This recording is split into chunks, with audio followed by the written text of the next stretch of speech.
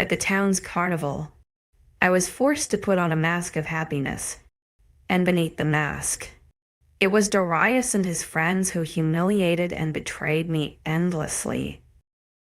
1TW brief scene of non-consensual sex near the end. The sun was shining on yet another wonderful spring day. The flowers were coming into bloom. The usual cold mountain range was warming with the welcoming rays. It was a pleasant change. Winter always felt like it lasted too long up here. The 3 or so months we got of decent sun, I always wanted to last longer. I would have been enjoying the wonderful surroundings if it wasn't for the tight grip on my hand. "What are you staring at, Ailia?" Darius wondered. I cleared my throat, turning to him with a fake, sweet smile, just admiring the flowers. He hummed at me, eyeing my face for a sign of a lie. He had his hair cut just moments ago. The once longer blonde hair was now shaved at the sides and short on top. Darius was a handsome guy, caught the eye of many people, but he was more than what he let on. Although we did not live together, we often had sleepovers at his house. My mother had practically encouraged the bonding moment, a bad twinkle in her eye. I had been courting Darius for 2 years. His father was one of the 3 leaders of my little town, and he was 2 years older than me. We were supposed to get married when I turned 18, which was in February, but I convinced them to postpone it to June so I could have a summer wedding. Our families had jumped at the chance, taking my fake smile as eagerness to have a pretty wedding. I didn't want a pretty wedding. I didn't want a wedding at all. I wanted my job back, my freedom and privacy that I had as a teenager. The isolation and uncaring gazes back then were better than the scrutiny I received now. Being betrothed to someone as high up and wealthy as Darius meant I had to look the part. No more working. No more bad hair days and no more bad clothes.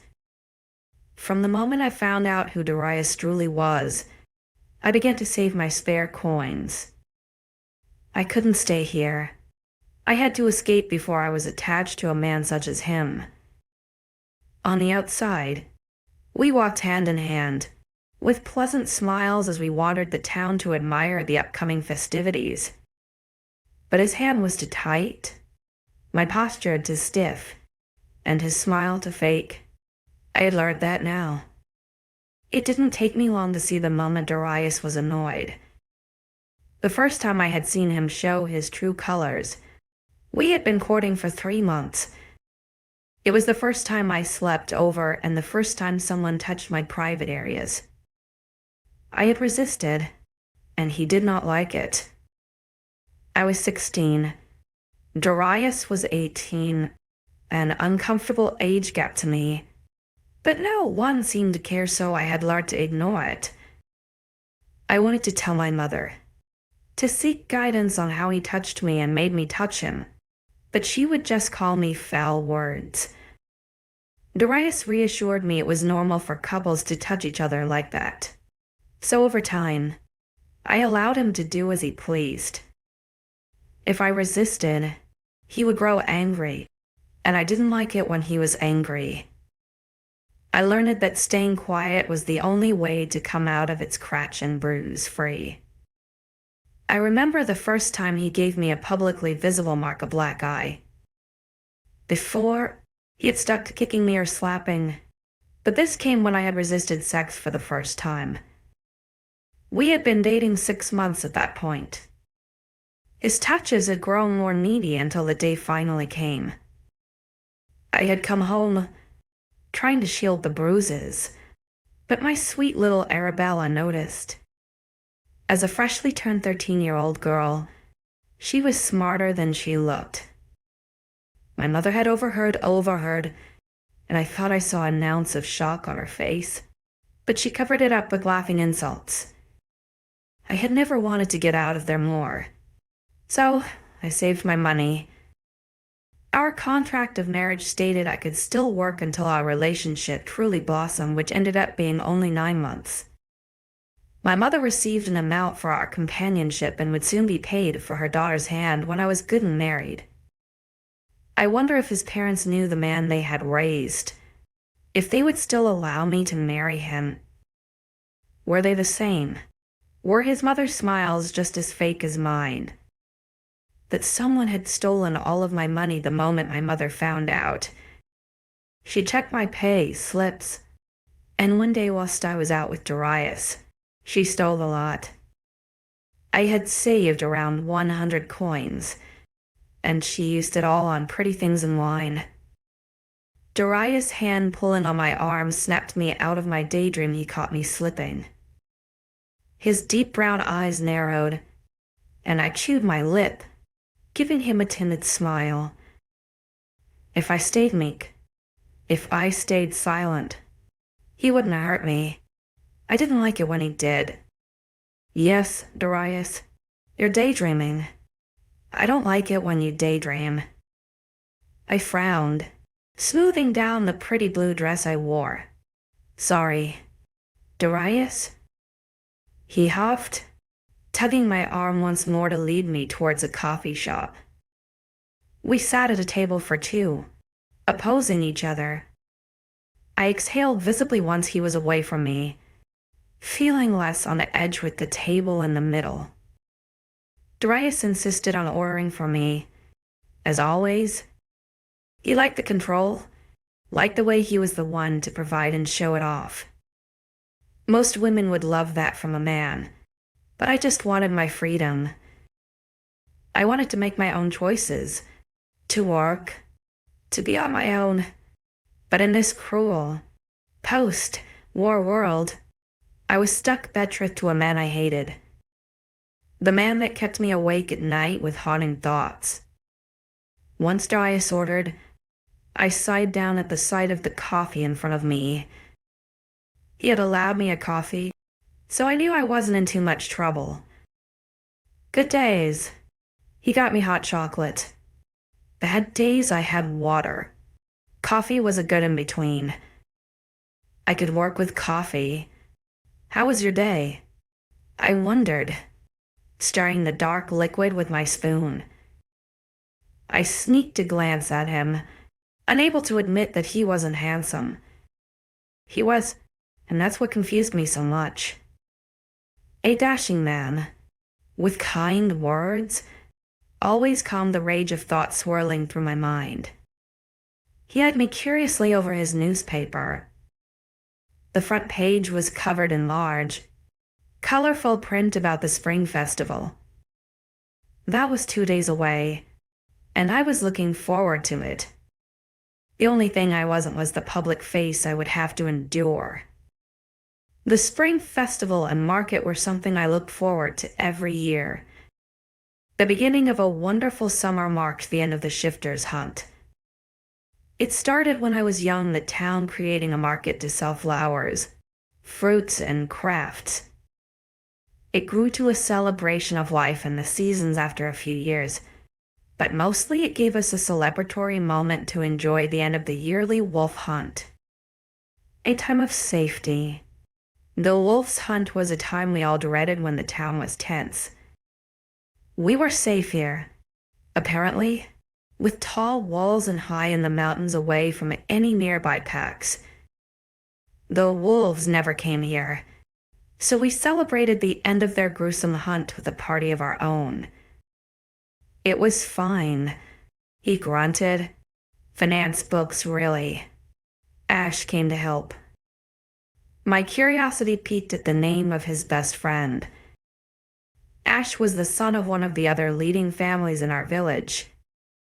With dark brown hair and kind brown eyes, he was often nice to me, and I enjoyed his company when he came over. Darius had his own place, one I stayed at every night this past month. Even though we weren't married, I may as well be living there. We have been together for 26 months now. Not that I was counting Ash.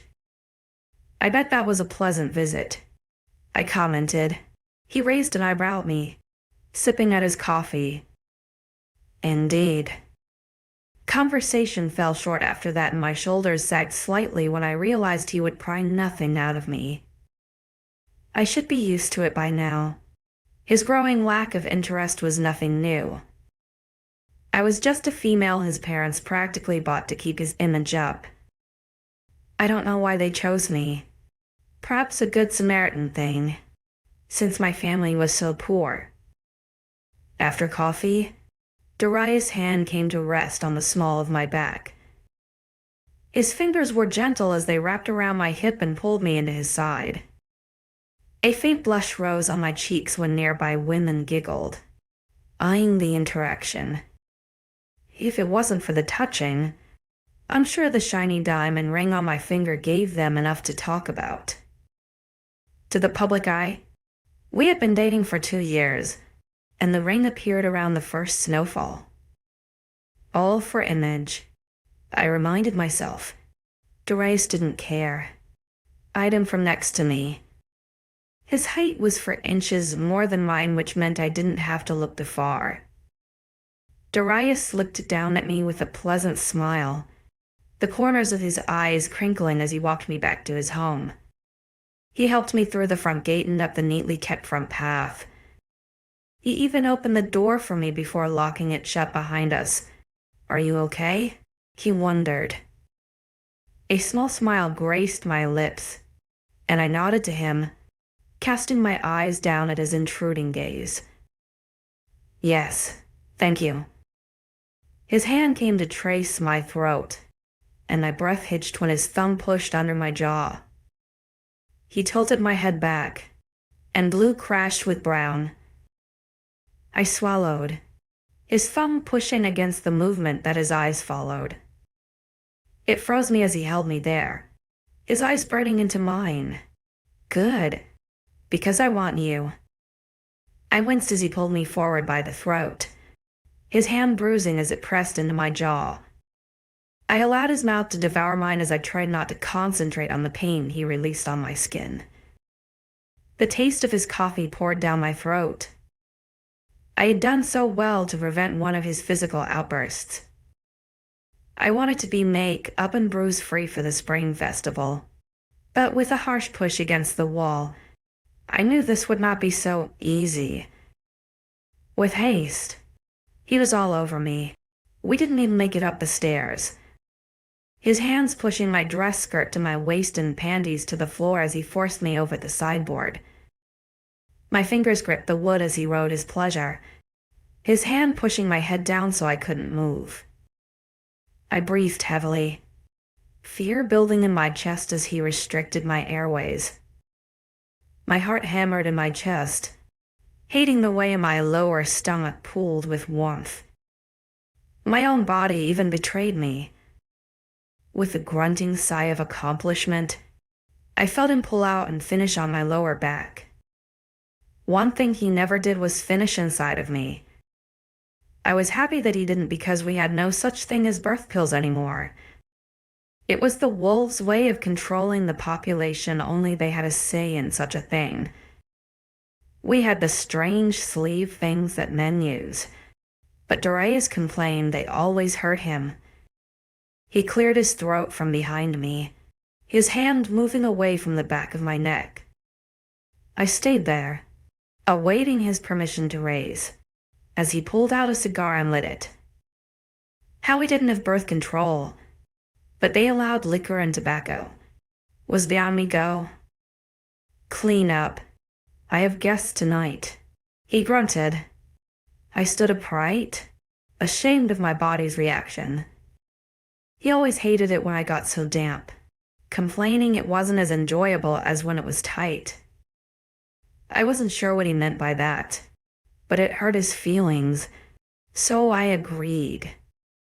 Keeping my dress gathered in my arms, I picked up my underwear and hurried up the stairs. I made my way into my bedroom, grateful for the courtesy of my bed space. Stripping nude, I turned on the shower and climbed in quickly.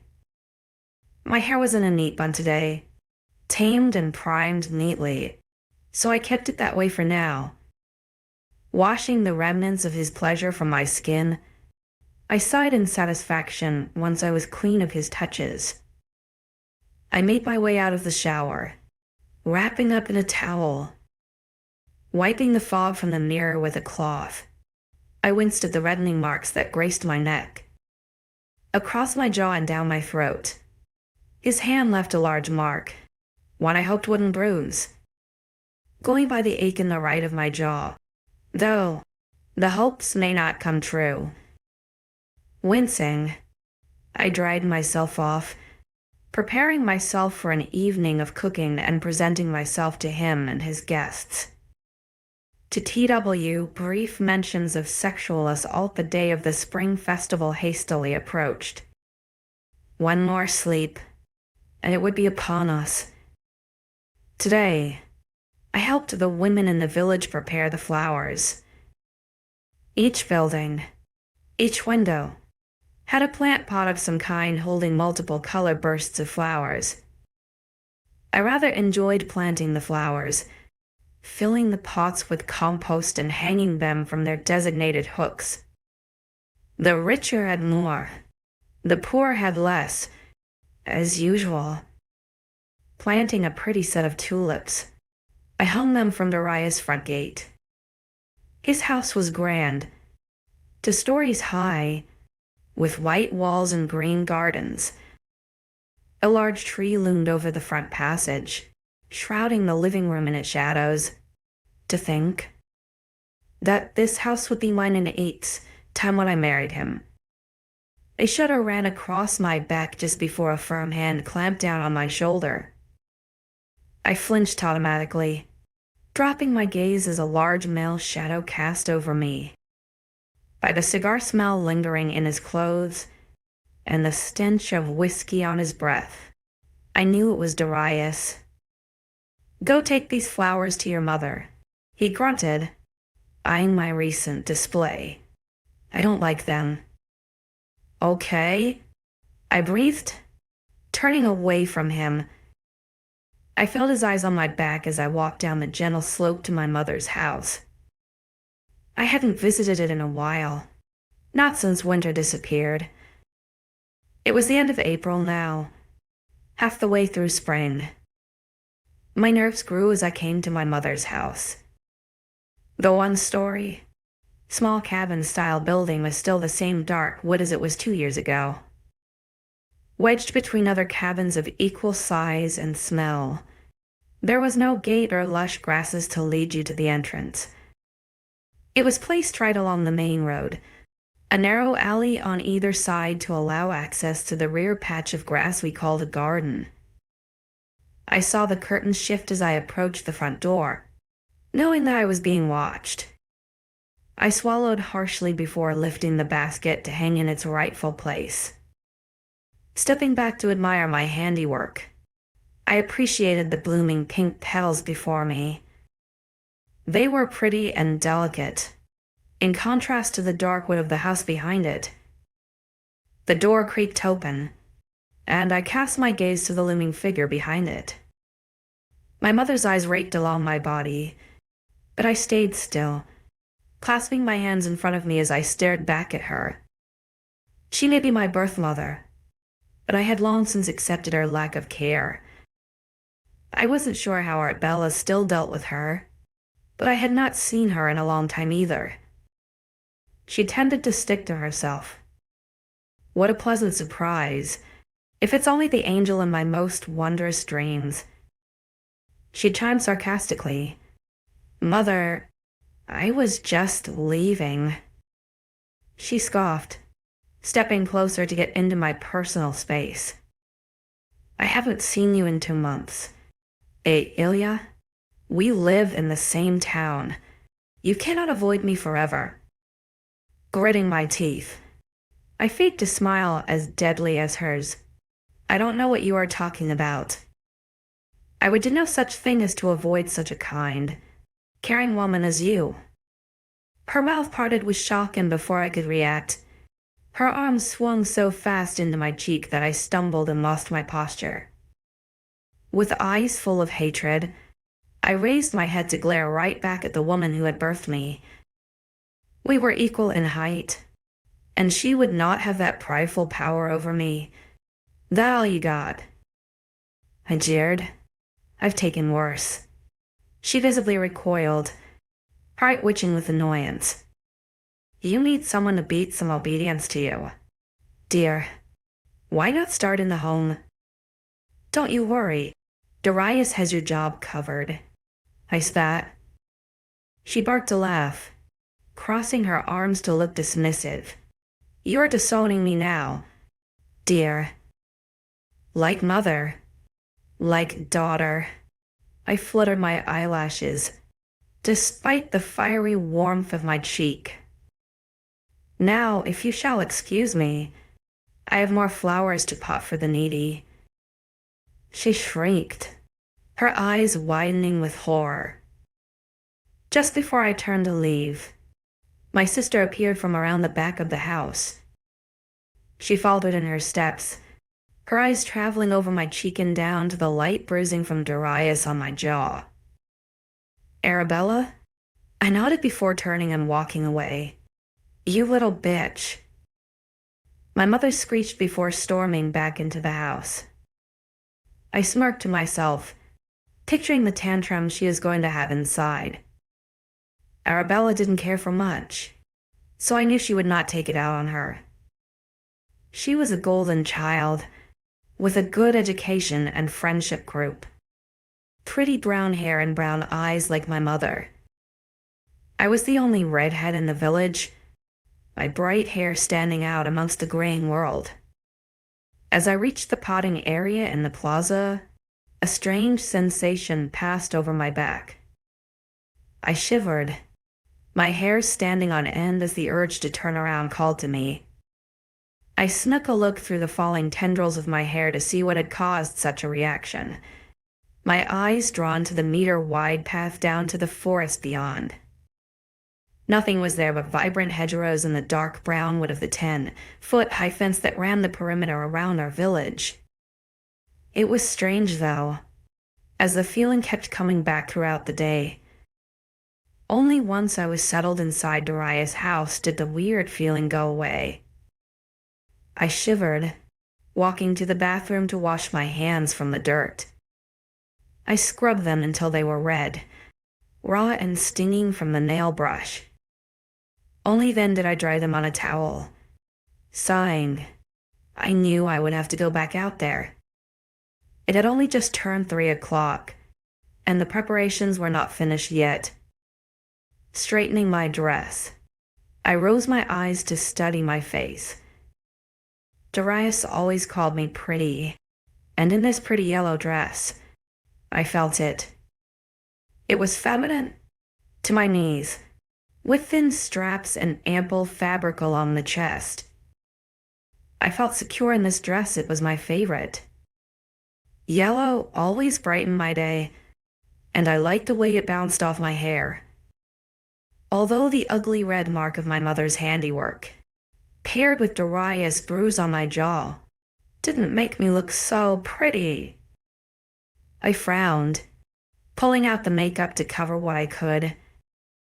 We only had simple and limited makeup products in our village, meaning I had to be scarce with what I used. I had etiquette lessons every Sunday, courtesy of Darius' mother. She taught me how to eat in public, how to dress and wear makeup.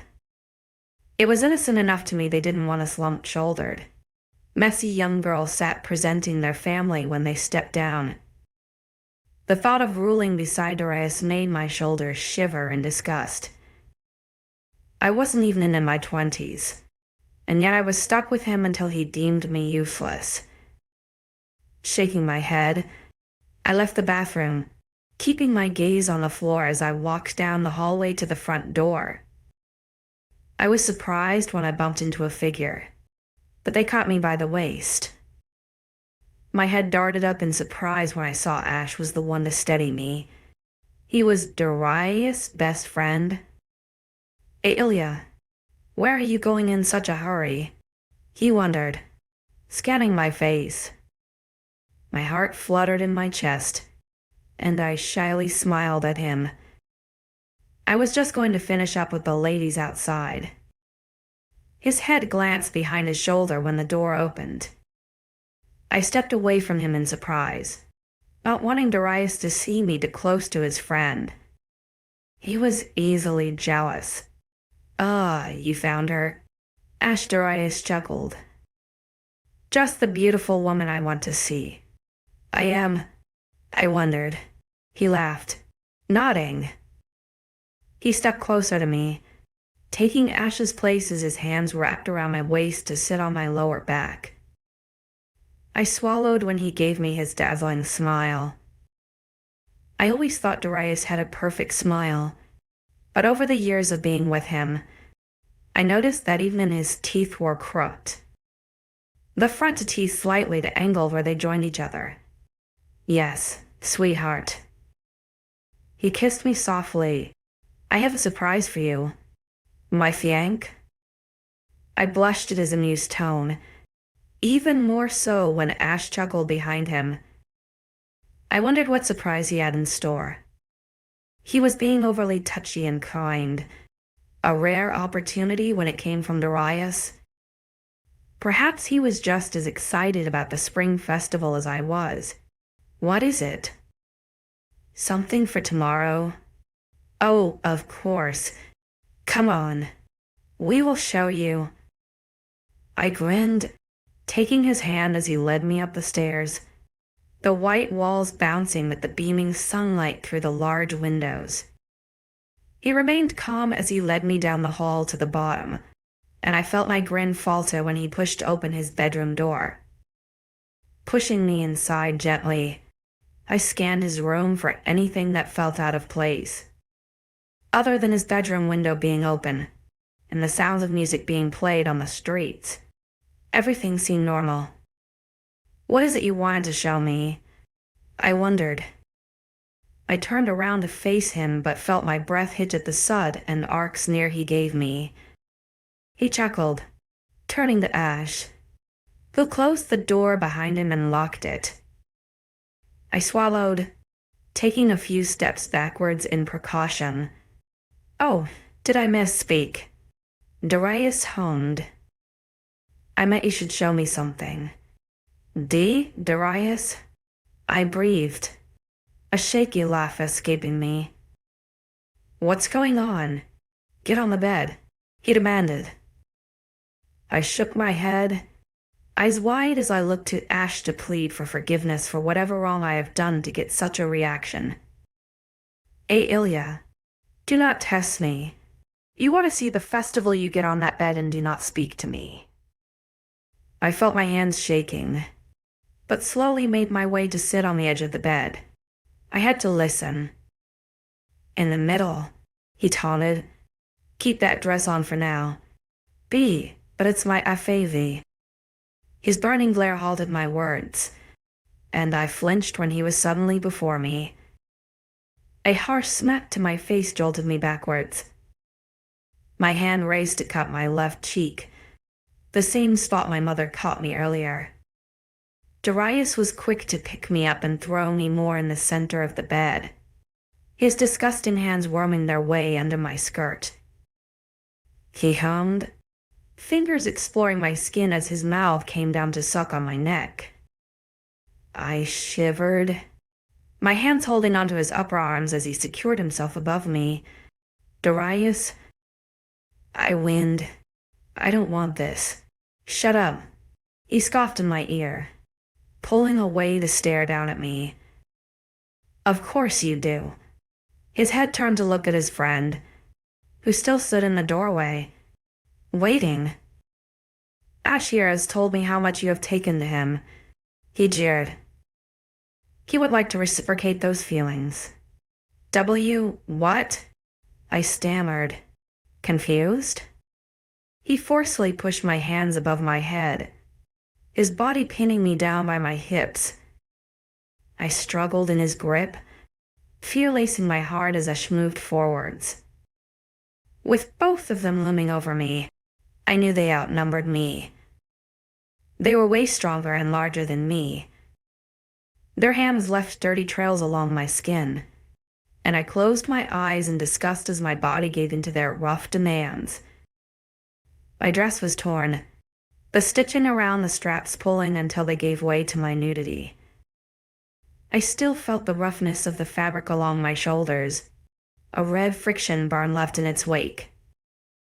I had been bitten, sucked and touched until my body was sore from their bruises, sensitive with their pleasures. As I lay in the bed, used and exploited, I recalled how much Darius praised me. He said I was a good girl, that I was doing so well and being so kind to his friend. I was a good girl, right? To listen and let my fiancé do this, to keep me safe. I had drunk his words in, securing myself to the acceptance that what I was doing was right, but if something like that was so right, I hate to think what wrong would be. 3. I woke up groggily, my body sore and hot. Groaning, I pulled myself upright to steady my surroundings. My head swam at the vertical position, my eyes creaking open to find the bedroom covered in bright morning rays. A heaviness fell from my waist and I looked down to see a bare arm in my lap. I knew it was Darius by the gold watch he sported. Imported from overseas, he would say. I slowly pushed his arm from my body and stood from the bed, finding tatters of my favorite dress hanging lazily from my hips. My body ached with every step, tears pooling in my eyes as I made my way to the bathroom. Not only had Darius stolen my life, but he destroyed everything I seemed to love. My privacy, my favorite things, my choices, my body. Wincing, I pushed the bathroom door open and turned on the water to run a bath. I avoided looking in the mirror, not wanting to see the mess that I surely was as I grabbed a towel from the cupboard. I could feel the knots in my hair from where they'd pulled it, the bruising on my hips, jaw, waist, and shoulders from where they held me a little too tightly. Once the bath was half full, I pried off my dress, wincing as I bent over to get it over my thighs. Climbing into the bath, I sighed in satisfaction as the hot water ran along my skin. The hairless skin on my legs stung under the temperature, but I liked the way it burned slightly. It took the pain away from the bruising aches. I relaxed into the bath, enjoying the way the water swirled and washed away my pain. I heard Darius wake and leave without disturbing me, making his way downstairs. Only when I heard the buzzing of the microwave did I pull myself out of the cooling water.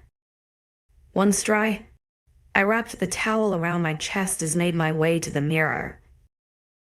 I physically flinched when I caught sight of myself. I could only imagine what I looked like before the bath, but I'd bet it screamed exhaustion. My hair was wet, so flowed down my back out of the way, but it revealed the marks they left upon my skin. My neck was covered with bruising bites. I believed Darius called them love bites, but they didn't feel very loving. I hated every time he put his teeth and mouth on my neck. My shoulders had the faint outline of where fingerprints had been, my throat slightly darker from where they forced my mouth upon them, or my head into the bed. I shuddered at the memories, pushing them far, far away from my mind. Today was the spring festival, and I was going to enjoy it, no matter how sore I was. Covering my skin with makeup, I dried my hair and got dressed into a high-neck blouse and skirt. My legs had luckily not been covered in any marks, only aching with every step. I pulled some medication from the vanity and took some in hopes to alleviate the pain. Making my way into the bedroom, I dropped my towel into the wash basket. I knew I would have to go down and face Darius. He seemed to be lingering in the kitchen, waiting for me. I descended the stairs, taking my time to admire the growing rays of sunshine through the large windows. Walking towards the kitchen, Darius' voice floated through the air. "Oh, there you are, sweetheart. I wondered when you would come down." He smiled at me. "Have a nice bath." I was always skeptical of his mood changes. He could flip them like a switch. He was sated for now, so I would tread lightly in hopes of enjoying my day. I did. I nodded, coming around to stand across from him. He grinned, moving around the island to pull me into his embrace. I tensed under his touch, even as his hands wove themselves gently around my body. I knew better than to relax so comfortably. I would in the past, and he would take it for granted. I could never trust him again, and now the one person I thought was kind to me turned out to be just as evil as my so-called fiancé.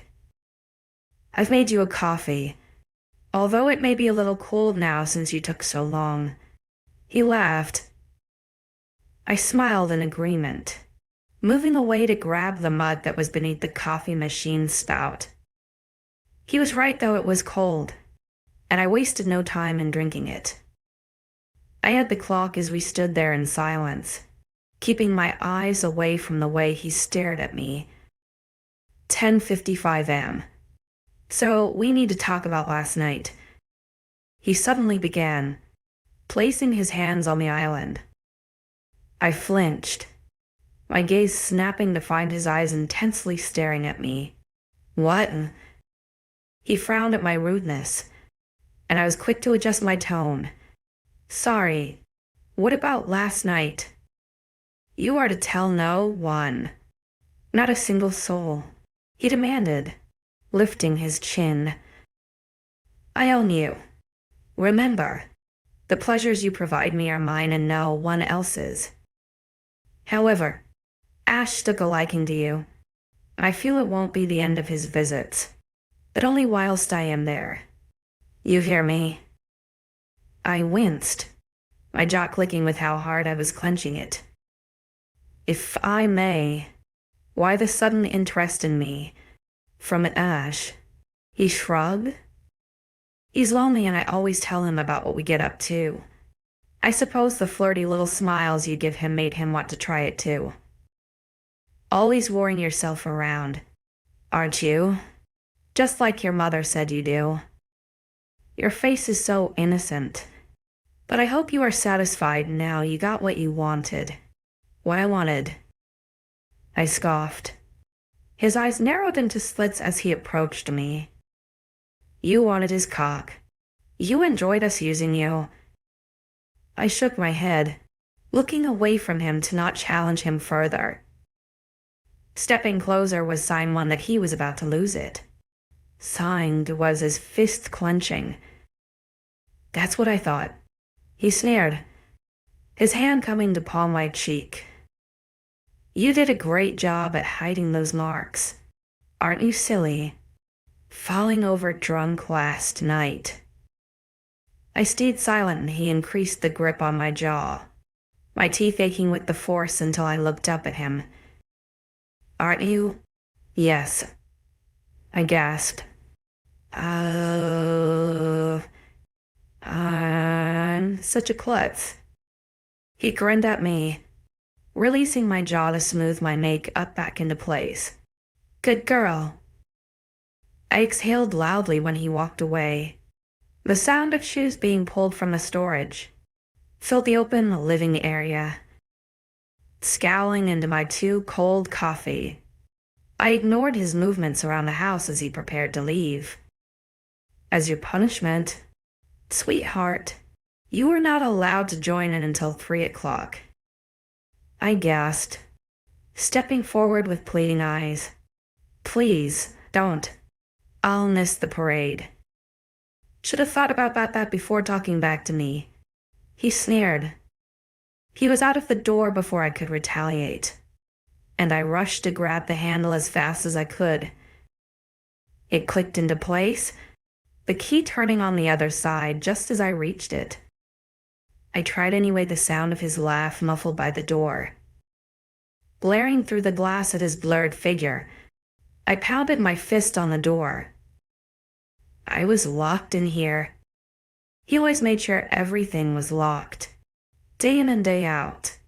And now my only escape was locked too. I was going to miss one of my favorite parts of the day, and he knew that. I looked forward to this day every single year. I loved the blossoming flowers, the vibrant colors, tasty foods, and overall good mood the town fell into. Spring meant brighter and longer days, full of life and memories, and I was going to miss it all.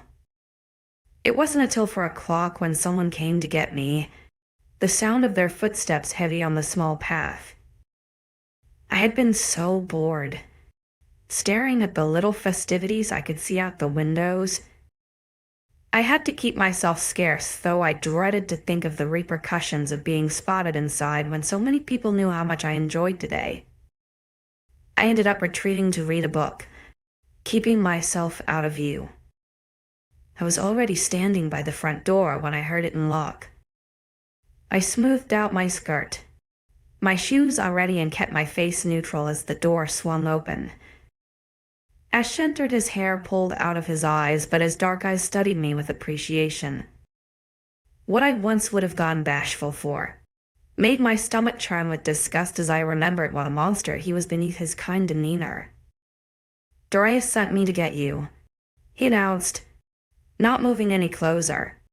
"Come, Ailia." I clenched my jaw but passed by him with my head ducked down. I knew he watched my every movement, but as soon as I was outside, I inhaled deeply, taking in all the smells surrounding me. Ash's hand came to settle between my shoulders, and I tensed, allowing him to lead me to wherever Darius was. He was stood at a bar. No surprise there. His blonde hair was slightly sticky with sweat, and he seemed to be leaning too heavily on the bar side for support. My nose wrinkled in disgust as the smell of alcohol came from his breath. He grinned out at me, his arm coming to wrap around my shoulder in greeting. "Ailia?" "Feeling better," he cheered. I swallowed nervously but nodded my head. "Yes, thank you." "Good, good?" he smiled, kissing my head. I felt my lips twitch, wanting to frown, but kept them neutral as peering eyes watched the exchange before them. A lot of people were around, a lot of important and nosy people. I had to be on good behavior. I couldn't expose Darius in fear of repercussions. Plus, with the display he put on, no one would believe me anyway. "I was just telling my mother how you weren't feeling well, and she jumped to the thought of pregnancy." He laughed. "Before marriage." His mother narrowed her eyes, but a wide smile stretched her lips. "I just know how much you love the spring festival. I thought it was strange that you missed it. I hope you are okay now." "Dear, I am now. Thank you." I think it was just the excitement made me feel nauseous. I smiled tensely. Keeping up pretenses around people had only got easier as the months went on. His mother was a nice woman, but I knew better than to judge. Look at my mother, my fiancé and his best friend. For example, "Oh, I understand that." Why, when Darius was little, he would get so excited over celebrations that he would make himself sick for a whole week with excitement. She laughed. I quirked an eyebrow, joining in with the laughter around the bar. Not once as the time went on did Darius drop his arm from my shoulders. He held on loosely, but if I tried to move away, his grip would increase. He paraded us round like a horse, talking to everyone he could, showing off my engagement ring when he got the chance. One good thing about Darius was, despite his far from loving touches and harsh words, he backed me up in public. If women tried to knock me down, or offer themselves up, he would always jump in to save me. He would boast about how I was the only woman for him. Before apologizing and escorting me away, he gave an odd sense of security around strangers that I did not mind. The fear of slipping up only grew when I had to speak, which wasn't a lot since he did most of it for me. It was normal in this town for women to be so repressed. After all, I was just a coin-bought wife. The sun began to set across the mountain range and fires started to breathe life into the cooling air. Darius finally let go of me to boisterously help with some heavy logs for seats. I watched silently as he dragged short but thick logs, with the help of ash, to sit around the fire. It looked heavy, going by the redness of his face and the huffing of breath. On the third log, I felt a presence come up behind me that caused the hairs on my neck to stand on edge. "Arabella?" I commented, recognizing the smell of her perfume. "How did you know it was me?" She murmured. I turned my gaze to her, raising an eyebrow. "You have worn the same perfume since you were 12. She blushed, dropping her head to stare at her shoes. Arabella was 15, a young girl coming into an exciting part of her life. Most girls her age would gossip about boys and what they saw on the television, most of which was news or history since the shifters took control. But she always had her nose in a book. "What do you want?" I asked. "Mother wants to talk to you," she whispered. I raised my head to scan my surroundings and found her on the opposite side of the plaza. I crossed my arms, lifting my chin to glare at her. "Tell her—" I did not wish to speak with her. I scoffed, watching as she frowned. My mother could lip read. Her weird ability to know what me and Arabella used to whisper about shocked me at first, but only added to her evilness even more. If she was on a gaming card, it'd be one of her special abilities. "What?" Arabella squeaked. I looked back to her, raking my eyes along the knee-length blue dress she wore, to the tight ponytail on her head and eyes full of makeup. I scowled, not liking how old she looked like that. "She has made it clear that I am no longer her burden." I shook my head. "Maybe she just wants to talk," she offered. "Arabella?" I sighed. "Mother sold me to Darius' family so you and her can live a happy life without me. Be careful when you turn 16. I would not trust her." She didn't reply, so I dismissed her silence by walking away. I strolled the opposite side of the fire, rubbing my hands on my skirt as I came up to Darius. "Darius?" I asked sweetly. Yes, he wondered, not lifting his head. "I'm just going to the bathroom." He turned this time, frowning as he studied me. "What's wrong?" "I just need to use the restroom." I shrugged. "In the dark?" He cocked his head, glancing up the hill to his house. "Want me or Ash to come with you?" I shook my head. "Definitely not. I'll be okay. I will be quick." "Okay then." He shrugged, before pulling me close to whisper in my ear, "No funny business." I swallowed and shook my head, taking the house key from his back pocket. "I'll be back in a minute." Stepping away from him, I felt his heated gaze on my back as I walked up the road. Unlocking the door, I turned briefly to look down, only to find him still watching me.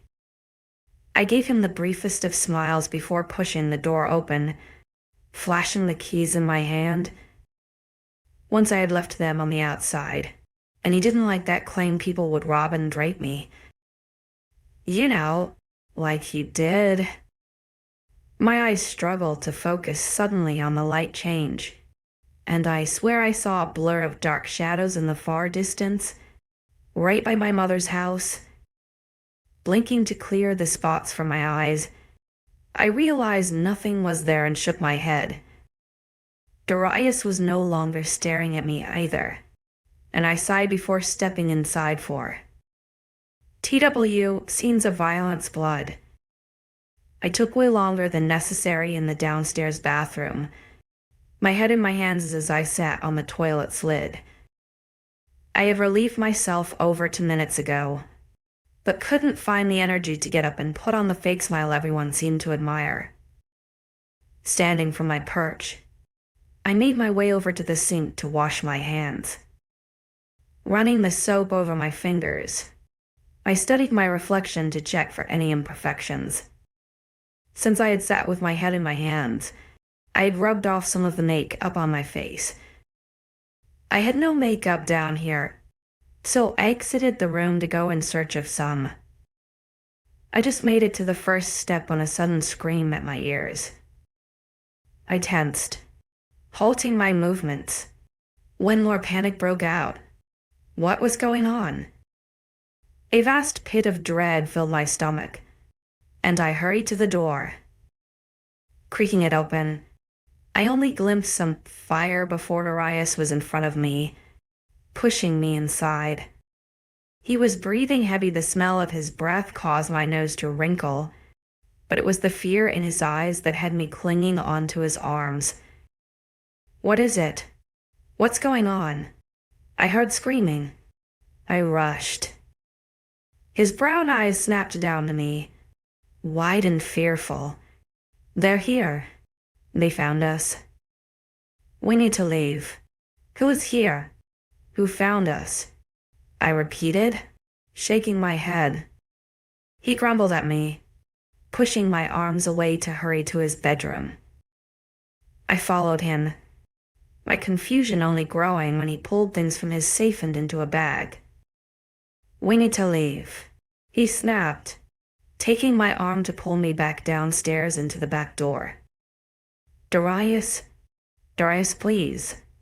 I'm scared. I whimpered. He didn't stop, his grip on my wrist burning.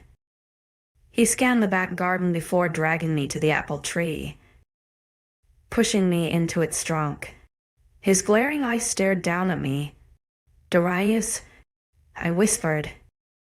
Ailia, stay here. Hide. I'm going to go next door to Mom and Dad's and open the panic room. He explained why he had run away before I got an answer. The rush of blood through my ears was enough to make my stomach roll. I was glad our house had tall fences blocking any entrance from where the screaming came from. I was confused, but going by the sounds of terror, I knew better and kept quiet. Whatever it was would probably find me in a heartbeat if I made enough noise. My breaths were quick and heavy as I waited for Darius to return, but as the time went on, dread filled my stomach. I cast a long look at the house one more time before making my way to the gate he had disappeared behind. Pushing it open quietly, I jumped as a woman went running down the street in the distance. Darius? I whispered. No reply. Where had he gone? I swallowed nervously, pushing my back against the side of the house. I slowly slithered my way down the side of the building to the corner, keeping my feet light across the stones. The smell of burning met my nose. The fire's warmth had grown since I was last outside. But a deep rumble came from nearby, and I tensed when a flash of darkness ran by the house. I followed the blur, mesmerized by the speed of whatever it was. My fear only grew when it stopped by an older woman who was trying to sneak around a tree. A large brown wolf stood on, for long legs peered down at her. I gasped at its sheer size, causing its ears to twitch. The woman cowered, crying out for help as the beast crept closer, its nose twitching to scent her. He growled, huffing in her face before turning to run away, and she collapsed in relief. Wolves. The shifters had found us. But how? I thought their hunt ended yesterday. I leaned back to press my body against the building, but halted when a warm breath ran along my neck. Swallowing fiercely, I slowly turned my head to come face to face with the creature from my nightmares. It was the same brown wolf as I had just been watching. It had come up behind me whilst I was distracted. Its eyes were a sharp gray in color, narrowed as it studied me. Its gigantic mouth parted in a growl as I made eye contact, and my eyes automatically dropped to the saliva-pooled jaws. Teeth the size of my hand glinted back at me, spit dripping from their tips. The beast came up to my height. Its enormous head and shoulders blocked most, if not all, the slight alley we're standing in. My heart thrummed erratically, my throat bobbing with nerves. Of all the ways I thought I would die, I did not picture it by a savage beast. I probably should have. In a world like this, at least I'd know what to expect. I kept quiet, hardly breathing as I waited for it to make its move. It hadn't killed the other woman, so would it spare me? Too was it a kind wolf. Just as the thought crossed my mind, it growled at me, moving closer. I whimpered, closing my eyes, frozen to the spot. Its enormous snout grew closer until the heavy breaths blew the hair across my skin. The sound of its sniffing met my ears before it huffed and leaned away. Keeping an eye open, I saw it studying me. Whatever it had smelled, it did not seem to like. Not a moment later, it backed up and leapt over my head. I ducked in surprise, a small squeak leaving my lips in fright. The beast ran away, and I let out a shaky laugh of breath, my heart pounding with adrenaline. Licking my lips, I turned to move from the front of the house, deciding the back was the easiest and safest route. If Darius had left for the safe room, I was going to make my way there. Running to the back garden, I stopped by the apple tree. They grow it perfectly between the two homes that some of its branches leaned into the opposing garden. I scaled the branch very easily. It has been one of my favorite spots to catch up on some reading or cloud watching. Dragging myself along the branches, I came to a stop above the 10-foot fence that divided the two homes. Peering down, I was met with an equally high drop. I didn't think this through. Wincing with apprehension, I made my way further down the tree, hoping with my weight and gentle movements I could bend the branch closer to the ground.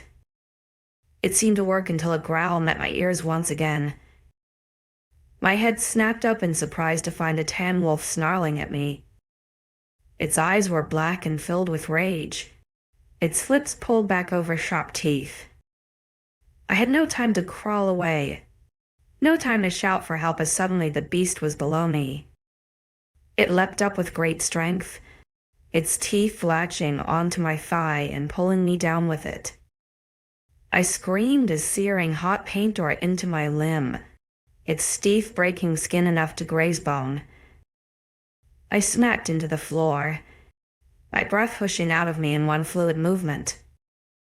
It dragged me along the grass as I wailed in agony, my hands clawing at anything they could to get away. "Darius," I shouted in horror. Tears flooded my face, and the wolf only growled when I called for him again. The wolf pulled me past the safe room's location, and I cried for him once more. The metal shutters shifted slightly, creating a small window in the bulletproof glass. Brown eyes peered out, widening when they caught sight of the beast pulling me into the trees. I saw nothing else but his eyes, his dark, chocolate eyes as he stared at us. "Darius, help me," I sobbed.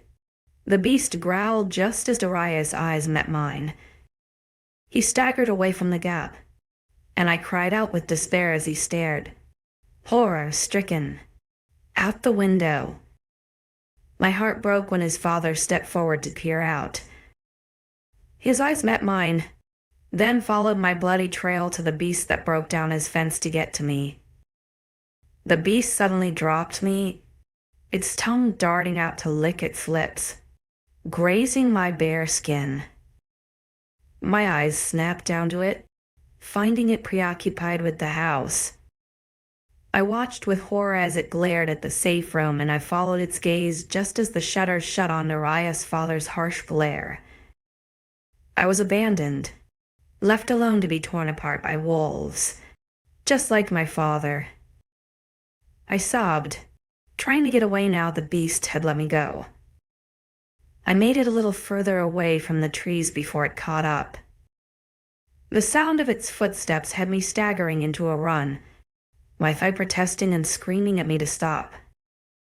I didn't make it much further before they knocked me off my feet, my face pressed into the dirt. A heavy paw placed itself on my lower back, pushing lightly until I felt the crack of one of my ribs. I gasped in pain as its claws sank into my top, pulling fabric and skin away with its swipe. Rolling me over. The beast stepped closer to growl in my face. This was a new wolf, similar in color, except it had a dark snout and ears. Now there were 2 wolves after me. I hoped this was quick. It snapped its jaws in my face, its paw coming to press down on my chest, claws sinking into me. I gasped for breath, moving my head away from its approaching teeth. It sniffed me before moving its nose away to cast a look at the tan wolf.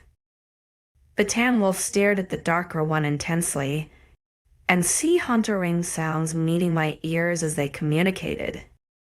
2 pairs of dark eyes snapped back to me when the darker wolf increased its pressure on my chest and I wheezed with pain. With a rough bark, its claws sank in deeper, pulling my skin open until blood pooled down my sides. I coughed a scream, my tears pooling in my eyes. "Key, please," I sobbed. "Please don't hurt me." It licked its lips in response, taking in the fresh wounds it had just created. The pain was oddly reminiscent of when Darius used to suffocate me. My chest closing in as my vision blurred and pain overtook my senses. Darius? The man I was supposed to marry, to love. Darius, the man who abused me at every moment, controlled my every move and suffocated my thoughts. Darius, the man who let his best friend use me like a doll. Darius, the man who left me at an apple tree for dead, to run into his safe house with his mommy and daddy. Darius, his father Ash. Men always took what they wanted, never asked or gave answers to questions. Men, controlling and strong, always pushed me around, hurt me, abused me. Darius, Ash, my mother. All people I thought I could trust, just for them to stab me in the back. Literally and figuratively. They were terrifying, hard to read and just as hard to take down. If I made it out of here alive, I thought I would let no one rule over me again. But by the fading of light around me, I knew I wouldn't live to see that promise through. So I may as well make it a big one. As if sensing my thoughts, the wolf's nose came to press into my throat. My head flopped to the side easily, my breath wheezing as my wounds poured their grief onto the ground. Were my insides still inside me? It didn't feel like it. I felt oddly empty and cold. Please. Please. Just kill me quickly, I whispered, my tears stopping. The wolf recoiled slightly, another glance shared to its pack mate before blinking down at me. Their eyes were so intelligent. It was no surprise there was a man inside there somewhere. If wolves could shrug, This one sure did, just before its snout moved closer to me. A loud howl suddenly broke through the trees, and the wolf stopped its descent to end my life. I exhaled with a cry, desperate for the pain to end. The two wolves hesitated as another howl met my ears. Goose and strows on my skin, my tongue feeling heavy in my mouth as the new beast grew closer. Wolves hunted as a pack, and I assumed this was a new contender. Through the muffled sounds of my breath and blood in my ears, heavy footsteps shook the earth, loud growls and snarling surrounding me. My vision blurred. I swear the new wolf was even bigger and covered in black fur. My eyes felt heavy, consciousness a struggle to keep as I fought to stay awake. Whines and whimpers met my ears before the trees fell silent with a loud thunk. Heavy breaths and the smell of blood tainted my senses, and I opened my eyes once more to see the fate that lay before me. The large black beast had won. It approached me. Its head hung low and ears forward with curiosity as it sniffed me. Was it going to eat me? I watched it study me, my face void of emotion as I sank to the ground. My vision swirled, and I embraced it, wheezing a breath as my mind fogged over. Accepting my demise to this black wolf, I absorbed the sensation of feeling so light and free. But just before I closed my eyes, I swear I saw the beast transform into a man 5. Something irritating stirred me from my deep slumber. An incessant beeping hounded my senses, rousing my mind to force my eyes open. A brightness that caused me to groan and move my head away from the penetrating light, partially blinded me. It was then I realized I was lying on something firm but soft, a warmth encasing me. Frowning, I peeked my eyes open again to survey where I was. The beeping continued, picking up in speed, and an itching began under my skin in certain places that had me grumble. Finally, adjusting my tired eyes to the light, I blinked through the blurs. I was in a small room, white and sterile. A reflective screen sat on the wall at the foot of my bed, a table beside my head. Beyond the table were monitors, one of which showed fuzzy lines and increasing numbers. My eyes trailed from the machine to find wires sticking out of it, following them until I came to a stop at my arm. Some kind of drip lay in my arm, and I assumed they were for electrolytes and medication. I couldn't help but wonder why. I felt fine, so why was I in a hospital? Then came to realize I also had a mask on my face, helping me breathe. I weakly rose my hand to pull it from my chin, taking in a loud breath. The smell of disinfectant and food met my nose, and I looked around for the source. There was nothing in here, so I assumed it was coming from another room and traveled to my door. It had been a while since I had eaten, my mind unable to remember my last meal or the taste of food in my mouth, or even how I got here in the first place. I was about to explore further when the door creaked open and a woman entered. Too preoccupied with the clip file in her grip to notice my staring, I observed her cautiously. She came to stand at the foot of my bed, and I took in her features. She was a stranger, with dark hair, skin and eyes, and not from my village. I grew uneasy. In repercussion of my emotions, the heart monitor picked up its pace, the awful beeping hurting my ears. Why was everything so sensitive? The stranger's eyes snapped up to stare at the monitor before falling to me. They widened, her mouth parting in surprise. "You're awake," she gasped. I assessed her reaction carefully. Feeling exposed and restricted on the hospital bed, I knew I stood no chance if she hurt me. "I will go get the doctor," She gasped before running from the room. Doctor? Why would I need a doctor? Why was I here when I felt fine? It wasn't long before footsteps grew closer and the door swung open once more. A tall man walked in, his arms taut and muscled as he gripped the clipboard in his hand. The shock nurse scurried behind him, staring at me like I was a new specimen. You're awake. I frowned, scowling at the doctor. Way to state the obvious. He smirked, shaking his blonde hair from his head. I'm Dr. Hennings, but you can call me Dr. Seth or just Seth. I remained silent, my unease never leaving. I could feel my heart picking up in pace, my fight or flight flooding my veins. He hummed, watching me closer before scribbling things down on the clipboard. Nothing to be nervous about. We will not hurt you. We're just trying to make you better. Okay, rest. I just want to ask you a few questions and then I will answer any of yours. I nodded gently, keeping my eye on the two of them as they moved closer. Licking my lips. My throat felt dry and unused. How long had I been asleep? Now, do you know why you are here?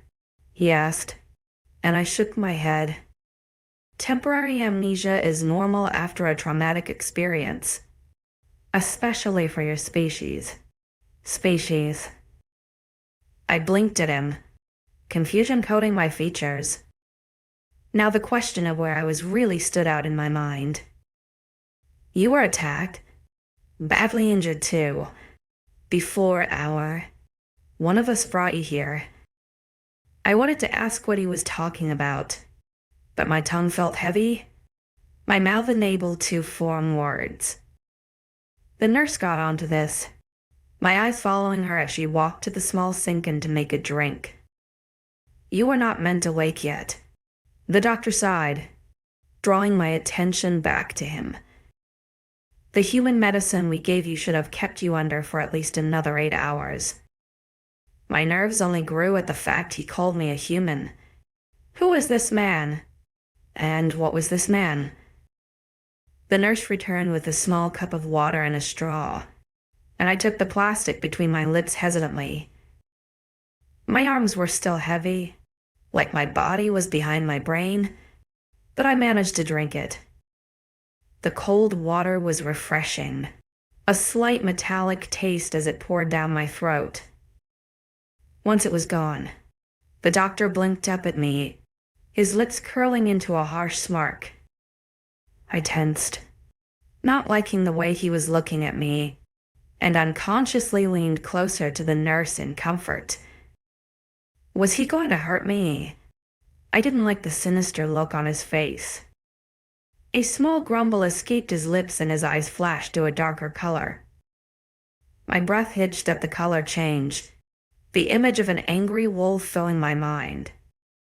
My breath hitched as the wolf locked its teeth around me, dragging me across Darius' back garden and into the trees. Darius abandoning me to be safe with his parents, leaving me for death. The wolf gouging my hip and thigh, breaking my ribs and tearing at my tender flesh. Sounds of growling and snapping of teeth before I fell asleep to the image of black fur. My mind felt hazy suddenly, my peaking panic pausing before falling numb. I frowned as my vision swirled, my mind shutting down on its own accord.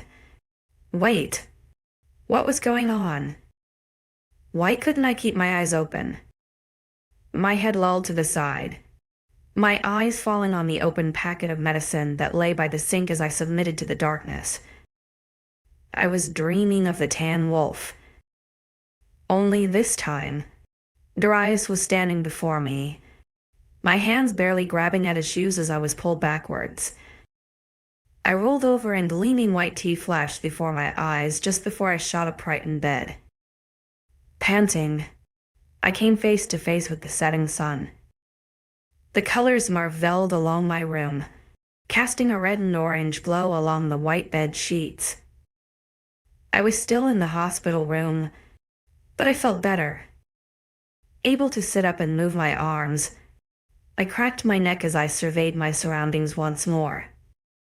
Through the haze of my drug-induced sleep, I found everything was how it was before. I rubbed the crust from my eye, taking in deep breaths as I tried to figure out where I was. Was I in another village? My village didn't have a hospital as grand as this. It was a mirror room in someone's house. My door was cracked open slightly, and a shadow moving past it caught my eye. Turning my full attention to what lay behind my door, I heard hushed and angered whispers. Whoever it was didn't seem happy, talking about someone who wasn't doing their own job. By the sounds of it, the door opened further after a loud sigh, revealing the same nurse as before. I narrowed my eyes at her, crossing my arms to the best of my ability to show she didn't scare me. She smiled sheepishly, holding her hands in the air, her skin glistening beneath the sunset that streaked through the windows. Now my mind was more awake and less confused. I could confirm I had never seen this woman in my life. She was attractive, toned, and tall with dark skin. All features that no one in the mountains ever had. "I will not hurt you," she whispered. I scoffed, my voice hoarse. "I don't believe you." Frowning, I observed her as she made me a drink. This time, I paid close attention to how she prepared it. Cup tap, water, tap, done. She handed me the cup with a small smile and I took it, although begrudgingly, sniffing it for any sign of something other than water. I came up short and took a sip. Anyway, when I was sure I would not pass out, I lifted my eyes back to her. She sighed, setting her clipboard down at the bottom of my bed. "I'm sorry I had to drug you. You were not supposed to wake until this evening." I thought waking up was a good thing. Shows I'm fine and can get out of here. I licked my lips, taking another sip of the water. My boss wanted to keep you under for longer whilst he sorted some things out. She hesitated, looking out the opener nervously. "It was to make sure you healed." "I feel fine, and I'm sure it wasn't as bad as my memory is telling me." I gritted my teeth. "Your boss doesn't seem like a nice person." She blushed, looking out the door again. I copied her motion, confusion knitting my brows together. Why did she keep looking out of the damn door?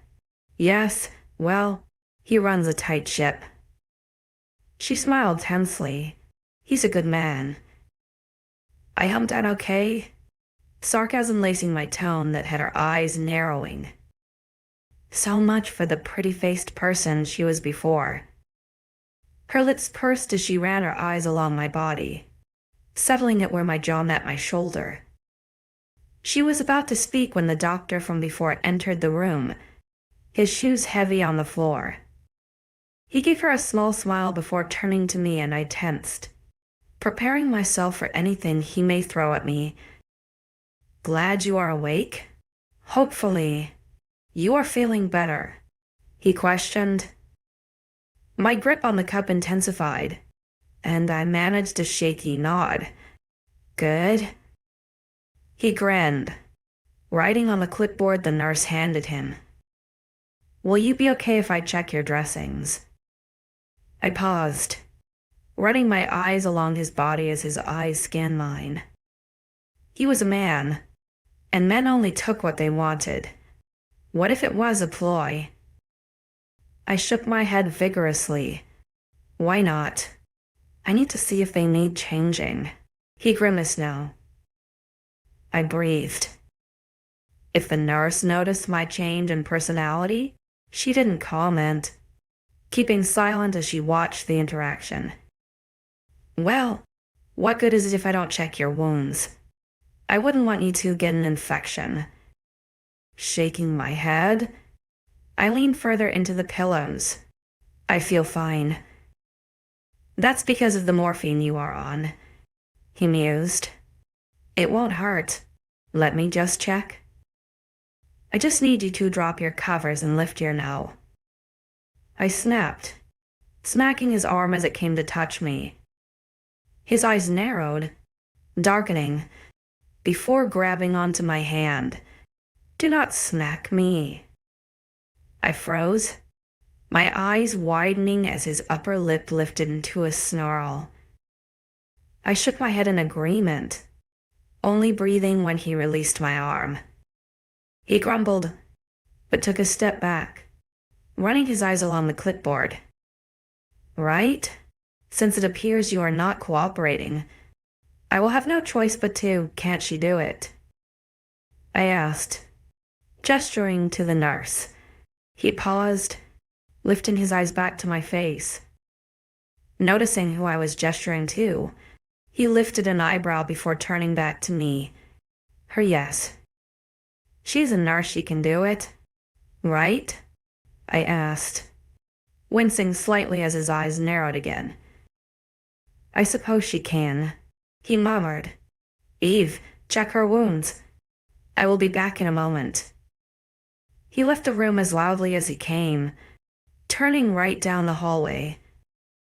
I exhaled heavily when he left, focusing my attention on the approaching nurse. She had a bowl and cloth in her hand, some other medicinal products on her elbow. Just need you to lie flat. I will move the blanket and lift your gown. Okay? The nurse, whose name I now knew as Eve, muttered. I nodded, looking away as she pulled my sheets gently to my feet.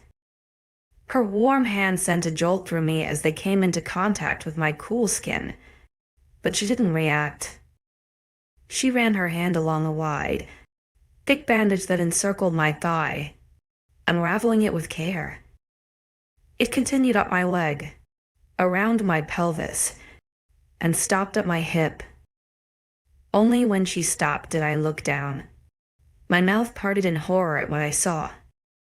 My thigh had been a mismatch of skin and stitches. Angry red lines and patches of blood, so gauze covered my thigh. The stitches continued around my upper thigh, to the tender flesh of my privates. Eve didn't seem to care much by the proximity of her hands, trailing them along the gauze and cleaning the wounds with antiseptic. What is this? I whispered. She looked up at me, a sympathetic expression on her face. You were caught? Caught? I asked, not taking my eyes from the gruesome skin. She sighed, dropping the bloodied cloth into the bowl before moving higher. She lifted my gown until it was tucked under my chin. Despite being naked, I couldn't find it in me to care. Darius often had me parade around naked for punishment, or often pleasure.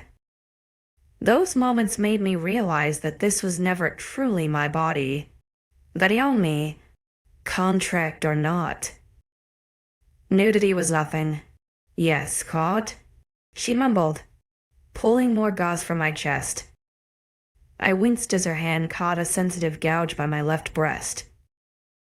My skin was black and blue, the dark stitches a contrast on my pale skin.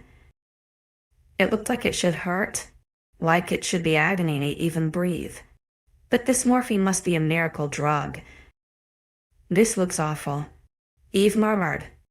I shot her a glare, snapping out of the daze.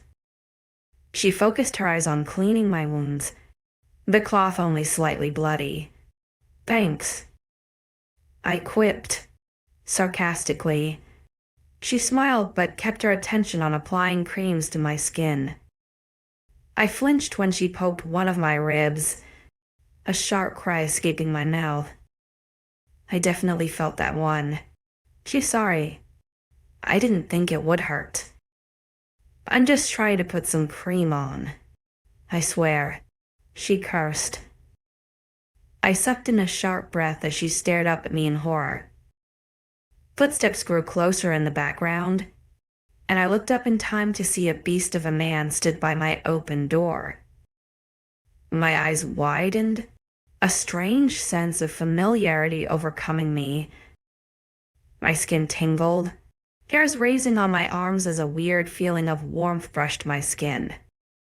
His body was immense, wide enough that his shoulders filled the gap in the door.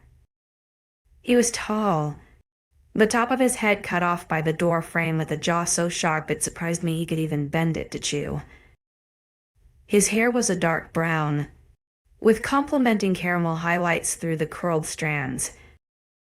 It was styled short, blending effortlessly down the sides of his head.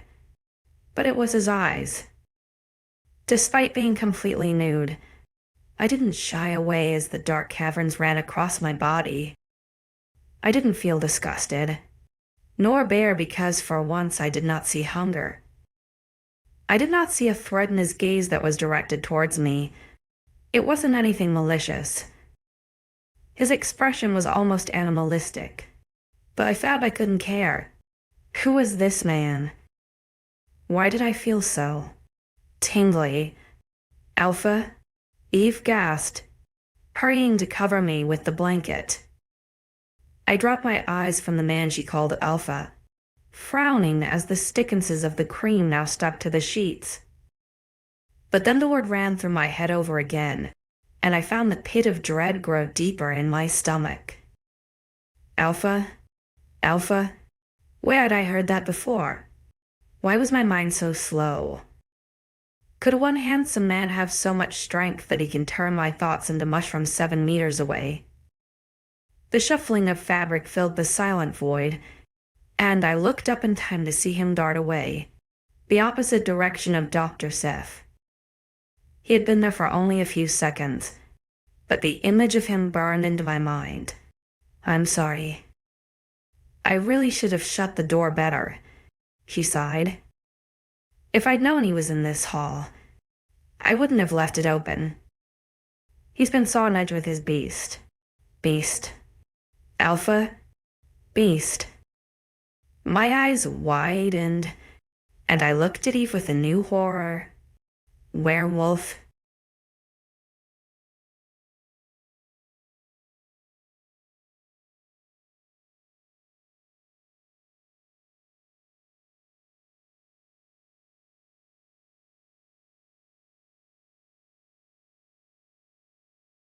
I woke up in a world of werewolves, only to find myself saved by a powerful alpha, whose gaze makes my heart race, but whose power also fills me with unprecedented fear.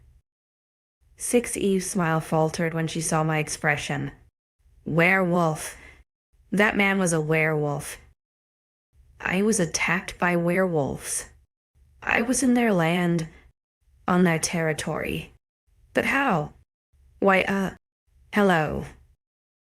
Are you okay? Eve wondered, her hand resting on my own. I shook my head. You're a wolf. She frowned, but then her eyes widened with shock. Shit, I mean, yes, I am, but you weren't supposed to know that yet. You're a wolf, I repeated, scanning her features again. The tall body explained it. The way she communicated with her eyes more than her words around Dr. Seth, or how she could hear, and no doubt smell, someone in the corridor. I am. Are you okay? I don't know your name. What's your name? She muttered. Ailia. Ailia, are you okay? Want me to get you anything? She asked. I know this can be difficult for you to hear, but I've let the cat out of the bag now, so. Just one question, I stammered, meeting her gaze. Yes, who was that man? The Alpha. Alpha? I repeated. I thought so. Why do you ask? My jaw tightened. Am on his land. Yes, you are in the cardinal pack. She answered, nodding. Cardinal?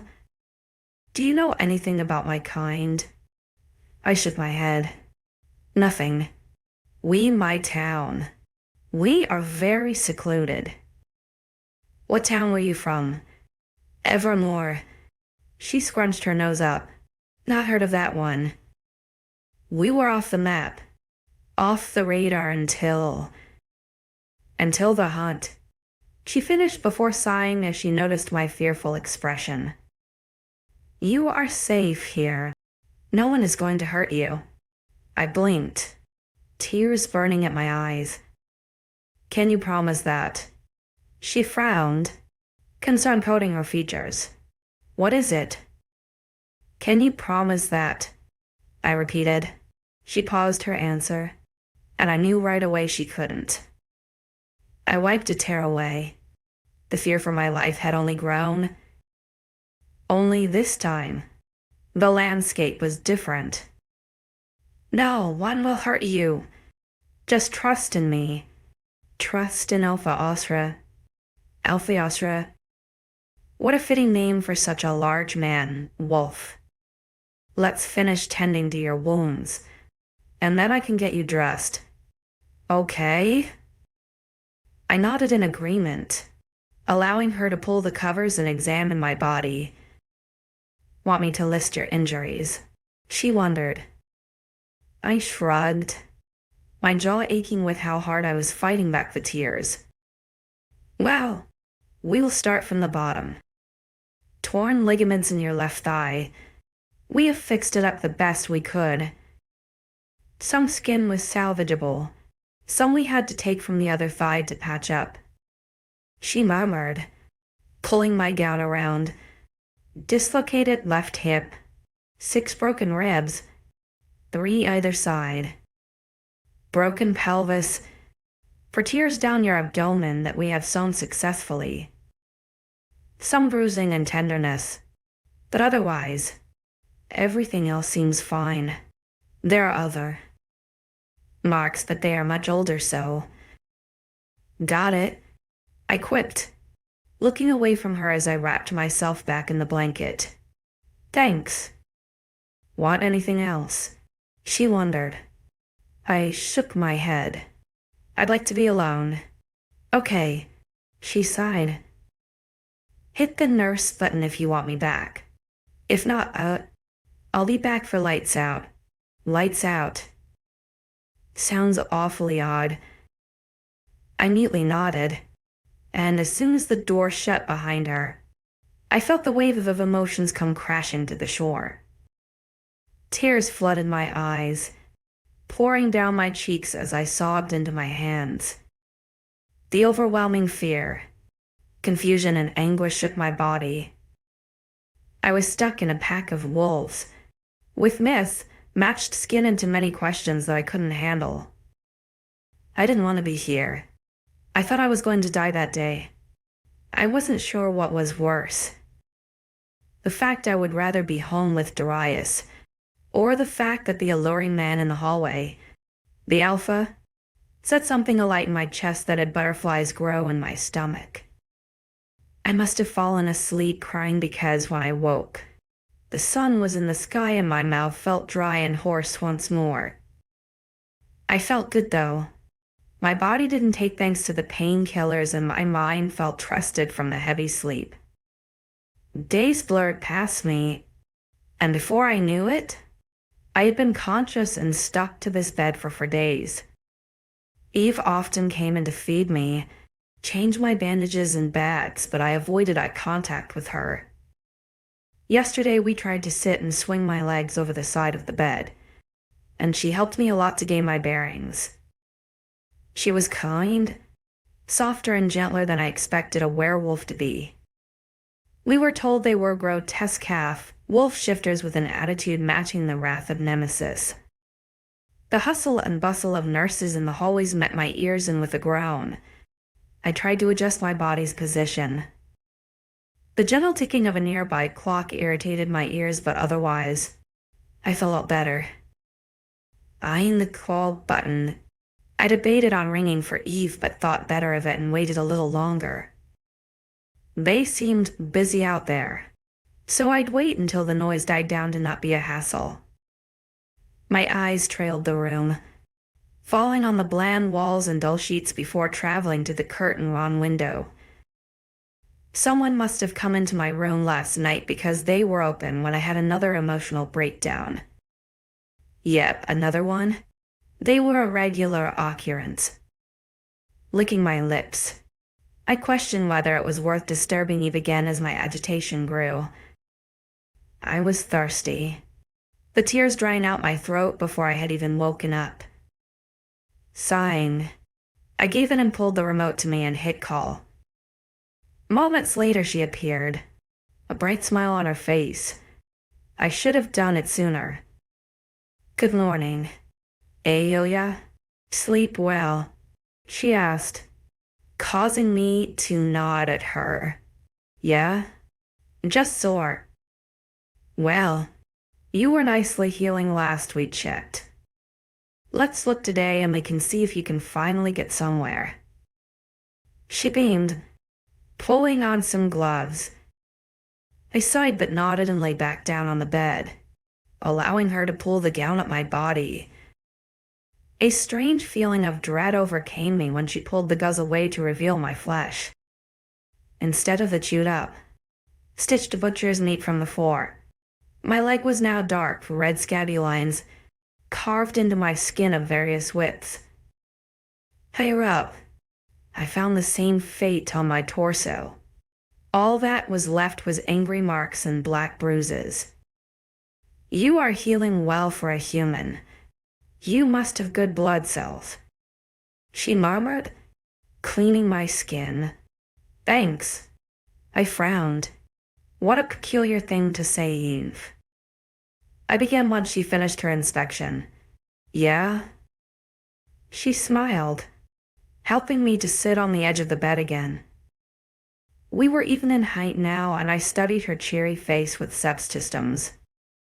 How do you know so much about humans? I asked. And why are you not eating me? She grinned. I was wondering when you were going to start questions. As for your answer, I am only half wolf. Half the wolf, half the instincts. Half? Yep, she nodded. My father is a wolf, my mother a human. He found her during the annual hunt about 25 years ago. Oh, really? Your mother is still alive? Yes, of course. She laughed. The wolves didn't kill her. I wondered, why would they kill her? You said he found her during the annual hunt. Yeah?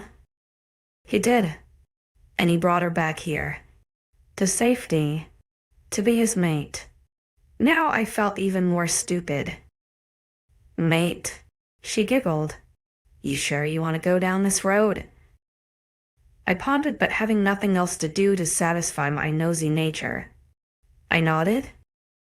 Werewolves have soul mates, a soul created just for them by our moon goddess. Some say we were split at creation and placed into two bodies. She sighed almost dreamily. It is an itch in the wolf's brain that causes an instant attraction to each other. Sounds very fictional. I murmured.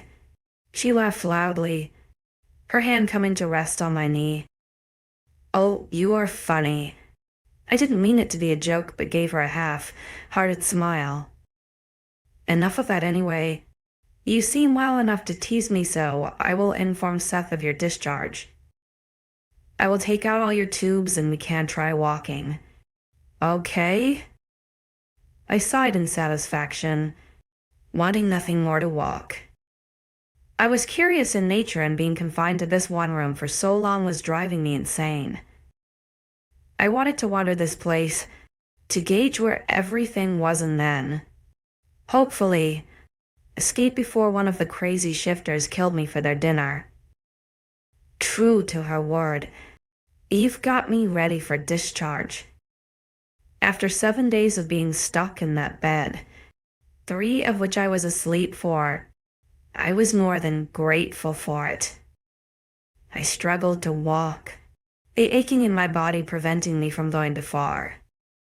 We had ultimately decided on a wheelchair and crutches to get me by. My body tired easy, the stitches pulling if I stepped too wide. Eve wheeled me out of the stingy hospital room and down a large white corridor. I remained silent, wrapped in a blanket that smelled oddly of a musky spice. It was weirdly calming, so I kept it close to my nose. We passed by a lot of nurses in similar outfits, and it was then I realized I had only seen Eve through my entirety of my stay. Seth had not even come back into my room, and he was my doctor. A lot of the nurses looked down at me with curiosity, and I shied away from their eyes.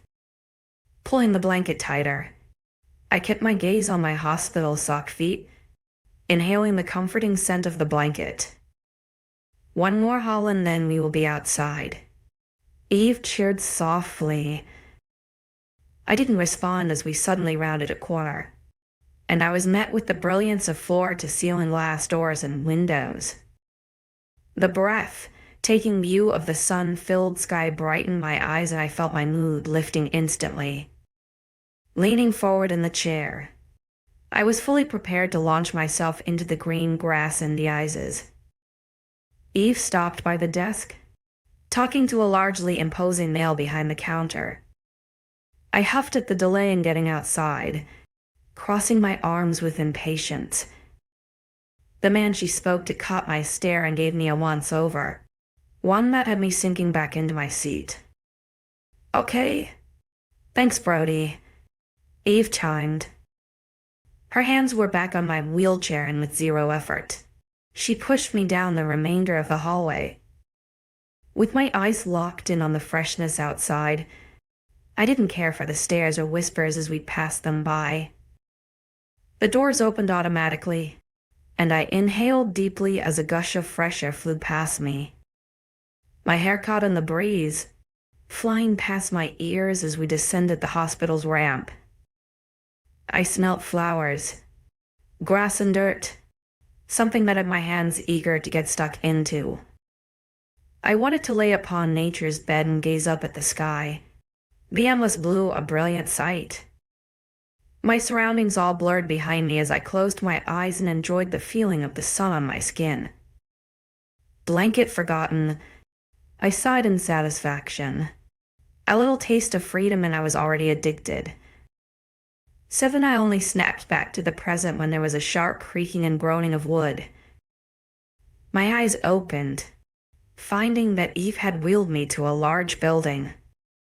Craning my neck skywards, I found it went on for miles.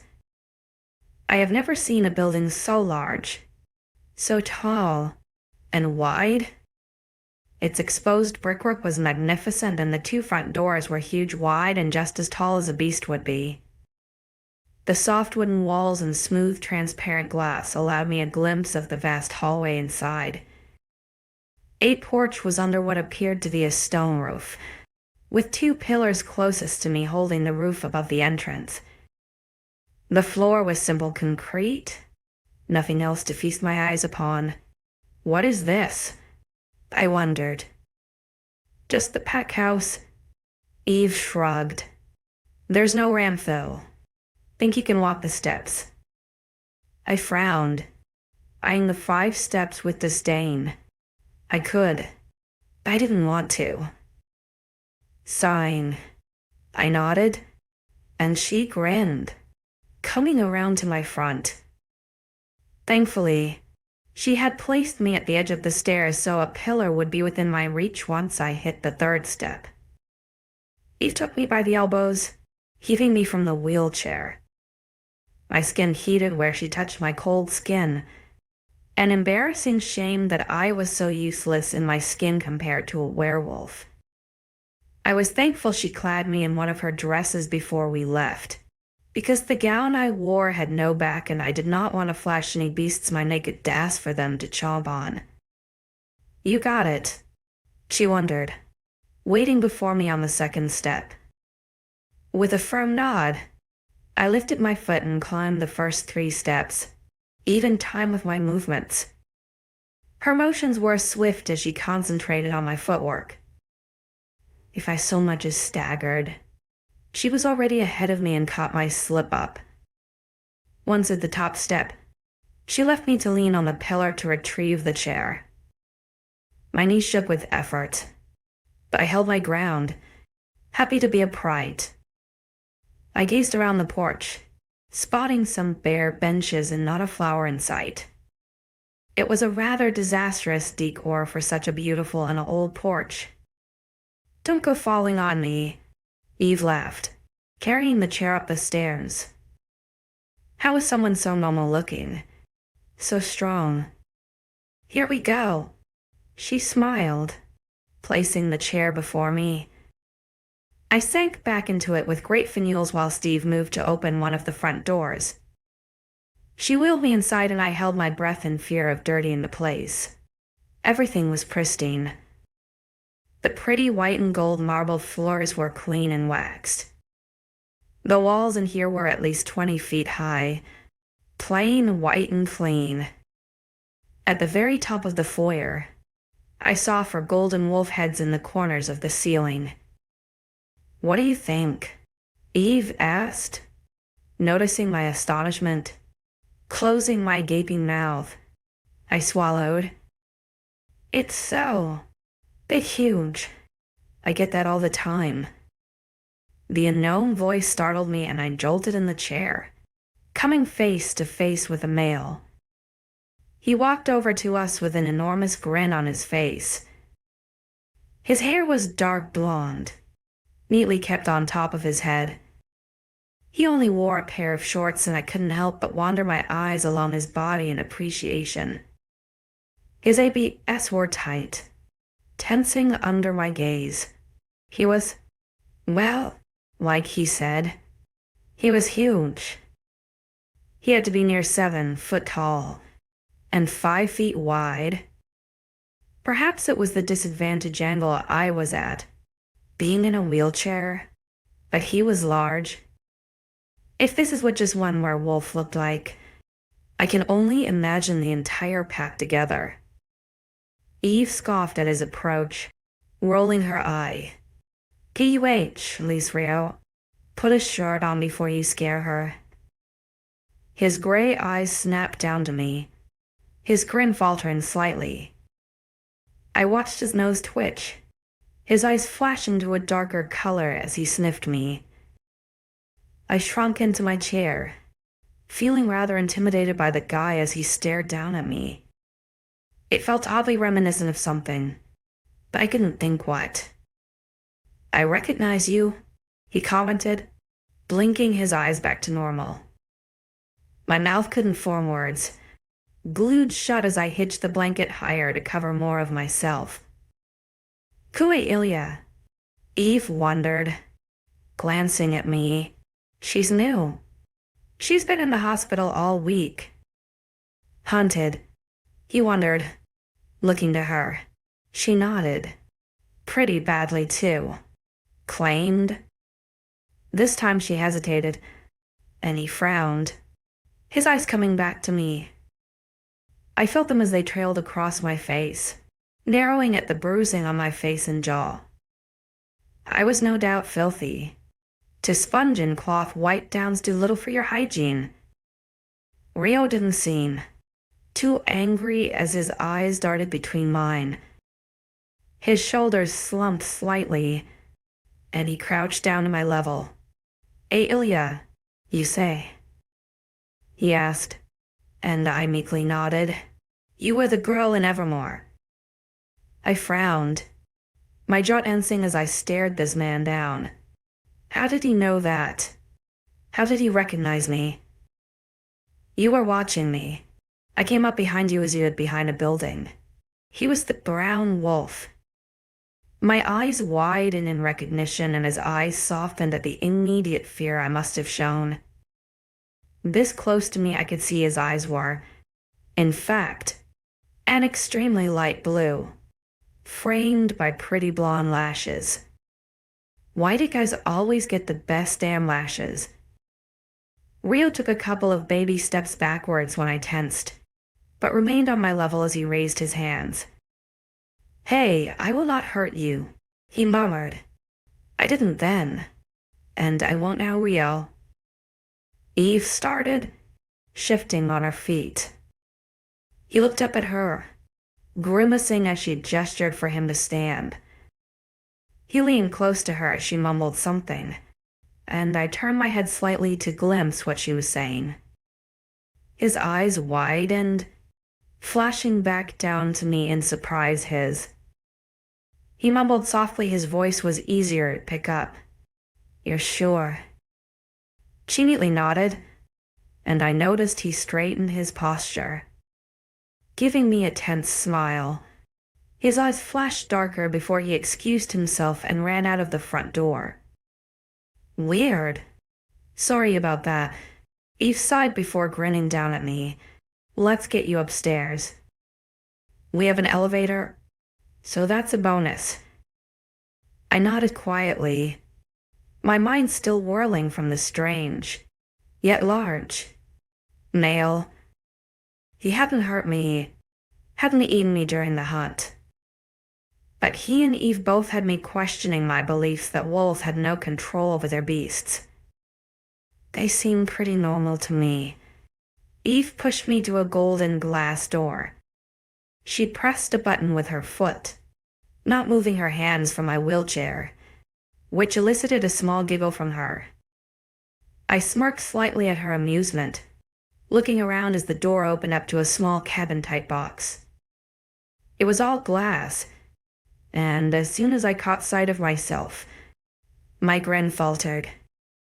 My once bright ginger hair had dulled to a murky red, slickened, uncomfortable, and the tight bun it had remained in all week. Along with the paleness of my skin were a mix of purple and green bruises. My cheeks were more sunken in, less supple than normal. I always had a rather chubby face, in my opinion, with wide apple cheeks and a soft jaw. Tilting my jaw, I winced at the harshness of the ones that flooded my neck, jaw, and shoulders. I didn't realize just how hard Darius and Ash had grabbed me. I swallowed harshly as the glass box suddenly shifted, and it felt like I was floating for a moment. In my reflection, my own blue eyes widened with fright, the bags that hugged them only reminding me of how weak I was. The weight shifted again all too suddenly, my stomach feeling like it was doing a backflip. I groaned at the sensation, causing Eve to giggle. "You'll get used to it," she timed. "I think I'd rather take the stairs," I mumbled as the doors chimed open. All 6 flights of them. 6 staircases. My eyes widened with shock just as she pushed me down a hallway. They carpeted the floors up here with a nice deep brown, plush looking, despite not being able to sink my feet into it. The walls were bare other than lights or the occasional window. Most of the space she pushed me down were hallways, though not a window in sight. We finally stopped by a large, dark wood door. She stepped by me to unlock it, pushing a 4-digit code into the door handle. I watched intently, taking the code into my mind. This was my room, I assumed. I'd need the code to get in. If I ever got out, that is. This will be your room for now. Eve spoke softly as she pushed the door open. The door was smooth as it opened, revealing the same carpet as the hallway. Pushing me further in, Eve stayed silent as I looked around.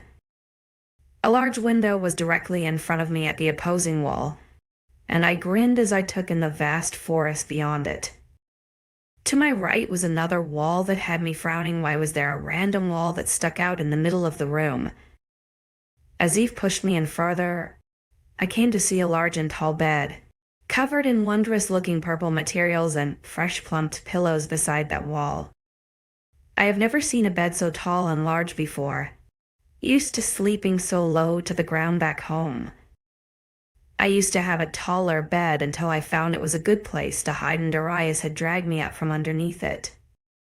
He had smashed my bed frame right there in front of me, telling me I didn't appreciate what he did for me. I remained vigilant. Of course, choosing to accept my fate was the easiest option of fewer bruises. Beside the bed was a small cupboard with a table lamp on top. On the opposing wall was a tall cupboard full of drawers and a large 3-liter wardrobe. They made everything in here of the same dark wood. I assumed it was from the forest beyond the window. Just through that door is your own bathroom. Eve hummed, pointing to the door beside the bed. It made sense now. The sticky-out wall shrouded the bathroom from the bedroom. I made a vocal expression of gratitude, running my eyes along the golden door handle. They like gold in this place. It was something that was so scarce for us, being our only income, and yet they used it for simple things such as doorknobs and window latches. I will leave you to it. I will come find you for dinner time. Is that okay? She wondered. Don't you have to work? I wondered. I have been upgraded in my role. My alpha has requested that I be your keeper, so to say. She smiled sheepishly. So you're being bribed to be my friend? I scowled, liking this alpha less now despite his handsome looks. No, not at all. She gushed, shaking her head rapidly as I stared at her. I enjoy your company. Ailia. It is fresh. My scowl didn't disappear, only deepened. She sighed, shaking her head. I'm sorry. I don't know what to say. I'm messing it up. I felt my lips squirk in amusement as she got flustered. It's okay, Eve. I'm not offended. I am looking forward to being alone. I'm just concerned that someone has so much power over you. Oh, it's just wolf fangs. Half the wolf, half the genetics. No, I wondered. She flushed, shaking her head. An alpha can control all of his wolves. 𝐿𝐴𝐴 is a very persuasive man. Anyway, I shall leave you to explore. I will be up in about 3 hours. Okay. She left not a minute later, drifting out of the door. I sighed in satisfaction as silence enveloped me, cherishing the moment of being alone. Once the brilliance of that was over, I pushed the wheels on my chair to move forward until I could open the bathroom door. Inside, I came across simple amenities before trailing my eyes along a large bath with shower overhead with a plain white curtain. It looked rather sheer, no doubt getting worse if it got wet. I frowned but decided it was better than none, like back at home with Darius. It always grew cold without a curtain, and I hated it. Turning on the bath, I rooted through the nearby cupboard that sat below the sink. Everything was simple in here, and I rather liked it. I found bottles of shampoo, some conditioner, some body soap, and also some bath salts. Placing it on the edge of the bath, I picked up the salts and read the label. They seemed beneficial enough, stating they help muscles and aches. So after getting one amazing whiff of the lavender, I threw a load into the running water. Carefully and resting, I steadied myself on the bathtub's edge before pulling myself to stand. My knee shook, but I wasted no time in climbing the small steps to the side and sitting down in the tub. I didn't care for how I was going to get down after, my body humming to the heat and soothing touch of the water. Sighing, I closed my eyes to relax once I turned the water off. My mind drifted to empty thoughts before choosing to settle on a dark, handsome face. 𝐻𝐿𝐬. What a strange name. 8. The water had turned cold before I knew it, and my body was wrinkled and skin strange to the touch. I reached for the plug, pulling it from the drain. Shivering, I contemplated how I was going to get out. The floor was slippery and I could feel the effects of the painkillers wearing off. I wasn't sure how long I was in the bath, having no clock or watch to check, but I knew it had been at least an hour. Grunting, I heaved myself up using both sides of the tub, only to find a sharp, shooting burning sensation travel from my thigh to my chest. I hissed, sitting myself back down in the tub. Trial 1 failed. Huffing, I clenched my jaw and tried again. Straightening my bad leg out in front of me, I bent my good, pushing up with all my might. I managed halfway before my foot slipped out from under me and I crashed back into the bathtub with a wail. Smacking the tub in anger, I angrily looked around for anything that could help. I needed to think. I couldn't call for anyone. This place was enormous and I doubt he would be back so soon. Plus, it was cold sitting here naked in a tiled room. Not to mention embarrassing. Buying the white bath mat on the floor, I had the sudden bright idea of how to overcome the slippery tub. Grinning, I leaned over the weirdly tall bath side, pulling myself until my fingers grazed the fabric. Holding my breath, I forced myself further down, my ribs screaming in protest until I finally grasped the mat in my fingers. With a cheerful hurrah, I pulled the mat into the bath, wiggling it until it was beneath me. Taking a deep breath in preparation, I made sure to hold my leg out in front of me. Bracing my core, I bent my good leg underneath me, using the mat as my safety to push myself up. My hands gripped the sides of the bath almost painfully as I pushed myself up. Gritting my teeth, I got to the right height to sit on the edge. With a loud breath of air, I settled myself on the narrow plastic, smiling in relief. "Take that, stupid bath," I muttered, out of breath. Calming my erratic heart, I grinned in triumph.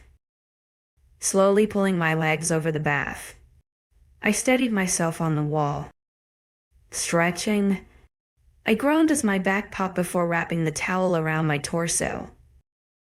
I was pretty much dry now anyway, being confined so long in that cold, plastic death trap. Staggering, I had to use the wall as a guide. Every step sent a jolting pain and burning through my legs and ribs, blood rushing through my ears so loudly. I stopped a few times on my way to my bed, tears burning in my eyes. Once near enough, I practically fell onto it, inhaling the fresh fabric to counteract my tears. I never knew bedding could smell so pleasant. I felt exhausted, and weirdly so.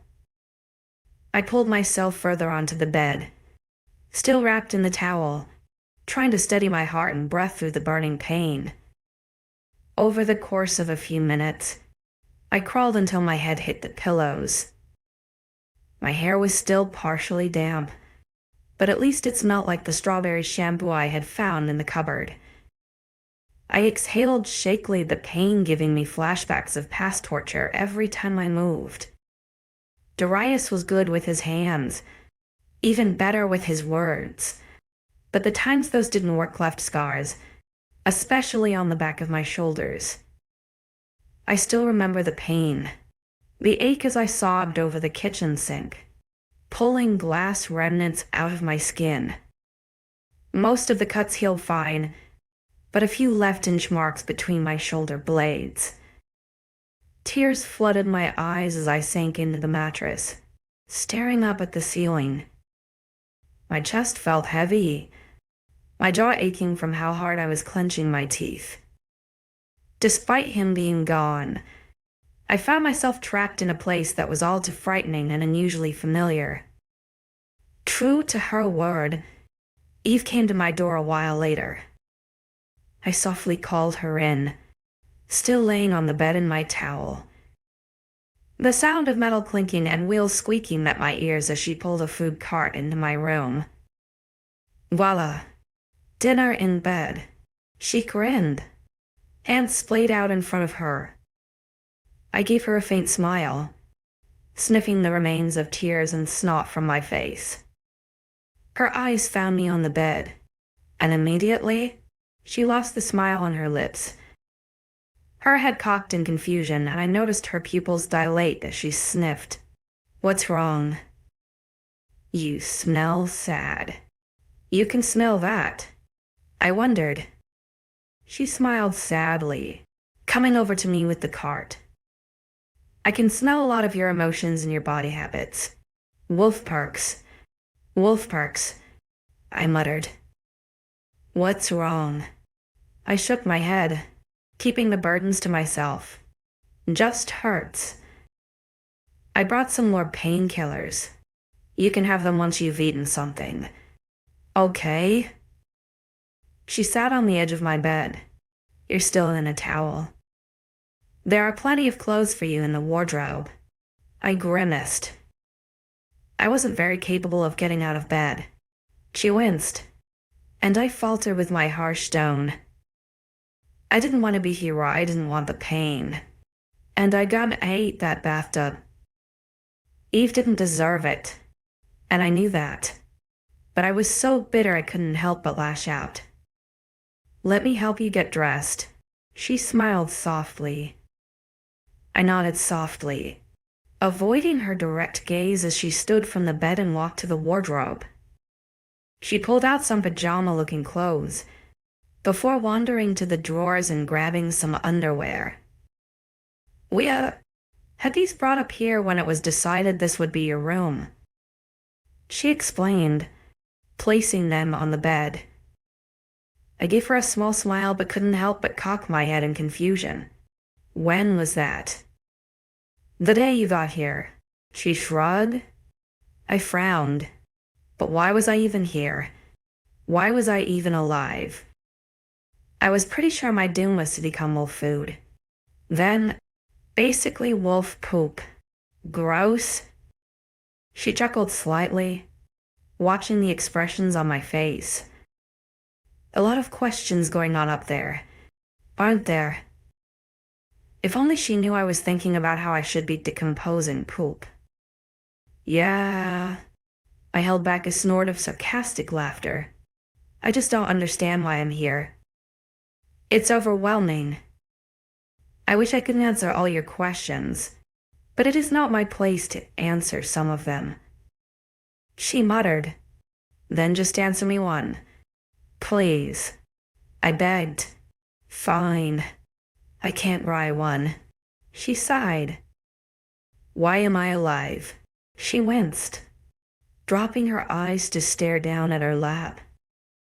I watched her as she fiddled with her fingers, her lips pouting as she thought of what to say. Eventually, she sighed and lifted her head back up to me. "You were chosen." "Chosen?" I frowned. "How they chose you to live. What a strange thing to say so." Samar splayed with his next meal, before he decided he wanted to keep it. I snorted. "No, not at all." She continued. "The wolves who attack you are dead. 𝐿𝐻𝐻 killed them." "Why so?" He could feel heroic and stop the weak little human. I grunted. She shook her head, frowning. "Ailia, please. I am serious." I studied her again, my arms crossed defensively. She was on edge, a small scowl on her face. I gritted my teeth and nodded my head once when I realized she wasn't joking. Why would the Alpha kill the wolves who attacked me? Why would he kill his own pack members? Okay, I breathed. So, the Alpha decided I am worthy enough to live and now I am stuck here. Is that a bad thing? I'm surrounded by a species who kill and hunt my kind. So yeah, it's a little bad. I see, she added, pausing. You're in a lot of distress, aren't you? Just a little, I thought. But I kept silent, and she took it as my answer. Okay, here's the deal. You're going to get dressed, eat, have your medication, and go back to sleep. I brought a sleeping pill with me you can take. She jumped back up from the bed. I understand things are hard right now. Ailia, being in a strange place, but no one will hurt you here. I hope so. Sighing, I nodded.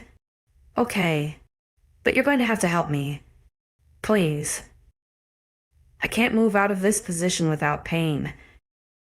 Eve rushed to my side and wrapped her arms around my midsection, pulling me forwards. My ribs and spine hissed at the action, but she was quick, almost too quick to push all the pillows behind my head. I was still uncomfortable as I lay back, but after some words of encouragement, she helped me sit completely upright. I was leaning over, catching my breath as my head swam with pain. It was like a tiny marching band was performing right along my eyebrows. Let's get this towel off. Okay? She softly asked. Frowning, I held back my emotions as always, and pulled the towel knot from the front of my body. Eve studied my wounds on my torso and wiped politely before applying some creams to the area, telling me to not soak so long next time. The stitches were mostly dissolved, so thankfully I needed no more patches. I had never heard of dissolving stitches until today. Amazing what technology could create when you had it. Eve pulled a shirt over my head and I winced as I raised my arms, jostling my ribs. May I ask? The bruises along your neck, shoulders and hips, they were a day or so old when you came to us. She began and I tensed. May I ask how you got them? I swallowed harshly, avoiding her gaze as she pulled the top down to my hips. I think she knew what they implied, but she wanted me to confirm it. But as Darius always said, no one would believe me. It's nothing, I mumbled. This time, when she frowned, I truly felt the torment of her emotions. She wasn't happy, if not irritated, with my answer. You can tell me anything. Ailia. We're friends now, right? Whatever. Whoever did this is out of your life. She took my hand, pleading with my eyes. It would feel good to tell someone what happened, but I had locked the memory deep inside of my mind, hoping to forget it. It was one of the longest, most painful experiences of being used without consent, and I didn't want to open that door again. Shaking my head, I sighed. I can't. Not now. I'm sorry. Her head dropped, but she nodded in understanding. Silently pulling the underwear and shorts up my legs, she left them to settle on my thighs. I remember what she said about being able to smell my emotions and body habits and couldn't help but cringe when she rose from her knees. Wordlessly, she wrapped her right arm around my armpits, preparing her other to pull my shorts. It was embarrassing, as she hauled my ass off the bed to dress me, but once it was done, it meant I could get comfortable. Helping me to lie back in the bed, I happily perched on the mountain of pillows. She walked away to grab the tray of food, pulling out some table legs and placing it on my lap. Lifting the metal lid, It pleasantly surprised me to see a hearty pasta bowl that smelt divine. What is this? I wondered. Just broccoli and cheese pasta, with garlic bread and some chicken fillets. We weren't sure of your preferences, so brought a few choices. But yeah, this looks amazing. I shook my head. I eagerly dug into the food, my tongue exploding with the tastes. I have never tasted such delicious and creamy pasta. The cheese back in the village was bland and boring, too soft for my liking. Taking a bite of the bread and some of the chicken at the same time, I moaned out loud. This is so yummy. Really? She frowned, eyeing the plate. It's just bread and chicken. I shook my head. Back in Evermore, my family could barely afford meat, and I have tried bread. And this is nothing like the bread back there. Her eyes widened with understanding before a soft smile lifted her cheeks. Well, I am glad to be present for your first taste test. I smiled at her, swallowing my mouthful and taking a drink of the cold water. Thank you. She shrugged. Just eat up and take those tablets so you can feel better. I nodded in agreement, finishing my meal in silence. She sat patiently, never making direct eye contact to not make it awkward. I found I couldn't finish the entire meal. Only half the pasta and the strips of chicken were gone from the plate. I devoured though the garlic bread because that stuff was delicious. You sure you are done? Shaking my head, I pushed the tray away. Honestly, I am full. Okay, well, take all the medication in this tub. She smiled, passing me a small plastic cup-looking thing. I nodded and took the cup from my tray, swallowing the pills with a mouthful of water. Taking another sip for good measure, I placed it on my bed, side table after making sure they didn't fall out into the water. Eve had put the tray back on the cart and came over to literally tuck me into bed. Here is the television remote. You can watch whatever you want. Like the news. I snorted. She laughed. We have more than news. There are movies, TV shows. There is. I wondered. Damn, you really grew up secluded. She laughed, turning on the television. I watched with fascination as the screen lit up, showing a multitude of rectangular boxes of various colors. This is the movie options. Have a look. If you need me, just shout. I am 2 doors down, but I will leave my door cracked to hear you. Okay, I nodded, eyeing the multitude of buttons. She was already on the way to her door when I called her name. Yeah? Thank you. I mumbled. Honestly. My pleasure. She grinned. Now go to sleep 9. 2 more days had passed of being confined into the bedroom. I had fallen into a numbness, not wanting to leave the security of my bed. Eve came in here 3 times a day to feed me and top up any medication before she was required elsewhere. She never stayed longer than an hour, but I didn't mind. My walking had grown better. Whatever medication Eve was giving me made all the pain disappear. I still struggled getting out of the bath, so Eve had gotten me a seat so it was a lot easier. I felt like the elderly women who used to live next door to me back in Evermore. She used to walk with a thick sturdy branch to aid her and often made a lot of sounds whenever she had to bend or sit. I was halfway across my room from the bathroom when my door swung open. I jumped in fright, cursing Eve as she beamed at me. You scared the hell out of me, I cursed. She laughed. Sorry. Thought I'd make it a grand entrance. I shook my head, continuing my way to sit by the window. Eve found me crumpled on the floor as I peered out of it yesterday, and within 10 minutes had brought me a chair to my room. I exhaled heavily as I sat in it, lifting my legs to perch on the windowsill. "What's up?" I asked. "You feel up for a walk?" She grinned, coming to stand beside me. I looked up from my view of the vast tree line to raise an eyebrow at her. "A walk, yes?" She rolled her eyes. "That thing you do where you move to feed at alternate time." "Okay, I got it." Sarcasm noted. I cut her off. She grinned again, shrugging. "Come on. You've been stuck up here for 3 days now.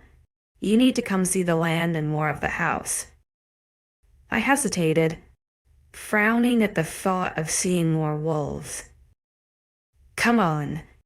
I know you want to lay in the grass. Feel the sun and breeze on your skin." "I'm listening," I hummed.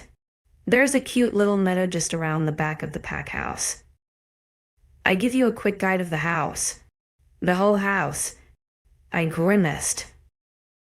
"Okay, just the bottom floor, please," she begged, clasping her hands at her chin. "Okay, fine. This better be a good meadow." She shrieked in delight, taking my hand and hauling me out of the chair. I stumbled slightly, but she didn't seem to notice, pulling me to the door. She practically threw some shoes at my face, and I caught them with a less than impressed look before sliding them on and grabbing the crutches by the door. It was a hot day today. The sandals on my feet sticky on the balls of my feet. I was wearing an off-the-shoulder black dress with yellow, colored flowers that hit just above my knee. The bruising on my skin was a mix of green and yellow. On the way to almost being gone, since grateful week had passed since the torture of the wolf and my fiancé and his friend. I shuddered at the memory, pushing it away with all my might. Clearing her throat, Eve gave me a strange look, but I just blinked at her in return. "Come on." The clicking and creaking of the crutches filled the vacant hallway until we came to a stop at the same glass door elevator as before. Eve pressed the ground level button once we were inside, and I gave her a timid smile. "You'll be okay?" she soothed me. I frowned. "How can you be so sure?" "I'm a lamb surrounded by wolves," she sighed, rubbing my arm affectionately. "We're not that bad." I remained silent, my nerves getting the best of me. My stomach lurched when the elevator stopped, causing the nausea to only heighten. Once the doors opened, I warily followed Eve as she led me down the foyer towards the back of the house. The white walls continued, only a handful of doors or decoration as the hallway came to a stop by some double doors. "This is one of the sitting rooms," she smiled, opening the doors. "One of." I wondered, stepping inside. My eyes fell on the magnificent white sofa, a huge curve that covered way too much space to be considered cheap. In front of the sofa was a fluffy rug to contrast the hard wooden floor. A coffee table on top held some magazines and empty mugs. On the far wall was this huge television. I have never seen one so big. A few more tables were scattered around, alongside some beanbags, a sideboard or two, and armchairs at the opposing end of the room. The 2 armchairs had a small table between them along with a lamp on top. It seemed rather cozy in that corner. But what caught my eye was the magnificent floor-to-ceiling wall of windows. The entire wall opposite me flooded light, thin black frames supporting the panels that gave me the view of the outdoors. Lush green grass and blue cloudless skies laid across the expanse of the lawn. There are 5 sitting rooms in this house. This is the TV room. She shrugged. Over the course of the next 10 minutes, she showed me the other for sitting rooms. 2 at the back of the house, 2 to the right and 1 to the front of the house. The one at the front was a deep blue in color, blue rugs, chairs, and a large mirror on the wall. It was dimly lit, an odd bookcase or 2 lining the walls. It was still large, but seemed so peaceful.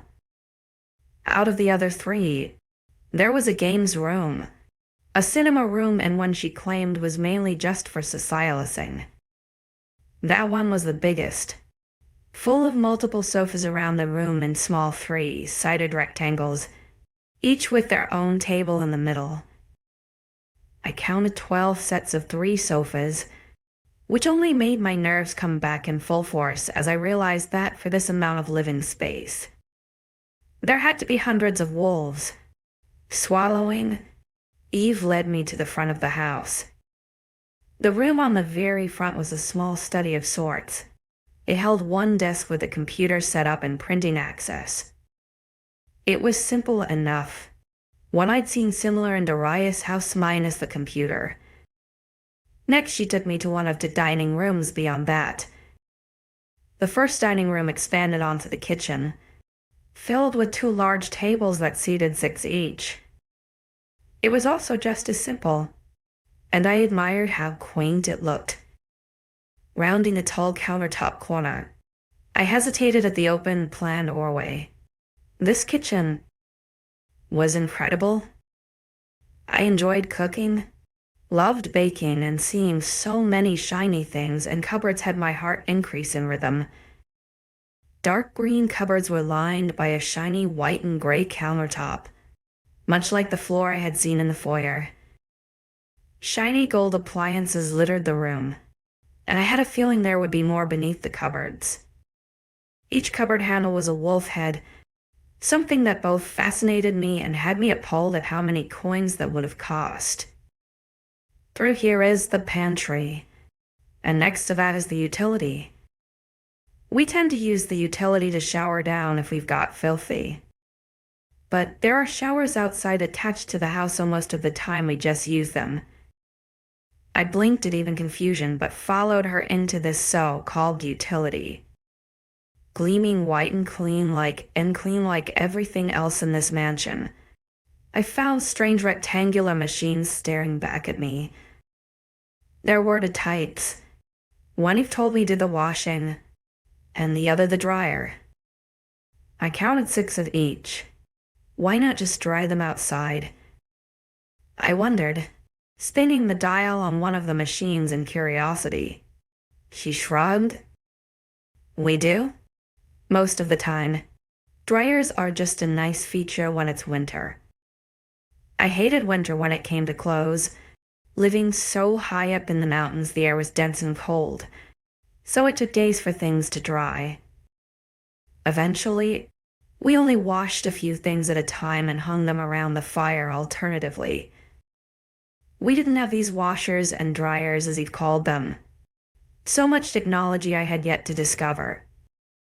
The pantry was the size of my mother's entire cottage. Rows and rows, boxes upon boxes of foods. Freezers and refrigerators taller than me lined one wall, full to the brim of meat, vegetables, dairy products, and drinks. I couldn't help but to pull open every drawer and stare in awe at everything I've seen. The last room at the very back of the house is only accessible through this dining room. Eve continued, dragging me along. We passed through a great hall, full of never-ending tables with stools. There were so many chairs that once again I felt worried about how many wolves resided in this pack. This is where we eat as a pack. The table of 6 at the top is for the top 3 couples only. Everyone else sits everywhere else. She chimed.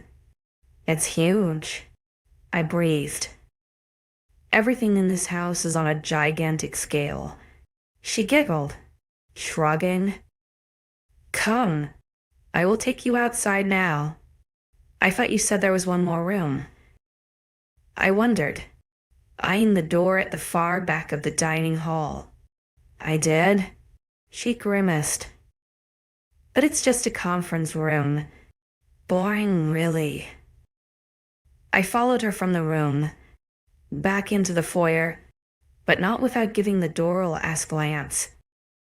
I was way too curious to not go in there, boring or not. Eve led me back to the front of the house and out of the grand front door. I frowned at the bland porch, still thinking that it needed redecorating. Want me to show you round outside? Eve questioned, helping me navigate the stairs. I shook my head once I hit the bottom step, my thigh beginning to burn with effort. My palms became slippery with sweat as I clutched onto the handles for dear life. Eve studied me, her hand coming to rest on my back. What's wrong? She wondered. Nothing. I breathed. Just. It's a lot of effort. She smiled sympathetically, rubbing my back. Do you think you can go further? Or want me to carry you? My cheeks flushed at the idea of her carrying me, and I was quick to shake my head at her. She laughed but shrugged, dropping her hand from my back. She led me further down the path after my dislike for being carried and my bite back the burning of my body to follow her. The path led from the front porch, splitting into two directions. The left would take us towards the large and imposing hospital that I could see in the distance, but the right wrapped around the side of the mansion. We went right, the crutches clicking against the floor as we came to a large open garden. There was nothing but grass, and with the trees lining the far border, I wondered where Eve was taking me. The path suddenly came to a stop and dyed the dirt before placing my crutch onto it. Thankfully, it was dry, which meant I didn't sink so with a heavy exhale of breath. I followed Eve along the grass. We walked towards the tree line, and between the heavy blanket of green leaves, there was a small dirt path. My elbows scraped along the branches as we walked in silence, and I observed my surroundings in an attempt to distract my mind from the aching pain. Where are we going? I eventually asked after the 49th tree. This is a shortcut. She laughed. Shortcut? I gasped. To the meadow? Yeah, she giggled. Come on. I can hear them from here. Them. I breathed, but she didn't answer. Copyright 2023 Heather Miller Rockx deafening style on 𝐋𝐮𝐬 at 𝐊𝐢𝐬𝐷. A begrudging few minutes later, Eve had pulled ahead of me and I could barely make out her red shirt through the trees. However, I could hear faint sounds coming from the near distance, and as the trees broke out to a dazzling clearing, I realized why. The breeze flew by me, pushing my hair across my face and causing my breath to hitch. 100 or so yards ahead of me were dozens of blurs of color. I staggered to a stop at the tree edge, my eyes wide as I caught sight of a 4-foot-tall wolf tackling a young woman. The wolf's teeth aimed for the girl's arm, but she darted out of the way and slid beneath the furry stomach to kick it in the underbelly. I gasped as the wolf yelped, spinning round to catch the girl who evaded it. The girl was grinning, sweat slick on her forehead and her hair wild and untamed as it fell from her ponytail. I became aware of the multitude of other fights going on when he stepped into my line of vision. I focused my gaze on her as she smiled at me with anticipation. Blinking. She laughed. I said, "Are you okay? You drifted off." I licked my lips nervously as my gaze refocused on the background to see the brown wolves wrestling. I flinched as their teeth flashed in the sunlight, the stitches and aches in my body screaming with discomfort. Shuddering, my eyes fell back to Eve. She had lost her smile as she studied my face, and I swallowed nervously, shifting my weight on the crutches. "You're uncomfortable," It wasn't a question. What are we doing here? I breathed. This is where we train. It's on the way to the meadow. Train. I shrieked as the growling seemed to intensify. This is training. She smiled sadly, stepping closer to me. With her out of the way, the sun streaming through the trees hit me once more in the breeze, as though it had been dormant, kicked up its trail along my skin. Wolves are predators. Ailia, we train and exercise both our wolf and our human form. She smiled, her hand cupping my shoulder. I was doing a hard time keeping my eyes from the animalistic beings wrestling for blood. I nervously twitched, my heart racing as imposing figures crowded round the smaller fights. I could feel my palms sweating. The breeze along my skin cooled despite the warming anxiety of my skin. What's wrong? Eve's voice was muffled. I was about to turn back to her when two large wolves shifted back to skin. The dark brown wolf that was pinned to the floor was a gorgeous woman covered in blood, and the light brown wolf that I assumed won helped her to her feet. But it wasn't the women covered in blood that caused the 𝐊𝐤𝐬𝐷𝐞𝐝 to raise on my arms. It was the stoic, dark figure that was stood between them 10. Alpha 𝐊𝐲 didn't remove his eyes from my direction.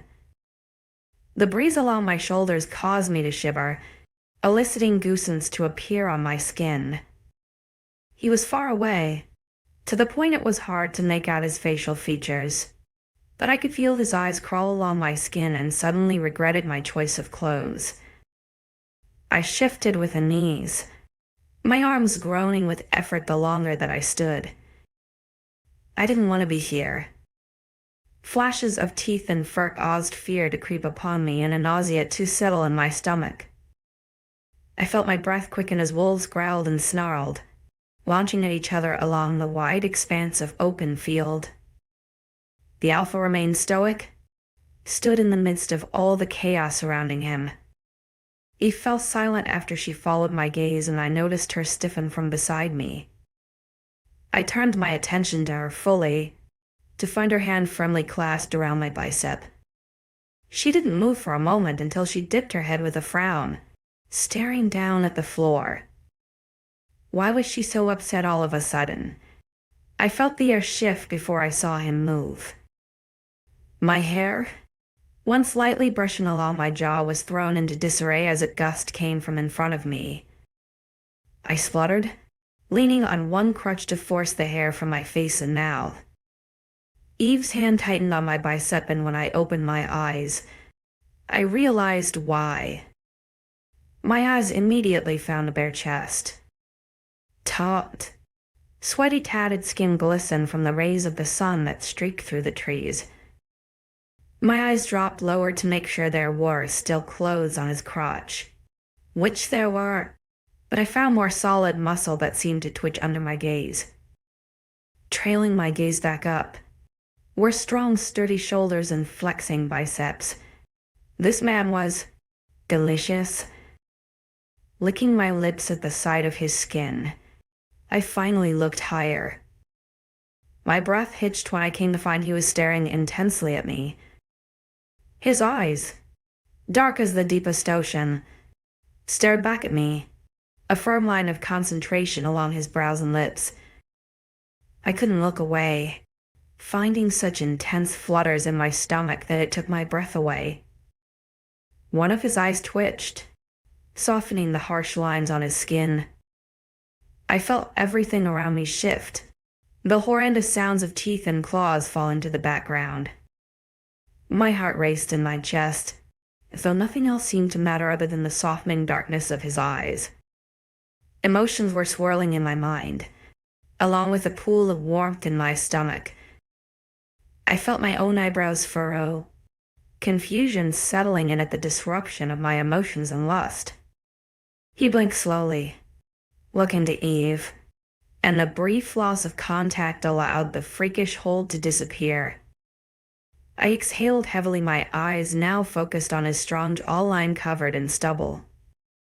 Darius was a man who could never grow a beard, but by the late splurges of stubble and hair I found on this man, I knew it wouldn't be a problem. The lighter highlights in his hair seemed to glow in the sunlight, the darker strands looking like dark chocolate as it shimmered in the sun. It was unruly, but wavy and thick upon his head and short down the sides. Being so close, I saw the small speckles of scarring along his left cheek, tiny white lines beneath his skin and some more along his left shoulder and neck. This man, this alpha, was strong and definitely a fighter. A sudden unease overcame me when I realized he was the decider of my fate. He was strong, fast and dashing like handsome. Not that being so attractive was a weapon. He's a wolf. He's the enemy. It was just a point to make. Eve cleared her throat, drawing my eyes from the semi-naked man to her. Ailia, this is 𝐴𝐿𝐼. He runs the cardinal pack. I noticed her unpecked unease and furrowed my eyebrows as I looked back to the massive man before me. The appreciative gaze and strange sensual hunger I felt before vanished as I scrutinized him under new light. He was a large and imposing man, but he made me feel uncomfortable. I thought a leader was supposed to be welcoming and warm, not causing their town, or pack, to feel so uneasy. The man who let me live, I wondered, looking back to Eve. I noticed he stiffened at my disregard to his introduction. Why, yes, I suppose, Eve stammered. I hummed, looking back to the alpha once more. I was used to being an even height with most men in my town, since most were short, so to have such a large figure in front of me unnerved me a little. I was around 5'7", and only came to 𝐊𝐼𝐬𝐧 shoulders, so he must be on a type of wolf giraffe diet. Eve stiffened again and I noticed the alpha glaring down at her. I shifted with discomfort, not liking the way he seemed to bunch himself up. Are we just going to go to that meadow now? I wondered, breaking her out of her spell. Of course. I'm sure you're in pain and all this standing can't be doing you any good. She shook her head, wrapping her arm around my waist. I noticed 𝐴𝐿𝐼𝐬𝐧's eyes dropped to where she held me just as a small growl left his lips. We both froze at the noise, and a strange feeling of dread overcame me. The animalistic sound coming from a man who looked so human did not settle well with me. It caused the hairs on my neck to shiver to attention, a dread in my gut that had images of pain and blood flashing across my mind. Eve noticed me tense because she stepped in front of me to face the alpha head-on. She kept her head bowed but cleared her throat. I avoided looking at the alpha, in fear he was baring his teeth or about to attack. I'd rather not have more nightmarish thoughts to think about. Although the wolves were not as terrifying as some things I have been through. Alpha, please, you are scaring her, Eve muttered. If possible, his growl turned into a louder snarl, causing a small shriek of surprise to escape my mouth. My eyes flew open to catch him glowering at Eve, his teeth on show as his lips pulled back into a vicious scowl. Eve shuddered before me, curling in on herself as the alpha took a step closer. The small cry of worry that whispered from her lips was enough for me to grow a nerve and speak up. "Dee, don't hurt her. Please," I whispered. Whatever hold this alpha had on Eve affected the other wolves behind him. They had all stopped their fights. Fur and human either laid on their stomachs or with their heads bowed. Eve was practically a shaking dog. If she was in wolf skin, I bet her tail would be glued to her stomach. My words worked, though. as the Alpha snapped his head to look up at me. I flinched at the hunger that seemed to live in his scowling eyes, and he noticed the action. His lips lost the snarl, dropping into a harsh grimace as he ran his eyes along my features. I observed his eyes as they lingered on my mouth, jaw and neck for longer than normal, coming back to the same spot on my throat 3 times before he took a step closer to me. My breath hitched at his proximity, the alluring scent of trees and woods hitting my nose. He towered over me, a mere 6 or so inches between us as Eve was forced to the side. He cocked his head, his nostrils flaring as his eyes closed. I shivered as a lower, soft sound rumbled his chest and his eyes reopened. I flinched when his hand rose from his side and he reacted by freezing with a growl. My eyes slammed closed as I prepared myself for the onslaught of his large and deadly hands wrapping around my throat.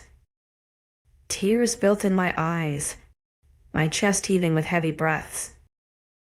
I was injured and unable to run. So did I so suddenly at the hands of this large and way too handsome man. Didn't sound much of a bad idea. Copyright 2023 Heather Milleraka X Deafening Silence 𝐊𝐢𝐬𝐩𝐿. Warmth grew closer and I froze when I felt something electrifying touch my skin. It was warmer than the air around me, a hard firmness that stroked my jawline. I felt all my fears slip away at the simple touch of his fingers, the warmth spreading along my body like a wildfire. A dam of pleasure raked my body, a welcoming hum settling in my bones. My eyes slipped open, blinking softly to find him staring at where his fingers met my skin and all. They snapped to meet mine once he realized I was watching, a blank expression on his face. But I caught the smaller reactions. The way his lips had parted as he touched me, the way his chest heaved at the contact, only releasing it once my eyes met his. Did he feel this too? This warmth, that nothing else could compare to? How could a simple touch have so much control over my emotions? My surroundings slipped away when his eyes met mine, and I watched with fascination as his began to change color. The blackness slipped away, dilating until a blue began to peek through. He didn't blink, didn't react to the strange color change even as my own widened with shock. A brilliant, midnight blue was left in the darkness wake. Blue like the icy water up north, blue like the brilliance of a starry night. I have never seen such an amazing blue before. It made my own blue seem minuscule. I blinked once, so feather-light it was as though I never looked away. Locked into this spell, I noticed the darker rim of blue around the outside of his iris, and the small silver specks that surrounded his pupil. My chest heaved as my heart raced in my chest, my body reacting ahead of my mind. Why was my body reacting like this? Like a starved, horny animal. This guy was an animal. He was a killer. He dragged me here. I didn't want to be here. As if realizing I was staring into the eyes of the devil, I blinked and shook my head. His eyebrows furrowed, those perfect lips dropping into a confused frown. I staggered a step backwards, only to fall onto my ass as my leg gave way beneath me. It wasn't like in the stories. The man before me didn't catch me as I fell the small distance onto my ass into the soft grass. It didn't hurt, but I felt embarrassment cloud my judgment. I was surrounded by the fastest, most agile creatures that could kill me in a heartbeat, and I couldn't even take a step back. Ailia? My head snapped up at the sound of a voice, to see the Alpha staring at me with a pained expression. His voice, even his voice was hot. God damn it.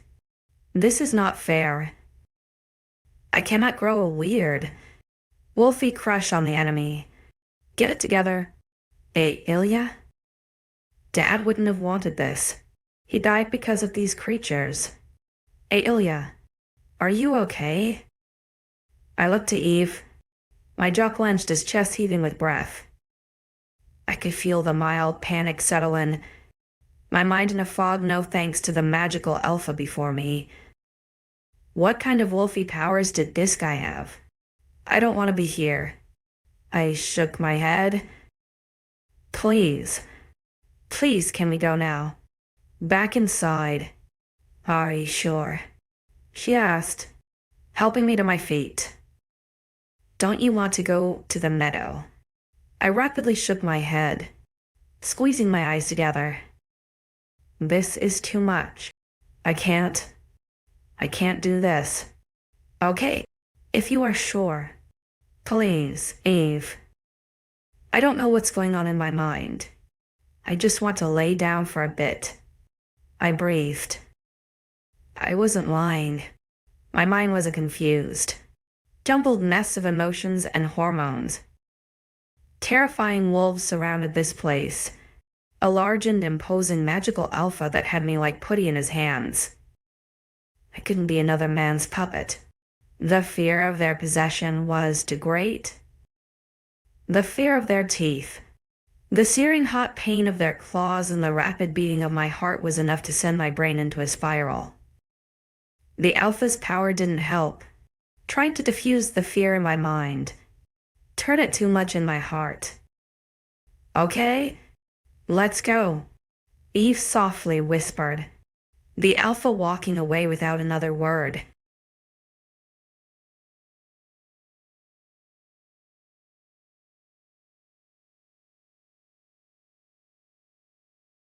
In this new world filled with werewolves, I'm forced to accept one fact. I've been marked as the alpha's mate. But do I really want to be his destined one? 11.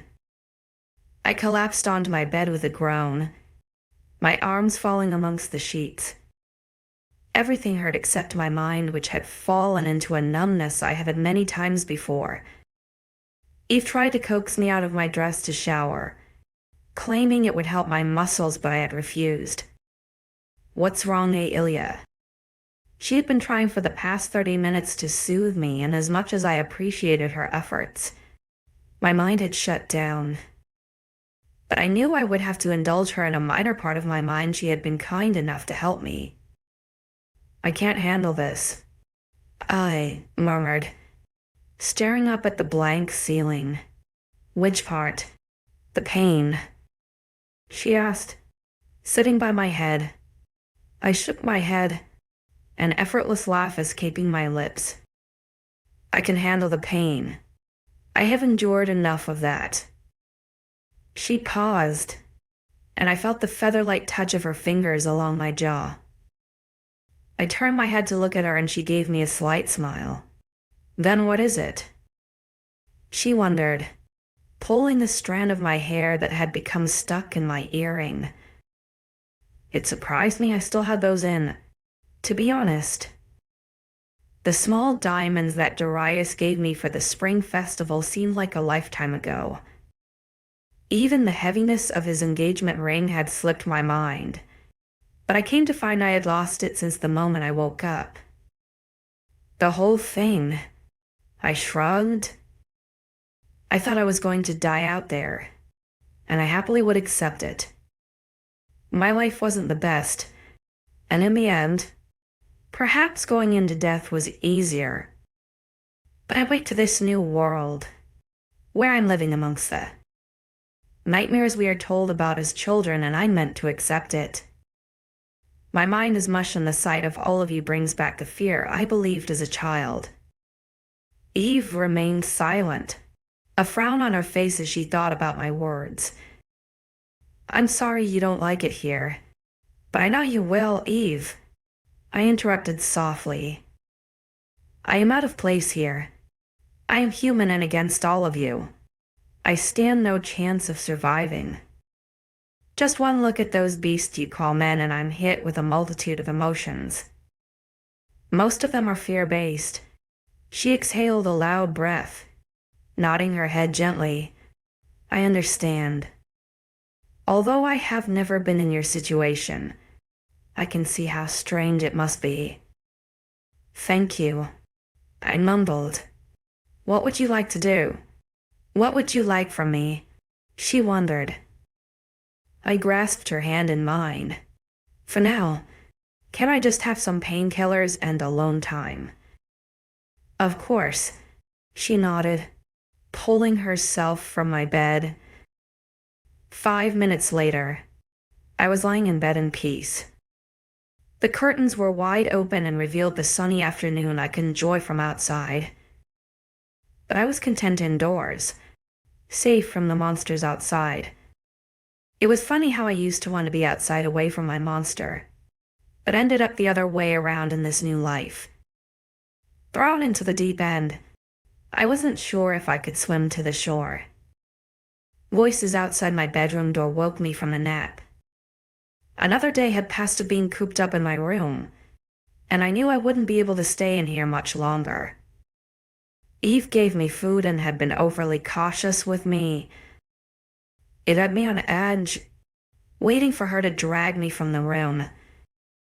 I sat upright in my bed when the voices didn't disappear, and I knew whoever it was just standing behind my door. I recognized Eve's voice easily, but she was talking in hushed whispers to someone quieter. Gritting my teeth, I rose from the bed and hobbled my way towards the door. Using the wall as a support, I opened it in one swift motion. I had a glare in place ready to confront her, but the appearance of a practical stranger had my stern demeanor vanish. Ailia, I was just about to come inside to see you. Eve's voice rose an octave. Swallowing nervously, I dropped my eyes from the gray. I'd managed to give her a small smile. I heard your voice and wondered what you were doing. She glanced between the two of us, the male in question raising an eyebrow. Wringing her fingers together, I watched and waited for her to come up with a response. Since you're not going anywhere with this, I'm taking over. The man huffed. I'm Leo. I am the beta of the Cardinal Pack, and it's my pleasure to welcome you. Eyed him nervously. I had met him once before. Of course, when I first arrived at this so-called pack house. This time he was dressed in a t-shirt and some shorts. His skin and muscles defined even through the fabric. He was attractive by that, but a strange sense of unease ran through my veins at the sight of him. Ailia, I thought I would introduce you properly to Rio. He is a beta wolf, which means second in command, and I just wanted you to realize that we aren't scary. Eve murmured, coming forward to take my hands. I glanced at the male in question, noticing the way his jaw ticked as my gaze ran along his appearance. He seemed to puff up his chest more, squaring his shoulders as I examined him. It reminded me of my sister and was almost like he was looking for my approval. Okay, I murmured. Eve struggled to hide her grin. Yeah, I nodded, a shy smile on my lips. Eve grinned, taking both mine and Rio's hands and pulling us into the bedroom. She dragged me to the edge of the bed, frowning when she realized there was only one chair in the room. You can sit on the bed, I shrugged, sitting down. Sudden tension grew, and they shared a glance. Eve let out a nervous chuckle that had me overthink what I said. Was it wrong? Was it not a normal thing? That's very kind of you. Ailia. But our customs do rarely allow a male into a female's bedroom, let alone sit on their bed. Rio smiled nervously, running a hand down the back of his neck. Oh, I frowned. I didn't know. He shrugged, a lazy smile taking over. It's all right. It's just a gender respect thing. We're both unmated, so it would be wrong for me to sit on your bed. I'll just sit by your window. So they couldn't bed share. Not even sit. Unusual, but I rather like it. If they cannot come into my room uninvited or onto my bed, then I would be safer in here. Even more reason to stay in my room. Rio settled into the chair by the window, Eve sitting at the edge of my bed beside me. The only sound was the shuffling of clothes, followed by a gentle hum from Rio's throat. I looked at him cautiously, his larger from taking up twice as much of the seat as I did.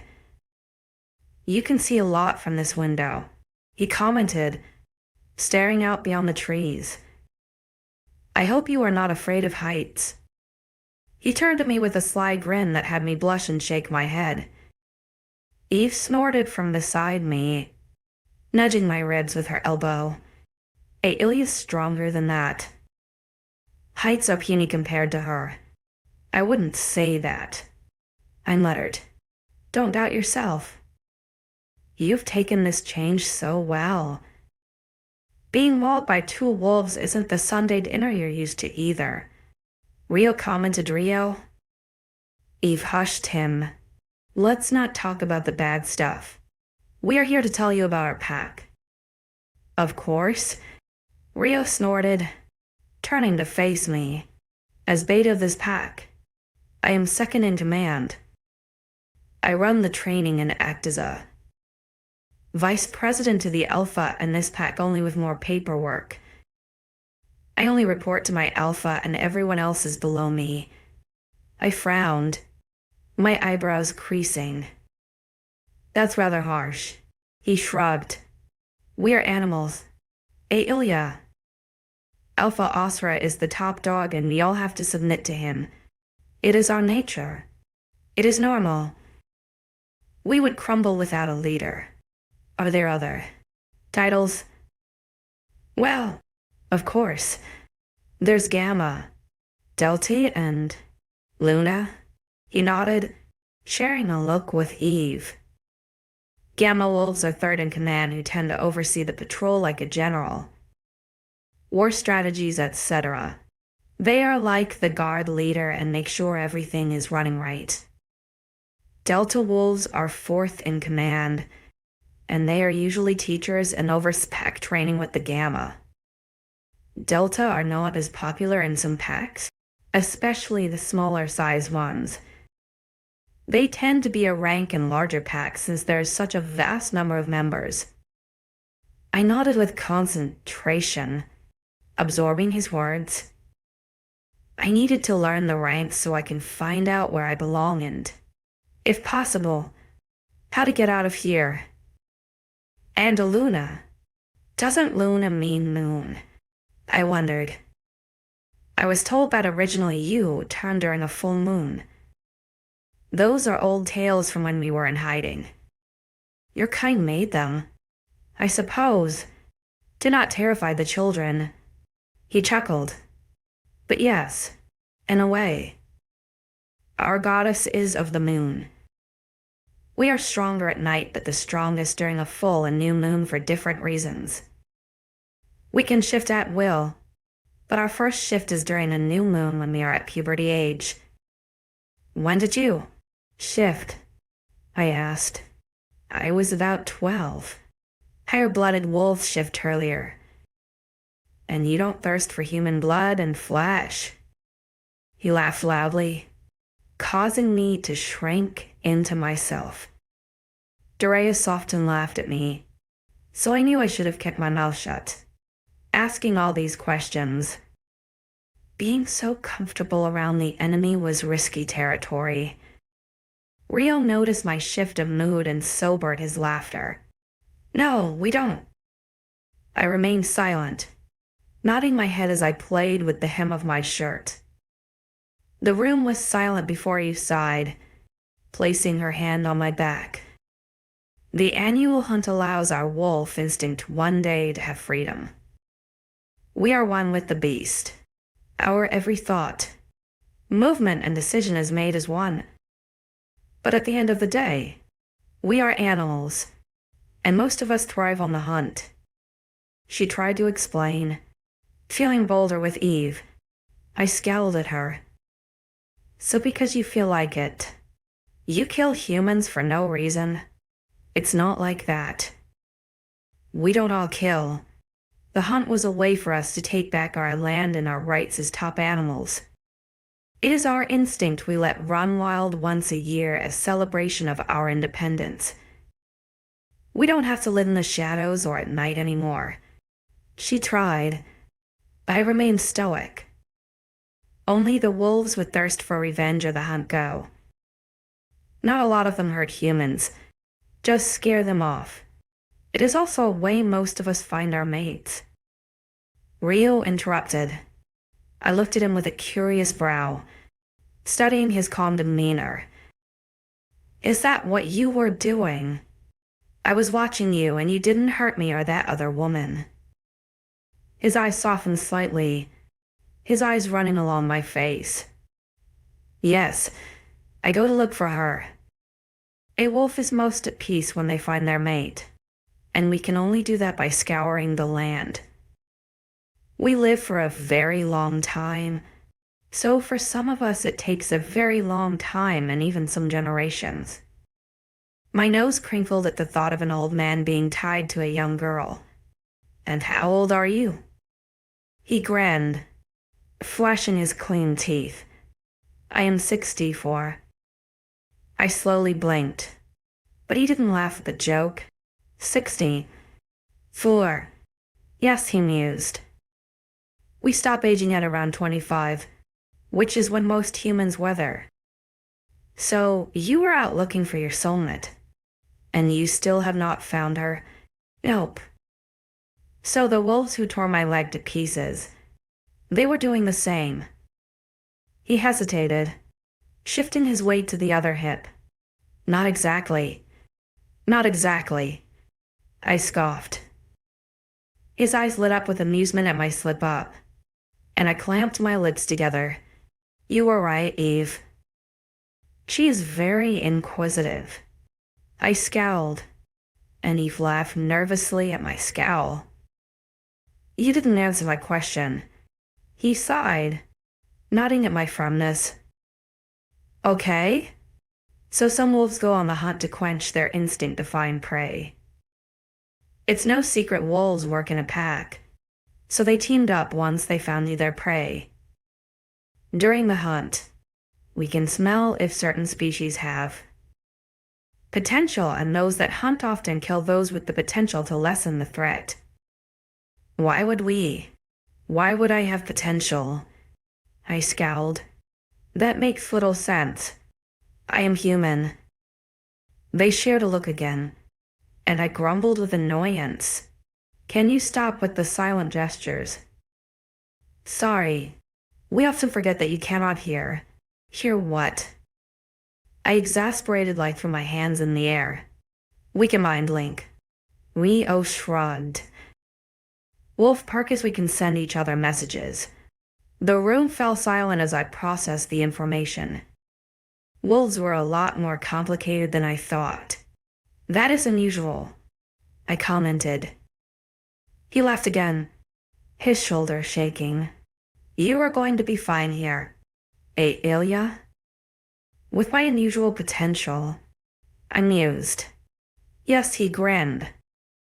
That potential is the reason you are alive. 12. The reason I am alive is that your alpha dragged me here, I stated. You would have died if he didn't. Eve shook her head. And what if I wanted to? What if I would rather die than be here or there? I quipped. 𝐊𝐢 flinched at my words, as though they burned his very soul.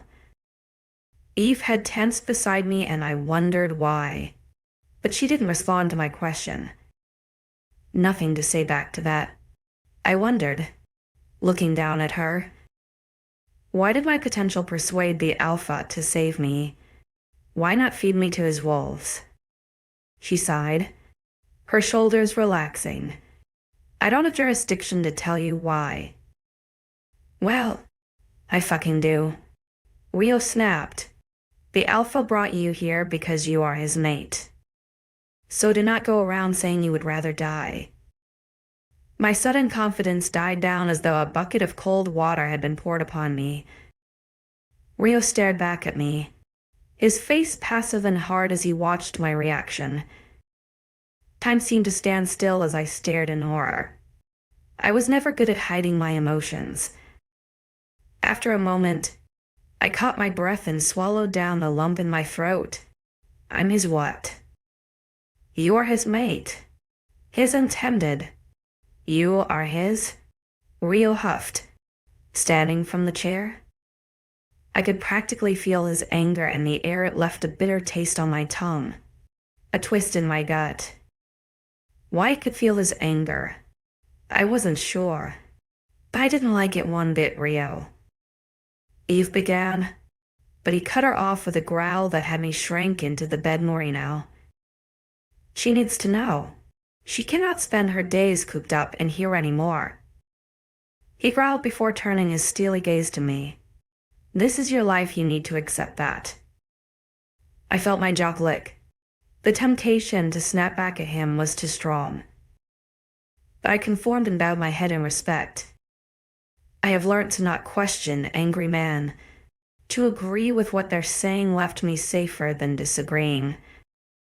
This man was a wolf, a purely instinctual creature that could tear my head from my neck with ease. With a final grumble, he stomped out of my room, the door closing behind him. I remained silent, staring down at my thumbs with a frown. Eve shifted, and I felt her eyes burning into the side of my face as she waited for my reaction. Ailia, I sighed, raising my head to stare her in the eye. She was concerned, that much I could tell, as she scanned my face for my emotions. I gritted my jaw at the sad look in her eye, not wanting the motherly attention she will give me. If anything, I have learned since becoming friendly with Eve, was her uncanny likeness to a mother bear. Why couldn't you tell me? I wondered. It was not my place to. She sighed. Why not? I probed, looking back at her. I hold no rank in this pack. I work at the hospital and train. As the others do? She grimaced. I am half human, and therefore I am lower than the blood-born full wolves. It is just how it is. No one else knows of your importance other than me as your nurse, and the four-head wolves. I acknowledged her confession with a slight nod of my head. She was bound to wolf law, or ranking, or whatever it was. How I looked at it, she was being bribed and condemned to not say anything of importance. She had taught me the little information I needed to know, and that was enough. You say, for head wolves, I wondered. The corners of her lips quirked, and she turned to me, her thigh falling further onto my mattress. Yes, 4. The cardinal pack has for head wolves, and they are Alpha 𝐊𝐲, as you know, Beta 𝐊𝐬. To them there is Gamma Everett and Delta 𝐾𝐬. 𝐾𝐬 is mated to 𝐿𝐲, and they have been happily mated for 5 years. Gamma Everett just found his human mate on this year's hunt, and her name is Olive. There are other humans here, I asked. Of course. The hunt isn't just about needing to find prey. We find mates. Remember. I know. I didn't think there were humans living here. Well, the full pact tour didn't exactly happen, so I never got to show you. She grinned. When you are feeling up to it, I will introduce you. How many humans are here? She frowned, her eyes glazing over in thought. I believe 38? And how many packs are there? In this world? See, that is where it gets complicated. How so? I wondered. There are continental alphas and territorial alphas. 𝐴𝐴 is a continental alpha, which means he has many territorial pacts beneath him. 40, in fact, a few of the old nations have merged. He oversees the entire continent that your kind called Europe, she explained. There are 7 continental alphas, and 𝐴𝐴 is the 6th largest in terms of power. He makes the laws and the regimes of this continent and has a lot of responsibility and power because of that. So, what you're saying is, he's in charge of a humongous piece of land and can tell everyone what to do. And there are 6 other alphas like this. I wondered, yes. You would have been taught all of this if I didn't live in a hidden village. I finished, smiling at her. Yeah? She breathed a laugh. Better to learn now, rather than when you are a Luna. That term again? Rio never said what that was, and I meant to be it. Luna? I asked. The moon? She shook her head, grinning. Luna is the female alpha term given to the alpha's mate. It is a very respectful title, and relating it to our goddess is the most honor we can give. A pack is nothing without their Luna. My lips turned down. I am a human, I will not be a Luna. But you are. Once Alpha has claimed and mated you. I'm sorry. What? I laughed. He has to do what? She blushed. Claimed you. All male wolves claim their females. It's a wolf thing. Everything is a wolf thing. I rolled my eyes. I know. She giggled. A wolf's claim is an amazing, magical thing. How so? I grumbled, crossing my arms with a huff. I felt exposed. Eve, and no doubt other wolves, knew I was here, and that the alpha apparently has some wolfy claim on me. I hope I fall asleep and wake up in a new realm. A wolf claims their mate to say that they are theirs. She quirked an eyebrow when I scoffed.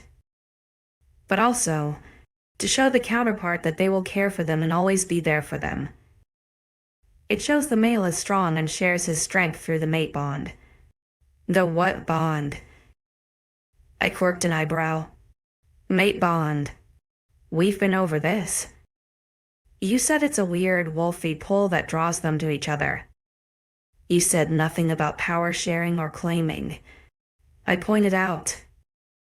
She hummed, a slight frown on her lips as she studied me. I did. A mate bond draws the soulmates together. A claim and mating completes the bond. And through that kinship, they share power. It is a way to protect the female, or weaker mate. So, it is a male thing. I almost spat with distaste. She noticed my aversion and glowered at me. You may not like it, Ailia, but it is a large part of my culture. The bond is sacred. We as females do not go into other men's lives when they are not our soulmate.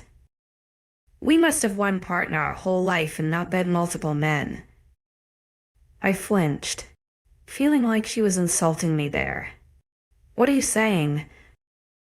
I glared at her, sitting up to feel more secure. Her eyes wide in a fraction and dropped back to her lap. She seemed ashamed, but her words hurt, even if she did not direct them at me. If the wolf women were celibate until they mated, then good for them. But it was rather sexist to assume all women and men felt the same. I am sorry. She sighed. It is an old approach to bonds. Not a lot of wolves stick by it anymore, and it makes me bitter to see so many have changed. The pack is full of sex, obsessed.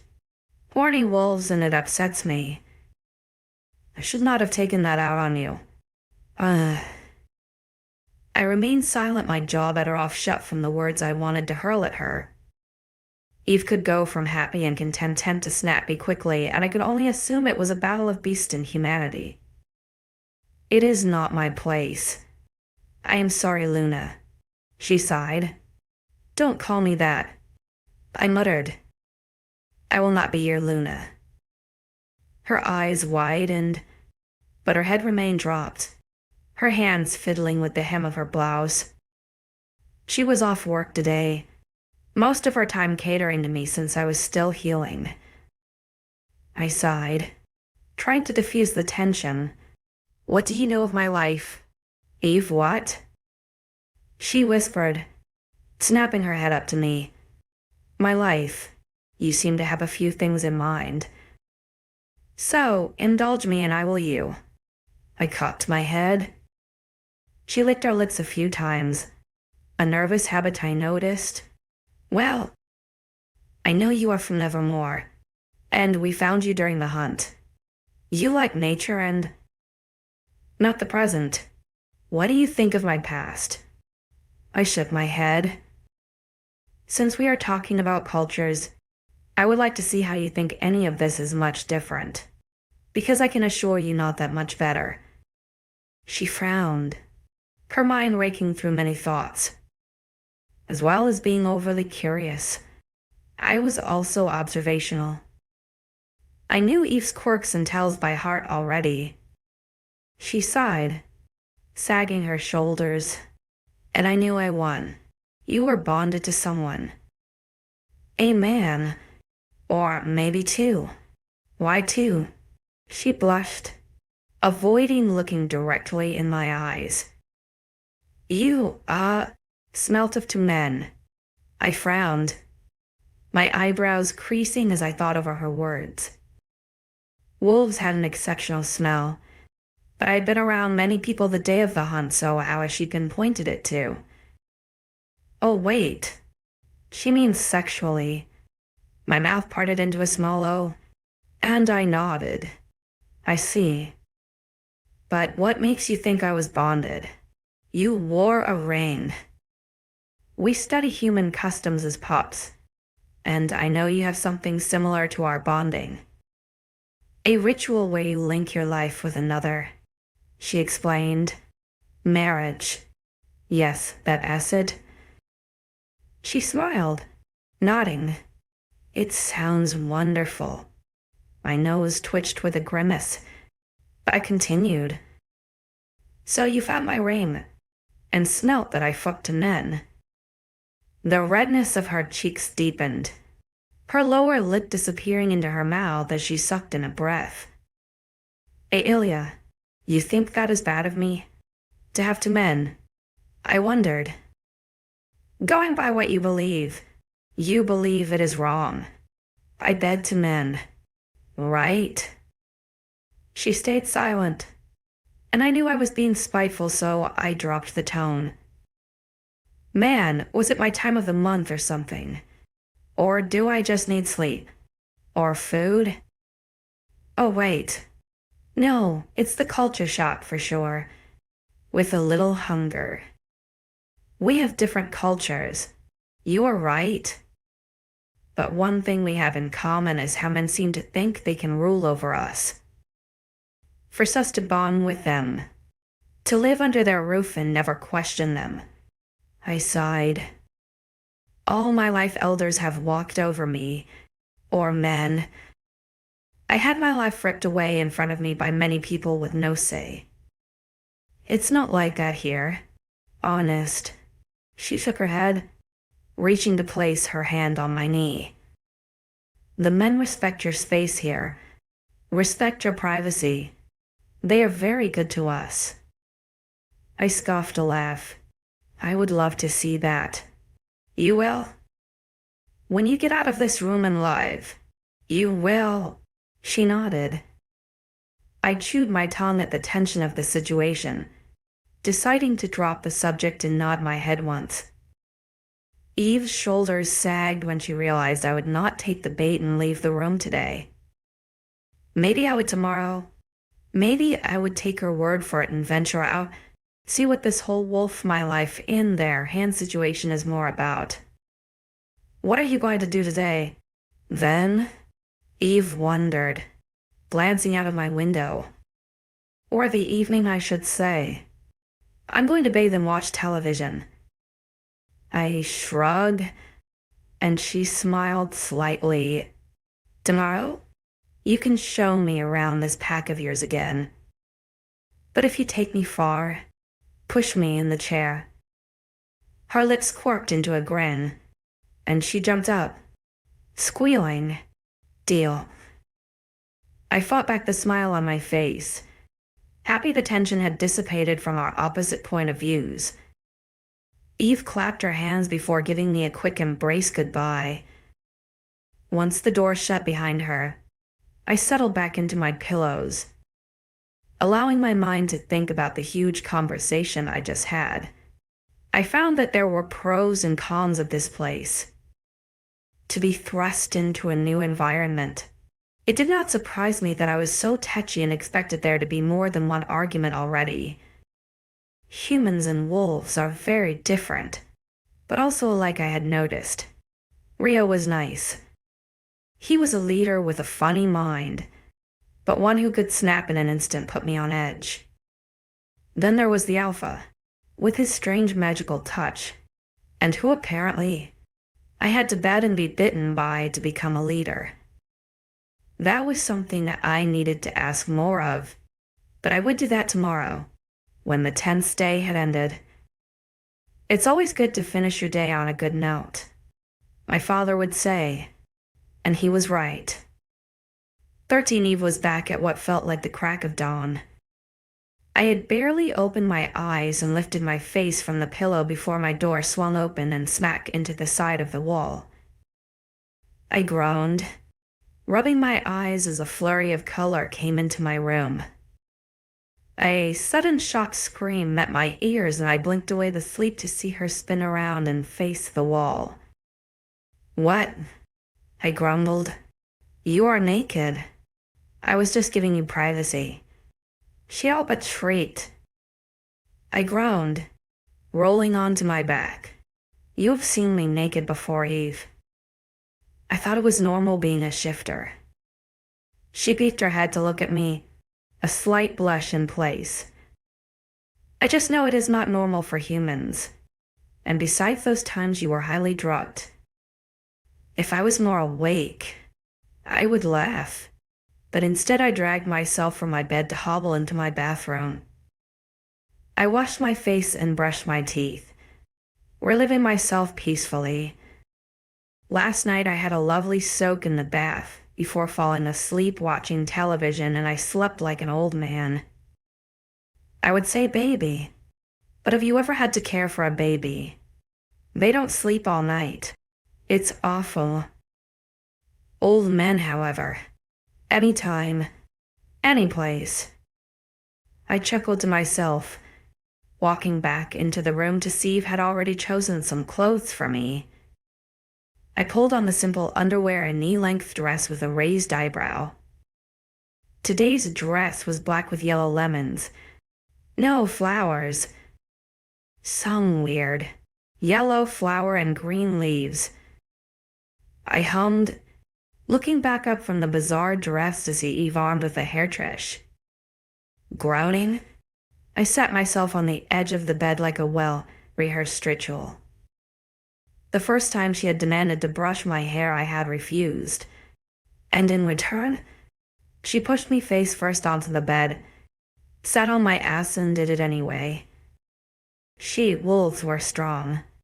So, today I thought I could take you to meet some of the pack. Eve began brushing my hair. Or we can go to the meadow. Human pack. If you want. She chimed, her voice light and airy. Will that make your transition easier? Transition. I frowned. Into what? A wolf. Into the pack. She giggled. Oh, yeah. I guess. But if I see one black eye, I'm out. I teased. Just stick to shaded areas or I will burn like a lobster. She giggled, wrapping my hair into some kind of bun. She loved my hair color, claimed it was rare to see such a vibrant color and the length only meant she could play with it more.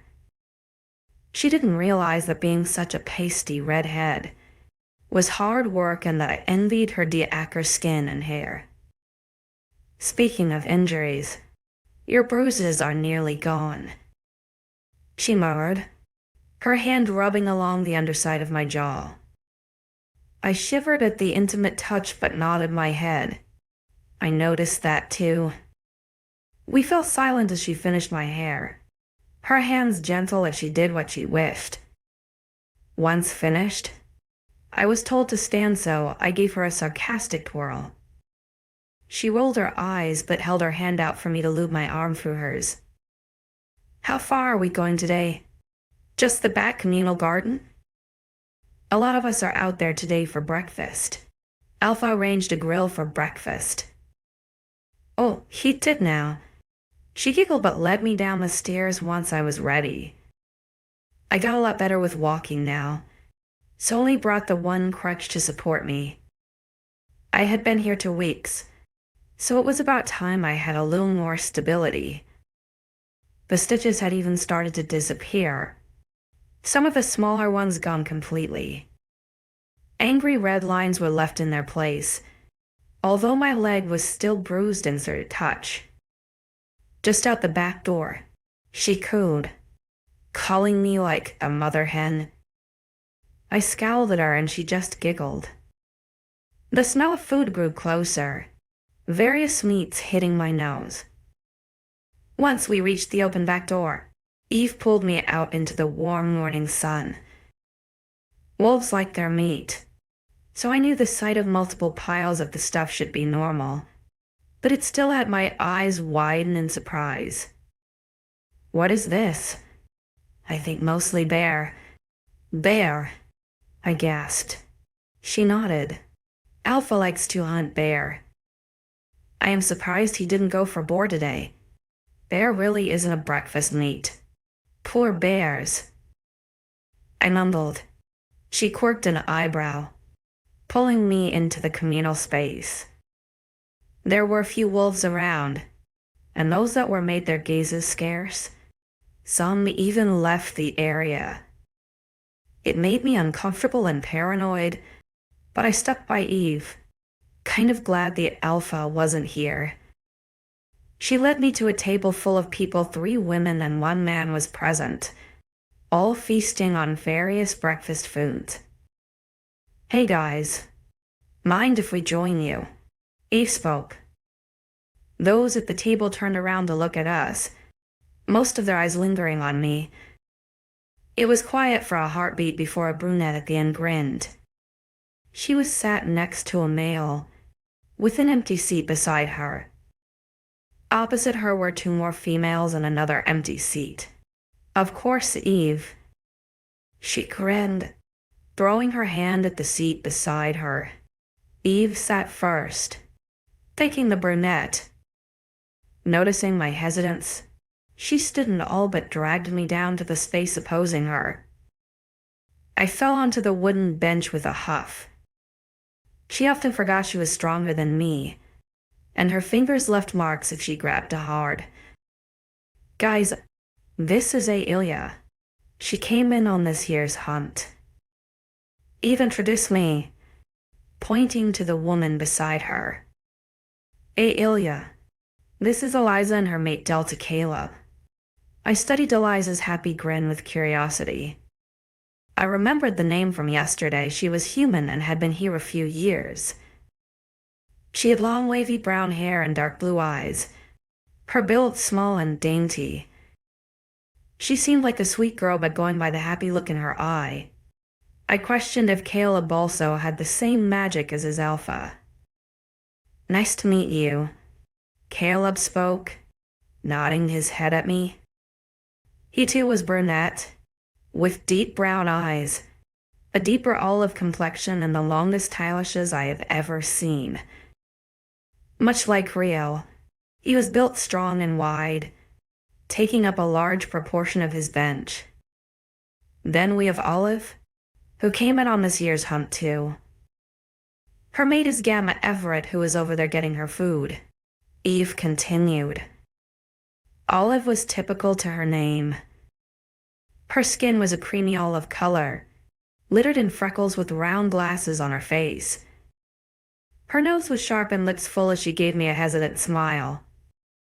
Her eyes were a dark green, almost brown, her hair light brown with blonde highlights. The man in question, Everett, had dark black hair, long to his ears with brown eyes. He was walking his way over, 2 plates in his hand and a firm frown on his face. He seemed more intimidating than Caleb. And finally, 𝐊𝐬. My wonderful, less gorgeous, less amazing sister, Eve sneered, gesturing to the woman beside me. Woot? 𝐿𝐬 grumbled from beside me. Nice to meet you all. I murmured, nervously glancing between them. 𝐿𝐬 turned to me, her close proximity overwhelming. She had a scowl on her face, her appearance the same as her sister's, just more intimidating. Her dark skin and hair were wonderfully soft-looking, but her dark eyes were in a scowl. Her left eyebrow even had a scar in it, and another along the bottom of her lip and down her chin. Eve must have noticed my curious questions because she giggled. 𝐿𝐬 is a warrior wolf. We may look the same, but I assure you, we're not. Nice to meet you. I nodded, impressed that she was a warrior in such a male-dominated world. Her eyebrow quirked, a small smirk on her lip as she nodded back in silence. She turned to her plate again, picking up a burger and tearing into it with her sharp canines. I winced, looking away to the couple opposite instead. Only, I wish I hadn't. Caleb and Eliza were exchanging hushed giggles, his lips pressing into her temple and cheeks as he fed her food. My stomach churned at the open display of affection, that childlike, innocent part of myself envious of their bond. So, Eliza, Eve cleared her throat. Ailia is having a hard time adjusting. Any advice? Eliza's giggles cut short, her head leaving her mate's neck to look up at me. Caleb's hand fell from her neck, brushing her hair from her shoulder as he did so. My eyes were drawn to the lower part of her throat, right above her collarbone where a raised scar sat. It was white but stood out on her skin clear as day teeth marks. My eyes widened with horror and Eliza noticed my gaze. I can understand you having a hard time. You look like you got mauled a bit before you came. I swallowed, averting my gaze from the stomach churning scar. Yeah. They got me good. She giggled, casting a look to her mate. Where did you come from? 𝐿𝐬. 𝐿𝐬. I haven't heard of that place. Where is that? She wondered. I licked my lips, looking to Eve who was watching me with an encouraging smile. You wouldn't have? My village we. We have been hidden from decades. This was the first time we were raided. They were silent and I noticed Caleb stiffen. Even Everett had frozen as he now stood at the foot of the table. Caleb's eyes lifted to me, raking down my profile as though he was studying me. I see. Eliza cleared her throat. Never mind. You are here now and must be for good reason. What do you think is holding you back? I felt my lip quirk at her fast change of subject, her happy attitude not ever diminishing. The fact I am surrounded by wolf, shifting beasts who not only tore my leg apart but could easily crush me with their paw alone. I quipped, lacing my fingers together on top of the table. They all fell silent again, Eliza's eyes widening a fraction. I absorbed the tension and acknowledged the shady glances 𝐊𝐢𝐬 kept giving me with an open mind. It wasn't until Eliza burst into laughter that everyone snapped out of their tension. "Oh my, you are hilarious.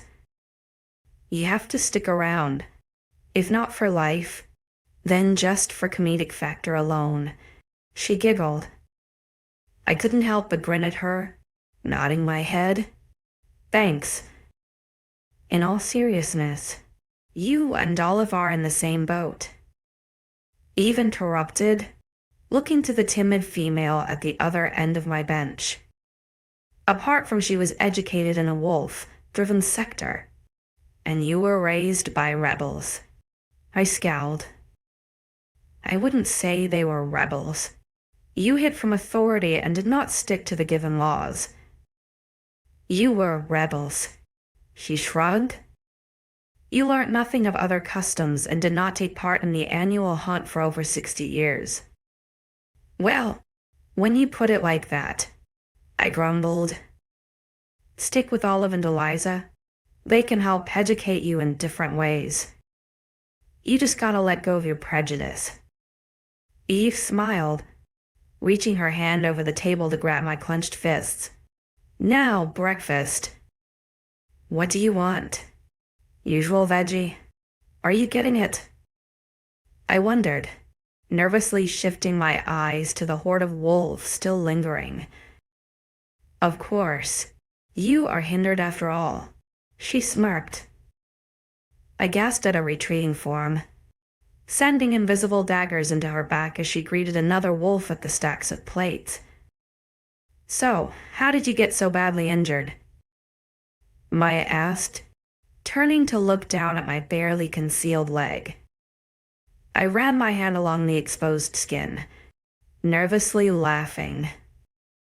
"A wolf tore me down from a tree and dragged me into the forest. Crushed my chest and tore me up pretty good. So they were going to kill you." It was Olive who spoke, her eyes wide with horror. "I was about to die, but someone stopped them and I woke here in the hospital a few days later." Caleb shifted his weight, he and Everett sharing a look I had learned to understand from Eve. Was the mind blank? After a moment of silence, Caleb turned his eyes back to me but paused when he noticed me already staring. His eyes widened a fraction even if he tried to hide it. The corners quirking was a dead giveaway that I had caught him by surprise. "Wow, you are lucky. Why and?" Flashing me her canines again. "Why did they not 𝐬𝐬? Eliza hushed her. "I don't know all of it. Eve just told me your alpha brought me here." I mumbled, uneasy. This made 𝐊𝐬 lose her teasing grin, her face sobering up just as quickly as Eliza's did.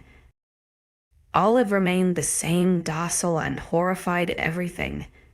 She was scarred. I could tell. "Did you say alpha?" "Yeah. Why you ray that human?" "What?" I frowned. "You're his human?" "I am nobody's human," I huffed, crossing my arms. Maya chuckled but bowed her head. "I apologize if I stepped out of line." "What?" I asked, genuinely confused. A loud sigh came from over my shoulder, Eve setting my plate down in front of me. It was toast, tomatoes and beans, something simple enough that I couldn't wait to eat. Word spread that Alpha claimed a human.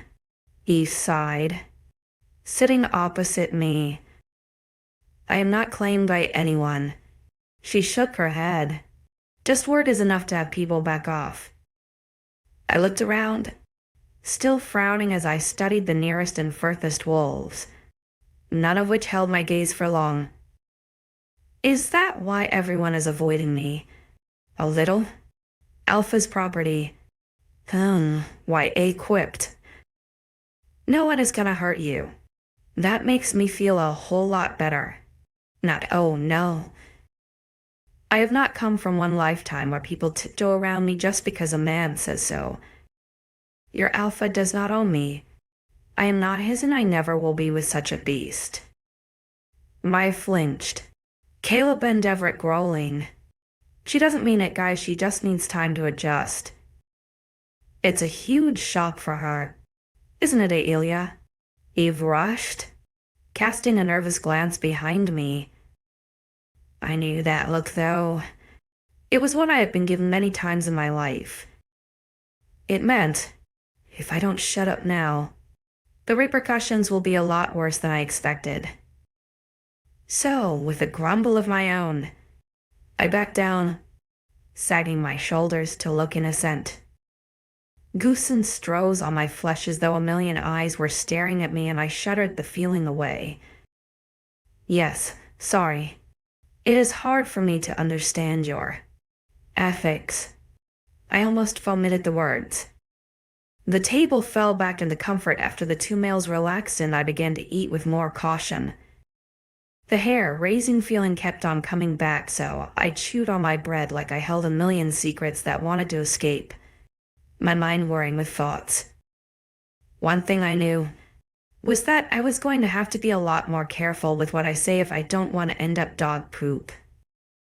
I ate in silence, and the others continued conversation like the ordeal had never happened. I often was brought into the situation, but once I finished my breakfast, I found my eyes wandering further around. The strange feeling never left. So with a huff of breath, I spun around to see what was going on behind me. My narrowed eyes froze as they immediately locked onto the dark canyons of the man who supposedly claims me. I felt my breath hitch as his stern expression glared at me, my eyes softening with fright at being caught in his gaze. But then the conversation from before hit my mind, and I thought, if this was another man who thought he was going to lay claim on me, I was going to make it bloody damn hard for him to even try. He wouldn't hurt me. With a sly smirk, I flicked my eyes along his form before dismissing him with a hum. He had done nothing to earn my attention, I guess, other than save me from wolves. But he was creepy and didn't speak.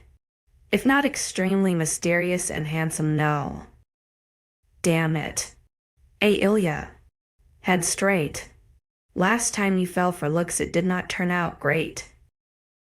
Backstabbers and liars are everywhere. I spun back around in my seat, glaring down at my hands. My back tensed when the sound of a grumble met my ears, and I noticed the table had gone quiet. Looking up through tendrils of fallen hair, I saw the females' heads bowed and the males' jaws clenched. The nerve-splitting pinprick came again, and the movement of the air beside me had me curse. Looking up through my lashes, I came face to face with the harsh gaze of the Alpha. 14. I swallowed the lump in my throat as the Alpha's presence loomed over the table. The others around the table only raised their heads once a greeting of Alpha escaped their mouth. I pursed my lips, turning my attention to Eve, who gave me a wide-eyed look. I frowned at her when she darted her eyes between the two of us persistently. With a sigh, I turned my eyes back up to the Alpha to find him already staring down at me. His face was stern, yet I could see the signs of agitation in the way he was clenching his jaw. I remained silent, and I knew he didn't like that, but I refused to give him my compliance when I didn't want to be here. I felt a surge of confidence against him, and knew that the strange magic hold he had on me meant he wasn't going to hurt me. I had felt it the first time I lay eyes on him, and I knew it now, deep in my gut. I always trust my gut. Ailia? Eve cautioned. I rolled my eyes, dismissing the Alpha again as I looked to her. This resounded in another growl, one that had me jump slightly from its pitch. Ailia. His voice rumbled, causing a strange wave of pleasure to run down my spine. You do not ignore your Alpha. His voice was deep, raspy and practically pornographic evidence to my ears. But what he said also caused my anger to hitch up a notch, barely tangible but hiding in the shadows. I looked back to him, lowering my eyebrows to a glare. "You are not my alpha," I spoke sternly. His lip curled in a snarl, his eyes darkened color. I wonder why the blue always disappeared. He was a lot more attractive with blue eyes. His hair was messy and wild on his head, probably from the hunt that he'd told me about. Crazed wolf, meant out hunting bears, he was basically suicidal. "I am your alpha. You reside in my pack, so you respect your alpha," he snapped. Damn it, why was his angry voice so damn hot? I would never win an argument if this is how he spoke all the time. It sent trembles in my chest, a pool of warmth between my legs. He had to be part warlock, or wizard, or whatever it was, because this cannot be normal.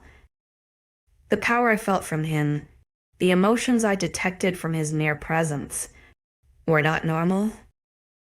I am human. He is a wolf, it could not happen. With my body betraying me, I felt the rising flood of emotions overtake my mind. I didn't want to be here, and quite frankly, this spell he had me under was making me feel out of sorts. I didn't like the numbness he gave my mind, the way his harsh glare seemed to somehow still make me feel comforted. I didn't like the control he had, and it was causing my anxiety to skyrocket. So with a bubbling pot of anger in my stomach, I rose from my chair. Hands placed firmly on the wooden tabletop, I glared right back at the man who apparently would not hurt me. "Well, perhaps I did not want to be here. Did Alpha think about that?"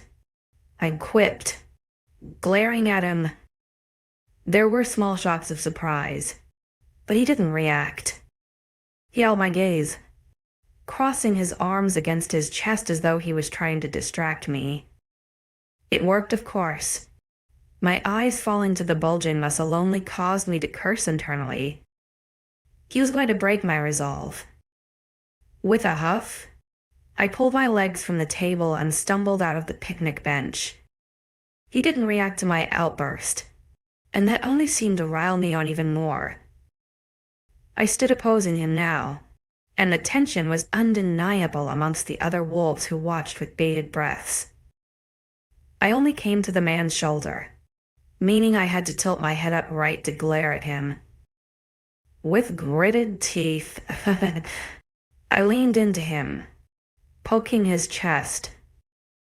I tried hard to ignore the way a warm current flowed up my arm, but a small shudder passed along my shoulders. I was going to test his resolve, see if this man really was as harmless as people said he would be to me. "You do not get to control me," I whispered into his face. Up this close. His scent was invigorating. I inhaled it greedily, a musky spice that reminded me of a heavy wooded forest. My lips parted, my body reacting to his rugged handsomeness.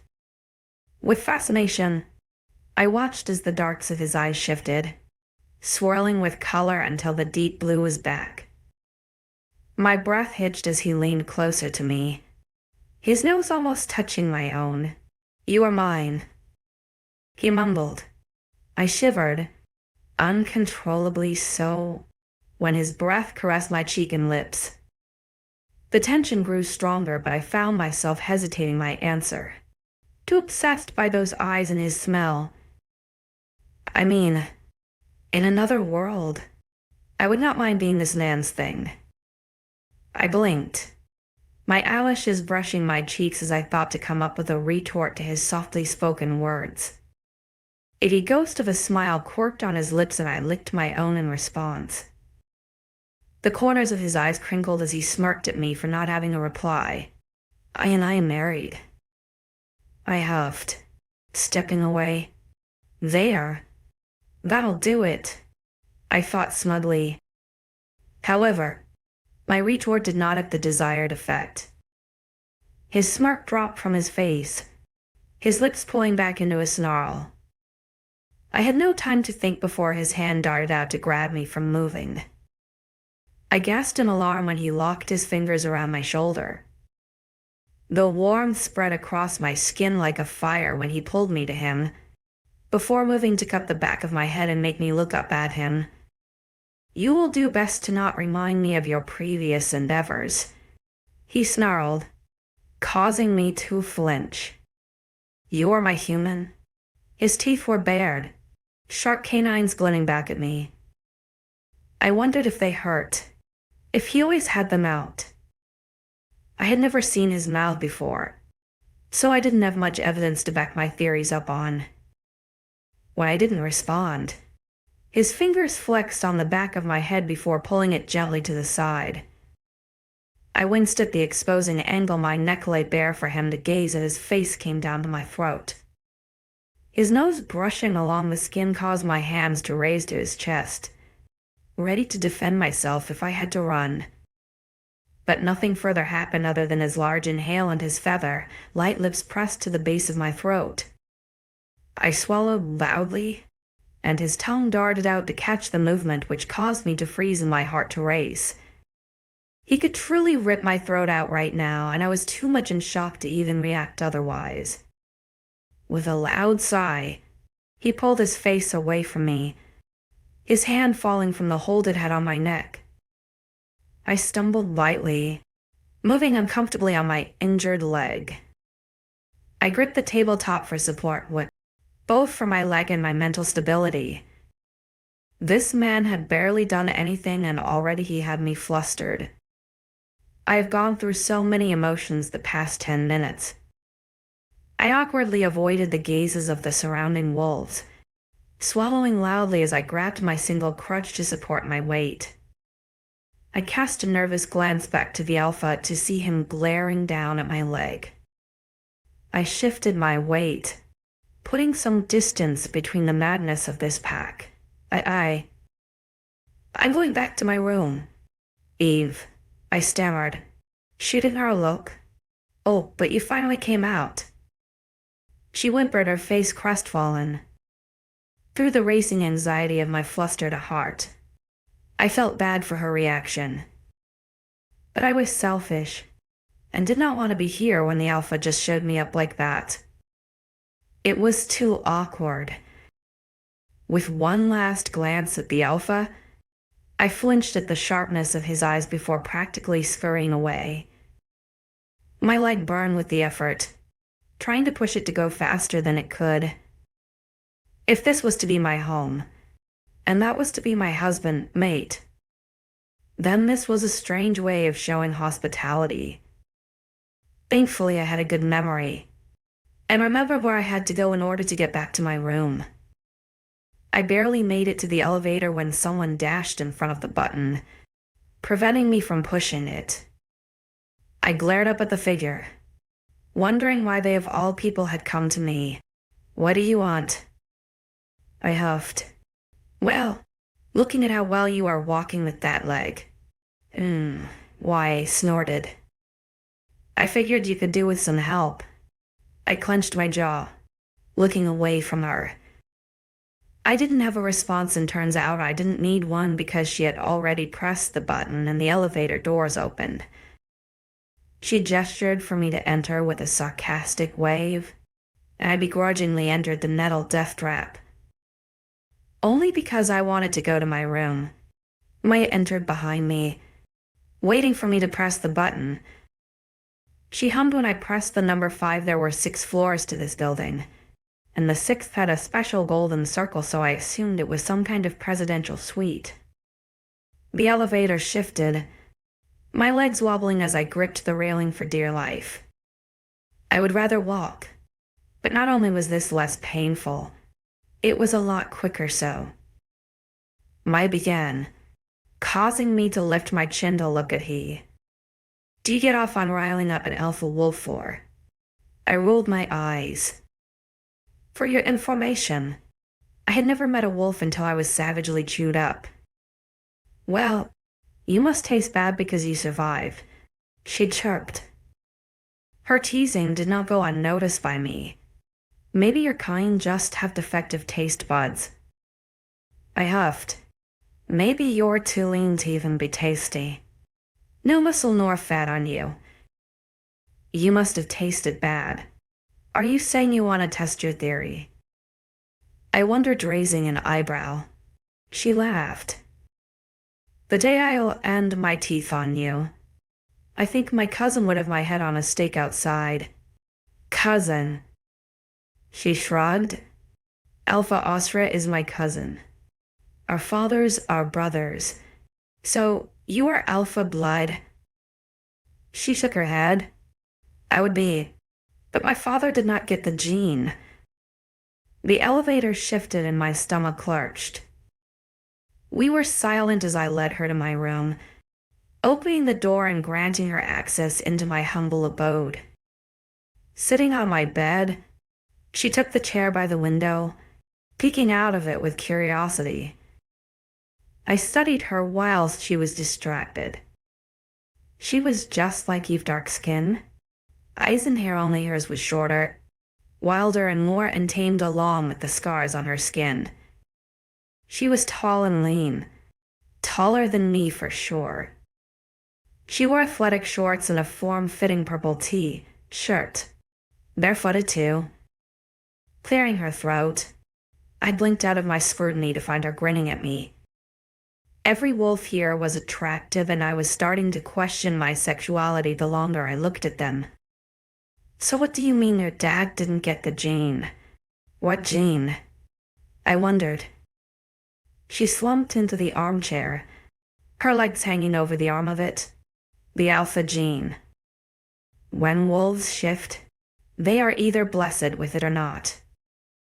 You have to be of alpha blood. It is rare that a non-alpha blood shifts into an alpha wolf. It's the same with a beta. I cocked my head, frowning in thought. So, between your father and his, only his father could become alpha. She nodded. That's the way it is. Back then, if his father was to die, there is the chance my father would get the power to rule, but he would not be as dominant. I nodded, thinking it over. It made sense. A little, I guess. You had to be of dominant, alpha blood to shift into an alpha wolf. 𝐻𝐿𝐴's father got it, and passed it on his son, who obviously also got it. Are they still around? Your fathers? I asked. She snorted and the sound made me uneasy.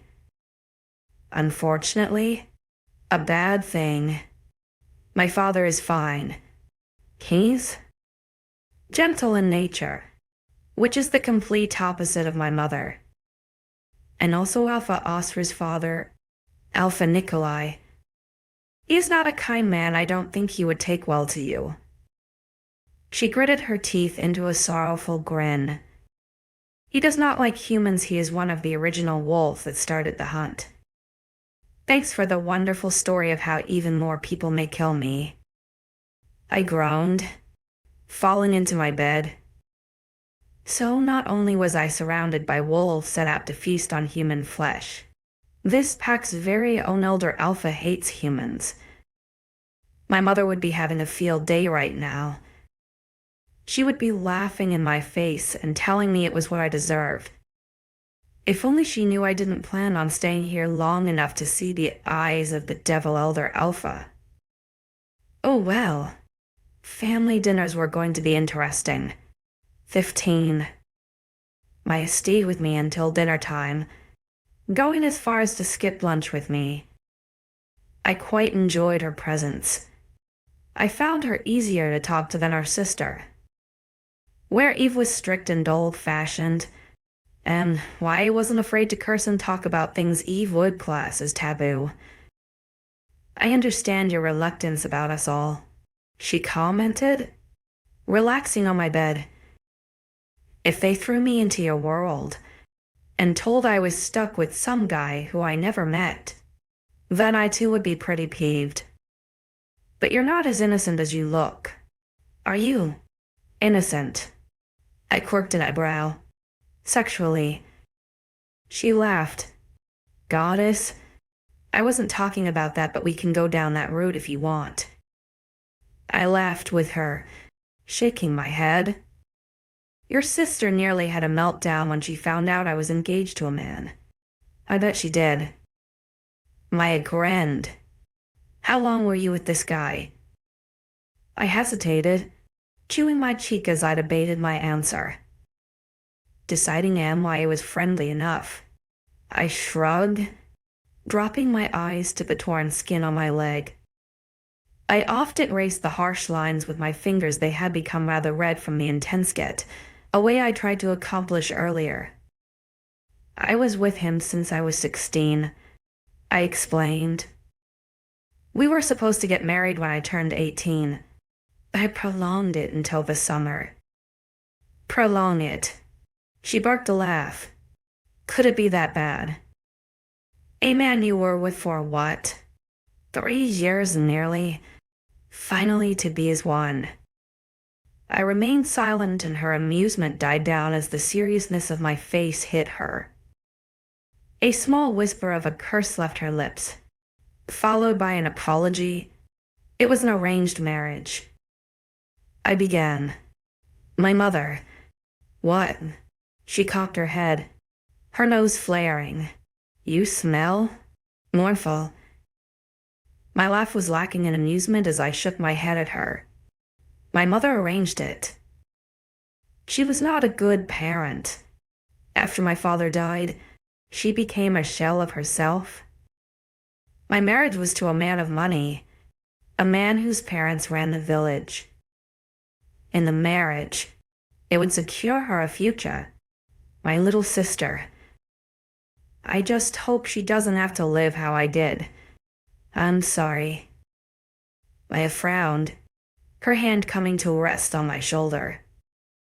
I gave her a faint smile, and we stayed silent as my mind ran with the memory of my mother changing my life, controlling my life. Wai's hand traced gentle circles on my shoulder, her thumb brushing my jaw and deer. It tickled, causing goosens to raise on my arms. Leveling my gaze with hers, I saw her staring down at me with rather dilated pupils. Maya, are you okay? She blinked a few times, her hands stopping the patterns on my skin. It took a few moments for her normal brown to be blinking back at me, but when they did, she appeared sheepish. Sorry, my wolf. She was studying you. She can smell a lot better than I can, and she was just reacting to your changes. She flashed a toothy grin. Is that why your eyes turned black? I wondered. She nodded. The pupils dilate when wolves try to take over, so you can still see some color. Is that why 𝐻𝐼𝐬𝐪 are always black? She twitched slightly at the drop of her alpha's title but didn't react otherwise. His wolf is strong. We are one soul. Wolf and human one entity. We have human eyes in our wolf's eyes, and Alpha just so has a powerful wolf's instinct. It is why he is such a good alpha. They say the eyes are the window to the soul. I commented. So his are always black because he is always a moody wolf. She laughed, her body vibrating the bed. I suppose you are right. He has a higher prey drive, bigger instinct, bigger sex drive. She nudged me suggestively, but I just wrinkled my nose at her. What? She snorted. You are telling me you have not got hot around him. I pouted, childishness overtaking my expressions. Maybe. She laughed again. Hey, Ilya, sex is normal. It's nothing to be embarrassed about. So needy all the time. You're such a little whore. I cringed at the memory of my enemy, remembering how restricted and at his mercy I would be. How my body was his and would betray its own owner. It would disgust him at the end of the deed. It's not that. I just haven't had the best of experiences with it. I muttered. He's a very handsome man, but my body betrays me around him and it scares me. She stiffened, the rise and fall of her chest pausing for a second. Why would it scare you? It is just the mate bond telling you what it wants. Why this is all new to me. There is no such thing as bonds in the human world. You fall in love and marry, and that is that. Then you fall out of love and divorce. Or you die. Simple. I grumbled. She exhaled loudly. Mate bonds are not like that. You are chosen to be together by fate itself. You will never divorce in once you are mated. You won't die. Of course. I will die. I rolled my eyes. I am 18 and humans, on average, live for 70 years today. That is all you got from what I am trying to say. She mused, sitting up to look down at me. Ailia, they made him for you and you for him. I know it is scary. I know it is new to you, but you have to trust this. Trust me. I know we just met, but surely you at least have a gut instinct. Humans are not that behind. Frowning, I studied her. From her exasperated expression to the pleading in her eyes, I knew I couldn't just dismiss her. I felt those instincts, especially when I was around 𝐊𝐲. I felt safe and like he wouldn't hurt me. It was comical how I could feel such things around a man who clearly embraced his feral side and was the size of a tractor. I do feel safe around him. I agreed, to which he grinned at. But I am not perfect, MYA. There are things that have happened to me, and without sounding like I'm asking for attention, but I can't trust him. I cannot be here.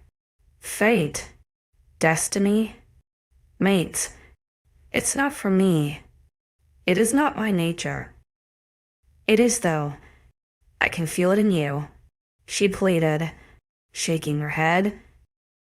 You are strong-minded, witty and brave. I am not brave. I laughed. I may seem so, but deep down, I am scared. Her eyes softened. You don't have to be scared. Just trust your gut. Embrace the feelings.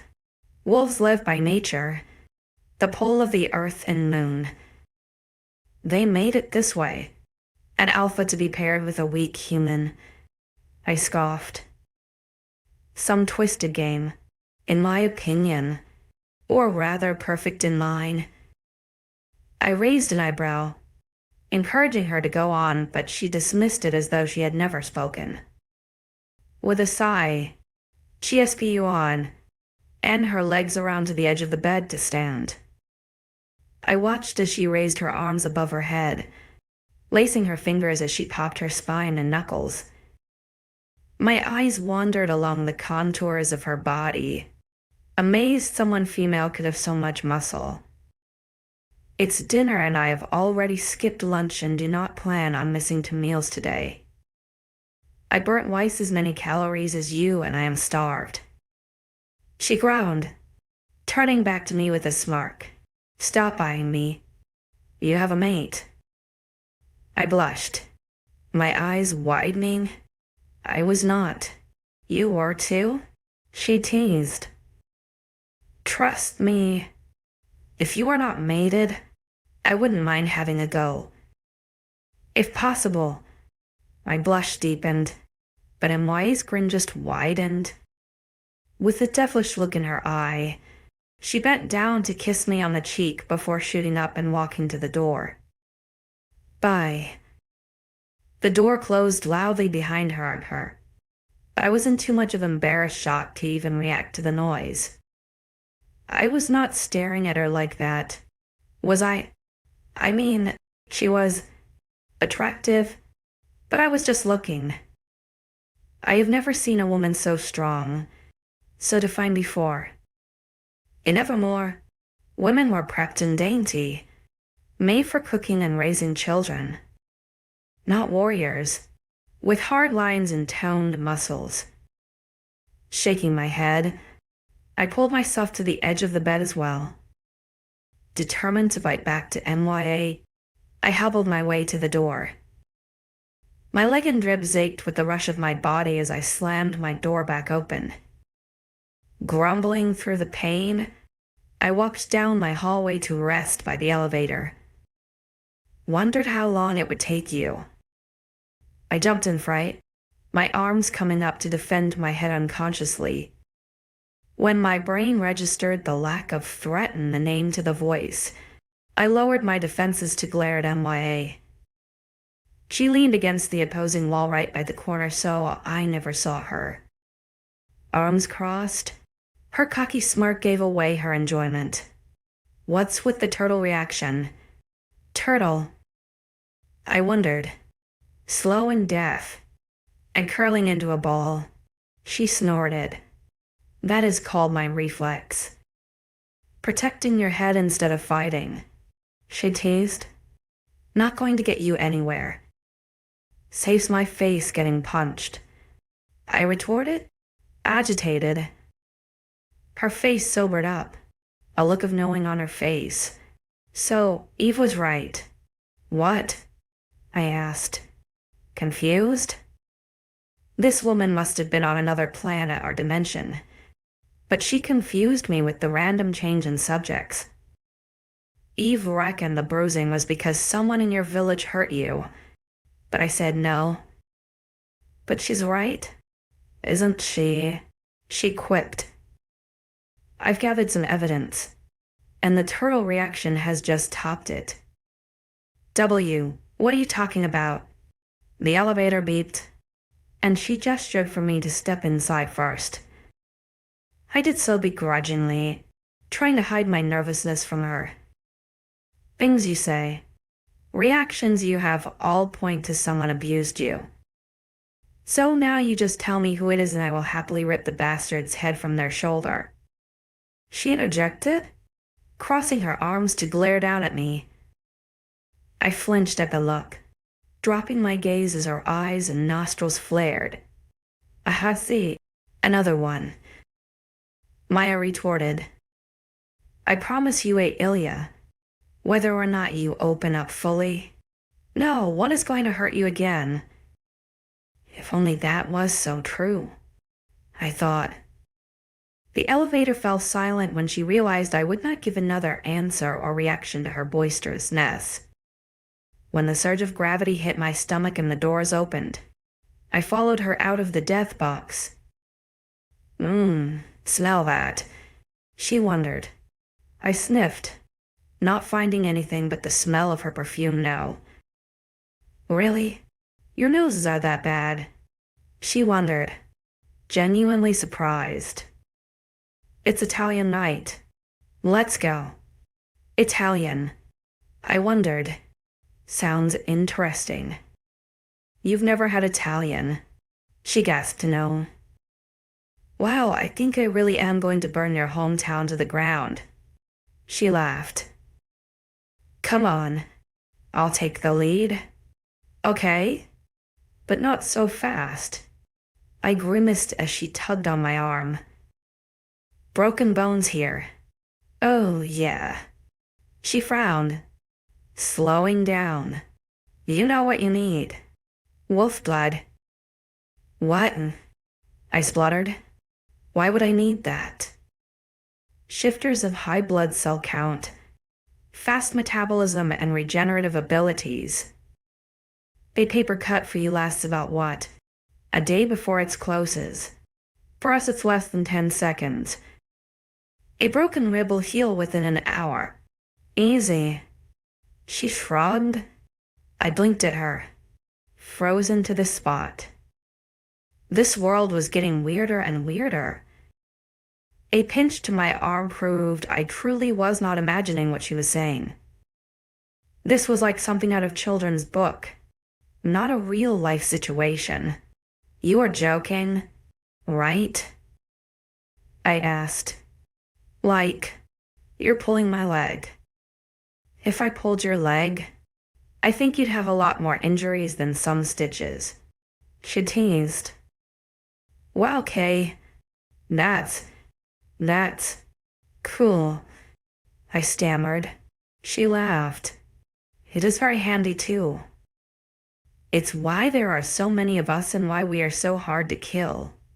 That's why you won the war, I commented. She cringed. But I didn't mind. I can't change the past and wars happen all the time. People get too greedy and power hungry. Shifters were just stronger, braver and smarter than we gave them credit for. Learning they could heal that fast. Though, what I thought things like that were myth was not as peculiar the more I think about it. They can change into a four-legged dog. It's not like this is much worse. I suppose so. I mumbled. Anyway, enough. Let's eat. I'm supposed to be the alpha soulmate. But did he just reject me for another woman? And why does everyone keep staring at me like I'm the main course at a buffet? 16. Maya dragged me into the dining hall without further warning. My ribs screamed in protest, my leg burning with effort as she pulled me along behind her. I stumbled and her grip tightened on me, her arm coming to support my waist. Sorry, she gasped, stopping our advance. I forgot about your injuries. I winced a smile, leaning more into her as I caught my breath. It's fine. Let's just go slower. This was the first time I had set foot in the room for a mealtime. This morning being the only meal I ate outside of my bedroom. Looking up, more wolves filled the room than I could count. It seemed the evening meals were a lot more popular than breakfast ones. I swallowed nervously, as many scrutinizing eyes landed upon me. I could not see the alpha, but my eyes fell on the familiar faces from this morning. I smiled awkwardly as Eve's face blossomed into a grin at my arrival. Palm waved in the air, my name falling from her lips as she called me over. Maya snorted, pulling me along. You have been summoned. I ignored her teasing with a roll of my eyes, starting to hobble to the table. MYA's arm remained around my waist, going as far as to pull my chair out for me. I gave her a strange look, but she just grinned, claiming she would get us both some food. The less I'm standing, the more I wouldn't mind being brought food. Hey, surprised to see you down here. Eve beamed, pouring me a drink from the water pitcher. Me too, I mumbled. What made you change your mind? She wondered. A frown erupted on my lips after I took a sip of the water. Her more annoying sibling was the answer. To chase after her sister. I clicked my tongue against the roof of my mouth. Eve laughed. Catching my attention? What did she do now? You make it sound like she has a habit of annoying people. I pointed out. She grinned. Why is spontaneous and mischievous? Don't let her tough exterior fool you. Oh, trust me. It hasn't. I shook my head. What did she do? Eve frowned. I shifted awkwardly, not sure how to explain why. Your sister accused me of flirting, and so I had to make sure that she knew I was just appreciating her looks. No. That doesn't sound good. Your sister said I was eyeing her up and ran away, so I had to tell her I wasn't. No, that's just another lie. She wound me up, and I had to retaliate. Is what I settled with. Eve studied me with a quirked brow, but nodded anyway. She is good at that. A smooth hand landed on my shoulder, trailing delicately down my arm to settle on my bicep. I had jumped at the intrusion, but a glimpse over my shoulder proved it to just be the devil herself. Maya grinned at me, setting down a bowl of steaming food. I eyed it curiously, seeing spaghetti and some kind of tomato-based sauce. I thought I would go easy and stick with spaghetti, she teased. Thank you. Sitting down with a creamy-look dish of her own, she climbed into the chair right beside me. Her knee brushed mine and stayed there, but she didn't seem to notice, or chose not to move away. I cleared my throat, picking up my fork. So, what were you guys talking about? Ailia claims you were winding her up. Eliza smirked. I was just testing her. I shrugged. Well, you smell strongly of each other. Be sure the Alpha doesn't look too harshly on that. Everett grumbled. It surprised me to hear him speak, his voice slow and gentle. I wasn't sure why a smelling of each other was a bad thing. We had been in the same room for most of the afternoon. Eve caught onto my questioning gaze because she cleared her throat to catch my attention. I looked at her, softening the creases that had formed at Everett's words. The Alpha won't like anyone's scent being so heavily on you. It's a primal thing, she explained. Of course it was. Maya snorted, mouth full of food. More like anyone unmated. If I was mated, he would not care about the smell. He wouldn't care anyway. But you don't exactly reel in your sexual dominance. Eve gave her a stern look. 𝐿𝐲's knee pushed further into mine, and I stared down at the visible part of her thigh beneath the table, taking a mouthful of the spaghetti before it got cold. The taste of the sauce pleasantly surprised me. It had a little soft crumbly chew. Tomatoes, onions, and garlic reaching my taste buds and having a little party.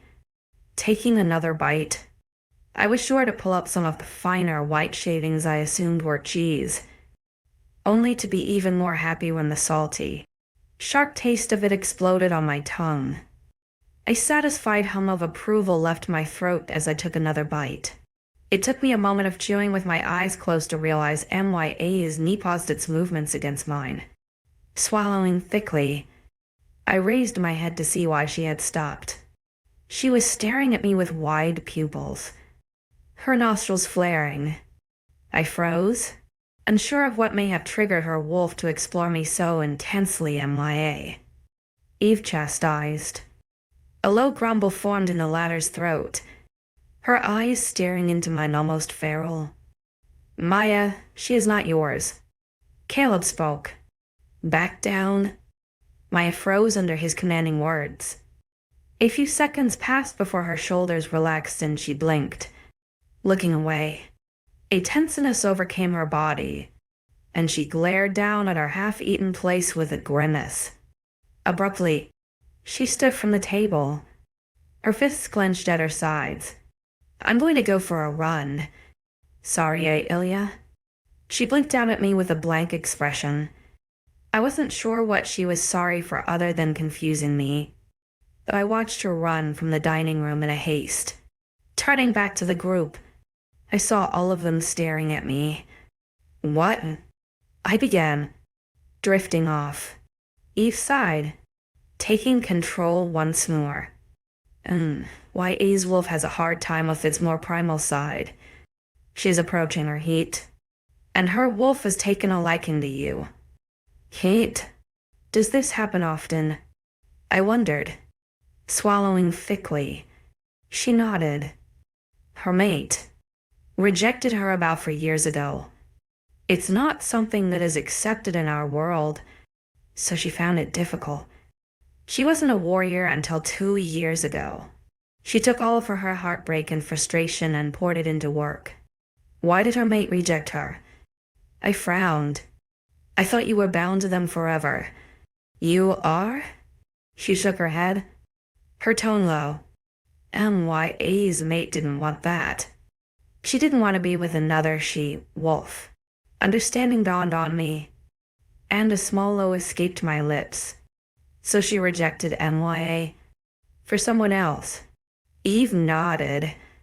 Female mateships are rare, but they happen, and her true mate wanted a male to give her pups. Maya was just a patrol wolf. Fast but not strong and definitely not male. That's so sad. I frowned, fiddling with my dinner fork. But why is she so focused on me? Once a wolf reaches their peak puberty, they go into heat. It happens every year but turns into every 6 months once they have mated. So, they get hot. 𝐿𝐲 giggled, Eve giving me a small, smirking laugh. My frown deepened. What had I said that was so funny? Heat is like a way for us to boost our population. It's an uncontrollable urge to mate and produce pups. It lasts a few days, and our bodies produce a crazy amount of hormones that call into unmated wolves, both males and females. We take remedies now to soothe it, and most of us can handle it with ease, Eve explained. But 𝐿𝐲 had mated, which makes it harder because her body was kick-started. Should I say? That's weird. I admitted. You don't have that in your world. Eve cocked her head. I shook my head. Awkwardness overtaking me. We have menstrual cycles, but they're the opposite of what you are explaining. We have those too, Eve chimed. Every month. Our body rejects the unwanted egg. I gave her a strange look when those words left her mouth. Even Olive's face turned into one of disbelief.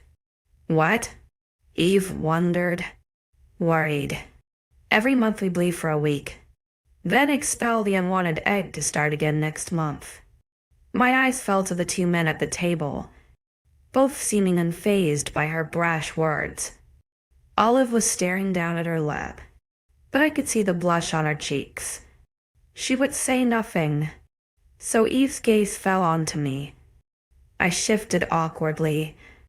Periods are, like, taboo in our world. Most people don't enjoy hearing about it. Her face contorted into shock. Even Caleb's brows rose. What? She laughed. I shrugged. I don't know about Eliza or Olive, but women in my village didn't leave the house for the first few days, and supplies always came in blank packaging to be discreet. Then how do you get tended to? Eve wondered, glancing between the two of us. Who helps soothe you? Provide for you whilst your uterus sheds itself. I frowned, utterly confused. I'm not sure I follow. Eve sighed. We speak well of here. Males are heavily involved in their mate's care. Eve and periods. That explains why the men seemed unaffected by her words. Eliza nodded. Caleb always treats me well to make me feel better. He fetches me supplies and food and gives me great massages. I never realized the contrast of humans until now. The very thought of sharing Eve and the date of my period with Darius would bring a nervous sweat to my brow. He hated it. The very thought of it. Blood coming out of my vagina. He would convulse at the thought of it. As soon as I would say I was on my monthly, he would disappear for 5 days. Claims it was for work every time. But I soon realized it was to get away. Probably go get attention elsewhere. After a while, I learnt not to care. The thought in my stomach churned with unwanted envy. I could do nothing back then. Talk to nobody without his permission. The fact these women had men going as far as to clean them and fetch them sanitary pads had a weird envy surge in my gut. Why was I stuck with a man who hated everything about a woman except for the pleasure and ease of life she could give him? I'm sorry. Have I upset you? Eve's coaxing voice snapped me out of the fog. I swallowed, shaking the faint tears away in hopes she didn't notice. But everyone at the table did. I knew I was too late in coming out of my mind, because their nostrils flared and even the male's eyes darted to the wetness on my cheeks. It's okay. Just had a bad memory.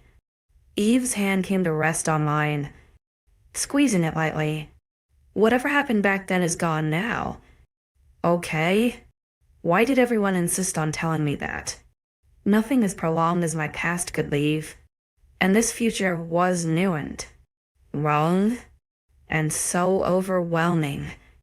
So instead, I just gave her a small nod and smile, accepting her words of faint encouragement as I dived back into my dinner. I made sure to keep the sounds to a minimal, and gradually the others joined in, light conversation flooding the table once more.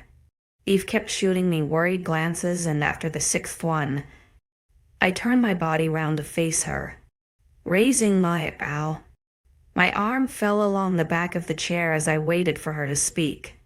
She looked around the table nervously, but shook her head, a sign that said she would ask in private. I had a feeling I already knew what she wanted to know. Her sister had been diving into my past and had mentioned Eve's inkling of what I had been through. I could only assume my small tears as I got lost in my head triggered that part of her that itch to know. Wolves were just as curious as me. I noticed. Suddenly, the surrounding tables all started to vacate and leave out of the same door. I raised my eyes curiously, watching them as they flooded out of the dining room. Before me, the 5 wolves stiffened, shooting me nervous glances. "What's going on?" I asked. "Someone has just arrived unannounced," Caleb stated. Unannounced. Like trespassed. I wondered. They all stood, gesturing for me to do the same. I smoothed down my clothes, dubbing a napkin to my mouth in haste. "Not exactly," he grunted. Eve took my arm and pulled me in the opposing direction of the wolves. But I wanted to know. Wanted to see what was going on. I wasn't going to go hide in my room. Not if damn Olive could have a look. That meant it wasn't a threat. I broke out of Eve's grip and followed Caleb's broad back to the commotion outside. There were harsh whispers breaking out as the crunch of gravel met my ears. A path seemed to clear through the groups of wolves, and Eve chased after me. Anticipation and nervousness flooded me. It was weird. Why did I feel so nervous and on edge? Caleb broke through the front line of wolves, Eliza right next to him as they came to a stop. I stumbled behind them, catching my breath as I successfully lost Eve in the group of wolves. My ribs hurt, my lungs aching with this small sprint, but my hand latched onto 𝐿𝐲's familiar shoulder as she stood beside Eliza. I noticed she was back to normal now, but her friendlessness had gone from her face. Instead, it was stern. But I noted a small look of unease before she switched it to passive. I went to open my mouth to ask her what was going on, but my eyes ended up locked on a new target. A shirtless, 6-foot-tall target. Alpha 𝐊𝐲𝐬 stood before the group, his back to us all as he spoke to someone in front of a black car. Just as I turned to watch, I noticed his back stiffen, but before he could fully turn in my direction, the back door to the car flew open. A shrieking, excited squeal came from a blurring form as they ran from the car. Something that felt a lot like dread pulled in my stomach as the black-haired female launched herself into 𝐊𝐲𝐬's arms. It only deepened into a suspect when he wrapped his strong, bare arms back around her, embraced chest to chest, her cheek pressed into his as they held each other. An Aussie settled in my throat, my heart racing in my ears. Time seemed to slow, people around me quieting as it felt like a million eyes were watching me. It only worsened when the pretty female pulled away to grab his face and pull his lips to hers. 17, what was this? Was it some kind of sick joke? Why was I dragged here as someone's soulmate? Only to be replaced by another female. He claimed I was his, and that I couldn't prevent that. But was he not mine? This was like Evermore all over again. Just as I accepted the fact that he was supposed to be my soulmate, he threw a curveball in my direction, one that had my emotions flying wild. My stomach doing confused somersaults, a toddler attempting a cartwheel. But you know what? Good. I didn't want a stupid soulmate. Anyway, I didn't want to be here. It was my mission to not be here. I would rather the wolves murder me in the woods than be stuck to an animal's side. That's what I told the strange emotion swirling inside of me. Multiple eyes stayed locked on me, some of them growling as they stared between the couple ahead of me. I wasn't sure if they directed the growls at me, but the few that I heard were all surrounding me. As soon as the kiss started, 𝐊𝐲𝐬 was pushing the female's hands away, his head rearing back abruptly. I wasn't sure what was happening, but he must have said something to her. Going by the sad, confused look in her eyes, she took a step away from him, her eyes narrowing. 𝐿𝐲𝐬's hand wrapped around my waist, drawing my attention back to her. Her dark eyes were in narrowed slits, her jaw tightened firm as she stared down at me. I frowned, unsure on why I was drawing so much attention. Her fingers pulled on my body, pulling me into her side. I staggered but followed her steps as she held on to me.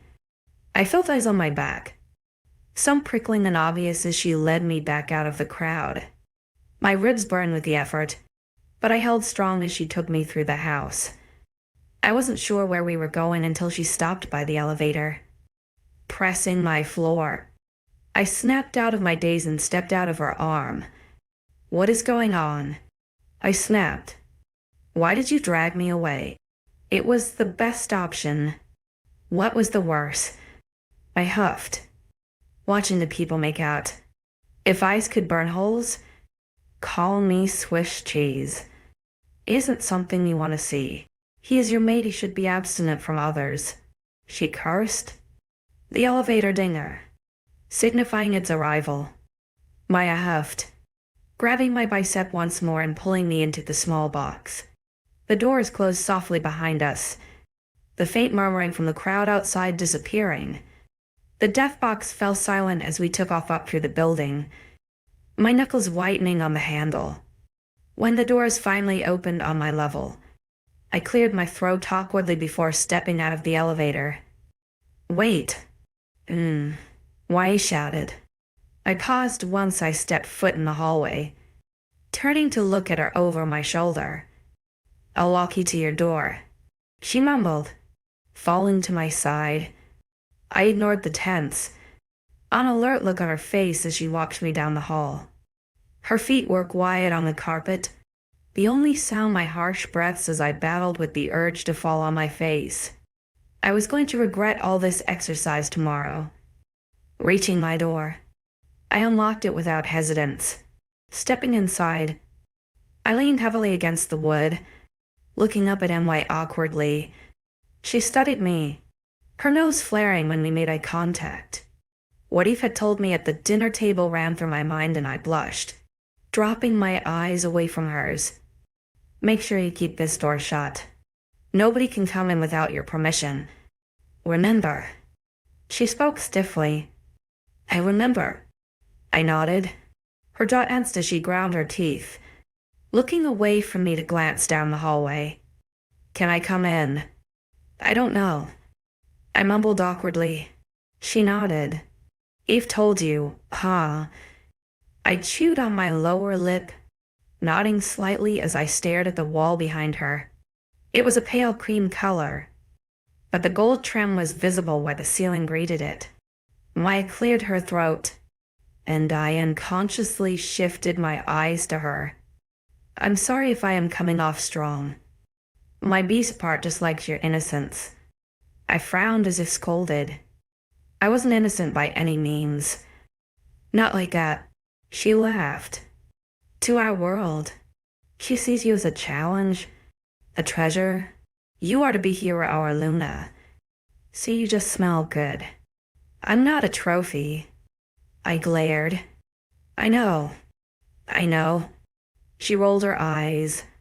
Beast and human are not separate entities. It is why I'm struggling lately. What my beast instinct feels, I feel in theirs. Just something about you. How lovely. And on that note, I am going to go. I am overstepping. I think I will go for a run to see if that helps. She clicked her tongue, dark eyes flickering down to me. Did you want to ask me anything? I'm sure Eve will be up to do damage control. I almost rolled my eyes, knowing Eve would do anything in her power to defend her alpha. The control of their wolf sides had blinded her Navi and more close-minded than MYA. That was for sure. It's okay. Thanks for walking me to my room. I gently shook my head.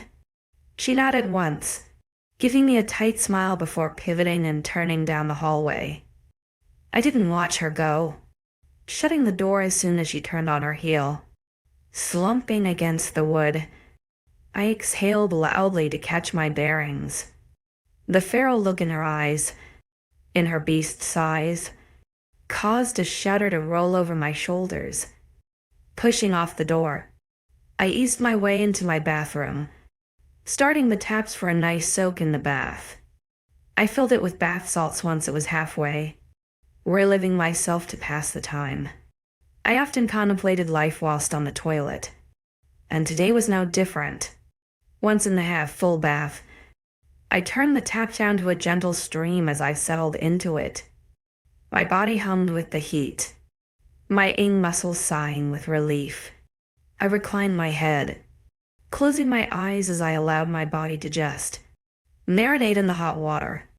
I was like a nice, cozy ham getting ready for a wonderful Sunday. Snorting to myself, I turned the tap off with my toes the bathroom falling silent. The occasional drip from the tap didn't bother me as much as my wandering thoughts did. At first, I wasn't sure why I felt so envious of the woman in his arms. Then it grew to confusion. Werewolves bonded for life. Eve assured me of that. So who was this woman?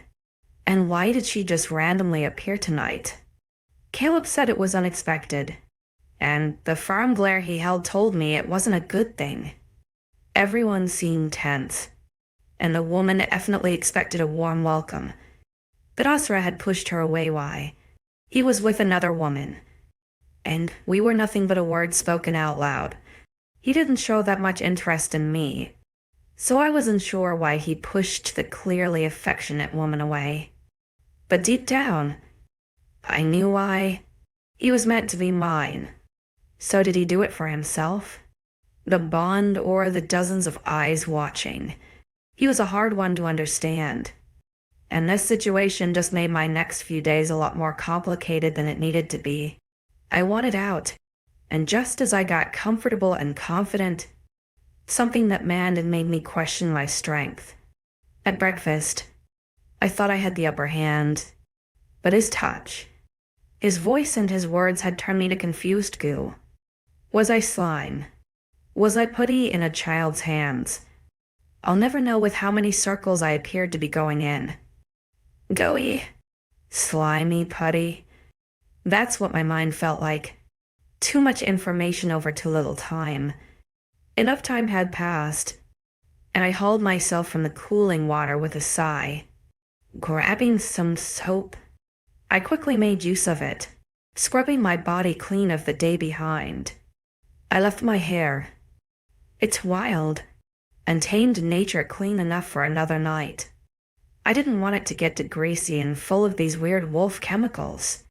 Stepping onto the mat, I wrapped a towel around myself, walking over to the vanity to get ready for bed. I brushed my teeth, moisturized and dried the damp hair at the base of my neck. Deeming it well enough, I dropped my towel and left my bathroom in search of pajamas. I may as well sleep naked, it was warm enough tonight. With a sleepy smile on my face, I felt refreshed and I screamed. That was the only reaction I had to the figure stood by the foot of my bed. He spun around from staring out of my window, eyes widening when he saw me. It froze me to the spot, my own eyes full of horror. I thought people couldn't enter my room. I guess that doesn't count for cocky alpha males. What are you doing? Asra grunted me. What am I doing? What are you doing? I screeched. I didn't miss the way his dark eyes ran along my body, and it was then I remembered I had discarded my towel in the bathroom. I cursed, running a hand through my hair. I wasn't ashamed of my body since he had conditioned me not to be bodies are meant to be appreciated. They were not ours to keep a secret. But that didn't make his wandering eyes feel any less scrutinizing. No, not scrutinizing. He seemed to appraise me. I came to talk to you, he murmured, at night whilst I was in the bath. Snorting, I rolled my eyes. I don't want you to talk to me, and I have no reason to talk to you. I thought my room was a private place. He actually flinched, and I felt proud of myself for causing a reaction. I crossed my arms over my breasts when his eyes dropped to them for a moment too long, causing them to flicker back up to me and a lazy smirk to grace his lips. He took a few slow steps forward, and I narrowed my eyes, holding my ground. I'm the alpha. I override everything, but I can always stay, he suggested. Despite his handsome as fuck sexy body, I scoffed. No thanks. Get out of my damn room. I snapped. I don't want you here. He recoiled like a snake, stopping his advancement. His once curious, teasing expression fell into hard lines. I exhaled loudly, turning away from him to walk to my door, fully aware of his eyes on my bare ass. Opening it sarcastically, I pretended I wasn't just stood here naked.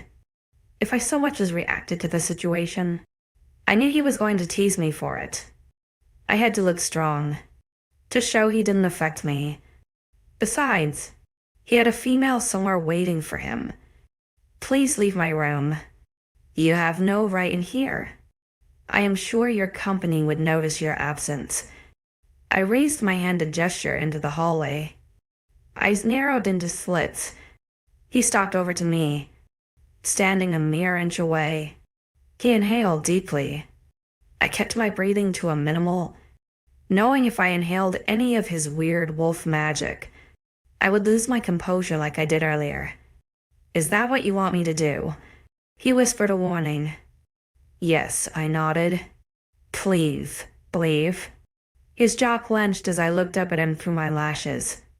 He seemed to debate something because his next move startled me. He stepped back, nodding once, flickering his eyes over my naked body once more. I glared at him when they came back to rest on my face. He smirked when he noticed I caught him. Maybe next time, he suggested, stepping into the hallway. Don't count on it. I snorted before throwing the door shut. Satisfied in my endeavor to hold my composure, I felt proud for sticking up for myself. Grinning happily, I made my way to the bed and flopped face first into the soft, clean sheets. Tomorrow would be a whole new day. 𝐊𝐲𝐬's new or old companion obviously occupied him, so I had nothing holding me back. 18. The next morning, I woke earlier than normal. Despite feeling exhausted, I was restless and unable to get comfortable. It didn't help that with every passing hour, the ache in my bones and ribs grew worse. Eventually, I gave up trying to fall back asleep and sat upright in the bed, running a hand over my eyes. I squinted to get a glimpse of the clock on the wall. 500 a.m. Brilliant. Huffing, I pulled myself from the bed, only to collapse as shooting pains shot down my torso and thigh. I exhaled heavily, trying to catch my bearings. I couldn't stay in this room, it was way too confining. In the past, when I couldn't sleep for many reasons, I always found myself outside, and that was my plan for this morning. Stretching away the pain, I made my way to my drawers, pulling on some underwear and socks. I grabbed a hoodie, leggings, and some boots. I love boots. So versatile. Wear them with most things. Get you through rough terrain and rain. Zipping them up. I tapped my heels together before making my way down the hallway. I eyed the death box elevator with hatred before deciding it was my best bet to get outside without falling down the stairs and breaking my neck. With a grumble, I pushed the button to call it, wrapping my arms around myself as I waited.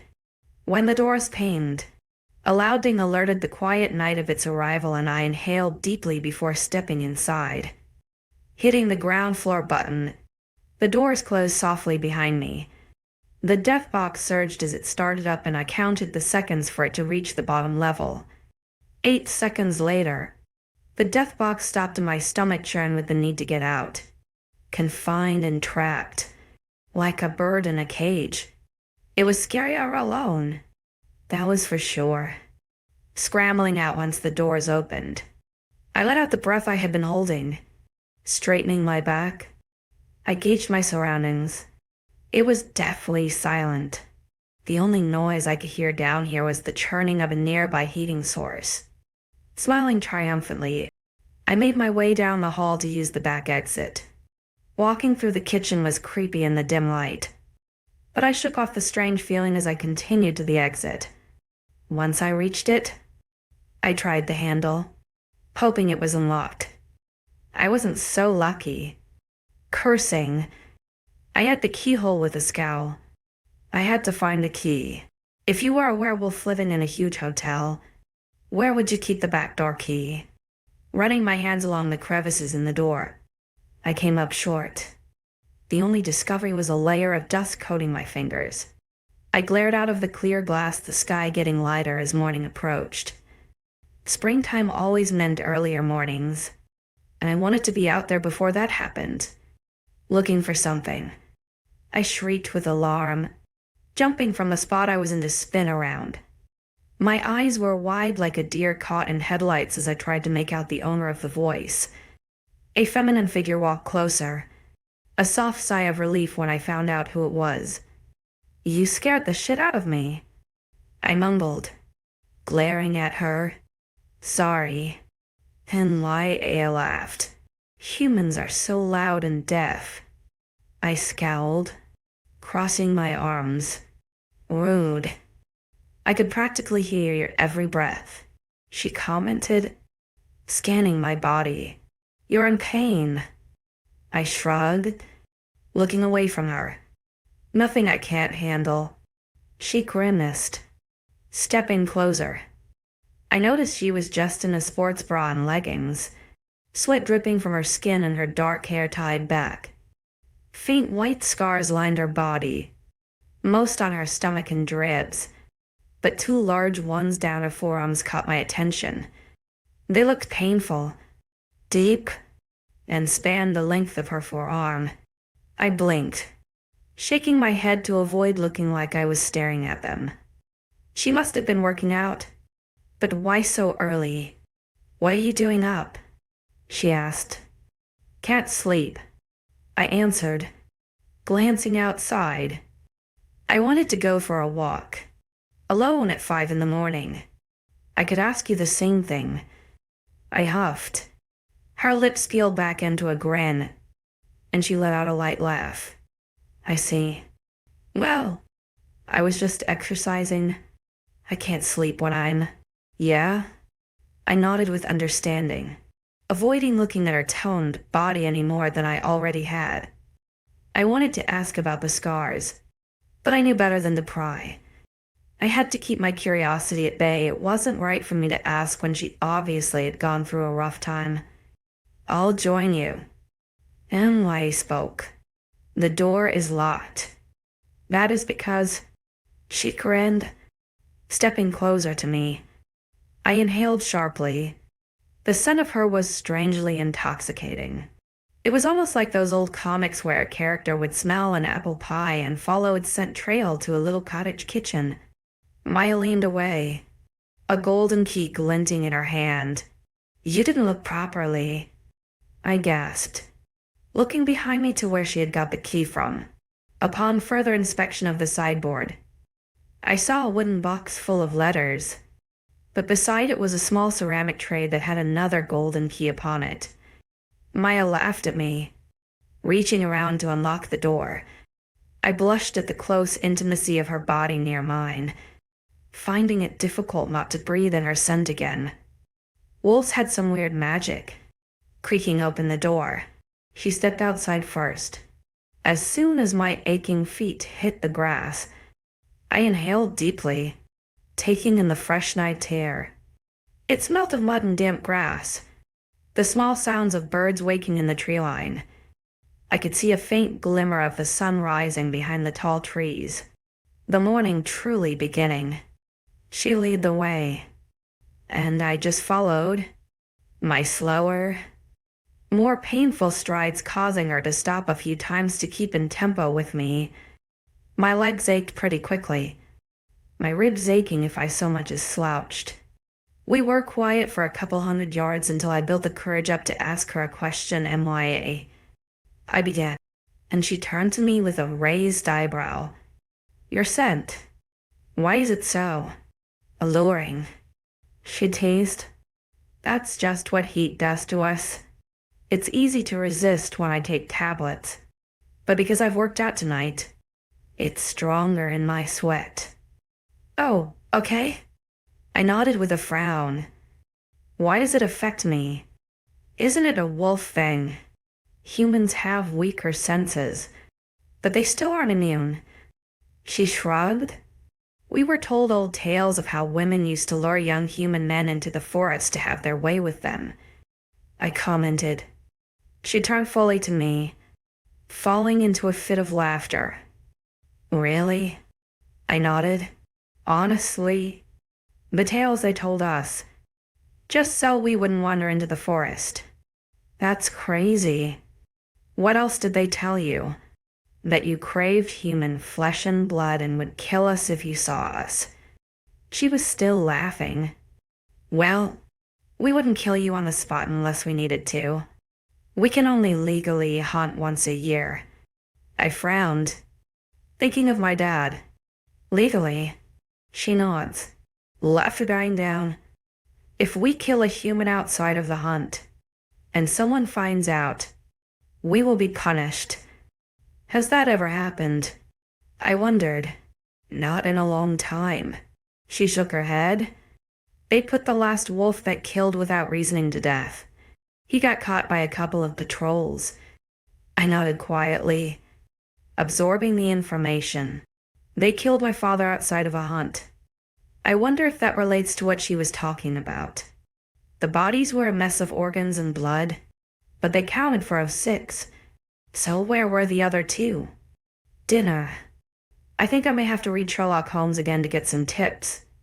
What's with the random questions? She wondered. Concerned someone may eat you. Something like that. I smiled tightly. You're the true mate of our alpha. No one is going to hurt you whilst he is around. Funny she says that, because I once was told the same.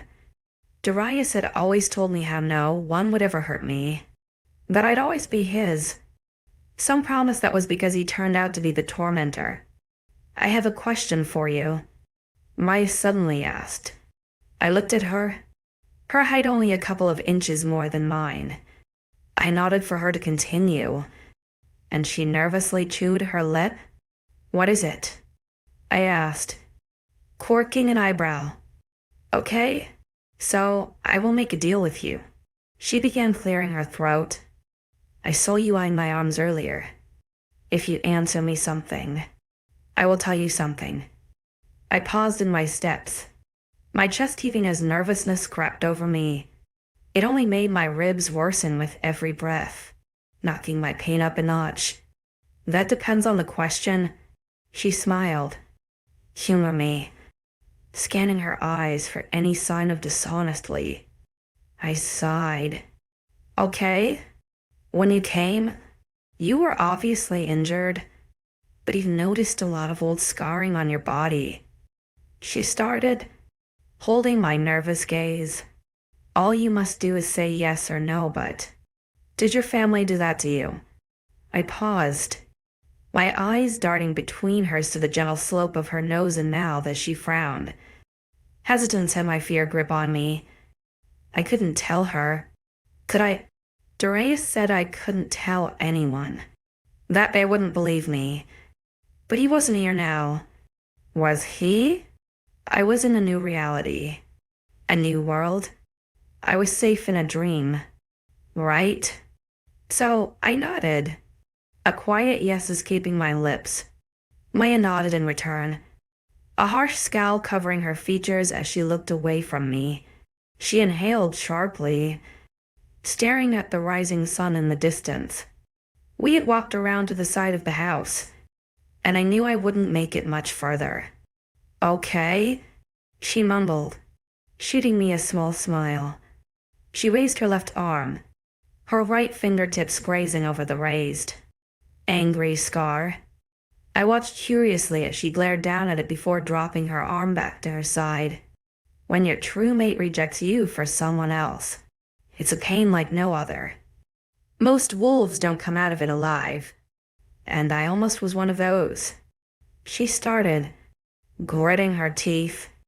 I tried to die. I really did. I thought tearing myself apart would lead me to that, but my damn healing wouldn't let me.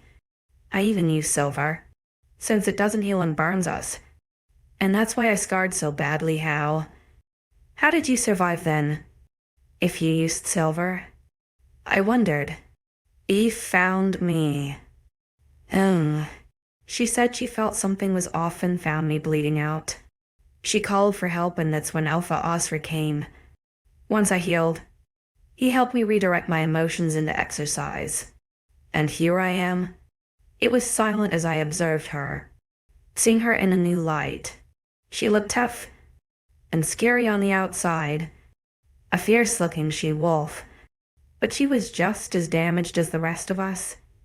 I reached out my hand to clasp her own, running my hand across the back of her hand.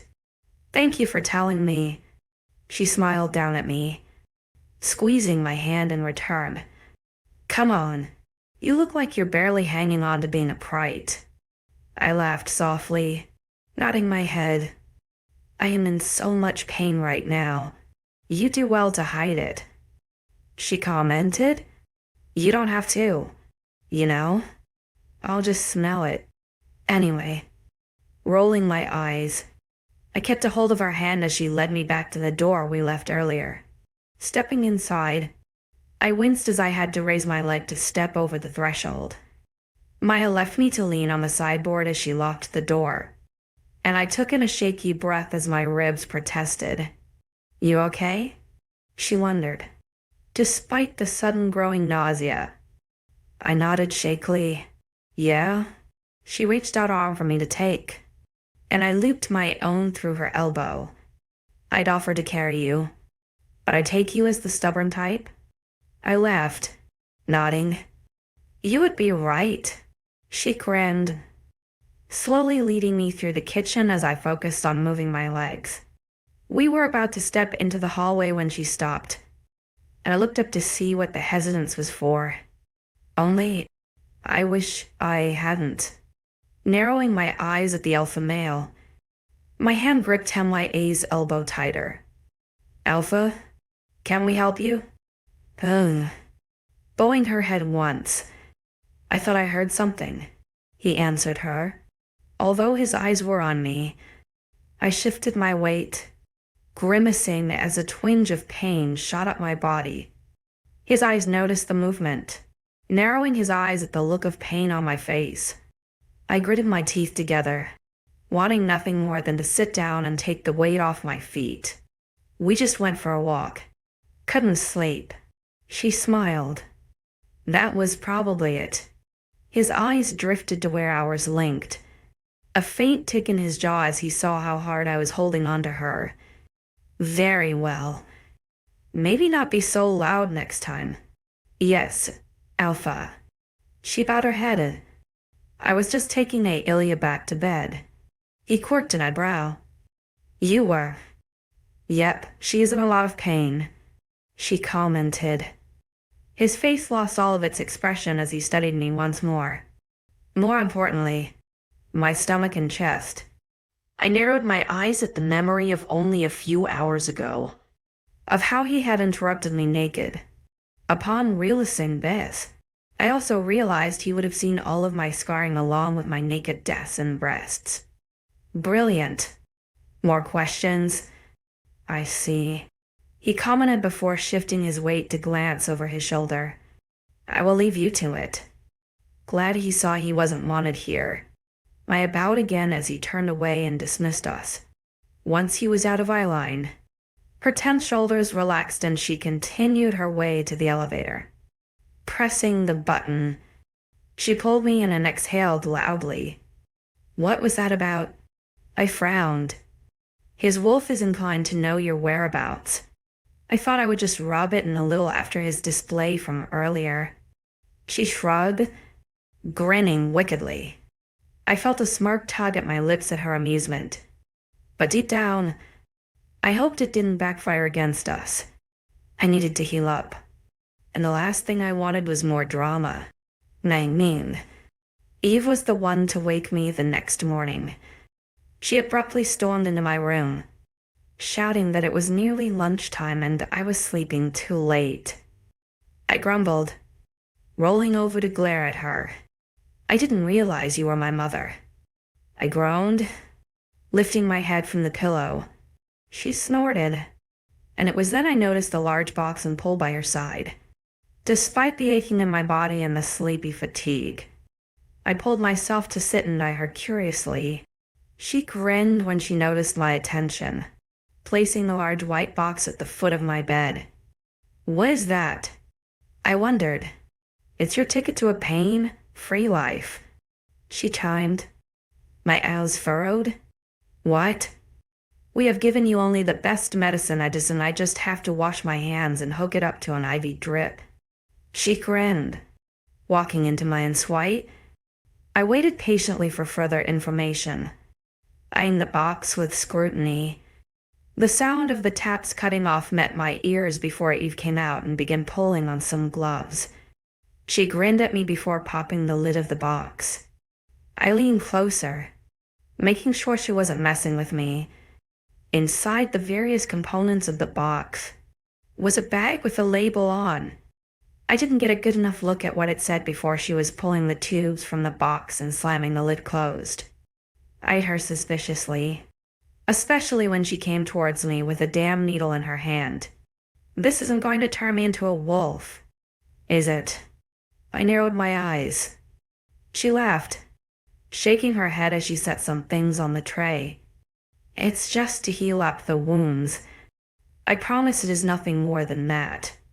Waiting for her to continue, she pulled the 5-foot-high pole towards me and hung some random tipping. We're really doing this right now. In my bedroom. As I have just woken up, yep. She grinned, pulling an opaque bag from the box next. Before you wake up fully and refuse. I frowned as I watched her link the rubber-looking butt to the unfamiliar bag, but held out my arm when she asked me to. The needle pierced my skin, connecting me to the IV easily. She distracted me for a moment, placing a plastic film-looking plaster over my skin. It wasn't until I looked away from her hands did I see the red liquid flowing through the tube and into my arm. Eve grinned when she noticed what I was staring at, not at all fazed by the red liquid. Is that what I think it is? I gasped, wide-eyed. That. Oh, just a blood transfusion. It's like liquid gold. She shrugged. You said medicine. Well, I also said something to help heal you. She giggled like she hadn't just tricked me. Catch me whilst I was sleepy so I wouldn't notice until she plugged it into me. And kept the bag opaque? Smart move. Why do I have it? Whose blood is it? Why do I need it? I'm fine. I exhaled noisily. She giggled, shaking her head before tapping the bag. You have it because it helps heal you better. All those aches and pains, those angry red lines will fade away. It is werewolf blood. We have amazing cell reproduction. And since you are human, it will give you a little boost. Great. So I was going to turn into a werewolf. No, one kill me. I don't want to be a dog when I wake. That's peculiar. I sighed, watching the blood drip through the tube. You have only the best of the best. Alpha gave me that himself last night. She grinned. I already have your blood typened. Of course. Mates are always the same. So we were good to go. My mind flashed with images of the Alpha submitting to a blood draw. Alpha's blood? Only the best. She nodded. If you will allow me, I can show you how amazing it is. I begrudgingly nodded, going with the flow as she pulled the duvet down my body. She cursed in surprise when she found me clad in just some pants. I just snorted in return. You have seen me naked more times than normal now, Eve. She grunted but otherwise gestured down to my body. With an unsure hum, I followed her hand as it trailed down my skin. To my amazement, the harsh red lines from the wolves were fading along with the ache in my bones. Amazing, isn't it? It's only been like 2 minutes and already you've healed this amazingly. I've never seen it happen so quickly. Eve gushed. Not that good with old scarring. But look, already? I wondered, surprised. Yep, that's that quick. She giggled, wow. I breathed, mesmerized. We truly were no match for werewolves. If this is how quickly they could heal. I could feel the soreness leave my body as time went on, slowly feeling like I was floating on a cloud. I felt energetic, strong, and flexible. The only ache was the tape on my skin holding the needle in place. It surprised me I didn't recoil at the thought of having someone else's blood in my system. But it weirdly felt fine. Was I becoming numb to the weird shit here?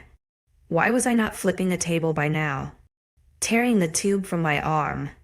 How long do I have to keep this in me? I asked once it had been half an hour. I could probably take it out now, if you feel good. She cocked her head.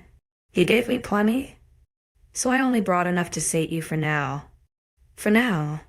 I wondered. A devilish tease fell upon her face as she grinned. He said it was just in case. Oh, okay. I nodded, staring up at the mostly empty bag. Just okay? How are you not freaking out about this? She shrieked, giving in to her curiosity. Well, I can cause a riot if you want. I quirked a brow. It may get messy. Though?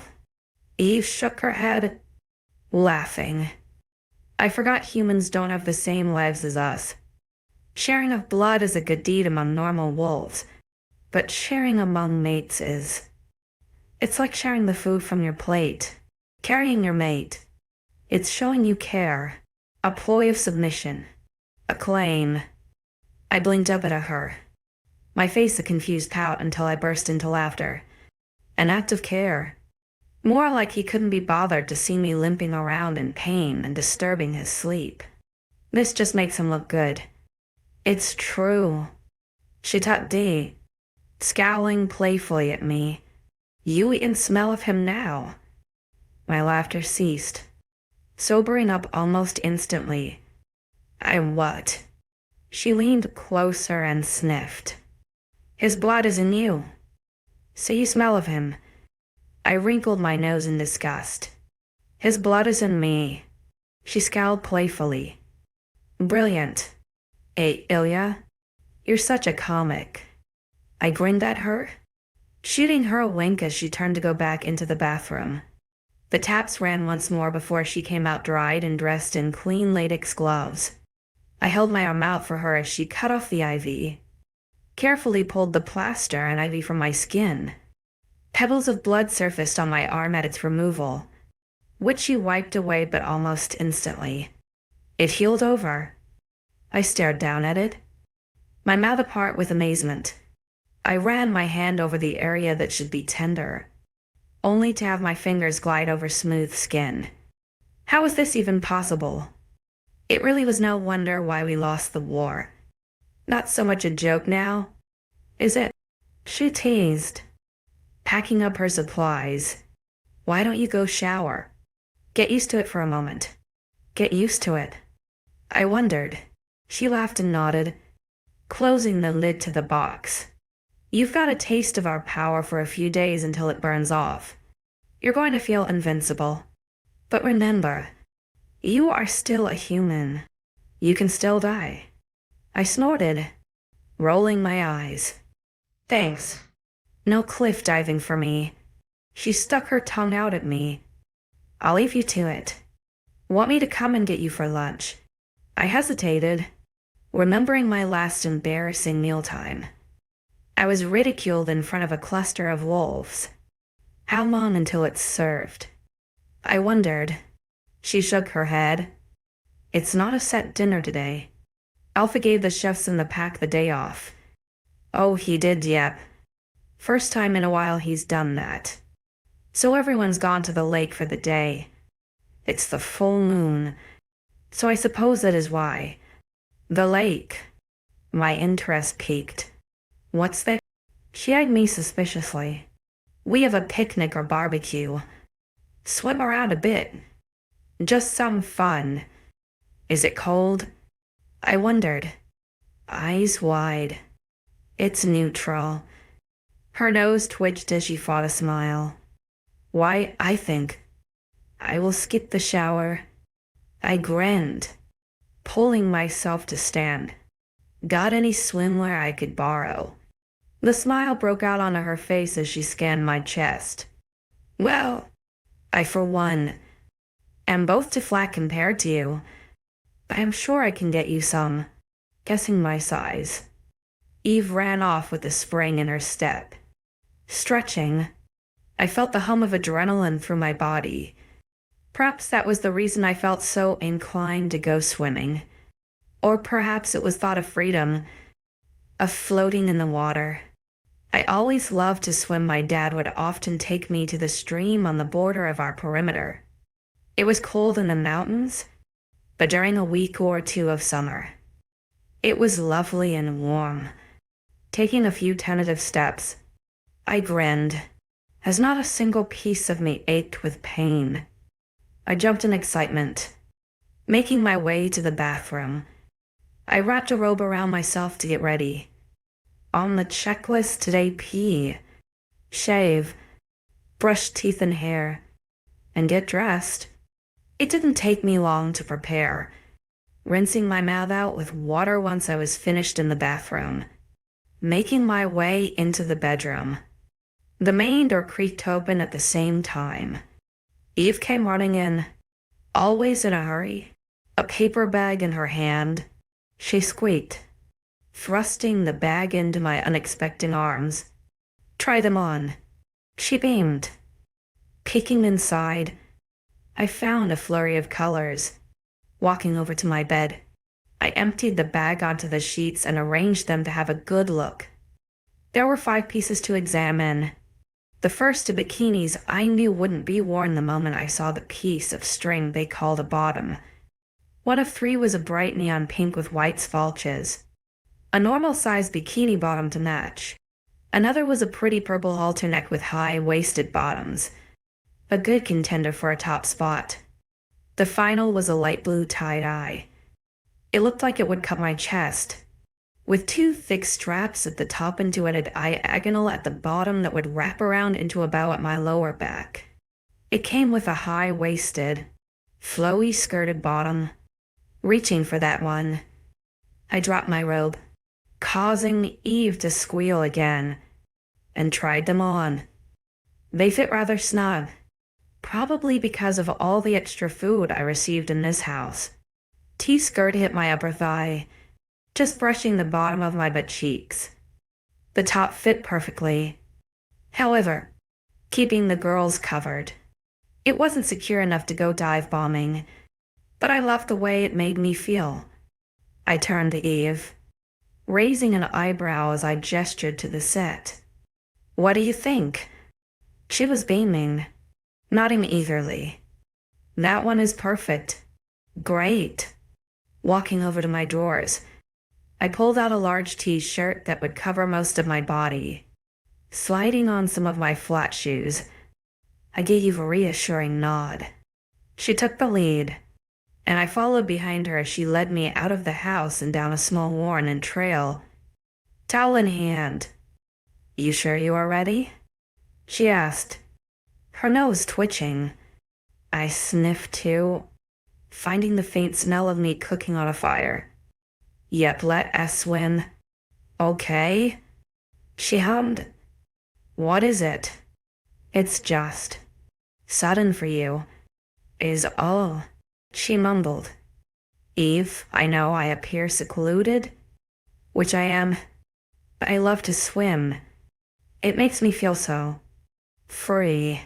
So if I have to ignore everyone here to do that, then so I will." I smiled. "Besides, how big could his pack be?" 20. I was wrong. This pack was huge. Walking around a large 20-foot rock, I realized what I thought would be just a normal lake with random groups of friends around it turned into much more. This wasn't a normal lake by any standards. Its water was glistening blue for a start, and second, it must have spanned about 100 meters in diameter. Despite the magnificence of color and size, I was drawn to the beauty of the waterfall. Large brown rocks can cave at least half the circumference of the lake. Walking around its beauty, it sprayed me with small specks of water, but I was too amazed to even care. Above it was a great landscape full of trees and hedgerows, a forage of wonders. "Pretty cool, isn't it?" Eve laughed. I turned back around to follow her. Stepping further into the open, most wolves turned to scan my appearance, some innocently, but others seemed guarded. She led me to a spot where I could see 𝐖𝐴 and the other 2 girls lounging on blankets. "How is it so clear?" I wondered. "It's an ancient lake, blessed by the goddess." She shrugged. I shook my head in disbelief, grabbing her shoulder to spin her around. "You're saying this is magic water?" She grinned, nodding. "The ancient texts claim she blessed it to purify broken souls. We come here whenever we can as a pack, and if the timings are right, the water changes you. Changes you. How can water change someone? Is it blue dye? Am I going to come out looking like a Smurf?" I cringed.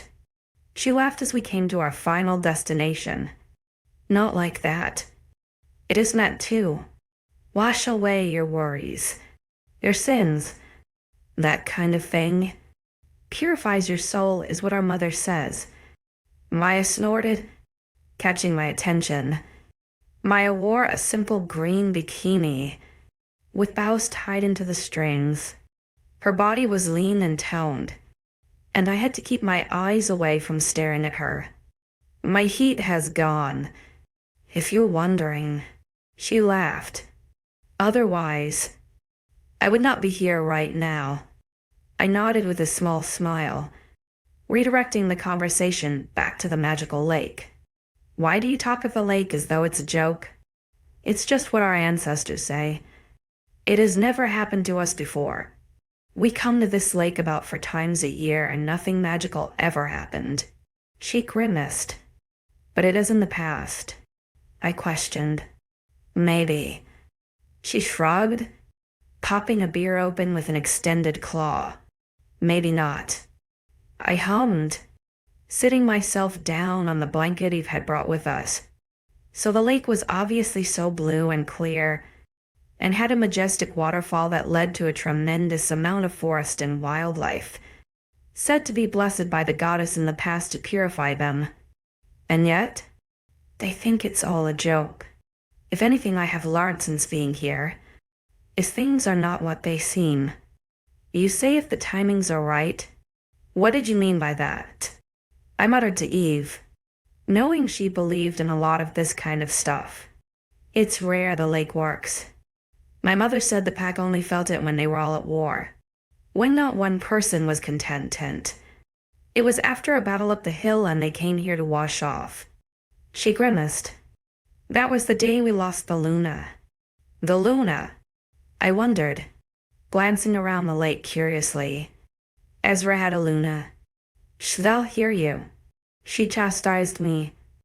But no, his mother. We were at war and she was one of the fallen. Sacrificed to the enemy. Alpha 𝐊𝐤 was just a pup. His father now mate less ruled the pack until he was old enough to take over. That's horrible. I sympathized with the man. To lose a parent and have so many great expectations was not an easy quest. We fell into silence. Well, more like I tuned out the sound of their voices, and I chose the time to look across the lake. There had to be at minimum 100 wolves here, all laughing and chatting whilst they drank, their muscled, door-lean bodies glistening in the sun that shone through the treetops. There seemed to be small groups of cliques, but most of the time, they just breezed by one another and spoke with everyone. It looked like a comfortable hierarchy, to be fair. I felt a tugging in my brain, and on, �𝐲𝐻 that was urging me to pay attention to it. Turning my gaze to the left, I found him stood by the lakeside. He was too busy talking to the female from before. His arms crossed along his bare chest. Sunglasses on his face hid all of his emotions. But despite that, I swear I could still feel the crawling of his eyes on me, even from so far away. Grimacing, I looked down at my feet and took off my shoes, sinking them into the soft fibers of the blanket. There were some people in the water, playing a game of chicken fight, girls versus boys. Some others were just floating. A few sat at the shallow end with their feet dipped in the water. It looked warm and invigorating. It looked welcoming. Ailia. My head snapped back to the closest person, finding 𝐷𝐤 grinning at me.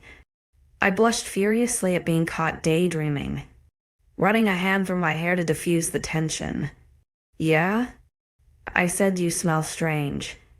Eve said you had a transfusion. Oh yeah, I did. I'm all healed up. I nodded, smirking. You like to sniff me, don't you? Her eyes narrowed at the teasing tone of my voice, cocking her head as she stared at me. Well, when someone smells like an alpha male, I do admit I get a little curious.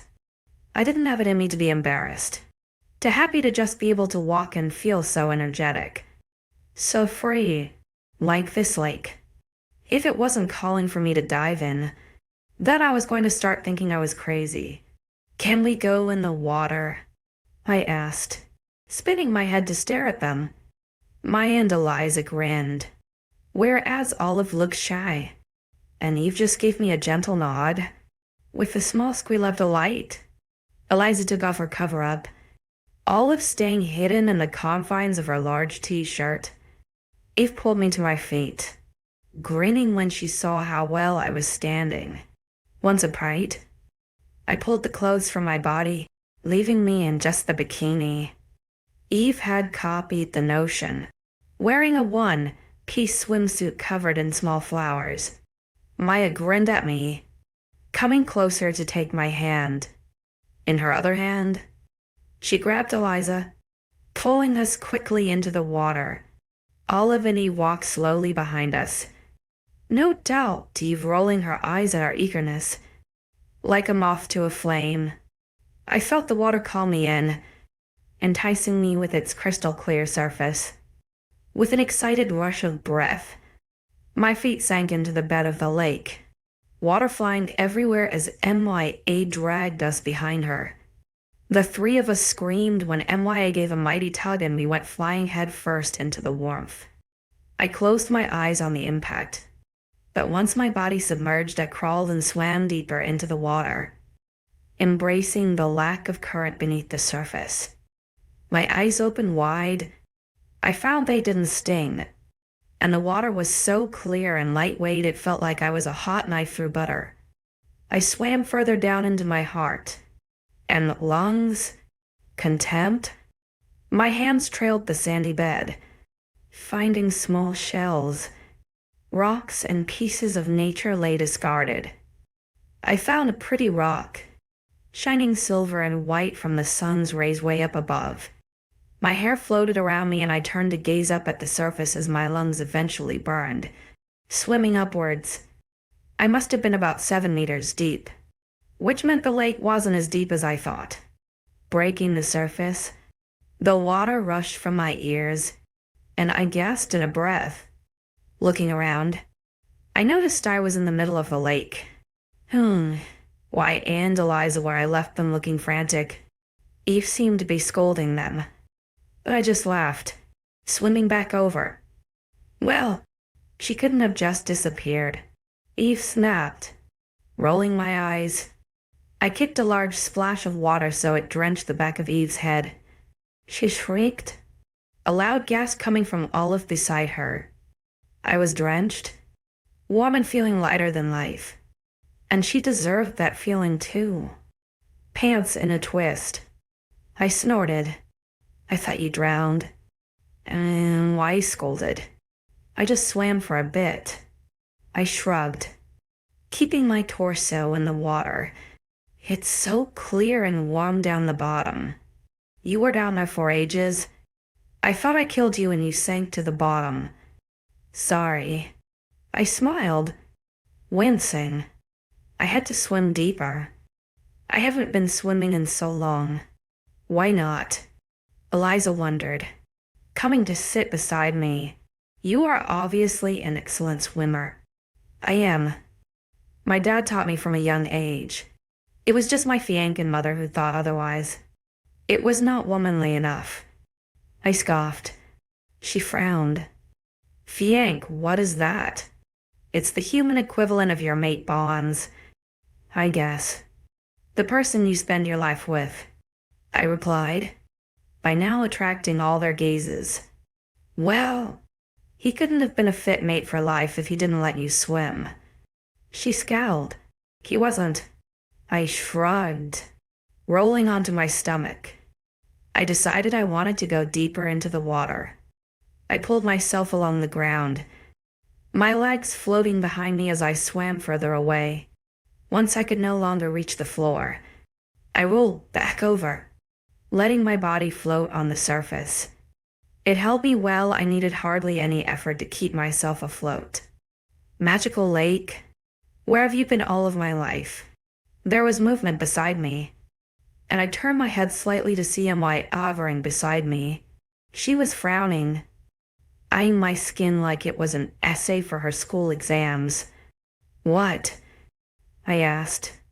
You have a lot of scarring, she murmured, poking the faint bite mark on my thigh. I like to see it as an art piece. All my scars are just tattoos.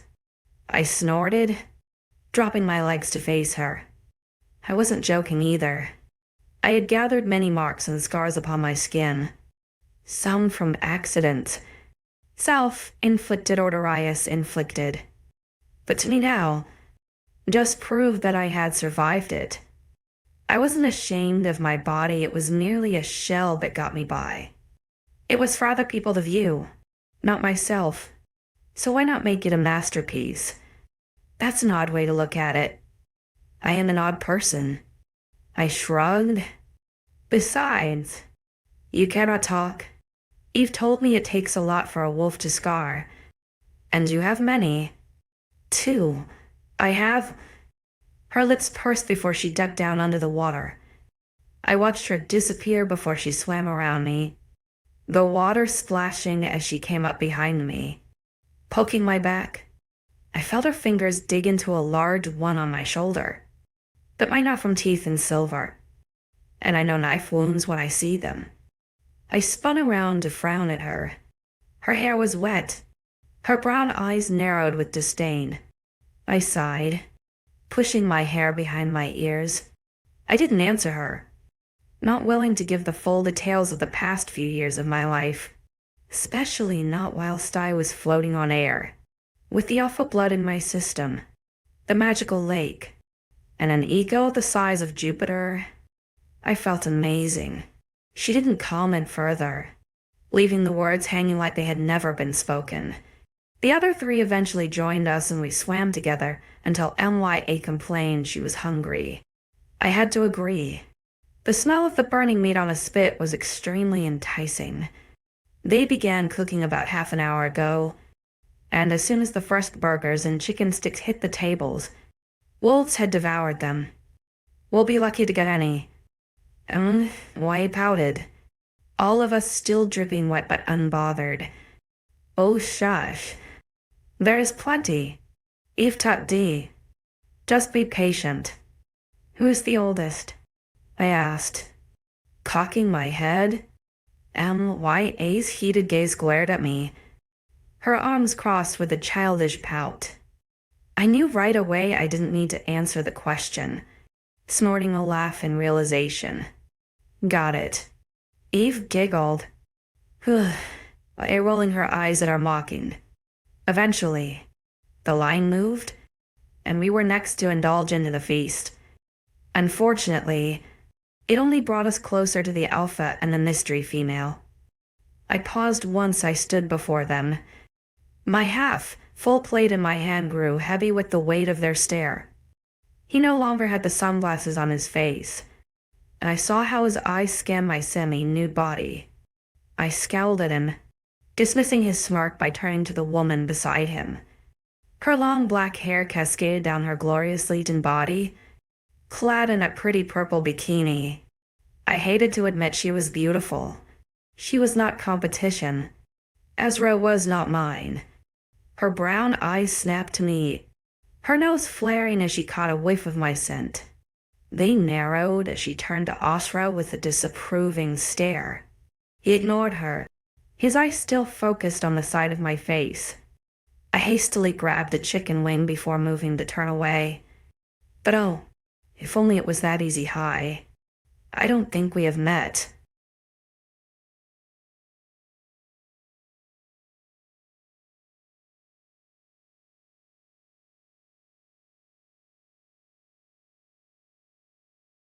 I felt the alpha's blood coursing through me, making me feel invincible. But when his exotic-looking companion corners me, I can't help but feel like I've just stepped into the deep end of a very dangerous pool. 21. I lifted my gaze from my plate, the chicken wing in my fingers falling onto it with a light tapping sound, raking my eyes over her face, just to make sure it was truly her to speak. It did not surprise me to find that she was pretty. Now I could look at her without feeling rude. Since she spoke to me, I noted her dimpled chin and slender nose. Her brows were arched and well-styled, her lashes long and kissed with makeup. Are you talking to me? I questioned. She blinked, a small smile gracing her lips. Of course. You're new here, right? Swallowing, I nodded, shifting my weight. I am, well, I'm Piper. I'd formally introduced myself. She grinned, holding out her hand to me. Eyed it curiously, but joined mine to hers and gave it a gentle shake. Her hands were slender and soft, a warmth coming from her that riveled the water behind me. I'm Ailia. I nodded, dropping my hand. I hate to state the obvious here, but you are a human, right? She cocked her head. Was she genuinely being this? Nice and talkative. I am. I nodded again, feeling like a flag in a breeze. Someone jostled me, causing me to stumble from the impact. My eyes flew to see the female giving me a grimace. But Piper caught on, taking my elbow and pulling me around to stand beside her. She grinned at me, 1 or 2 inches taller than me, pulling me a little closer. She breathed deeply, letting out a content sigh as she exhaled. You smell like a wolf. I frowned, casting a glance at 𝐻𝐸 to see a male by the barbecues had pulled him away. I had a blood transfusion, glancing down at my torso. I gestured lazily with my hand. I got badly injured. She gasped when she saw the scar and I gestured too. Oh, you poor thing. Those hunts are so brutal. You look a lot better now. I saw 𝐿𝐬 still standing where I was previously, and she gave me a confused look to which I shrugged at. She scanned the female beside me with scrutiny before looking towards her alpha. Only then did she shrug and wave goodbye, leaving me with Piper. I feel better. I smiled tightly. I bet. You're a wonderful swimmer. Too. I saw you go under for a long time. I bet that helped your leg heal up. My lips quirked in amusement. It feels good. I enjoy swimming. Me too. She grinned, shaking her shoulders. Oh, Ailia. We have to talk. We do. She giggled. Yes, I'd love to get to know the new pack member. I was about to point out the various other members, such as Olivia, but decided against it. Maybe she had already met her when I was in a weird drug-induced coma. But she wasn't here when I woke, so tell me something about yourself. There isn't a lot to tell. I shrugged, looking back to my cooling dinner. I was found and brought here from my village. She noticed my obvious attention to my food and let out a small snort. With a delicate grace, her pink-painted sharp nails picked up my chicken wing and eyed it curiously. You know, you should try the burgers. They are so good. She chuckled. It took aback me when she pulled my chicken wing apart, raising half of the meat to my face. She pushed it against my lips, giving me a grin of encouragement. This was something Everett often tried to do to Olive over dinner. Eve claimed it was to show care to another, but also could be seen as flirtatious, and so it shocked me when this stranger was keen to share. My eyes roamed freely with shock, locking onto the intense gaze of my mate behind Piper's back. He locked his dark blue eyes on me, the cooking tongs in his hand paused midway to pick up a burger. He was keen to get on my bad side, keen to bring me down. So, with a smirk of bubbling adrenaline, I parted my lips. His eyes narrowed as Piper pushed the chicken past my lips, her finger grazing my mouth as it left. He was rigid, tense as he glowered at me, shifting uncomfortably. He was about to come over to us when Piper giggled. I snapped my attention back to her, to see her giving me a keen smirk. I think you'll settle in here very well, she timed, eating the other half. Thanks. I smiled, blushing. Don't you usually live here? She cocked her head, and I blabbered to continue. I saw you arrive yesterday, so I just wondered. Her eyes widened with realization, a small giggle escaping her lips. Oh, you saw that? But no, I am not from this pack. I'm from another continental pack. Though, across the ocean. Oh, really? What's it called? I wondered. I could do some research later. Perhaps. My pack is the 𝐊𝐬𝐩𝐿 pack. My father is the Alpha. I hesitated before giving in to my curiosity. And you and Alpha Osra are? Her lips twitched slightly, the corners of her eyes grimacing for a moment. That was curious. I wonder why that triggered a reaction. We're intended, she stated unemotionally. Intended? Oh, humans. So much to learn. She sighed, dramatically, changing the subject. We will have to hang out, so I can teach you more and we can get to know each other. I hesitated at her eagerness, but took the moment to appraise her.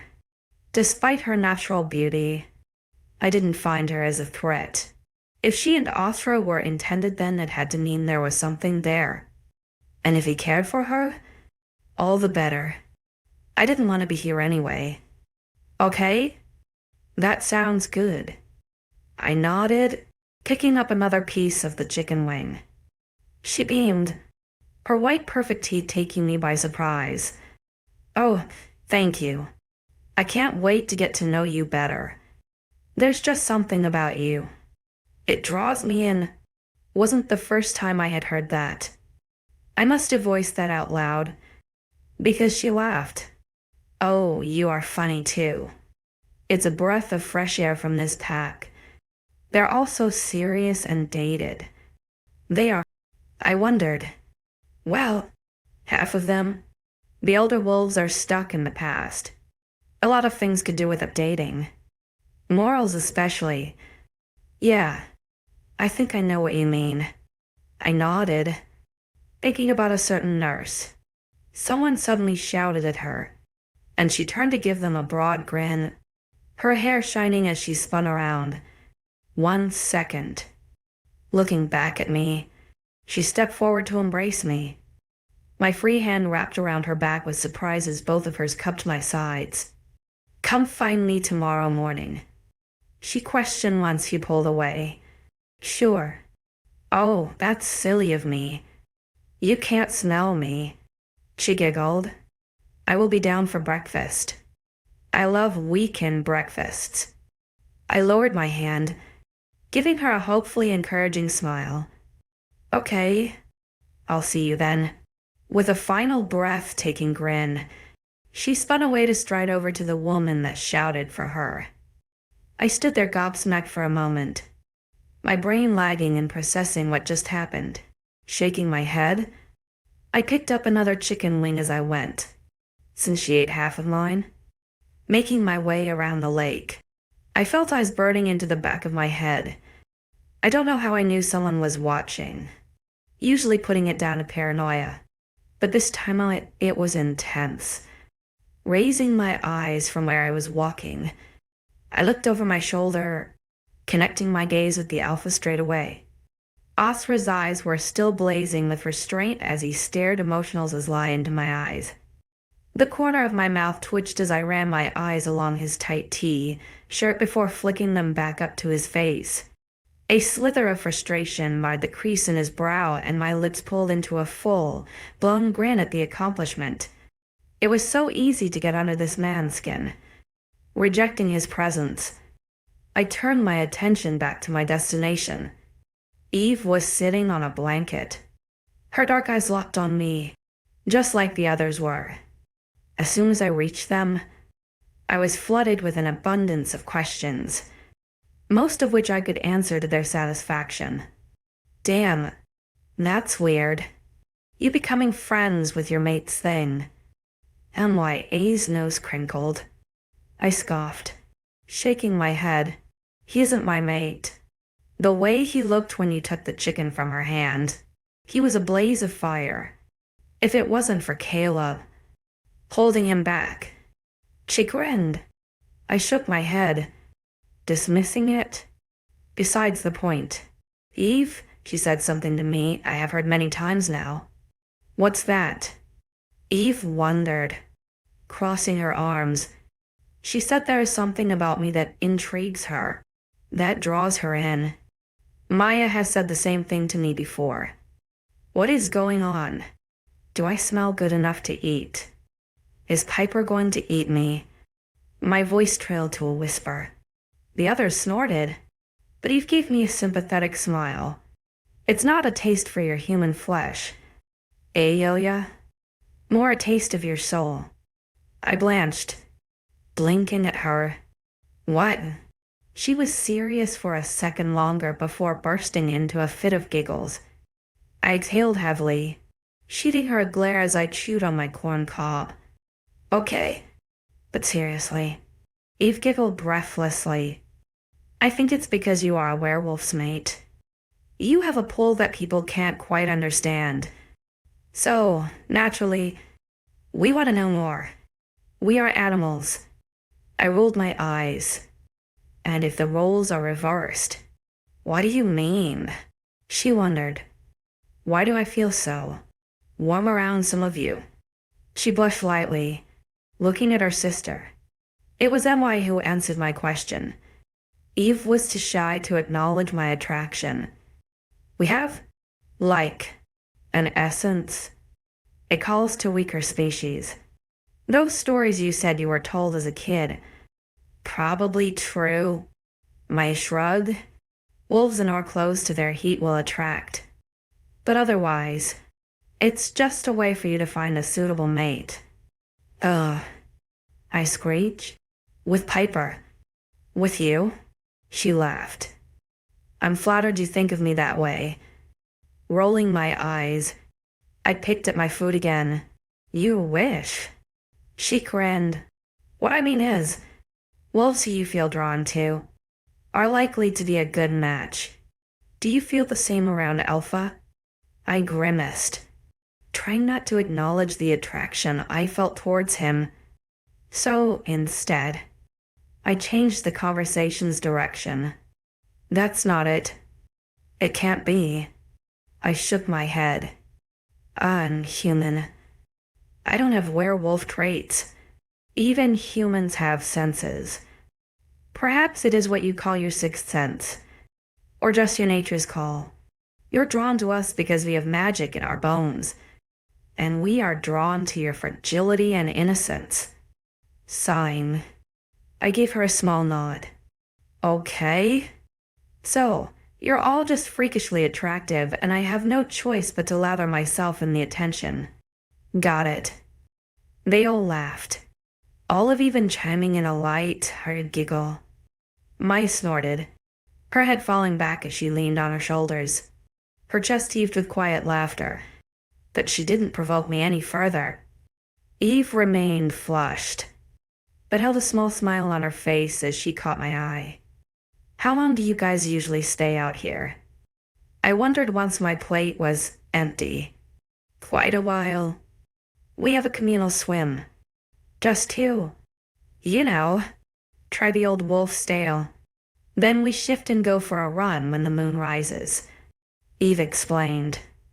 I felt my chest sink with worry. Shift. Eve nodded. We go for a run until the Alpha decides we have to turn back in. What do I do? I wondered. Stay here. Go home. Or try to keep up. Eliza smirked. Knowing she was joking, I tutted at her. Like I could catch up to you. They laughed again, plunging us into a comfortable silence. The next few hours blurred together as I hung out with them.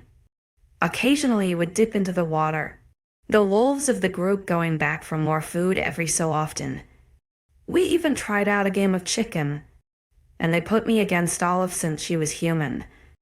I was on MYA's shoulders, her hands grasping my lower thigh as we eyed Eliza and Olive. Eve, the referee, whistled for us to go, with a warrior cry. MYA moved us closer, my hands darting out to push Olive from Eliza's shoulders. It was a tussle of giggles and too much hair to see straight until I was able to push the smaller human from Eliza's shoulders. They both fell backwards, a triumphant cheer coming from both MYA and I. Her hands released my thighs just as mine raised in the air to acknowledge my win, causing me to lose balance. I had been relying on her strength for holding me to her. So as soon as she let go, so did I. I gasped with surprise as I fell backwards, my body hitting the water instantly. I embraced the shocking hug of the lake, its warmth seeping into my bones and relaxing my mind and soul. It was a weird kind of healing therapy that I absolutely loved. I never knew water could be so refreshing and welcoming. I wondered if the others felt the same. If they did, they didn't show it. Their faces passive as they swam, coming up for air. MYA was laughing all of us, including Eve, who had been too close to me when I fell and now was soaked in water. I wiped the water from my eyes, grinning at her. This day was actually super fun. I was glad I came down to enjoy it. Call it a spur of the alpha blood, but the adrenaline and power in my bones was exhilarating. Perhaps I could join them on the run after all. Snorting to myself, I dismissed the idea. With every passing moment, the sun grew lower into the sky, until it was a mere slither. The air grew chillier, as if in anticipation of what was to come. Wolves shifting. I do hope they are cuter than the ones I have seen so far. What are you ready? I turned to look at Eliza, finding her attention solely focused on MYA. The sun was setting now, its colors fading beyond the horizon. The entire pack was gathering at the far end of the lake, the energy buzzing as they all wore enormous grins. 𝐼𝐸𝐺 stood at the head of them, tall and proud as he waited for the stragglers to gather. The air felt strange, but I shook it off to being nothing but a bad thought. Yeah? Let's go. Eliza gave me a once-over. Are you sure you don't want to go to the house with Olive? I nodded, giving her a reassuring smile. I'm just going to swim until you come back. About an hour, right? Okay, if you're sure. She shrugged. Don't drown or anything. They walked away after I gave them another affirmative nod. Eve already being promptly on time and waiting in the crowd. It felt warm tonight. That or the blood in my system was making me feel that way. I wrapped my arms around my bare torso in comfort, sitting myself on the blankets. Olive and a few other humans made their way back to the house, and I found myself all alone as the wolves chittered excitedly. The energy grew almost palpable. Shrieking excitement came from the crowd of wolves as the last rays of sun kissed the horizon. 𝐻𝐸𝐺 raised one hand, commanding the attention of all the wolves without even making a sound. A hush fell upon them. The only sounds were the swaying of fabrics as they impatiently jostled each other. 𝐻𝐸𝐺 pack. Tonight we run under the new moon. Stay on course, he commanded. I shuddered, pulling my knees tighter to myself as his words held a warning. The moment he lowered his hands, I watched with shocked amazement when the first wolf shifted. The multitude of crunching and popping bones caused my hands to raise to block out the sound. Fur of all different colors, patterns and shades sprouted from four-legged beings. Tails swirled and swished, ears elevating as fangs forced their way through wolf-sized snouts. Once the entire, terrifyingly large pack had shifted, only one remained. 𝐻𝐸𝐺 stood tall amongst the beasts, his tall frame overpowering them even in his human skin. His dark eyes met mine from across the lake, huddled alone under the trees. His tongue darted out to lick his lips before his head bent towards his chest. I watched with a strange intention as his spine began to arch and snap, his head twisting as a large, dark snout elongated from his human jaw. His arms hung low, enormous paws dragging along the ground as his body lengthened and grew. All the while, dark fur sought the tepid air, covering his skin in a thick, heavy blanket. I exhaled heavily when his wolf's head rose over the top of the others, dark eyes so dazzling and sharp as he found me once more. His wolf, although horrifying, did not make any move towards me, his eyes taking in my smaller frame with a quick glance. He dropped his gaze quickly, bending his head backwards to expose his throat. My breath hitched when a low, breathy howl left his snout, the air clouding above his head as the final rays of sun fell beyond the skyline. A chorus of appraisal followed him, the deafening and excited howls and yips of his pack eager to run. Dropping his head back to the center, he quickly bowed once before they all exploded into a run. The pounding of paws was loud, growing quieter as they disappeared into the trees until I was sitting there, all alone, sighing. I rested my head on my knees and basked in the loneliness for a while. My eyes stared down at the blue lake, watching the way it darkened before lightening as the sun rose. I could see the illumination of the moon's halo in the water and felt a deep urge to swim, shredding the blanket from my shoulders. I stood from the ground and made my way towards the lake's edge. I had been in here so much today, but something about the moon shining on the water's surface had me wanting to try it more. The water was still warm when I stepped into its shallow depths, a soft hum rumbling my throat as I walked in deeper. It felt like a buzzing of bees along my skin, A pleasurable tickle of heat. Standing chest deep, I lifted my feet and began to swim. I started doing slow circles for a while, enjoying the way the water glided down my body. After my 13 flap, I stopped a little way from the waterfall. Eyeing it curiously, I followed the rock face to seek a pathway. There, I thought, along the right-hand side, opposite to where I first came in, swimming to the edge of the pool. I crawled my way out of the water before mindlessly wandering my way up the rocky path. I slipped a few times, my feet too wet for the slimy surface, but I caught myself before my head hit the ground. My knees and palms took most of the fall, but when I was 20 feet high, I didn't seem to think that was so bad. Wow, I breathed. The view from up here was magnificent. I was as tall as some of the younger trees, but I could see things beyond the bushes and hedgerows that I couldn't from the ground. The wolf blood in my system gave me some incredible energy, and I hoped that this wouldn't be the end of this drug-induced buzz. Sitting down, I slowly slid myself to the edge of the rock, being mindful of where the gentle stream cascaded into the lake below. I knew it was deep down there, having explored the depths on my own. I never got to the other side of the waterfall before I had Eve calling me in a state of worry that I made round. But now I was alone. I was alone. The gravity of the situation never dawned on me, truly, until now. And it wasn't a bad thing. God, I hadn't been alone in such a long time. Someone was always watching me or occupying everything I did in case I ran away. Both back at Evermore and here, I felt some of the weight move from my shoulders, relaxing them as I swung my feet aimlessly over the edge.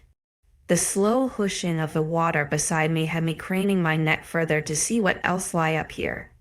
Amongst the green and brown moss lay small daisies and water plants I had never seen before. Touching them, most of them were damp or slimy. I recoiled from that feeling too fast.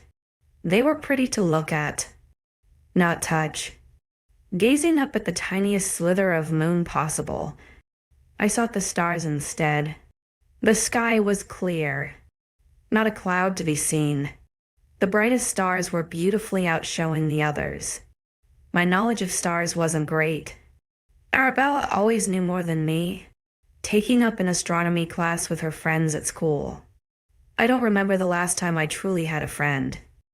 Perhaps what I had here was friendship. Even if they were odd and furry, perhaps I could truly call them my friends. No, I couldn't. I didn't belong here.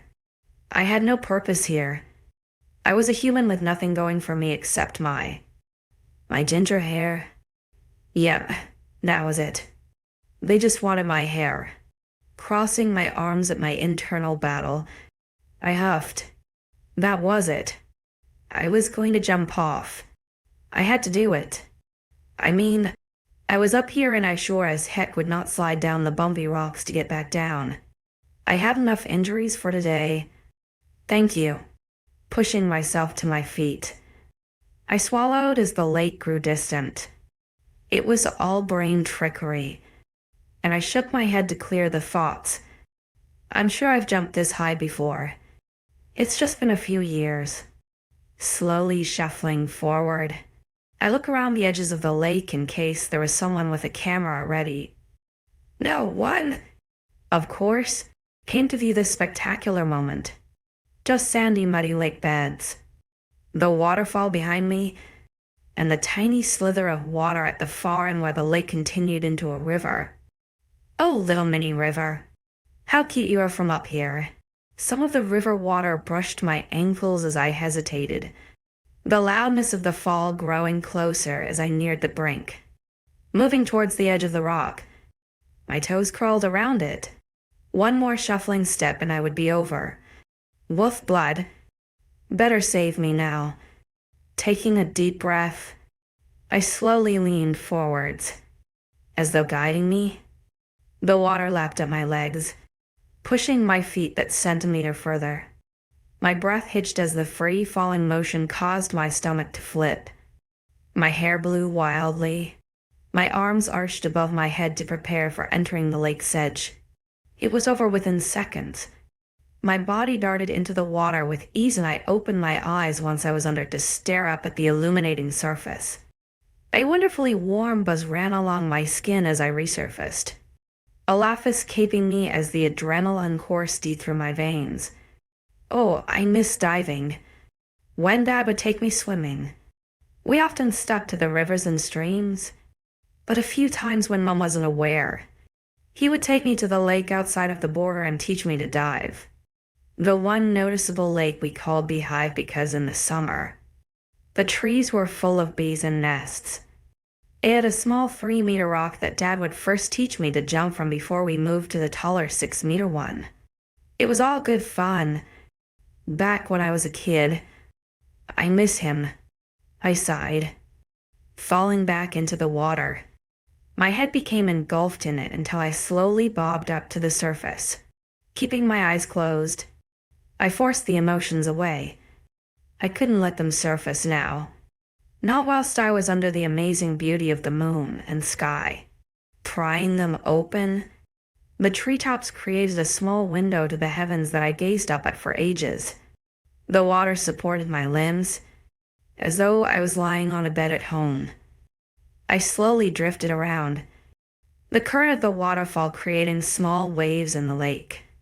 It was amazing how this was here, how this magical lake came to be, how it belonged here with these weird-ass wolves. Would I ever truly belong? The thought caused my heart to sink and tears to build in my eyes. No, no. No, no. No, no. I huffed before pulling myself upright, the water rushing from my ears and leaving an itch behind. I pushed my hair behind my head as I tread water, rubbing my eyes to see better. What I didn't accept was the 6-foot-tall, dark-furred beast to be waiting for me when I reopened them. My mouth ran dry as I made eye contact with him across the lake. I was still very near the waterfall. He at the far side near the barbecues where they all disappeared not so long ago. He was sitting on his haunches, intently watching me. There was no movement, no sign that he was alive except for the slow blinking of his eyes. If I was any sane person, I would be terrified at being looked at by such a large, scary beast. But once again, his weird wolf magic had me on a way to comfortable leash. I scowled at his prying eyes, pushing myself backwards until the waterfall's current brushed my back. "What are you doing here?" I called, knowing he would hear me despite the deafening water. His ears twitched, head cocking. Above the rushing of water was the rushing of my breath as I fought to catch it. My heart pounded in my ears when he stood and strolled the perimeter of the lake. I watched his every move as he watched mine, only stopping when he was parallel to me. He pawed at the ground, a gesture I caught pretty quickly. He wanted me closer. I scoffed, shaking my head. "No thanks. Last time I was near one of you, I nearly lost my leg." A small growl left his snout, his upper lip curling with dissatisfaction. He stood about 3 meters away, and I took the time to observe him this close up. His eyes were not black, but in fact a deep, dark blue, much like the sky tonight. They sparkled with interest when he saw the observation I gave him. It must have fueled his fire because he lifted his head and tail like a proud little puppy. I snorted a laugh at his attempt to look good, oblivious to the fact he was a fierce predator. The wolf lowered its head, blinking cluelessly at me. I wondered if Phosphor would understand me. How did any of this even work? Was Osra gone now? Tilting my head, I ran my eyes along the rest of his body. Dark fur glinted in the starry night. Large heavy paws sank into the wet mud. His legs alone must have been the same size as mine. His large wide body the height of my head. How were they so large? Why not a normal wild wolf size? Why so strangely humongous? A small huff of breath left his lips, and I snapped my attention back to his face to see him gesture for me to get out. I crossed my arms and huffed dramatically. My skin was wrinkling and feels gross now, so I guess. Fine, but because I want to, not because you told me so, I grumbled. A small bark of agreement had me jumping as I made my way out of the lake's edge. I surfaced close to him. The overwhelming musk of his fur matched what he smelt like as a human, only stronger. I tried to hide the hunger it made me feel by turning my back to him and walking around the lake's edge. The sound of his body shifting alerted me to the fact he was following, and a glimpse over my shoulder acknowledged that. Reaching the place where my towel was stored, I bent down to pick it up, only to jolt in surprise when a large, wet nose found its way between my legs. I spun around, shouting my disapproval, my towel flying to hit the dog in the nose. He huffed a breath, falling onto his rear. "Hey," I shrieked. "Keep your nose out of my business." He didn't react, his tongue darting out to pant slightly before licking at his nose. He dropped his head to my height, sniffing intently as I dragged myself, now facing him. I knew he was an animal, but damn, could he act a little more? I don't know. Civilized. Damn dogs. 23. I remained staring at the dog the whole time I dried myself in case his nose went more places it didn't belong. Wrapping my towel around myself, I wanted to sit down but didn't want to put myself at a disadvantage in case the wolf tried to tear my other leg off. "Are you able to understand me?" I wondered. The wolf's head cocked, his dark blue eyes blinking back in return. I sighed, shuffling my feet as I awkwardly looked around the landscape behind him. Once my attention was away from him, he began to move and I jerked in surprise when his large form suddenly dropped to the ground. He let out a loud exhale once his belly hit the dirt, his head still up and watching me. If he was on the ground, I hesitated before bending my legs and sitting myself on the blanket in front of him. His tail lifted and dropped to the ground once before his head fell to rest on his front paws. With my knees to my chest, I wrapped my arms around them and set my chin on my knees. My eyes ran along his body, amazed at how huge he was. His fur looked really thick and dense, and I wanted nothing more than to feel it. My toes curled when I came to make eye contact with him, the intense stare he had on me never wavering. Running my hands over my arms, I tried to avoid looking at his large snout. The thought of all his sharp teeth set me on edge, and ghosts of pain flashed down my sides. He suddenly raised his head, his nose twitching as he leaned closer to smell me. I froze, trying to control the harshness of my breathing as his large head grew nearer. His snout twitched, the coldness bumping my calf. He crawled closer, his paws digging into the dirt. It would be amusing if he wasn't so large and terrifying. My breath hitched, a small laugh of distress leaving my lips. "What are you doing?" He must have noticed my apprehension because he paused, his snout hovering above my knee. Those intense blue eyes were staring into mine, his ears pricking and swiveling to gauge my reaction. His head alone was the size of my torso, a thought that only just decided to greet my mind when he was 10 inches away from my face. He whimpered, bringing me back to the present when his tongue lapped at my wrist. It was large and warm, and the touch sent those weird goosebumps dancing along my skin. I felt my body want to succumb to his magic, but kept my spine straight and ready to run. "Your wolf magic isn't going to work on me." I shook my head. His ears flattened down the sides of his head, another whine leaving his throat. I had never heard such a noise. Never being around wildlife, I had only heard sounds through the television, and most of those were growling. Birds didn't whine and squirrels only chirped. He licked me again before slowly resting his snout on my knees, my hands darting away in surprise. I exhaled a shudder-wide breath when the warmth of his throat touched my skin. The sensation of him swallowing rubbing against my thigh. His eyes bored into mine, blinking softly as the rest of him remained still. He wasn't on edge, judging by his body language, and I ran my eyes along him just to make sure. I licked my lips nervously, my bare skin coming alive beneath his touch. He sure was relaxed considering the amount of magical tingles he was sending my way. My fingers twitched as I slowly moved them closer. His eyes flashed in my outstretched hand, which caused me to pause. But when they returned to me, his expression didn't change. Did dogs have expressions?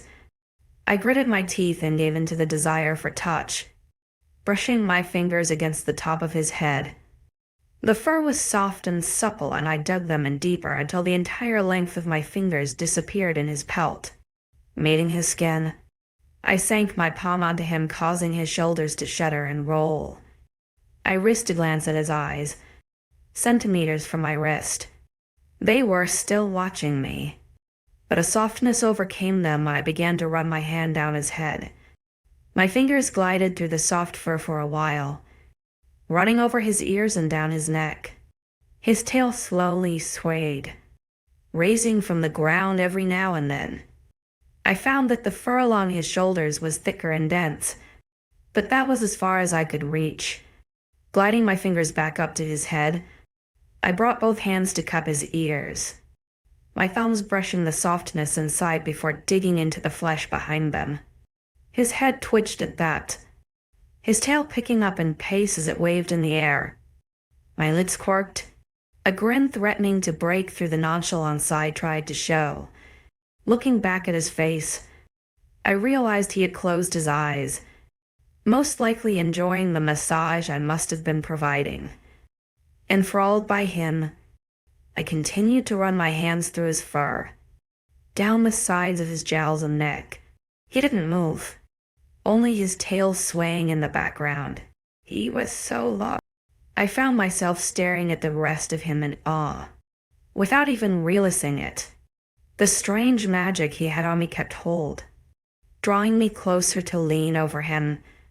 I felt his nose brush the bare skin of my sternum as I ran my hands down his shoulders, the coolness of it leaving when I came to his face. Unconsciously, my hands had moved under their own influence, and it wasn't until I was holding his snout did I realize. I froze when his eyes snapped open, my hands cupping either side of the killing machine. Blue met blue, and time seemed to pause. The strange currents flowing through my body kept my worries at bay, whether they were adrenaline or wolf-induced. I felt. No, I knew he wasn't going to hurt me, as if confirming my thoughts. His mouth opened, tongue coming to run along my forearm. My thumbs twitched, brushing that wetness of his nose. It was surprisingly rubbery. The first shoulder the closer it got to his lips and covered in long bristly whiskers. Wait, do dogs have lips, like human lips? No, that would be weird. More time passed sitting under the moonlight until his head began to grow heavy. I shifted my weight and he immediately realized, raising his head until we were level. I paused my adjustments, the stark contrast of size whooshing over me. His head blocked out everything beyond him, my peripheral vision the only thing telling me that I was outside. He moved slowly, his tongue running across my jaw and along my lips, causing me to squeak in protest. My hands wiped at my mouth, rubbing the dog drool from my skin with disgust. It was slimy, gross. A wolfy bark of sarcastic laughter met my ears, and I paused my clean, up to glare at him as he stood.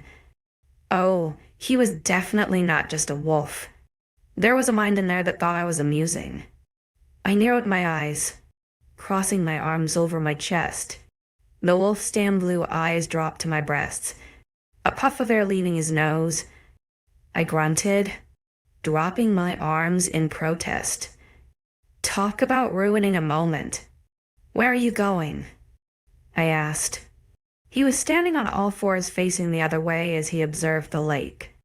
I clambered to my feet, staggering to stand beside him. He stood proudly as he scanned the trees and water, his head higher than mine. If he was to lower his snout, we'd be similar in height. His shoulders met my eye line. I could just peek above his back if he wasn't so tense. I hesitated before running my hand along his back as I walked over to him, starting at his back hip and finishing at his shoulder. The fur was thicker, shorter and grimy on his body, not as soft as his head and neck fur. "What you looking at?" I wondered. Silly me. Talking to an animal. It wasn't like he could talk back to me. His head turned to glance at me before looking back to the lake. Point noted.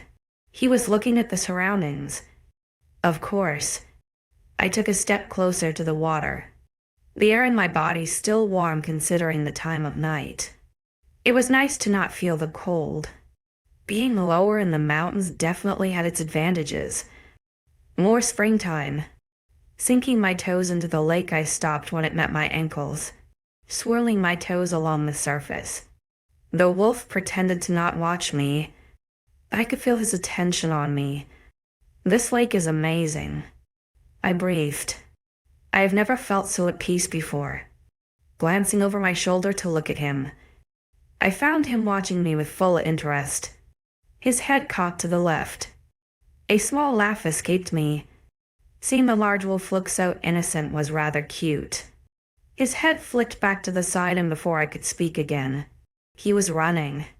I jerked in fright when his large form flew around the edge of the lake and disappeared into the trees. It happened so quickly I wasn't sure it even occurred. There were no sounds anymore, just my rapidly increasing heart rate and the fresh breaths of wind along my jaw. Sighing, I realized I was left alone once more. Retreating from the lake's water, I began making my way to the blanket to get comfy again when a distant rumbling met my ears. I paused halfway to the base, turning to where the wolf had disappeared. It was thunderous, a continuous, rapid beating of something along the ground. I could feel the earth shaking as the noise grew closer. What was going on? Was a black hole about to swallow me whole? Was the lake about to combust? Sneaking a glance at it, it remained where it was, only this time its movements grew. Large rumbling accompanied the whirlpools and waves on the water's surface. The sound of small yips and grumbles met my ears when the thunder began to slow in pace but increase in volume. The sudden intrusion of wolves flew through the tree line, and I stumbled back in surprise. One by one, they began to charge into the water. Loud splashes and excited barking filled the air. Wolves going into the water and humans coming up to the surface. I stood stoic, wide-eyed as the entire pack entered the lake. The final few stragglers trotting in with lolling tongues. Ailia. I blinked from the daze, following the sound of my name. It sounded an awful lot like 𝐏𝐻𝐿. I shakily smiled at her, eyeing the various people surrounding her. She raised her hand in the air and waved me over. I gulped nervously but nodded and made my way back into the water. The more my feet sank into the depths, the less anxiety I felt. I welcomed the freedom with a happy sigh, swimming over to where she hovered in the middle of the mass. Her hair was drenched, a wild and crazy look in her eye. Eve was beside her, an unusual wild look on her expression too. How was it? I wondered, looking between the two. Well, Eve took her time, but it was so good. We hunted a few stags, left the does. Of course, being so close to the baby season. She grinned, her canines glinting back at me. I love running. I love enjoying it, Eve muttered, rolling her eyes. You know, taking in the sights, the feel of the pack. Maya snorted, splashing her sister with water. The slight movement had my eyes dropping, and it was then I realized she had no top on. MYA. You're, I stammered. She followed my gaze and laughed. Oh yeah. Well, we shift into huge wolves. We don't get to keep our clothes. What? I squeaked. A sudden horror overcame me as I looked around the 100 or so people around me. Very naked people. You're all naked. I shrieked. A few turned to give me curious laughs, but the two before me just laughed. It was strange to see so loose. Perhaps she needed to go on more runs. It was more obvious the two were related now. Both relaxed with crazy eyes.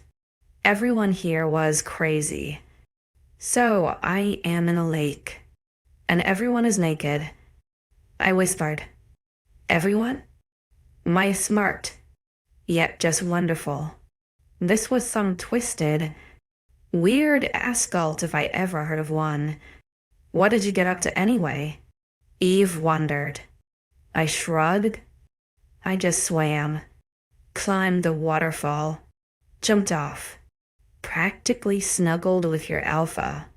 Really? You jumped off? Maya grinned. I didn't take you as the adventurous type. I rolled my eyes, scoffing. I love to dive. Go on then. Show me. She teased. Later, I murmured. I'm surrounded by dozens of naked shifters right now. They laughed. Why splashing me with a large grin? I scowled before splashing her back, causing her to gasp before a war ensued.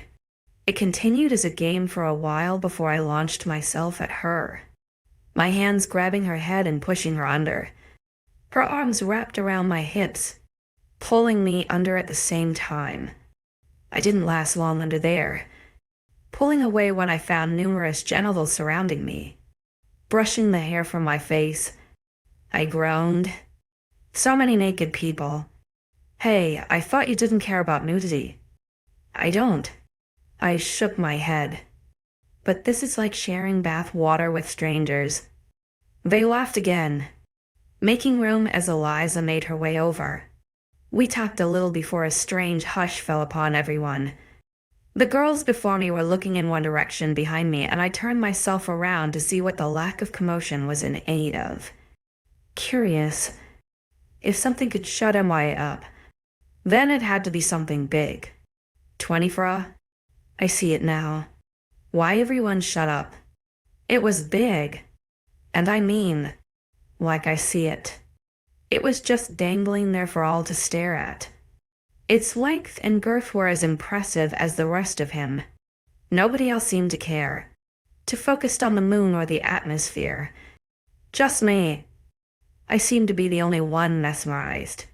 I didn't need to stare at 𝐴𝐻R'𝐬's groin for much longer when he let out a low whistle and everyone looked at the moon.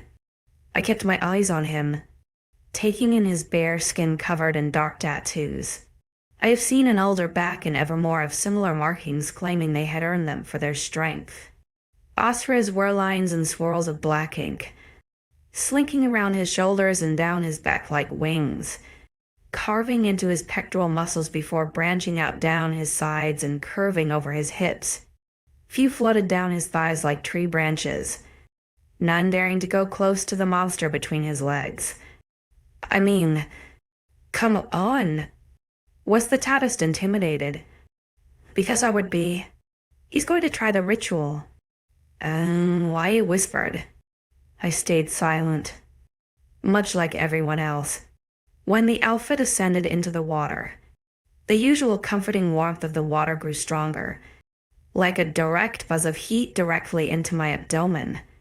I grew unusually warm at that moment, but brushed it off as nerves. No need to overthink my bodily functions and cause an anxiety moment. 𝐴𝐻R'𝐬's eyes scanned the various bobbing heads of his pack before inevitably landing on me. I felt the direct touch of his gaze, zapping me right down to the soul. His dark blue eyes burned into me, a string attaching us both taut as he walked deeper. I wanted to go over to him, to embrace him and loosen the tight hold. It grew harder to breathe the further into the water he swam. My chest constricted with every step, his eyes never leaving mine. only seemed to make it feel worse. What was this? I felt like I was suffocating, like every weight was holding me down. Warm hands landed on my shoulders, and I jumped, looking at the culprit. "You need to take your clothes off. It won't work if you are dressed," Eve murmured. I frowned. Now I was to be a part of this weird cult. Looking around, everyone was staring at their alpha as he neared the center of the lake. I was trapped amid various wolves and knew if I tried to escape, I would disrupt this. Giving Eve a brief nod, she helped me out of my bikini, a struggle to do when one is treading water. She pushed the scraps of bra into my hands, her hands clenching around mine before she helped me out of the bottoms. It was weird. I had never felt affected by my nudity before, but as soon as the security of those pants was gone, I felt the intrusion of vulnerability hit me. The water brushed my most intimate areas, my body on display, scars and all for everyone to see. The bikini had covered some of my worst markings, the ones along my hips and under my breasts, and left me exposed. It was weird. I gripped onto the slippery clothes with vigor when the last of the invisible strains 𝐊𝐢𝐬𝐩𝐿 looked away. My heart thumped loudly in my ears, my lungs straining against my ribs. I felt so hot, so unusual, as the rushing of blood in my ears fueled my adrenaline. It was silent when 𝐊𝐲 stopped in the center. His eyes flickered back to me briefly, taking in my pained expression. Nothing passed through his eyes as he broke the eye contact again, closing them as he tilted his head back. He fell backwards like a starfish, submerging into the water. The zing grew, running along my bare skin and warming my stomach. Instinctuant, meaty, warm, confusion, desire. I felt it all. The lake's gentle current brushed along my back and bare breasts, goosebumps strazing on my skin, trying to distract myself from the growing panic. I looked up. The vibrance of the full sky caught my attention. The glinting stars and lack of a complete moon sent a shiver down my spine.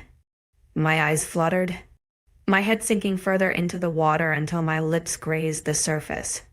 𝐴𝐸 ran over me, but I didn't react, rather embraced it with a sharp inhale. The lake would take care of me. I could feel it. It was primal, a truth I knew without even thinking. The sound of moving water was the next thing to break me out of the content trance, my eyes blinking open to find the stars still shining brightly above me. I dropped my gaze to find 𝐊𝐲 resurfacing, and murmuring sounded all around me. His chest was heaving, water pouring down his skin. His large, beautifully sculpted arm came to push his hair from his face, his lips parting as water ran down his nose. An itch and arousal overcame me. I wanted to touch him. I wanted to feel him. I inched closer, slowly moving until I was beside 𝐊𝐲. Her arm came out to prevent me, a gentle shake of her head stopping me. My eyebrows furrowed, but when I looked back ahead to see 𝐊𝐲 swimming back to the lake's edge, I realized it was over already. Once he was out, his shoulders sagged ever so slightly before squaring off as he turned to face us. "Never mind. We shall try next time," he spoke. Never mind? Never mind? What does he mean? Did no one else feel it? Did no one feel the overwhelming restriction of their breath, the beauty of the sky, or the warmth as the water held them? Looking around at the various frowns, I realized they hadn't. I had felt it. I was so sure of that. Why did only I feel it? Was I making this up? No, I couldn't be. I felt something. Something that drew me closer to the alpha male. An invisible, amazingly annoying string linked the two of us together. Mumbling filled the air as many of the very naked people swam out of the lake and I sighed before joining 𝐊𝐲 and Eve as they left too. I scrunched my bikini in my hands and wrung it out once we were on dry land. Walking over to our spot, I wrapped a towel around my body to dry off. It appeared the others were already dry, their hair not as wet as mine. Eve noticed my grimace at her frizzing hair and laughed. "We're hot. We burn hot. Our hair dries faster." I pouted. "That's unfair. What do I get?" "An amazing ability to fall over grass." She grinned at me, shrugging as she pulled a dress over her head. I patted my body dry, noticing a lot of the other wolves pulling on clothes as others merely grabbed their stuff and began to hike back to the house. They all seemed disappointed, weathered, and I could see it in the way their shoulders sagged so. "If you felt nothing, what were you meant to feel?" I wondered, dropping my towel to pull the large shirt over my head. Eve watched me dress. A large crease in her brows as her sadness shone through. "It's meant to feel like bliss. Like you're complete. Like all of us are one unit, drawn to protect each other as we banish our ill thoughts. That's deep." I hummed before snorting a laugh. Eve knocked her knuckles against her sister's arm with no effect. "It gets my point across. And the naked thing. Oh, that's just a way to look at everyone's ass." A snorted. Eve scolded her, crossing her arms. "Being bare connects you with the water and the moon. Less friction if there are no clothes." Just felt a little strange. I muttered, "Sliding on my shoes. Thought I was going to be sacrificed." They laughed at my expense, but I was glad because it changed the topic from the weird naked ritual to something else. I had felt something in that lake, and if nobody else did, then I didn't want to out myself. "Hey, Ailia." I spun around to see Piper approaching me, a wide grin on her still very naked body. I blinked to act as though I wasn't staring, but I couldn't help admire her figure. It wasn't often you saw a naked woman in my town, and Piper was an excellent representation every man's wet dream. It was no wonder she and Darius were so close. "Piper," I breathed, looking back at her face. "Mind if I borrow your towel? Mine's on the other side of the lake." She cocked her head. I shrugged, passing her my towel. "Sure." She took it with a warm smile, running it along her neck. "Thanks.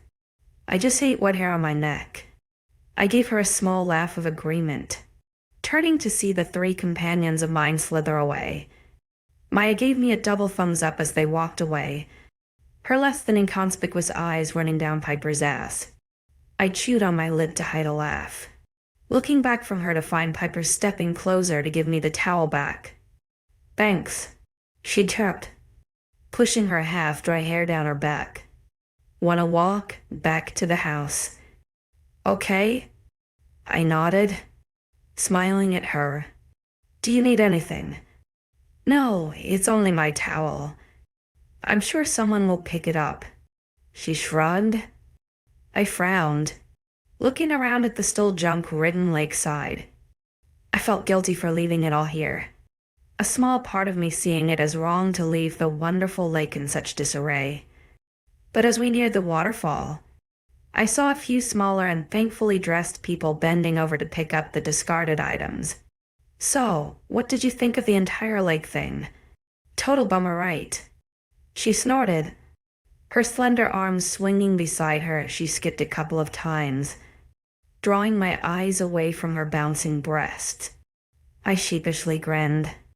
I was so not used to see so much nudity, and although I was used to the lack of clothing myself, to be on the opposing side was weird. Wolves were weird. I get there naked when they shift and run hot. But if everyone walks around naked every day, I think I may fall into a flustered mess. "Hey, Ailia," she teased, linking her arms through mine. "Sorry." I blushed. "I'm just not Used to all of this? The nudity or the magical lake? She teased. I wrinkled my nose. Both. I could get used to the lake. Though, that was amazing. It's so warm. Right? She grinned. But I get it. It must be weird to come from such a closed-off place to here. We are a lot wilder than humans. In the older years, packs tended to just wear skirts woven from skin and string, and tops that only wrapped around our necks.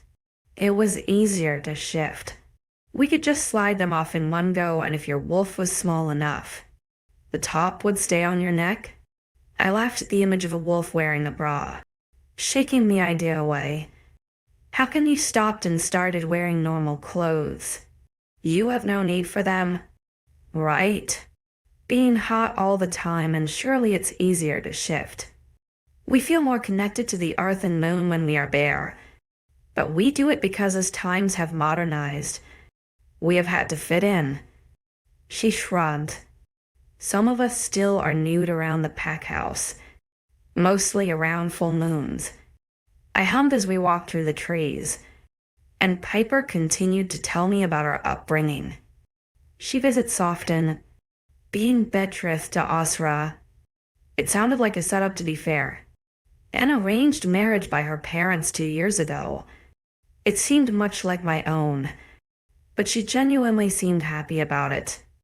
I think he had grown on her. I mean, who could blame her? He was an attractive, yet broody male with an ample structure for the hungriest of us. My body warmed as the image of him in the water resurfaced in my mind. The way the water dripped from his hair and down his lips and chest. The way the water highlighted his hips in a sharp V line, as if calling me, like a moth to a flame. I wanted to touch him, so drawn to him. I wondered if he felt the same. We were just about to break the tree line, Piper gushing about the time she first met 𝐊𝐲, when the so-called man walked out from behind a tree, clad in just some cotton shorts. We stumbled to a stop, Piper's laughing simmering down, until a broad smile covered her cheeks. 𝐊𝐲, you surprised us, she chimed. Despite the naked beauty calling his name, his eyes were locked onto mine. I felt the heat, the intensity of his gaze hold me, the meaning getting lost in translation. He glued me to the spot, the dark blue so powerful that it made me shiver. Piper pulled me closer, using her body heat to warm me up. His eyes fell to where we gripped each other, before falling down to my barely clad bottom. If I so much as took a large step or bent over, he and everyone else would get another view of my naked ass. Not that anyone seemed to care around here. 𝐊𝐲, his head snapped to Piper, his tongue darting out to his lips, yes. Just like that, the spell was broken, and I exhaled, not even realizing I was holding my breath. Did you come to find me? She wondered. Another brief glance towards me before he nodded, as if realizing her very naked situation. I felt awkward, shifting my weight. His lips quirked with a small smirk as he glanced at her, and I felt a slight twinge of something strike me in the heart. Was it jealousy? It couldn't be. He wasn't mine. They were intended. The lake just messed with my head. Yes, he nodded. Piper didn't move, looking down at me. Will you be okay going back alone? I think your friends are already inside. I looked towards the impossibly tall building in the distance, nodding firmly. I'll be okay. Thanks. Piper. She unlinked her arm, grinning as she bent down to kiss my cheek. Okay? Get some sleep. Don't wash until the morning. It's good for your skin. She would know about flawless skin. Piper giggled as she took 𝐊𝐲's hand, and I cleared my throat before beginning to walk away. In my haste to escape the nudity festival, my shirt had risen, but no matter how hard I tried to keep it down, It wouldn't stay in all the right places. I could either walk slowly and hide it all, or get the fuck out of there. So I chose the latter, and speed walked towards the pack house, the breeze up my ass making me go faster, away from the strange feelings and the naked people and towards my only source of comfort. My room. 25 that night I had trouble sleeping. An uncomfortable cramp kept me up at night that had me counting the weeks and days since I had been here. The urge to escape became stronger as the sleepless hours went on. I needed to get out. I had alpha blood in my system. I healed exceptionally well. So now was my time to escape. Before it wore off and I became feeble once more. Of course, my monthly bleed would come when I woke after a night of painful stomach aches that had me gasping for breath. I had never had such strong pains before. Perhaps the night in the magical lake decided it would be a good cleanse for my body. Perhaps my body just wanted me to get eaten by the wolves. That morning I climbed my way out of the bed, ripping the blood-stained sheets off with me. I carried them into the bathroom and drained them under the tap before I showered. I hoped the blood wouldn't stain, but I had not done my laundry here before. I could not find any cleaning products, not even salt. In the bathroom, once I was clean, I rifled through the cupboard once more in search of some sanitary product, only to come up short. I usually wore a cup, being the most comfortable and discreet option back home. Plus, Darius had enjoyed it. It meant he would never have to see blood in my underwear. Such a strange man. But here, I couldn't even find a sanitary towel. So I had to make do with toilet roll and hope I found Eve quickly. Dressing in the largest clothes I had available, I breathed through another wonderful stomach cramp as I gathered the sheets and made my way downstairs. It was early, around 7, and I hoped that meant there would be less traffic around. I stumbled across a female in the kitchen, dressed in soft cotton clothes as she organized the kitchen. I assumed she was one of these maids Eve told me about and cleared my throat softly to announce my presence. "Excuse me," I mumbled, and she turned to face me. "Could you help me find the laundry room? Please. I've forgotten where it is." Her eyebrows creased in confusion as she wiped her hands on her apron. "You don't need to do that. Luke, miss. Someone will come round later." I shook my head, stepping away from her outstretched hands. I felt embarrassed, heat flushing my cheeks as I let out a shaky laugh. "I know. It's just, I would rather do these by myself." I worried. Her head cocked as she studied me and then the white sheets in my hands. I watched with pain horror as her nose wrinkled and nostrils flared before an understanding took over her features. "Oh, I see." She smiled bashfully. "Nothing to be ashamed of. I'll show you where it is." I breathed an awkward thank you and followed her as she led me out of the kitchen. She had light blonde hair and a ponytail and warming brown eyes. She was more petite than some wolves I had come across, around my height with soft curves. Perhaps the hierarchy was like wild animals.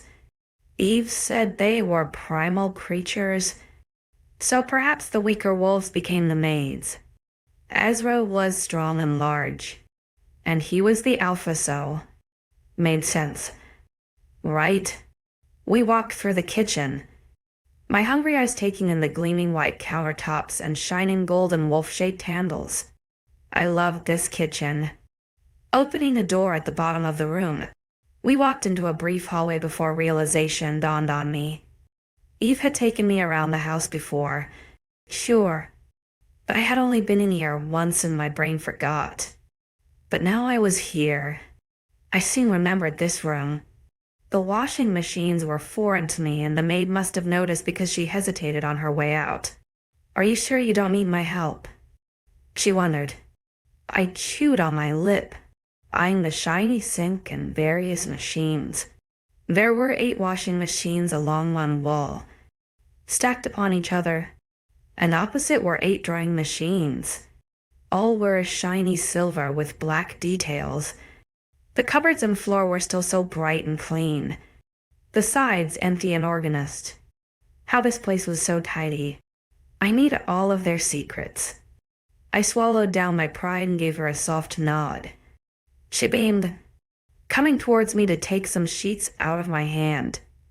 We'll scrub what we can by hand in the sink first. Then I will show you how to use the machines. She smiled, turning on the hot tap to wet the blotchy stains. Thank you, I muttered. I've just never used machines before. She cocked her head as she scooped some powder and rubbed it in with the scoop itself. I watched her intently, the powder foaming and bubbling. You're from the secret village, right? She wondered. What did you use there? Not machines. I shook my head. We did our clothes by hand. Growing up, we had little and couldn't afford machines. When I moved out, someone came and did laundry twice a week for me. She nodded slightly, studying me again. Well, I'm Serenity, but people call me Ren. It's nice to meet you. 𝐿𝐬. I smiled in return. She grinned again before rinsing the soap from the fabrics. She bundled them in her hands and guided me to one of the lower washing machines. Opening the door, she pushed the fabric in before clicking the door closed. Right? So this is whites, which means we wash them solo. No colors. She explained. This button here is on. Then we turn the dial to cotton. Since your sheets are cotton, each garment has a label with how to wash. Yours are the nice Egyptian sheets. So we wash them on a low spin and temperature. Pre-washing them in the sink helps the stains. I followed her instructions silently, noting where things were kept. There were so many kinds of soap and washing aids. I think I may need labels. Once she hit start, we stepped back to admire her handiwork. I thanked her for showing me, awkwardly shifting my weight. Anytime. She smiled. She never seemed to not be smiling, a slight buzz of radiant energy surrounding her. She helped me without judgment, and I really respected her for that. Do you need any more help? She asked. I hesitated, taking in her kind face as I debated on asking her my next question. What is it? She wondered, noticing my hesitance. Damn lack of poker face. Where do I find the sanitary products? I cringed though. We have a storage in here actually, but most of the stuff we get ourselves from the store. She explained, walking to a corner cupboard and opening it.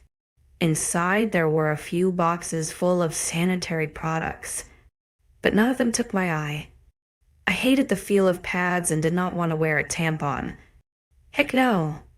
I grabbed a box of pads anyway, deciding it was better than nothing. I'd be happy to take you to the store, but I have to finish in the kitchen. I raced to my feet, shaking my head at her. Oh no. Please. You've already helped me so much. I will go ask my friend to take me. Don't worry about it. Okay?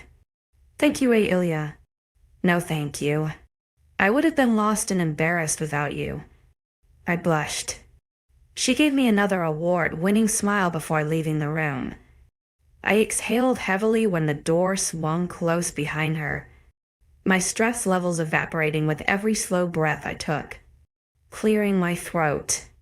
I made my way into the toilet next door and sorted my wonderful situation before I looked for a familiar face. Washing my hands, I left the room feeling a lot better. The sheets would take another hour before they were done, which would be enough time for me to find someone to show me where I can get supplies. Sure, I didn't have any money, so I would have to figure out how this whole thing worked. I came across 𝐿𝐤𝐳 first. Her wide, happy eyes peeking at me from the top step. 𝐿𝐬? Good morning. That was a morning person if I ever saw one. Hey, Eliza. I was wondering if you could help me. I smiled. Sure. What's up? How are you feeling? Did the lake give you a good sleep? The opposite. I shook my head, a laugh bubbling out of my chest. I had cramps all night, but I just spoke with serenity and the utility. She showed me where the feminine supplies are, but I was wondering if you could show me where the store was. She blinked for a moment, taking in the mumbling of my words. Oh, the pharmacy. I can take you. Want to go now? I was about to go for a jog. Anyway, scanning her appearance, it only just clocked to me she was dressed in shorts and a tank top. I blushed, but nodded and thanked her as she led me out of the door. Apparently, Village is a small plaza with pretty tiled floors, small green shrubbery, and white flowers littered with quaint brown benches. It was something out of a fairy tale. I was just waiting for the butterflies and white doves. And here, Eliza ushered me into a sterile store with a large green plus on the outside. She led me to an aisle and gestured dramatically to the various, and I mean various, assortment of products. My cheeks flushed as I took in the vast amount of things to choose from. They're so brightened, plentiful, I commented. She snorted, a lot different from human world. Huh. I nodded, bending down to pick up a couple of options. I'm surprised they even have cups. I've never actually tried one. Eliza hummed, plucking one out of my hand. Don't you like? Feel it? I snorted, shaking my head. None of it's in right. She hummed, scanning the box once more before depositing it into my hand. You'll find there's a lot more openness in this world. The men really do care for you and monthly bleeds aren't a taboo. They practically worship you. It's great. Her laughter had me smile, mostly in disbelief. Where I came from, they locked us away for most of the time. Men didn't like it. The smile on her face dimmed, a twitch of a grimness showing on her mouth. That's human males for you. Can't appreciate what a God-given child-bearing body is capable of. We laughed again before I decided on a cup type. Looking for a price, Eliza noticed my predicament. Oh, don't worry about that. I'll put it on the tab. I murmured as she led me to the front desk.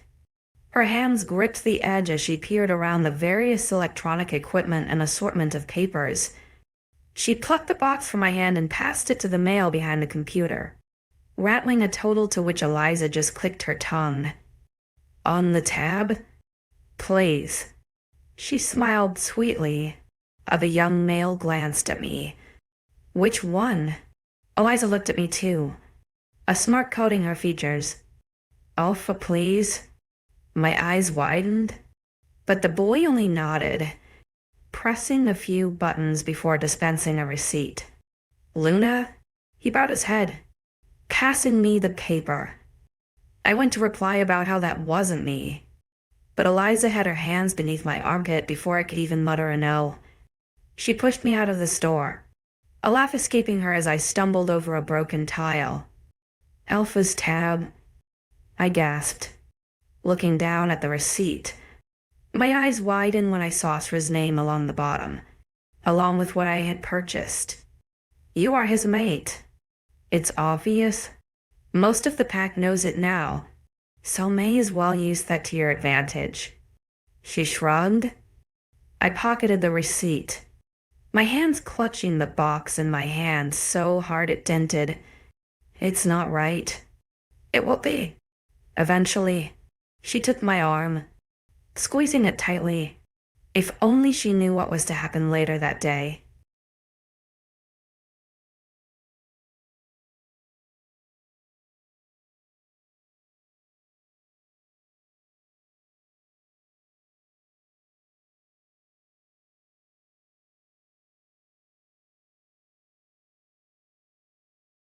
I'm stuck in a house with werewolves who can smell my every move.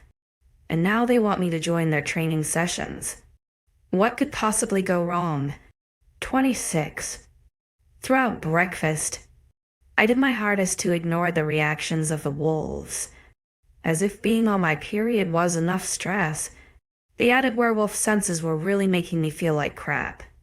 Every time a new wolf entered the kitchen, their nostrils would twitch and they would turn to seek the scent. Thankfully, none seemed to be disgusted or angry, merely curious, as a few asked me if I was okay, which helped settle that part of my mind. But bloody hell, if everyone could smell everything, then I was going to become paranoid. Safe to say.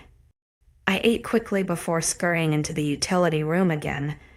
Serenity, Ren as she wanted to be called, had helped me to sterilize the cup, and I had it in its little bag ready to use. But before I could escape to my room, I needed to take my sheets out of the washing machine. She told me to not tumble dry them, so I carried them outside, hoping to find a line to dry them. I didn't have to walk far, finding some concrete posts with wire, and also an error stuck on the ground. I smiled, inhaling the fresh cotton scent as the wind blew my hair astray. Upon realizing that the washing line was too high for me to reach, I deemed Werewolf World height 𝐼SD. Shorter species were not welcome. Puffing, I tried to keep the sheets from touching the floor as I looked for something to hold them up. An unsettling cramp began in my lower stomach that had me inhaling sharply through my teeth. It was like lightning in my damn butt. Exhaling the pain away, I spun around once more, only to stumble backwards when I found a disheveled 𝐊𝐲𝐿 standing where I once did. His hair was messy upon his head, his chest bare and heaving for breath. Had he been for a run? He stared at me intensely, not saying a word. I watched him with hesitant wonder, from the way his lips parted to the way his chest heaved for breath. He was about 3 feet in front of me, and this close. I could see his tattoos in more detail. They looked like vines and branches, claw marks and tears, a mixture of thick and thin lines that wrapped around his body. They're lined with silver, so they never wear away. His soft voice commented. I lifted my gaze from his stomach to his eyes, flicking an eyebrow up at his words. Oh, so now he wants to talk to me. After ignoring me, having the weird magical lake thing, and then hugging in front of me, I huffed, passing him the sheets. Be useful and hang these for me, please. His foot staggered in surprise, his nostrils widening as I stepped closer to pass them over. Whilst one hand grabbed the sheets instinctively, the other grabbed my wrist. His head cocked, his dark blue eyes scanning me before settling on the frown of my lips.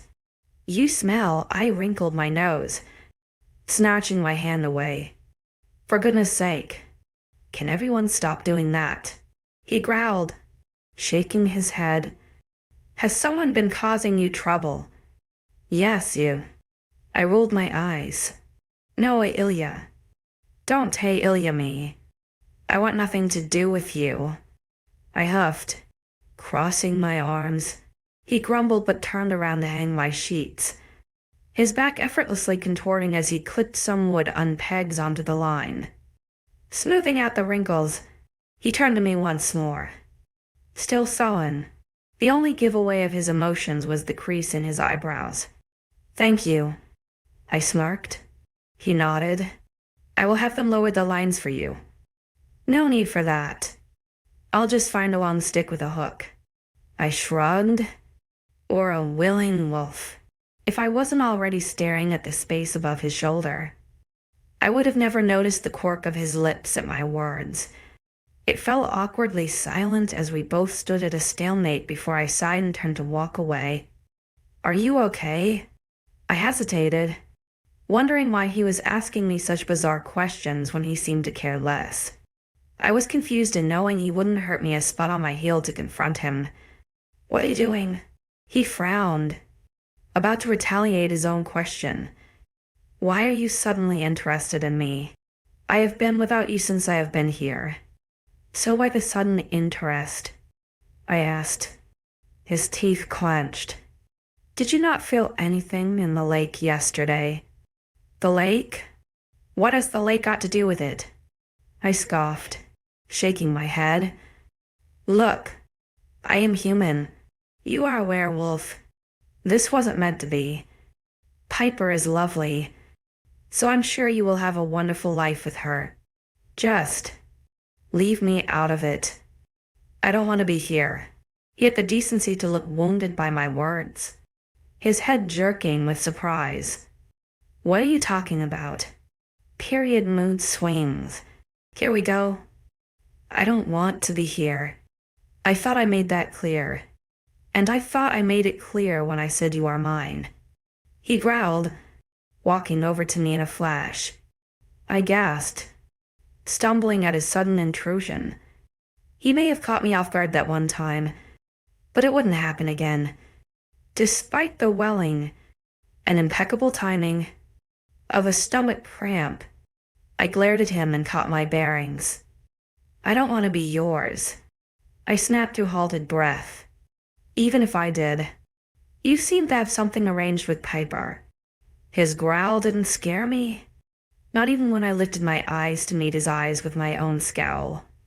My blood was boiling, but I didn't want to stand here and argue. Not when I saw the shake of his shoulders and the sharp glinting of his canine. Shaking shoulders and fists only led to punches and hits. I felt my eyes widen slightly at the realization, but quickly spun on my heel and went back inside to dislodge the idea. Grabbing my cup from the utility, I ran to the elevator and punched the button for my floor. My shoulders were shaking from the minor argument, the adrenaline wearing off throughout the death box's journey. Once out, I ran to my bedroom and slammed the door closed. Chest heaving, I stayed there until I felt well enough to walk without wanting to crawl under my bed in fear of his retaliation. Instead, I shakily walked into the bathroom and had another shower. It helped to ground me, to surround my thoughts with cleanliness and water instead of the demons hiding behind the door. As long as that bathroom door was locked, he couldn't get me in here. 𝐿𝐺 may not be Darius, but he was a werewolf who could easily lose his temper. I wasn't sure what to make of him. Heck, I didn't even know the guy. All I knew was that he was the silent, broody type who growled a lot. He had a lot of power, tattoos and muscle, but was that it?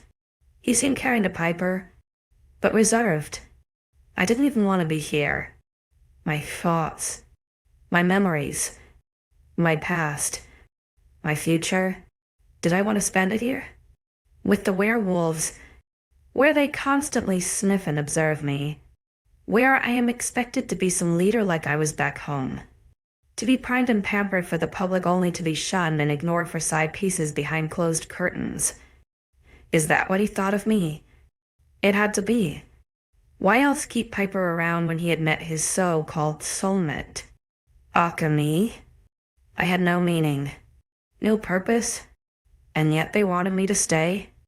I had friends, sure, but I still felt so out of place and, dare I say, naïve. I couldn't thrive here. Could I? To be a trophy, to be a housewife once more. That wasn't me. I couldn't do that. The thought had my heart racing, my breath hitching. I turned off the shower and scrambled out. Drying off, I disposed of my dirty laundry and inserted the cup before wrapping a towel around myself. I rubbed some moisturizer over my face before falling face first into my bed again. It was nearing lunchtime. The clock by my bed saying 11:30. The morning had passed rather quickly, and the longer I stayed here, the harder it would be to leave. I lay face planted and blank-minded for another hour before I planned. I was going to leave here. I couldn't bear another moment stuck here, standing from the bed. I shoved some clothes into a small bag I found, along with some toiletries and tissues. I was about to leave the room when I remembered something important. Clothes. Scurrying back to get dressed. I chose dark green and black clothes to blend into the forest. Pulling the hood over my head, I hoped the clean laundry would hide my scent and the lack of external blood would be in my favor. Hitching the bag onto my shoulders, I used the stairs as I navigated the various hallways. I passed by with no one noticing, slipping through the utility door and into the fresh summer air. The heat beat down on my back, burning me through the hoodie. Perhaps midday in spring, time was a bad time to run away in a dark hoodie. Pacing myself, I meandered my way to the tree line, grateful no one stopped to take much interest in me. I really was just an observational piece. No one wanted to talk to me. The thought made my chest hurt. I wasn't seeking the attention, but perhaps someone talking to me may have stopped this rapidly baffling idea. Moving deeper into the trees, I heard the faint sounds of fighting in the distance. Turning my head to the noise, the snapping of teeth and growling wolves reminded me that after lunch was training time. I wasn't sure what time it was anymore. Not having a phone or watch truly was a disadvantage. These wolves had a schedule, and I hoped I timed this right. What felt like an hour later, but was probably 10 minutes. I cursed my spontaneity. It was too late for me to go back. I would come across their border fence or something. Eventually, I could feel it. Feel the tension rising. It was like something was drawing me in, yet repelling me at the same time. My instincts were telling me to forward, to find out what it was. Another 10 minutes and I stumbled to a stop when I came to a strange break in the trees. There was something there, in the darkness of the trees in the distance. My eyes struggled to focus on it. The leaves too full and branches too low, hanging. It was dark over there, but it looked freeing. Don't you even take another step. I froze, my shoulders tensing at his voice. How did he know I was here? Did he follow me? Did he scent me? Turning round, I crossed my arms to seem unaffected. 𝐊𝐲 stood there, covered in sweat and even more disheveled than he was this morning. Sorry, I huffed. Since when was I not allowed to walk in the woods? His eyes narrowed, right next to the border. I have been following you for the last half a mile. You were purposely going to the border? I scoffed. I'm just a human. How would I know where the border is? Ailia. He inhaled deeply, his eyes closing with frustration. Don't toy with me. Step away from the border. I turned around, following his line of vision. Cocking my head, I saw nothing in particular. Just some leaves and bugs and dirt. Some food probably, since these were dogs I was talking about. I don't see a border. I shrugged. Do not mess with me, 𝐿𝐬. He growled. My name leaving his lips was so delectable. Wait, no. Straight-mind 𝐿𝐬. Remember why we spontaneously left the house. Yeah, we are not some side piece in a werewolf world. I'm not messing with you, 𝐿𝐬. I grunted. He strangely shivered, his eyes closing slightly as his name trailed from my lips so effortlessly. His stance widened then, his knees locking in preparation. I recognized that movement, that preparation. Looks like it was now or never. He must have seen my determination because the moment I threw myself backwards, he was right behind me. I landed rather ungracefully on my stomach and face, leaves and sticks pricking me in the cheeks and mouth. I groaned at the impact, not feeling any dramatic change of being out of his border. Looking behind me, I found a smug alpha male staring down at me. Damn, he even looked good from this angle. One rule, 𝐿𝐬? Don't be so gullible. Confused? I opened my mouth to retaliate, but his hands wrapped around my ankles and dragged me. I shrieked, grabbing at loose debris as he pulled me towards him. Once I was halfway beneath his legs, he bent down to wrap his arms around my waist. I screamed, my fists raising to hit his back as he placed me over his shoulder. My eyes blurred as fear encased my throat. My lack of strength compared to his was overwhelming. The rushing of blood to my head had my heart racing as panic overwhelmed me. Staring down at the floor, my head became heavy, my heart raced, and my lungs aching for breath in the panic. I didn't want to go back. I couldn't go back. I had to get away. Darius? I shook my head, beating down on his back. He growled, a sound that had me curling into him slightly, but it didn't stop the waves of panic that I endured. Please, I begged, tears forming. Please put me down. He hesitated, coming to a stop. Please, 𝐿𝐲𝐻𝐬. I whimpered, knowing their name was always be a good distraction. I won't do it again. Please. I'll be good. Please. Please put me down. He must have noticed my lack of fight, or felt sorry for me, because they pulled me from his shoulder and sat me beneath a tree. My head fell between my knees as I fought for breath. Haunted memories taunted me, most of them starting with me trying to escape, only to be thrown over a shoulder, taken to a dark room, tied to a bed, cuts and scrapes in the kitchen, glass, knives, waterboarded in the bathroom, darkness. I shook my head, my hands fisting my hair. Darius, pain, pain, pain. 27. The sharp bite of the tree dug into my back, the uneven ground poking at my tailbone. The air was hushing in my lungs, my heart racing for me to breathe. Spots clouded my vision as I worked through the panic. It was nothing I haven't gone through before. I reminded myself. Warm, rough hands grabbed my own, pulling them from my face. The buzzing sensation set my blood on fire, and not in the bad way. They were surprisingly gentle as they pulled my hands into one of theirs, the other pushing my chin up against the tree. Ailia? 𝐿𝐲𝐻𝐬 murmured. I cringed at the way his voice floated through my ears. A promise of sweetness. Please don't. I didn't mean to upset you. Ailia, he repeated, drawing my eyes up to his face. The blue was swirling with emotions I couldn't decipher. I had never seen emotions like that before and wondered what they meant. I was used to pity, or anger, or confusion, but this seemed strange. His eyebrows were furrowed, his lips in a small pout as his narrowed eyes studied me. I exhaled the built-up breath, calming my racing heart. His thumb caressed my upper cheek as he watched me silently. With the comforting warmth of his skin and the gentle swirls of blue night skies in his eyes, I felt my mind start to relax.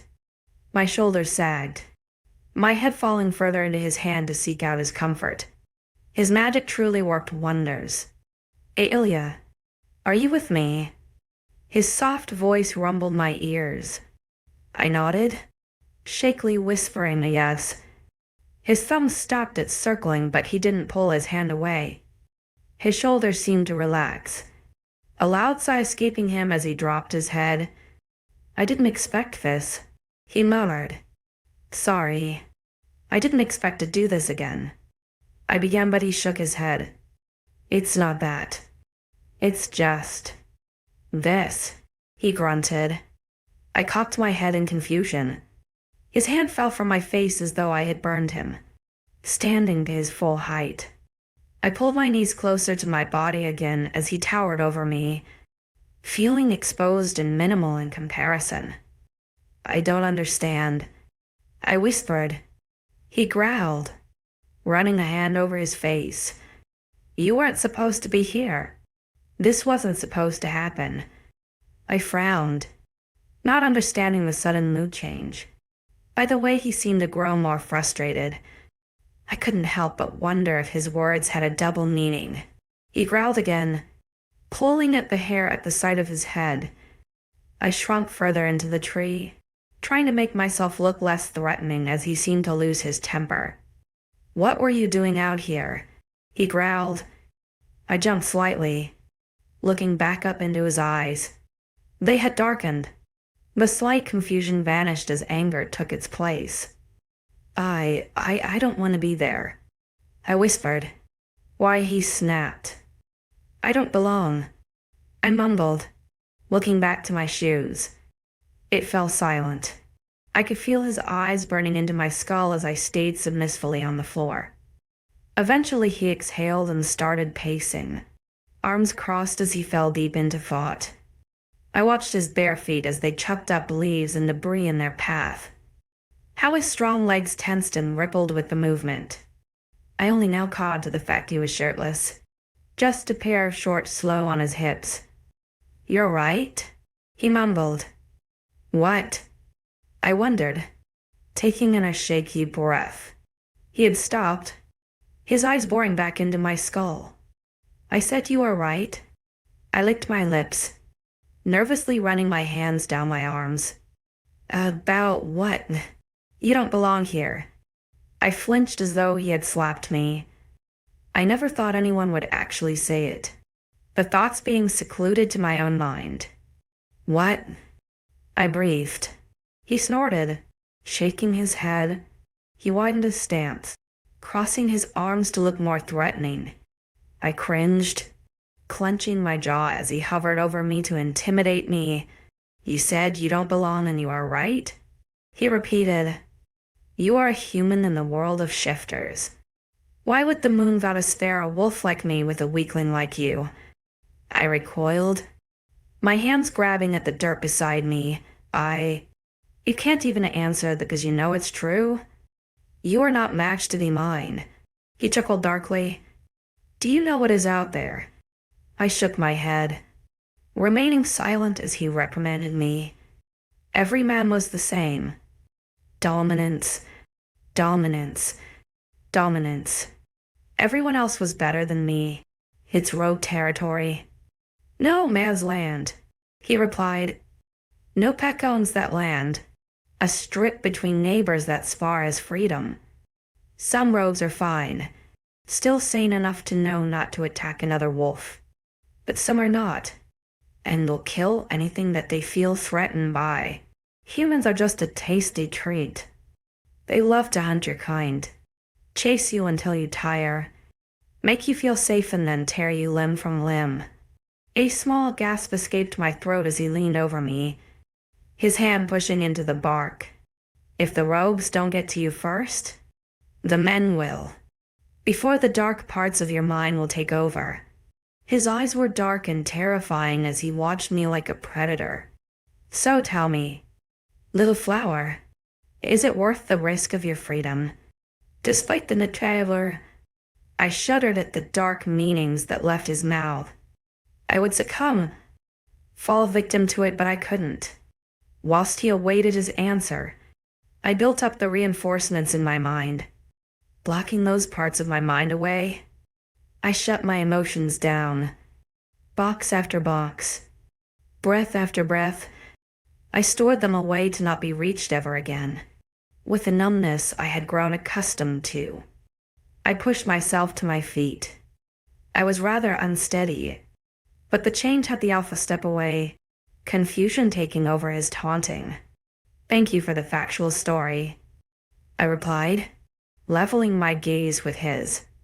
"But I have my fair share of nightmares. There's nothing a little chase can do to hurt me." Shock graced his features for a moment before the hard stare slid back into place. He leaned into my personal space, trying to intimidate me even more. But I was stone. I could take a beating, I could take a reprimand as simple as turning the kettle on. "Chase? It'll be more than a chase. Flower? It'll be a hunt." He breathed, his face inches from mine. "You'll end up running in circles looking for something you cannot have." I could feel his lips brush my nose, his breath warming my skin.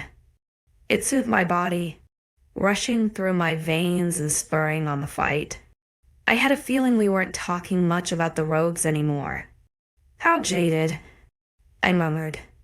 His eyes searched mine, looking for a flicker of emotion.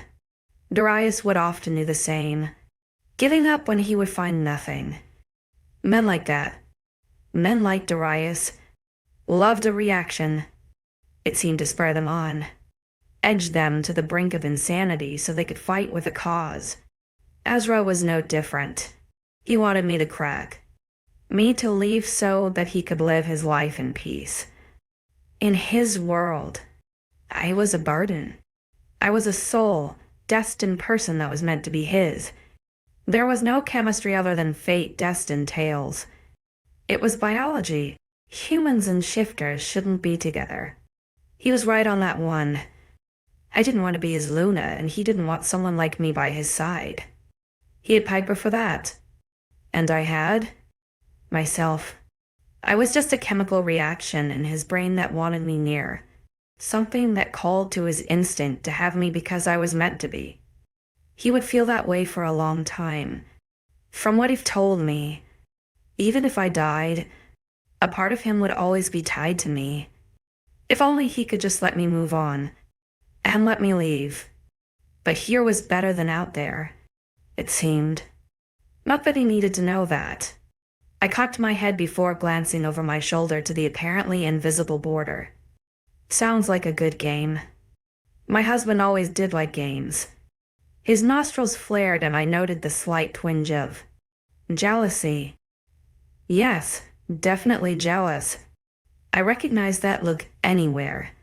If I ever spoke to another man alone, Darius would go all protective. Possessive arm holding, tight grip and shifting movements. Loud laughter and glaring eyes would bore into me, nostrils flaring and jaw tightening as I was dragged away. Reprimanded for being such a slut when I was being friendly. "Husband," he growled, "you think this isn't the first time I've ever been threatened?" I mused, leveling my gaze with his once more. "You're going to have to dig a little deeper if you are trying to be rid of me." His teeth pulled back and I flinched at the sight. It made him smirk, but I couldn't help but be worried about the glinting canines that took the place of 4 of his human teeth. "I don't think it'll be that hard," he quipped. "Better get a list going.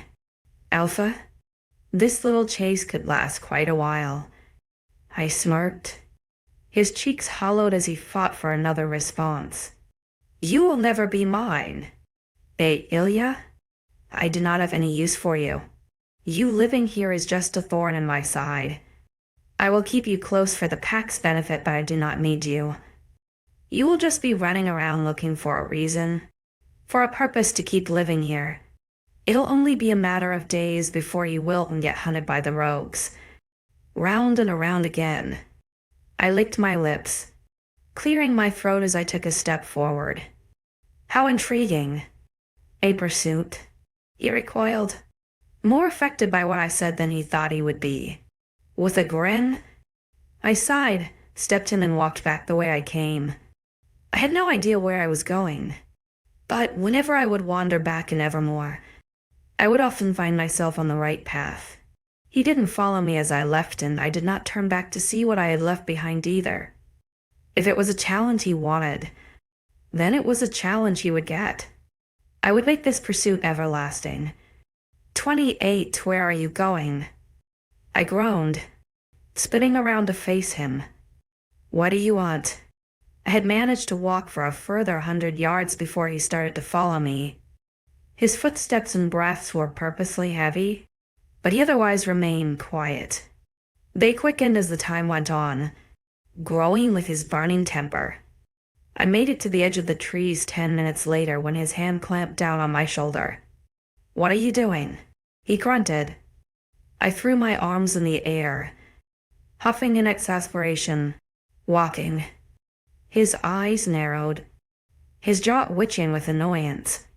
He walked into my personal space, and this time I didn't back away. His eyes were dark in color, his canines sharp in his mouth. I assumed that meant his feral side was more in tune than his human side. Going by what even damn 𝐊𝐲 had told me, he was about to retaliate when the words died on his tongue. "You have your bleed." I fought back the flaming embarrassment, scoffing. "And you are embarrassed," he stated, pulling his face away. I gritted my teeth, avoiding his direct gaze. "Why does it even matter? Do you have sufficient supplies?" he wondered. Staring at him, my mouth fell agape. What was this man doing? He went from one extreme to the next so quickly that I lagged behind in the thought processes. I thought Darius was a wacko, but 𝐲𝐬𝐬's mood swings were incredible. Shaking my head, I stepped away from him. "I don't understand you." It was a simple question. He blinked. I groaned. "We have just had a huge argument. And yet you follow me here to start asking me questions about my period." His eyebrows furrowed, a frown lining his lips one more. "What is going on here? Because I really am not understanding." I grumbled. "You just told me that you want nothing to do with me, that my only use is to keep up pact standards. Now you are asking things that are none of your concern." He watched me closely, his dark eyes flickering between my own and my mouth as I spoke. I hoped he was taking in what I was saying and not just looking at me and pretending. When I scowled, his eyes followed the motions of my face, taking in the details. Grunting, I shook my head and turned to walk away. "Ailia, you cannot flaunt away. You are a claimed female." His words warned me. I almost screamed in frustration, spinning around to face him. He had walked up behind me, and it only took 2 steps for me to reach him. My hand came out to push him in the chest. His head darted down in surprise, watching it. "You do not owe me." I shrieked. "How many times do I have to say I don't want to be here? I don't want to be yours, and I don't want to be your Luna." His eyes sprung back to mine, an excitement firing in them that wasn't there before. "Then listen to me when I say, you won't last long here." There we go again with the mood swings. I groaned, pushing my fingers into my eyes. "This is one of the reasons your whole soulmate thing doesn't work. I cannot even stand to be around you. You are intolerable. And you are pretty brave for a pesky human." He growled lowly. My eyes twitched, preventing me from flinching. We remained staring at each other for a while, our chests heaving with exertion. This man, this intolerable, confusing man drove me insane. Behind his damn beautiful blue eyes and striking facial features and exquisite body. No, sidetracked. Ailia. This man was danger and ego mixed all together. When his eyes dropped to my lips, so did the heavy weight of dread in my stomach. I didn't know this man, but when emotions were high, they always came out on top. So, when the moment happened and his tongue came out to wet his lips, I dropped my gaze and turned away. This time, he remained, and I fought the urge to call him a good dog when my back was turned. Walking into the hotel like house, I sought out a nearby clock. I could smell lingering food coming from the kitchen, so it had to be around lunchtime. Ah, there we go. 4 o'clock nearly. What to do now? I could go to bed, but I was feeling hungry and didn't want to go into the kitchen alone. People would stare and speak in their strange brain links. I'm the ugly duckling on this occasion. I stood at the door leading to the wonderfully smelling room for longer than normal. The adrenaline building in my veins. The anxiety that grew in my mind fought for a win, and eventually it came out on top. I exhaled heavily, turning to walk away and back to my room, to safety and familiarity. Just as I spun on my heel, I caught a glimpse of 𝐲𝐬𝐬 stood on the porch. It only caused me to run up those stairs faster. I needed to have a good old talk with myself. That was all. Running into my room, I headed straight to the bathroom to relieve myself, sighing once everything was done. I stared at myself in the mirror. I was so close to getting out of here, but the damn Alpha had spoiled my plans. He wasn't even supposed to be there. He was training. That's where he was meant to be. Was he keeping tabs on me? That was creepy, right? Knowing everything I did, I wouldn't be surprised if I had a bodyguard following me from now on. Perhaps that was where 𝐊𝐬𝐬 may come in handy. Shaking my head, I scrubbed the frustrations from my skin with soap. Feeling better and more pure, I made my way to my bed and collapsed on top of it. Staring up at the bland ceiling, my eyes found that one bump of plaster, as it always did. The one imperfection on the entirety of the roof, and I always found it. Why was that? Why did I have to seek out the tiny imperfection when the rest was so wonderful? I did that a lot. And the more I lay there, the more I realized I could have been free if I had just played my cards correctly. But also, Asra was right. I wouldn't survive out there. I had been sheltered my whole life for a start. The past 3 years were ruled by a man who controlled everything. My diet, my sleep schedule, my friends, and sometimes even my toilet time. The smallest taste of freedom, and I was acting like a caged animal. I needed out. I wanted out without realizing where I was. Perhaps wasn't so bad. I may be surrounded by wolves who could smell my every strong emotion and probably even bowel movements. But at least I had safety. Destined to a wolf as a soulmate who ran a pack. It seemed it was most likely the safest space. But I had no purpose here. What was I supposed to do? I shot up in the bed when a knock came at my door. Eyeing it suspiciously, I called out to see who was there. No answer. Definitely not creepy. With my heart racing in my ears, I slowly climbed out of the bed and headed towards the door. Creaking it open a little, something shifted and hit the ground with a dull thud. Looking down, I found a brown paper bag. Pulling it into my room, I shut and locked the door, choosing privacy in this absurd moment. Setting the bag on my bed, I pulled out the first few things only to be confused and strangely shocked at what I found. A fuzzy-filled hot water bottle, a reusable drinks bottle, human painkillers, and a mask and peel-off face masks. Beneath that were slippers and a folded-up tee that smelled oddly familiar. It was dark gray and wide, and I knew it would reach my lower thigh. Curious. At the very bottom was a plastic tub with lid. Even stranger. Cracking the lid, I was astonished to find food. Rice with vegetables and small pieces of white meat mixed in. There was a pot of sauce with cutlery folded up in a napkin at the bottom of the bag. Setting it to the side, I looked around for any inclination of the sender. A note was in the very bottom, hidden beneath one of the folds of the bag. Lifting it out, my face flushed with realization.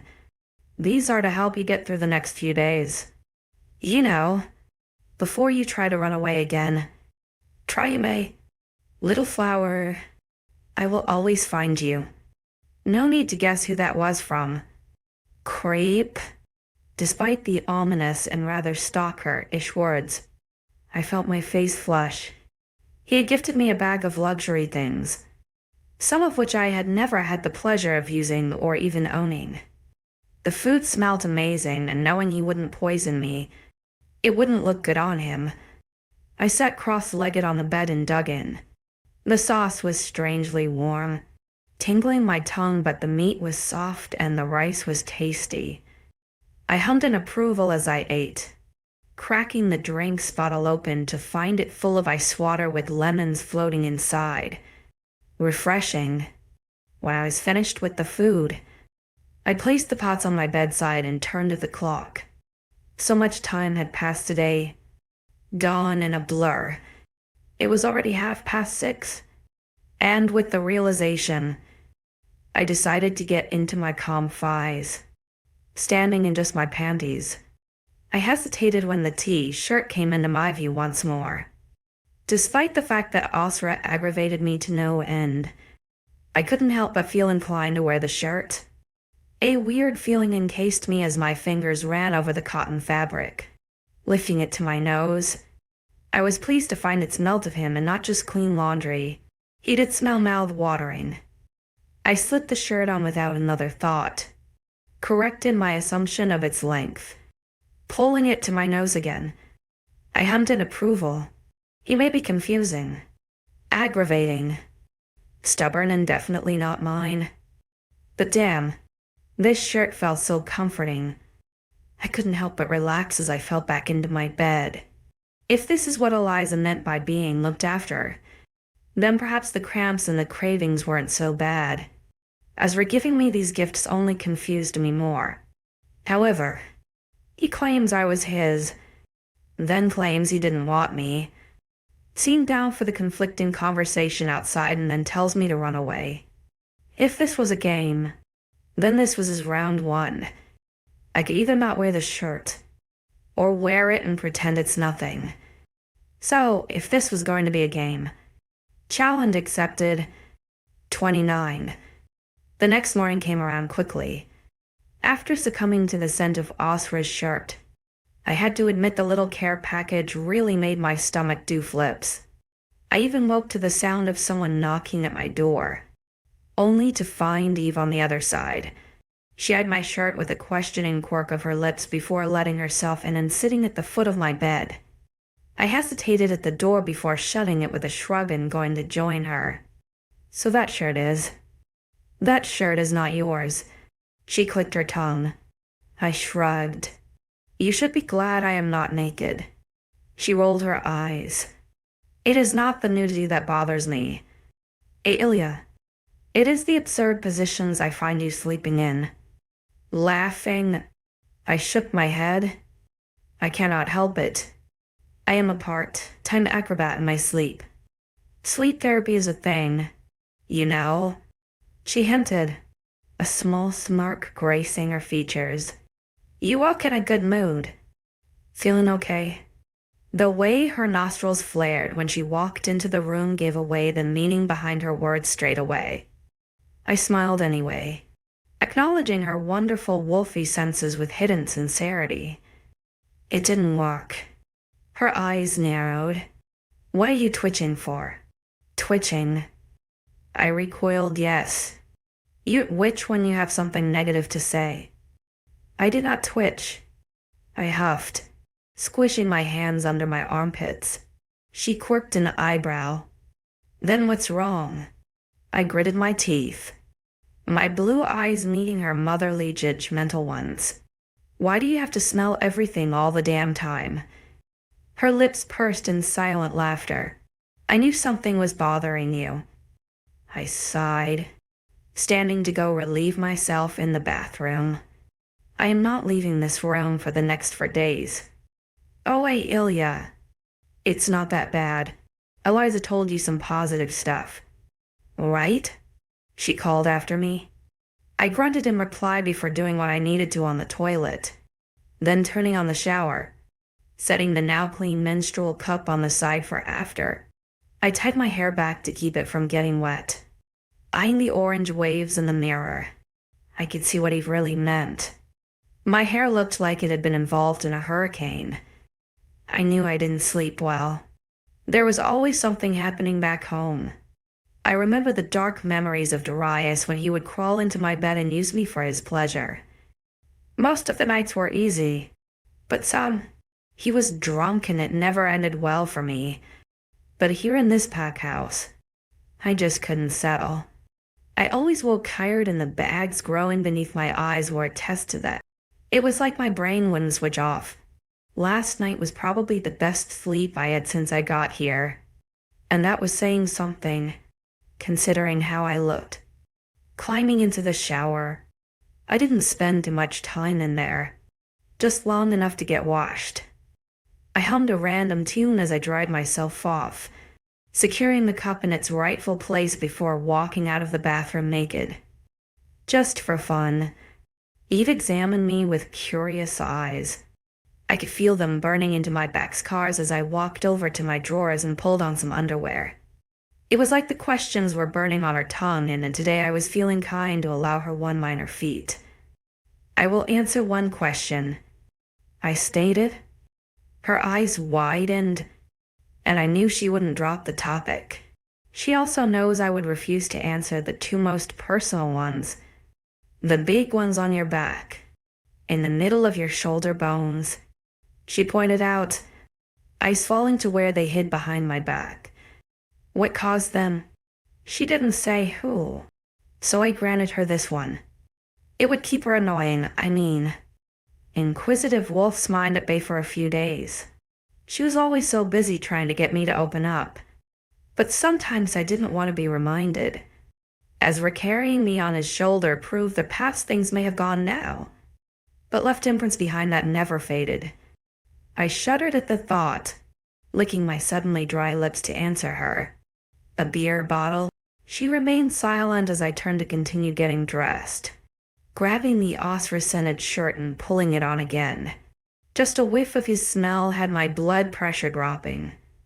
Opening my eyes, Eve's eyes narrowed, an angry tick to her jaw. "I hope one day you tell me the full story so I can kill everyone who ever hurt you," she growled. "So, he'd have to kill me too." "I'm offended, Eve," I teased. Her eyes widened. "What do you mean?" Shaking my head, I decided no more stories for the day. I had barely been up an hour and already had way too much talking without a coffee. Bad things happen to people. I shrugged. "Anyway, why did you come crawling in here at 8 o'clock anyway?" "I came to see if you wanted breakfast," she mumbled. "Thanks." I nudged her with my hand. "I don't feel like eating much this morning. Like I said, I'm going to lock myself in here and not come out until at least the last day. And to prove to 𝐲𝐿𝐬 that I could last more than a few days here." I smirked at the thought. An eagerness to rile him up again burned in my veins. Just a glimpse of annoyance in his stoic eyes would have me crumbling with glee. "And the shirt?" Eve wondered. Snapping out of my revenge daze, I blinked down at her. "Where did the shirt come from? What had you to do?" She grinned. Her mood shifted. I frowned, shaking my head quickly. "Nothing like that. I went for a walk and came back, and this package was on my doorstep. There was food, this shirt and some girl stuff, I guess." "You were telling me you ate random doorstep food." She frowned. "Yeah? That didn't seem suspicious to you?" "A little." I shrugged. But there was a note, and I knew it was from 𝐲𝐿𝐬, and he can't kill me because his wolf will go crazy. She paused for a second, taking the time to absorb my words before shrieking. "So you thought it was because he had signed his name? What if someone copied it?" I placed a hand on her thigh to calm her down when she threw her hands in the air. It seemed to work because she froze again before settling back onto the bed. I awkwardly slapped it, pulling my hand away with a small laugh. "No, he used in a traveler, I guess. That only he has used." "So I knew," I explained. Her eyes became doe-like. "And the traveler? How cute. What is it?" I groaned. "Please. This reminds me of all the shrieking girls at home." She giggled. "Oh, come on. Just a little snippet." "Ugh, fine. He calls me a flower." I grunted. She was odd, which caused me to shoot her a look, giving me a last grin. She sobered up and stood up from the bed. I watched her curiously as she came to stand beside me, pushing me onto the bed. My ass fell into the mattress firmly, but I remained puzzled. "Since you have given me the pieces of 𝐊𝐬𝐬, I will forget you are hibernating and leave you to it." She chimed. "Thanks." I rolled my eyes. "So, kind of you to respect my wishes." She snorted, Shrugging, "I may, but good luck with the others." She practically skipped from the room, shutting my door softly behind her.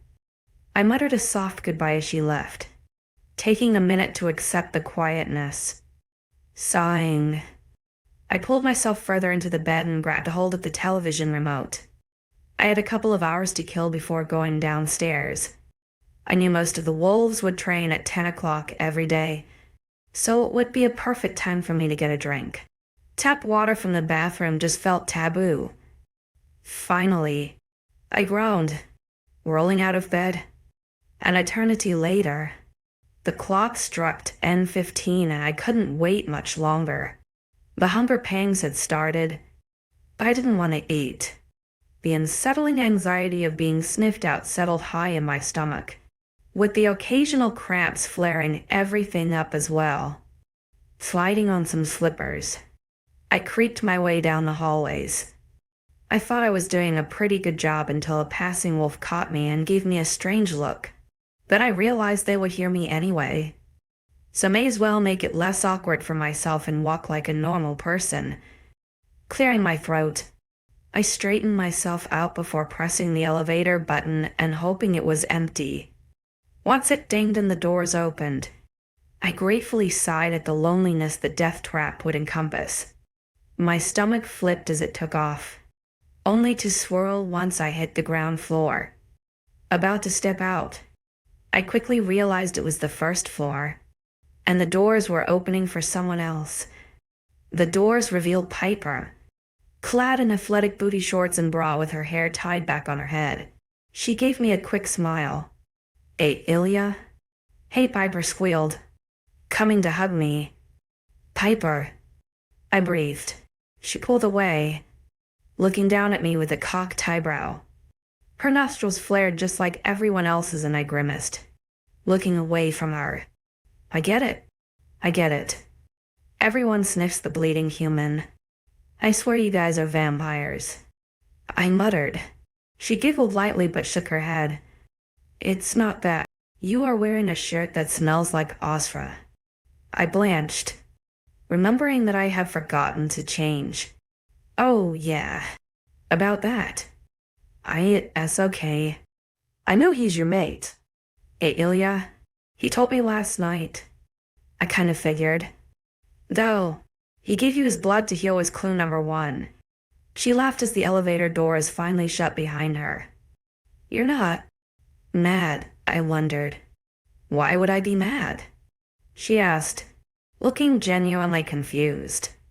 "Are you two like a thing?" She smiled softly. "We could be. I do not have a mate. Ailia. I met him in an enemy pack who hated his kind murdered him. He was a human, much like you." "Wait. Murdered?" I snapped my head to stare wide-eyed at her. "Wolves killed him because an enemy pack, a foe of my father, did. He did not approve of the Alpha's daughter having a human mate." Her eyebrows creased with a frown. "I played into the whole 𝐊𝐿𝐼 thing when my father suggested it, just to get away. He accepted it. You know, just for fun." I shook my head, exasperated so. "They killed him for being human." She giggled again, the musical sound ringing in my ears. "Oh, wait, no. That was the elevator doors. Stepping out of them, Piper followed me, her hand wrapping around mine. "Oh, Ailia, don't look so frightened. Nothing will happen to you here." She beamed. "Sure, it won't. I just felt more on edge than I ever did before." "Okay," I lied, nodding. "We'll talk about this later." I was eager to get rid of her and crawl back into my bed. She nodded, squeezing my hand. "I am late for training, and they are going to kick my ass. See you later." I watched her hair swing wildly as she hurried from the room, squeezing my fingers into my eyes. I pushed the terrifying thoughts out of my mind. My heart ached for the poor man who didn't get to live just because he was human. Wolves acted like they had every right to end one of our lives, to rule over us. We were nothing but rodents to them, an easy kill. A shudder rolled down my spine as I made my way to the kitchen. I would grab a drink, a piece of fruit, and then that's it. I was not leaving my room until my heart no longer sat in my throat. 30. I have updated twice. PLS read 29st. I did not see Piper again that day. I got a few pieces of fruit and ran my way back to the elevator and up to my room. She didn't come the next day either. But true to my word, I stayed in my bedroom for the entire week. I skipped a few meals here and there, timing my visits to the kitchen to when the wolves had gone. The story of Piper's true mate echoed in my mind and I felt on edge. I was glad I didn't come across anyone. Eve came banging on my door on day 4 and scolded me for not leaving. I gave her my very stubborn reasoning of not wanting to be sniffed out. Her telling me she could smell it was ending soon ended up in me giving her my best death glare. She hadn't come back since I told her I wanted privacy a few days ago, so I ended up promising her I would emerge when it was over. That was 2 days ago, but she didn't know it was now over. Until now, there was a bang on my bedroom door. I could hear it through the sound of the shower. Sighing. I knew my time was up as I ran the soap along my body. I woke about an hour ago and had just lied in bed like I had every day since coming here. I was pretty sure the mattress had an imprint of my body on it now. The knocking stopped as I rinsed the suds from my skin, but soon picked up again on my bathroom door. I groaned, knowing the wolf behind it would hear my every move. Switching the shower off, I wrung some of the water from my hair before securing it into a towel. Hair out of the way, I climbed from the shower and settled my feet into the bath mat. My skin pebbled as the cooler air danced along my body, wisps of a gentle breeze coming from the open window. Ailia, hurry or I am busting this door down. My Eve brought back up today. I will be out soon. I grunted, pulling out my toothbrush, doing my usual morning routine of moisturizer, teeth and hair. I wrapped a robe around myself for dignity before I stepped out. Maya was sitting on my bed, her arms crossed. Her eyes snapped to me as soon as the door opened, a scowl on her face. Eve stood to the side, a stare not as harsh as her sister. I stood before both of them, crossing my arms in return. You've been in here too long. I was not going out there whilst you guys smell my every body function. I scowled. Maya rolled her eyes. You finished days ago. I could smell it the moment you did. I cringed, shaking my head. Please. These kinds of things are the reason I don't leave the room. You'll have to get used to it one day. Eve muttered. I'll like it in here. I shrugged. Maya was dressed in workout gear, the clock nearing the time she was due to work out. Eve was in her nurse uniform, no doubt ready for her lunchtime shift. Asra's blood had worn off now, so I felt every ache and crick in my bones as I usually did. At least, this time, I did not have any broken bones or bruises. I was just human again. Please come down. Just observe us for a while. I gritted my teeth, my heart picking up its pace slightly. What is preventing you? Eve wondered. My nose scrunched, and I adjusted my robe's tie to bide some thought-processing time.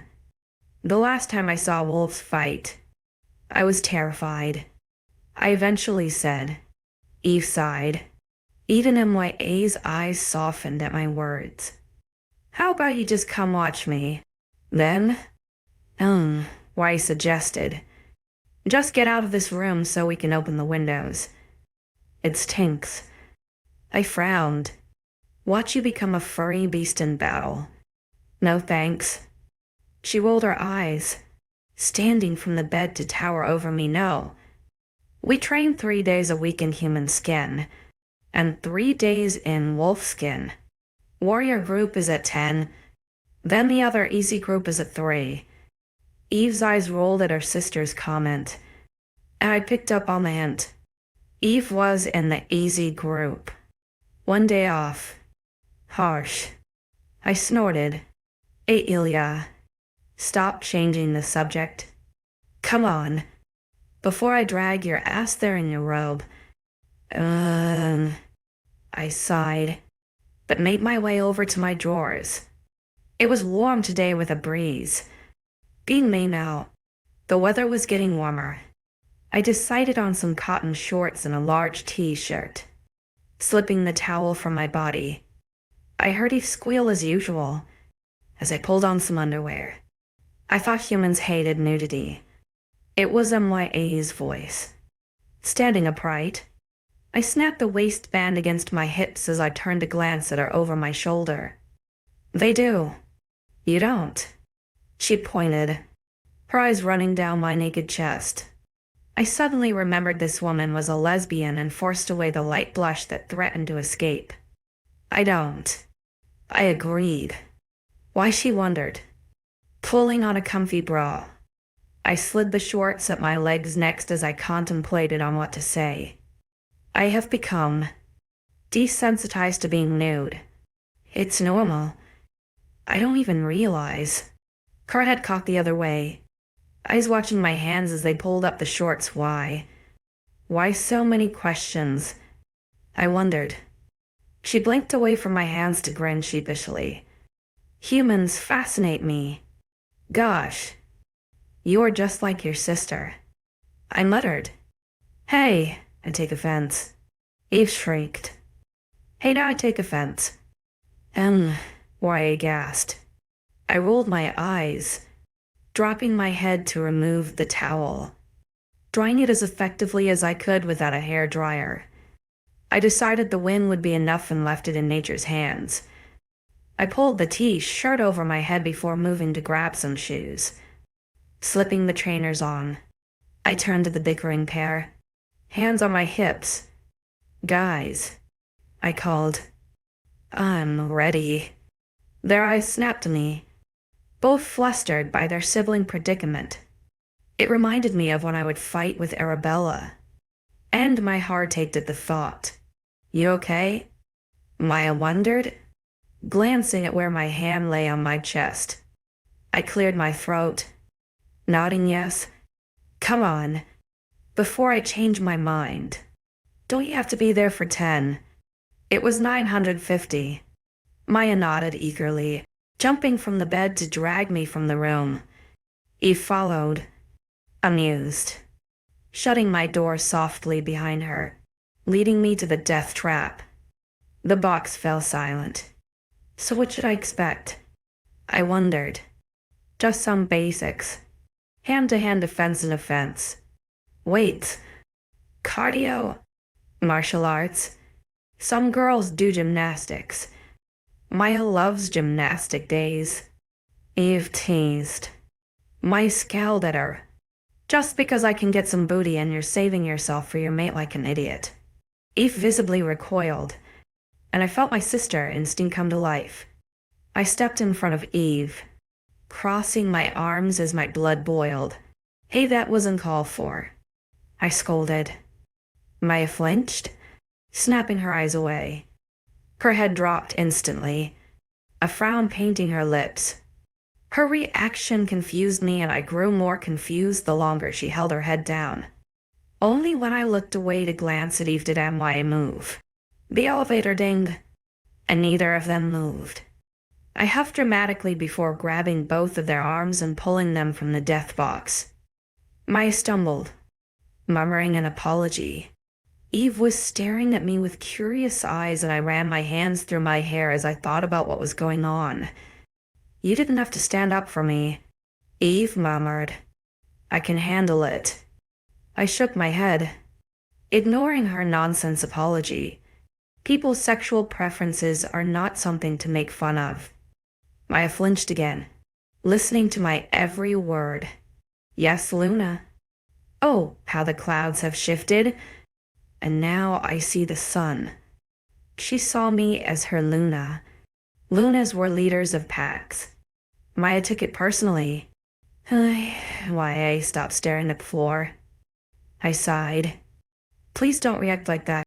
It makes me feel strange. She rubbed her nose with her hand, raising her brown eyes to meet mine. Sorry. It's just instinct. I am not your Luna. Though. I shook my head. In my eyes you are. She smiled softly. It was quiet until Eve interrupted the strangeness, telling us we were late for training. She left us stranded, parting ways as she went to work her shift. Maya took my hand gently before pulling me through the kitchen. I grabbed a pear on my way through, my fingers only able to grasp the stem in the sudden haste. Maya dragged me the entire way to the training center, the big painted gray building glaringly obvious amongst the green grass. There was a tarmac pathway and large white windows I couldn't see through. The smell of chlorine filled my nose as we passed by, but MY didn't stop to open any doors. We are outside today, she breathed, pulling me around the side of the building. Come on. I have 1 minute left. You can sit on the sidelines. I grunted, dropping my hand from hers as she sprinted to the group of wolves about 400 yards away. I made my way to where a water jug sat on a table, paper cups stacked neatly beside it. Crossing my arms, I awkwardly turned to face the group. Some wolves started whispering and glancing at me, which only made my mood worsen. First, I get dragged here, get questioned, then I get called Luna by my friend, and now people are staring and talking about me. Talk about a recipe for paranoia. Piper caught my scowl, giving me 2 thumbs up. I responded with a faux smile and a hand of my own, dropping it when she turned to face the front. To my right came 𝐿𝐤, his colossal form demanding attention the moment he stepped from the building behind me. I crossed my arms as I watched him approach, part of me begging him to get closer so I could look into those blue eyes again. I had never been so close to such beauty since the day in the forest, and I felt myself almost salivating at the sight of his defined chest through his shirt. Damn it. Hey, Ailia? Stop being a perv. Ezra came to a stop at the front of the group. The sun beating down on his back gave him an ethereal glow. His blue eyes scanned the crowd, barely glancing over at me. I felt slightly offended when his eyes didn't linger and he continued to look at his pack. Shuffling my weight to one hip, I watched as they all warmed up. I counted them as they stretched and limbered up, some moving into jumping jacks from crazy ass lunges. I even saw 𝐿𝐤 among the group, her human form smaller in the mass of long legs. As she stood behind MYA, there were 65 wolves here, making me wonder how many were in this other group MYA told me about. It made sense they alternated though, because who would patrol the borders? We will start with light sparring. Pair up. I will set up a circuit as you do so. 𝐊𝐤𝐳 excitement, breaking into their pairs. Caleb, the Delta, and Everett, the Gamma, were together, if my memory served me correct. Caleb was 𝐿𝐤's mate and Everett was Allah's. betrothal stood beside his alpha, patiently watching. Once the wolves seemed ready, I noticed a lone wolf in the middle. 65 was not enough for pairs, I thought.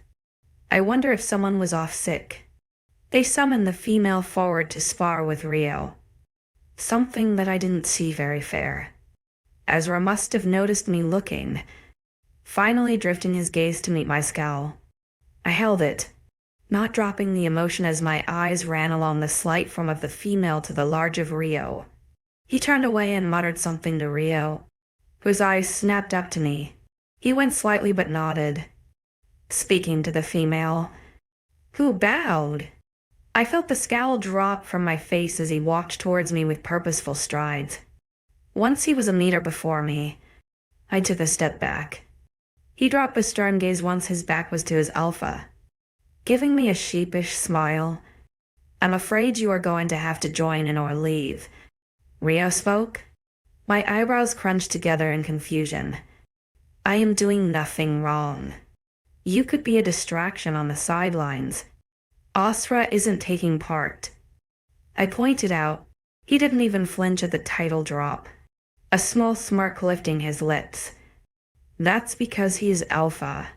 I raised my eyebrow, ready to drop the Luna card.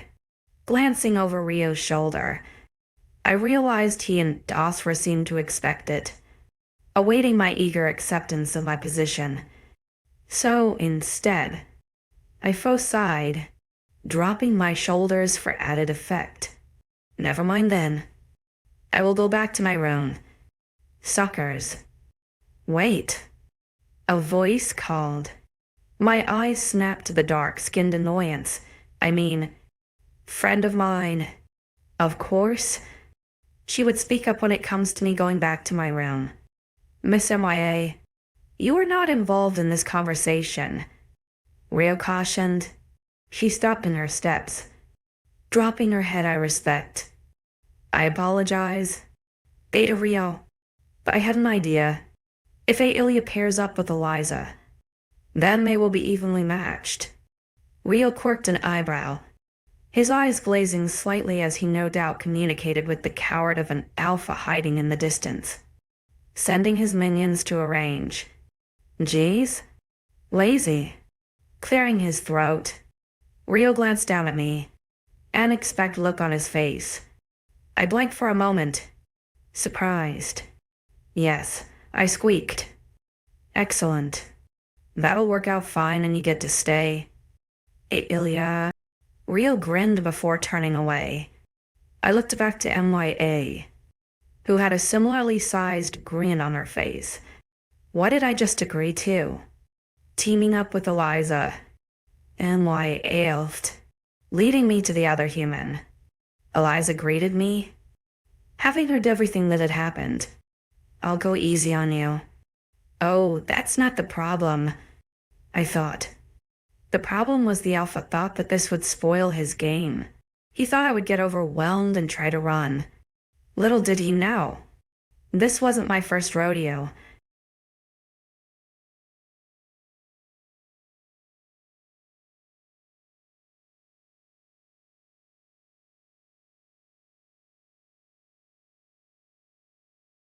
I'm playing a dangerous game of cat and mouse with the alpha, and now I've stepped it up by wearing a dress that's more tease than cloth.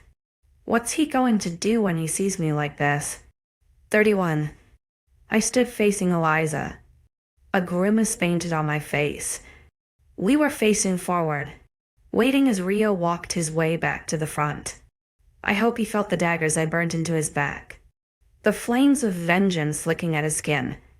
When he came to a stop and turned around, he surveyed the group. What are you standing around for? Find a space. He grunted, eyes narrowing one last time. I dismissed my cruel intentions and turned to find 𝐊𝐲 had already wandered off. Huffing, I marched my way after her, glad she took a spot that was fairly centered in the group. It meant we would be more hidden, and hopefully, I wouldn't feel the alpha's eyes watching me so much. Ground rules. 𝐊𝐬's voice carried through the crowd. No cheap shots. The first to be pinned for 5 seconds loses. You go on my command. 𝐊𝐬 murmured agreement, and I dropped my head with understanding. Turning to 𝐊𝐲, I braced myself. I didn't know much about fighting like this, but I had learned enough self-defense whilst growing up.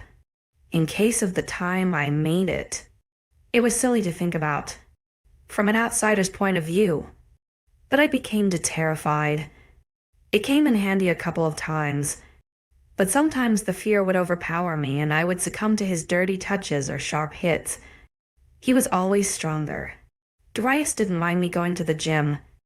In fact, he encouraged it to the point he built one at the back of the house for me. I knew it was because he preferred me slim, but I had a naturally wide rib cage and hips, so couldn't help it. But with the aid of the gym and standard self-defense books, I learnt some moves and built some stamina to burn those pesky pounds. Most nights when I couldn't sleep, I was busy in the gym. I wasn't the best.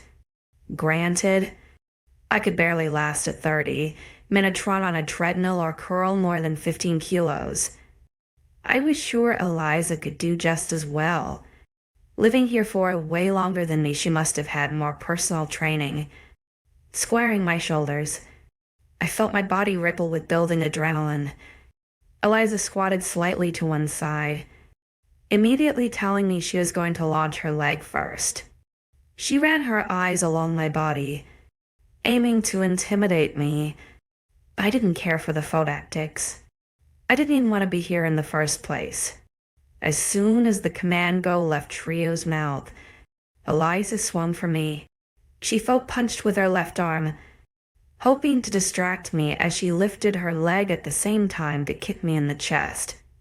I saw it coming, catching her by the ankle and pushing it down.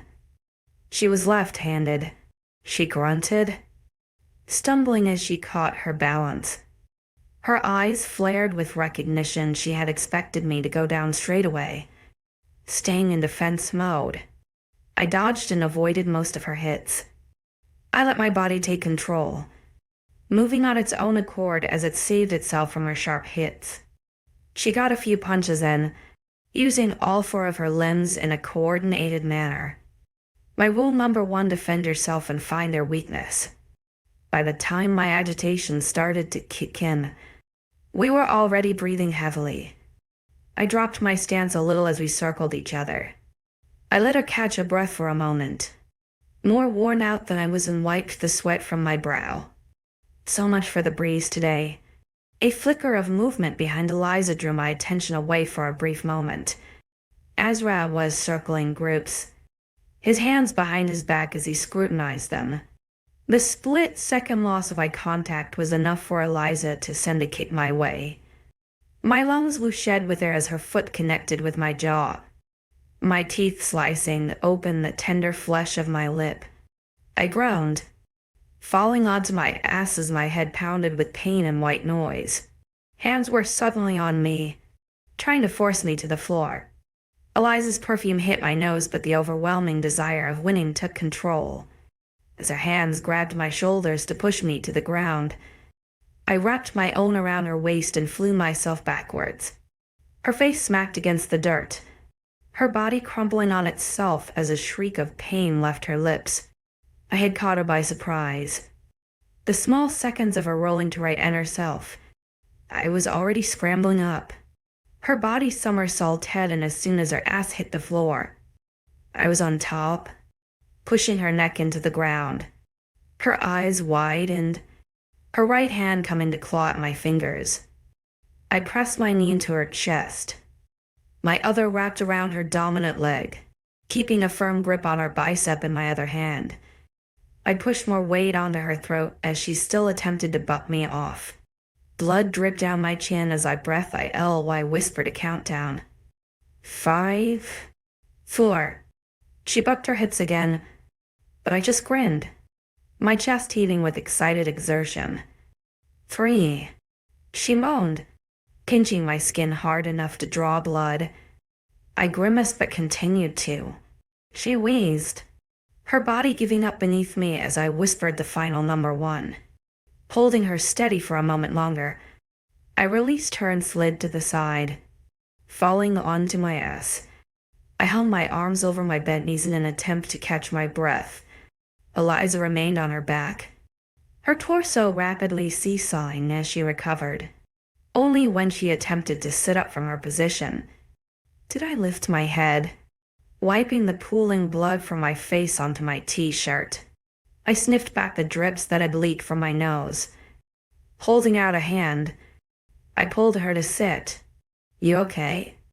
She exhaled loudly but nodded. I did not expect that. I laughed softly, my broken skin tugging in that familiar way of pain. "You did well. I hardly got any hits in," she grunted.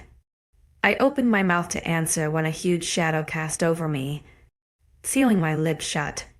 I raised my gaze to seek out the intruder. It was two. In fact, both 𝐊𝐬 and Darius stood over us.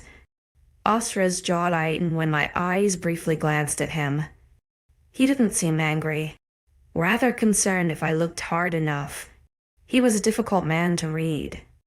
"Nice win," 𝐊𝐬 commented. "Thanks," I briefed. "Who taught you?" he wondered, cocking his head. I didn't think humans learned that kind of stuff anymore.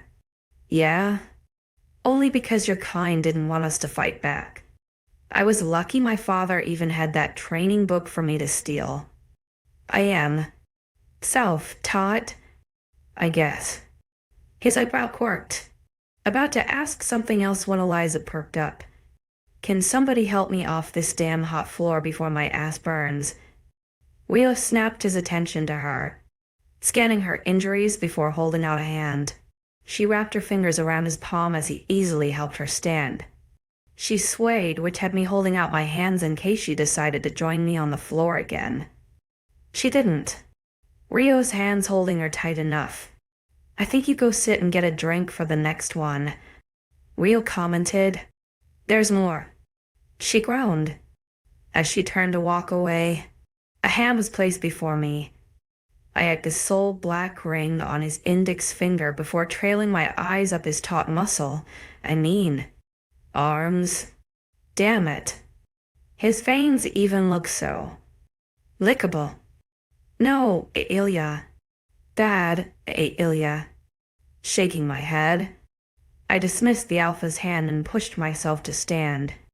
I inhaled sharply as my world spun, my eyes blurring as the head injury came back full force.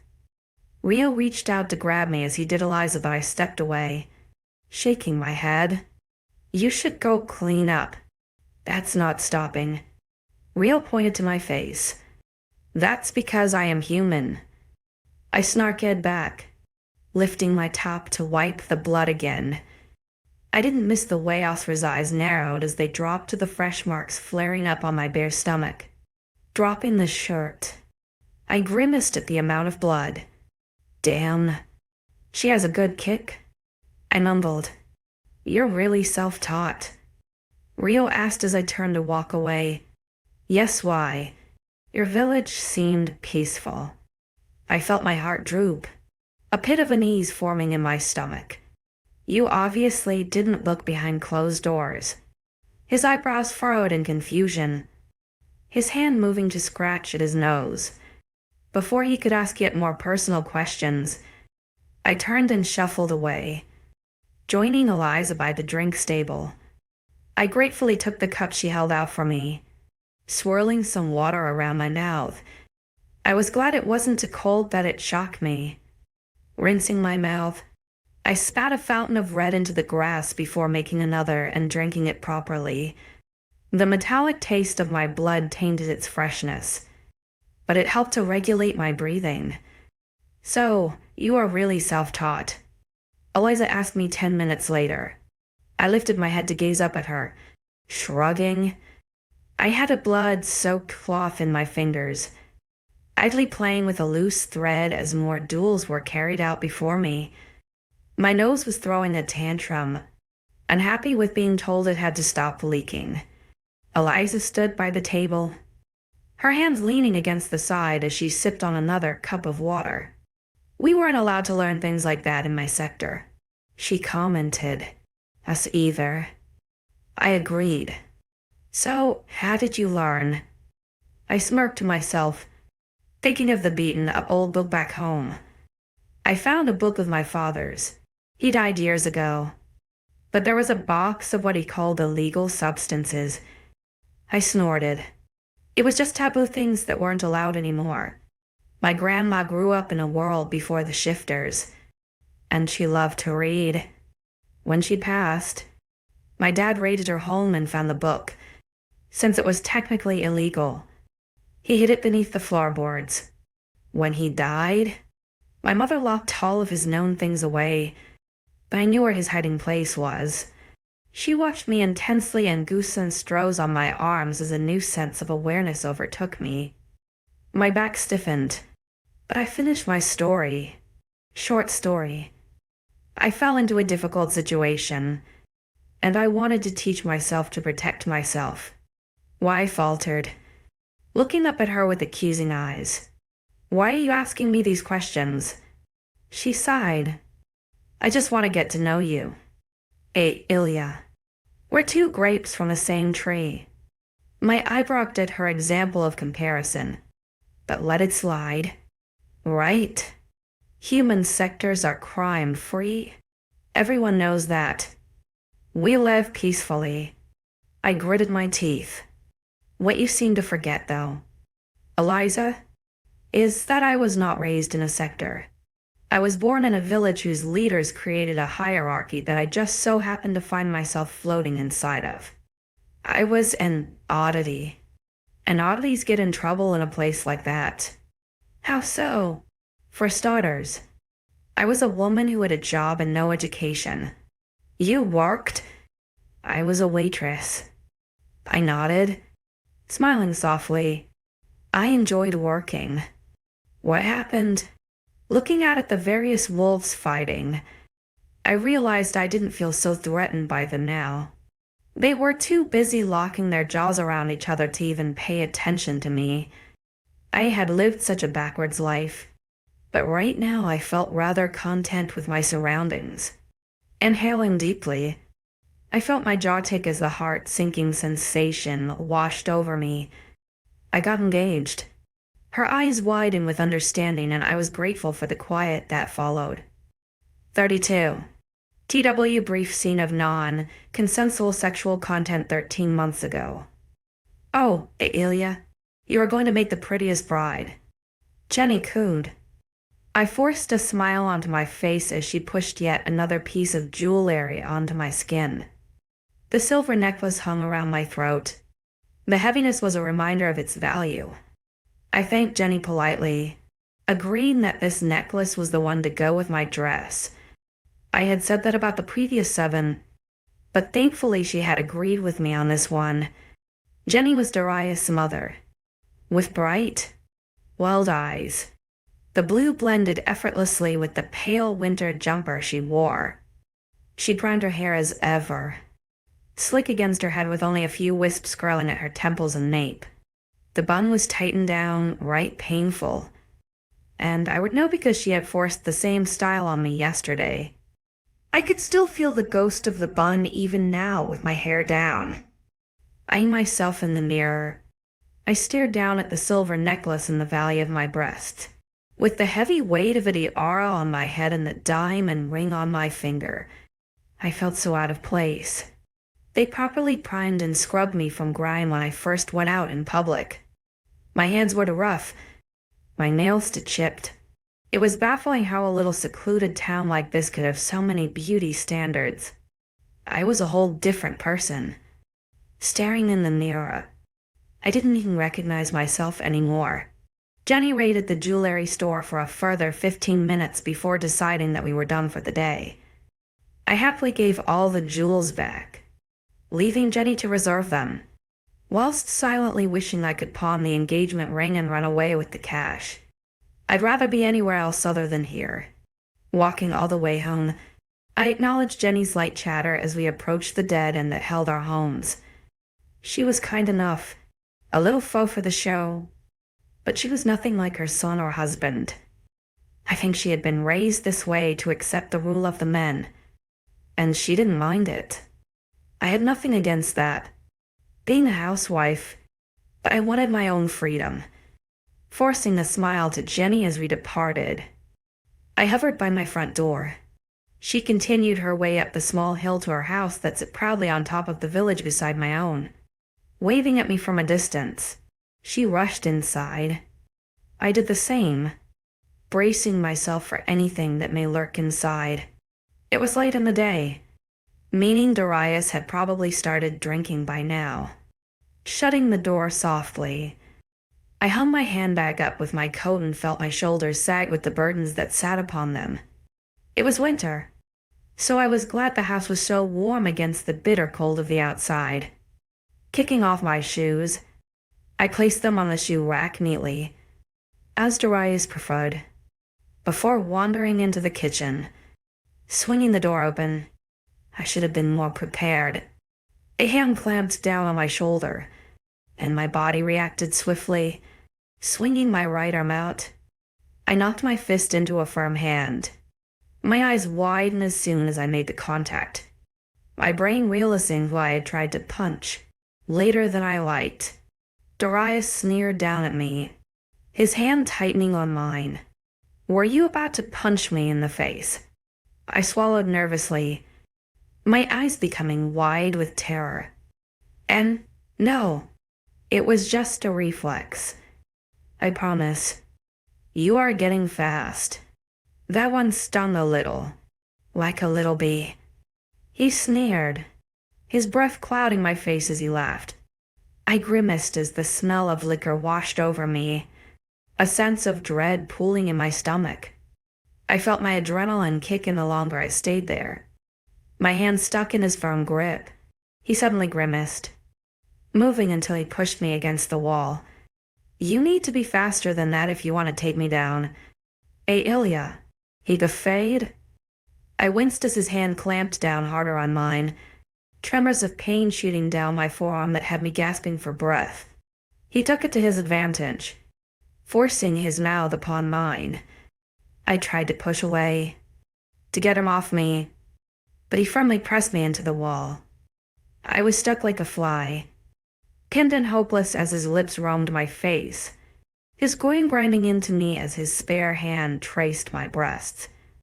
"Drop your pants," he grunted. I rapidly shook my head. "I see you can't. Please. Why the fuck not? Do as you are told," he snapped, moving his head back enough to grab my cheeks in his free hand. I flinched as some spit hit me in the eye, his hold impeccably tight on my jaw. His other hand remained firmly clasped on my own, a numbness running down my veins. I'm on my period," I whispered. He glared at me, disbelieving. "Prove it." With shaky hands, I had to undergo the embarrassment of him forcing me to show him, the blood on my finger a clear warning of my truth. As soon as he realized he would not get his fill, his nostrils flared with anger. I cowered into the wall when his grip intensified. "Then I will just use your mouth." He forced me to my knees, my tears pooling down my face as he used me for his own pleasures. My jaw ached by the time he was finished, with soon, too, be bruises littering my jaw and throat. My head had already dropped to the ground in shame as he zipped himself back up. "Disgusting?" He spat, swallowing a mouthful of beer. "I will see you in for days." I have things to attend to. I remained on my knees, hoping that was it. But he didn't move away, growing agitated at my lack of attention. His hand captured my already tender hand again. "Answer me," he growled. I gasped at pain when his grip increased, too distracted by the sudden pain. I didn't answer, and his temper flowed like pooling lava. My desperation to be rid of the pain had my words ceased to make meaning. I begged, pleaded with him to let go of my hand, but he didn't care. His eyes glared into mine, eliciting a cry of pain when there was a sudden large crack followed by burning flames of pain down my wrist. He left me, a crying heap on the floor, cradling my newly broken wrist. We would say I was clumsy, that I tried to move the sofa by myself, and it slipped from my hand. People would laugh and say that was a man's job, and I knew they would believe it because of my background. It would be like it never happened, and then for days, he would come back from his time away and pretend he loved me again. I would crave his absence and attention like I did every time, only to fall for his apologies and gifts as he put the blame on his mental health, causing him to drink. The man had me. He had my emotions like putty in his hand. I was just his purchase. After all, shaking my head to clear the fog, 𝐿𝐲 eyed me curiously. I gave her a weak smile before turning my attention to the fighting wolves. I could feel a throbbing in my jaw, perhaps even swelling coming to light. My fingers tentatively touched the part where my ear met my face, eliciting a wince when the skin became too sensitive to touch. All right. That's enough of that. Give me a 5-mile run around the perimeter. My head turned to the new voice, a shudder rolling over my shoulders as his voice caressed my ears. "Rio, please take the lead," Asra announced. "Yes, Alpha." Rio nodded before breaking out into a run. "You coming?" Eliza wondered. "Going to follow the crowd?" "Heh, no." I shook my head. "I need some ice." She gave me an apologetic smile before turning and running away, Maya also waving at me as she disappeared. I watched the group as they slowly dispersed into the far line, becoming more aware of the burning eyes on my face the longer I avoided his gaze. The last person to be swallowed by the trees was Eliza, and when she was gone, I sighed, knowing I'd have to face him eventually. Clearing my throat, I turned around to grab another drink. I would go back to the kitchen and hunt down some ice in a moment. "You did well." I tensed, the cup midway to my mouth when he spoke. He sounded close. Too close. Peeking over my shoulder, I mentally cursed when I saw he was directly behind me. How did man so large move so quietly? He was like a blade of grass amongst the wind, just floating. "Thanks," I muttered before taking a large mouthful of water. Couldn't talk if there was something in my mouth. "You say you are self-taught?" Eyeing him, I kept on drinking but nodded my head once in agreement. "Interesting." He frowned, thinking it over.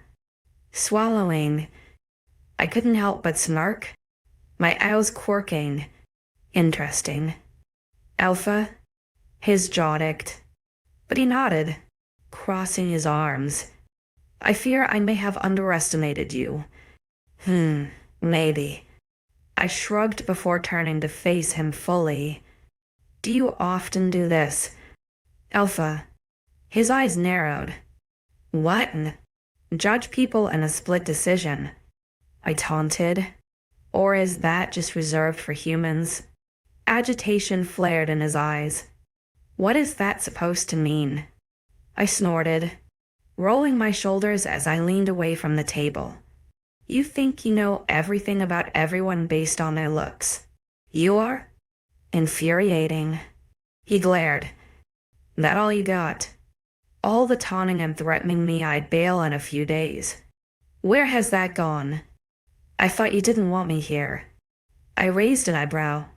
He suddenly opened his mouth and ran his tongue along his teeth. I couldn't help but follow the muscles as it grazed the sharpened edges of his canines. They may look like normal human teeth right now, but I knew exactly what they turned into. I repressed a shiver, gritting my teeth to meet his eyes again. He was smirking now, his arms crossed as he examined me. "You seem to be no different." "Little flower." Rolling my eyes, I imitated his stance. "What is with the little natrains?" He didn't answer, watching me intently as I fidgeted on the spot. His cold blue eyes would stare at me like this a lot, blank and relaxed. I would often catch him with the same expression. It was too hard for me to decipher what he was thinking. "Did anyone ever tell you that you wear your emotions terribly?" He mused. I gritted my teeth, placing my hands on my hips. "Did anyone ever tell you that you have a humongous ego?" His lips quirked into a rare smile, amusement dancing in his eyes. Intriguing. The tension was palpable, and I still wanted to bite back with more agitated comments, but my jaw was pounding and my shirt was covered in blood. Running a hand through the loose strands of my hair, I exhaled heavily. I was aware of his eyes on me as I calmed my raging temper, but I paid no more attention as I turned and walked away. I just got kicked in the damn face. I would not stay here much longer. "Where are you going?" "Can't take it," he called after me. I don't know if your eyes work as well as your dick brain does, Alpha, but I am not in my most perfect state. I may not show emotions well, but I can handle pain even better. So put your damn ego to the side and leave me alone. A low whistle caught my attention, and I flashed my eyes to the left just to see 𝐊𝐬𝐬 approaching. They had been gone.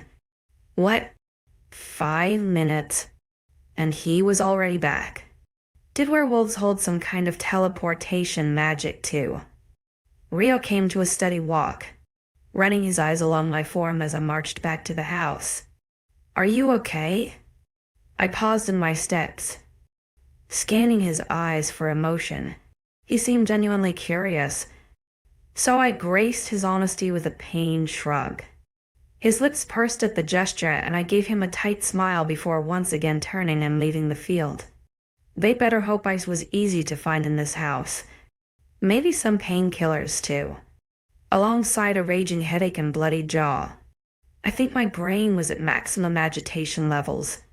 33 and I have double updated. PLS read their Tito first. I woke the next day, disgruntled, completing my morning routine. I found dark splotches running along the length of my jaw and a few along my cheekbone. I was lucky I didn't have a black eye, my jaw taking most of the impact. There were other bruises that littered my skin, but most of them didn't hurt. Being so underweight as Maya called me meant I bruised easier.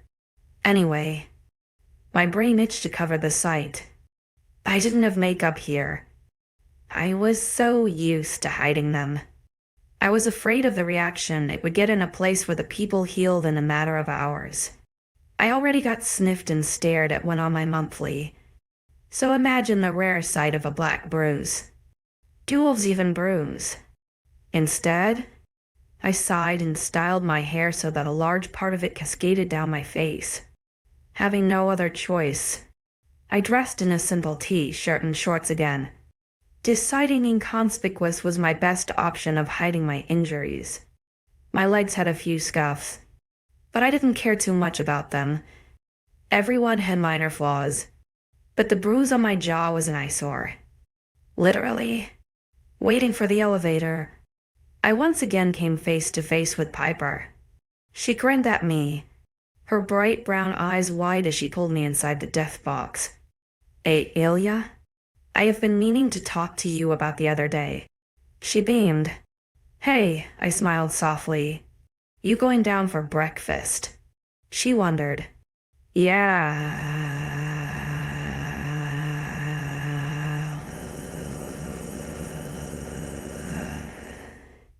I was going to do a grab and go, I admitted. She giggled, hitting the ground floor button. "Don't be silly. We will have lunch together on the porch." "Oh, okay," I muttered. She wrapped her hand around my elbow and pulled me tightly against her side. Her perfume tickled my nose as I turned to scan her attire to see what kind of day she had planned. Besides the flawless skin, her hair was in a high ponytail and she wore a pink, short summer dress. It barely scraped her thighs, so I can only imagine how short it was in the back. Piper was well built. I suppose being an alpha blood gave her the blood boost over other wolves to be stronger.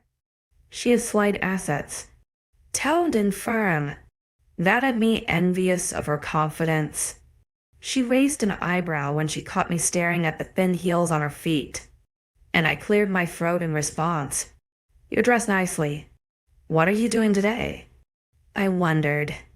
The elevator pinged, and Piper led me through the double doors, greeting a wolf who stood there. "I have a meeting later, but other than that, I just like to dress cute. So wearing 4-inch heels is for comfort," I hummed. She laughed at me, her spare hand coming to tap my shoulder. "Oh, I would love to give you a makeover." Raising an eyebrow, I pursed my lips. "Are you trying to say something there?" She shook her head. "I don't mean it like that. I would just love to see you in heels and a tight dress." "You would," I teased. Her hand tightened on my arm, her eyelashes fluttering. Of course, it was my turn to laugh at her attempt at whatever that was, and her face brightened at the sound. Goddess, I love your laugh. What? I snorted. I'll laugh like a dying cow. No, you don't. You laugh like a princess. I pointed out. She grinned. And I love how blunt you are with me. It's a pleasant change. Ailia, compared to the Alpha's presence, that's not so hard to beat. She shook her head, smiling still. He isn't that bad when you get to know him. The conversation died there as we entered the kitchen. Piper's arm disconnected from mine as she made herself some toast. Want some? I shrugged a yes and watched as she placed for slices under a strange metal-looking thing. It rolled the bread down a tunnel where it disappeared for 30 seconds before popping out of the bottom a clean brown color. She smothered hers in strawberry jam as I coated mine in butter. And together, we grabbed a drink and made our way to the front porch. Sitting down on a chair, I sighed. This place is so dreary, with a mouthful of toast, primed and proper. Piper frowned at me. What do you mean? This porch, I gestured. It's so dull. Not exactly welcoming. She snorted. The pack is not the most welcoming. That's not the point. They could still make it look nice for themselves. At least. I muttered. You are part of the pack now. Why don't you suggest something? I don't have any money. I shook my head. I doubt that it'd get anywhere under funded. I will fund it myself if I have to. Ailia? She smirked. But I'm sure there is more than enough money in the pack accounts to spruce up the outside. Pack account. Yeah. Every pack has a generalist bank account for things like this. House repairs, transportation, furniture, bank account. I cocked my head. She paused, blinking slowly. You don't know what a bank account is. Frowning, I shook my head, chewing on some toast to pass the awkward belittling I felt. I contemplated keeping my mouth shut. I don't mean it in a bad way. Ailia, I forget you are not from around here sometimes. It feels like I've known you longer than this. Piper soothed me, reaching her hand out to grasp my knee. A bank account is a place where money goes to keep safe. It's digital. You can transfer money from account to account, and as a balance. From that balance, you can pay for things digitally or take money out as cash or coins. I see, I murmured. Damn, the world really had moved on my 𝐊𝐲𝐬𝐻𝐿. Or perhaps they did, and we didn't have the access to the digital stuff. But maybe, a darker part of me thought, the South, loving rulers didn't want to share. A few coins a day for hard work was nothing for people like Darius. Ailia, I do not know the extent of your life. Oh, here we go again. But you can ask me anything and I won't judge you. I will just give you the answer. Perhaps not what I was expecting. Smiling gratefully, I nodded. Thank you.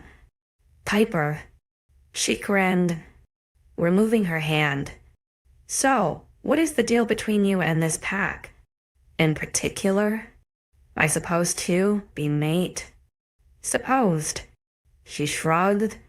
We coupled up since my mate died. If you remember me saying. But he suddenly called it off about a week ago. My eyes widened with shock. A strange hum of excitement built up inside of me. Why was I getting my hopes up? I wasn't sure. He was not mine. He did. Did he say why? I wondered. He did not. She paused in her answer, cocking her head to stare at me. But I think I have an idea. I blushed, shaking my head. It's not like that. Are you sure? She teased. You wore his shirt the other day. and he gave you his blood, so I was injured, and the shirt was just a joke. He let you join in the pact training. That was just because I wasn't supposed to be there and I wanted to show him something.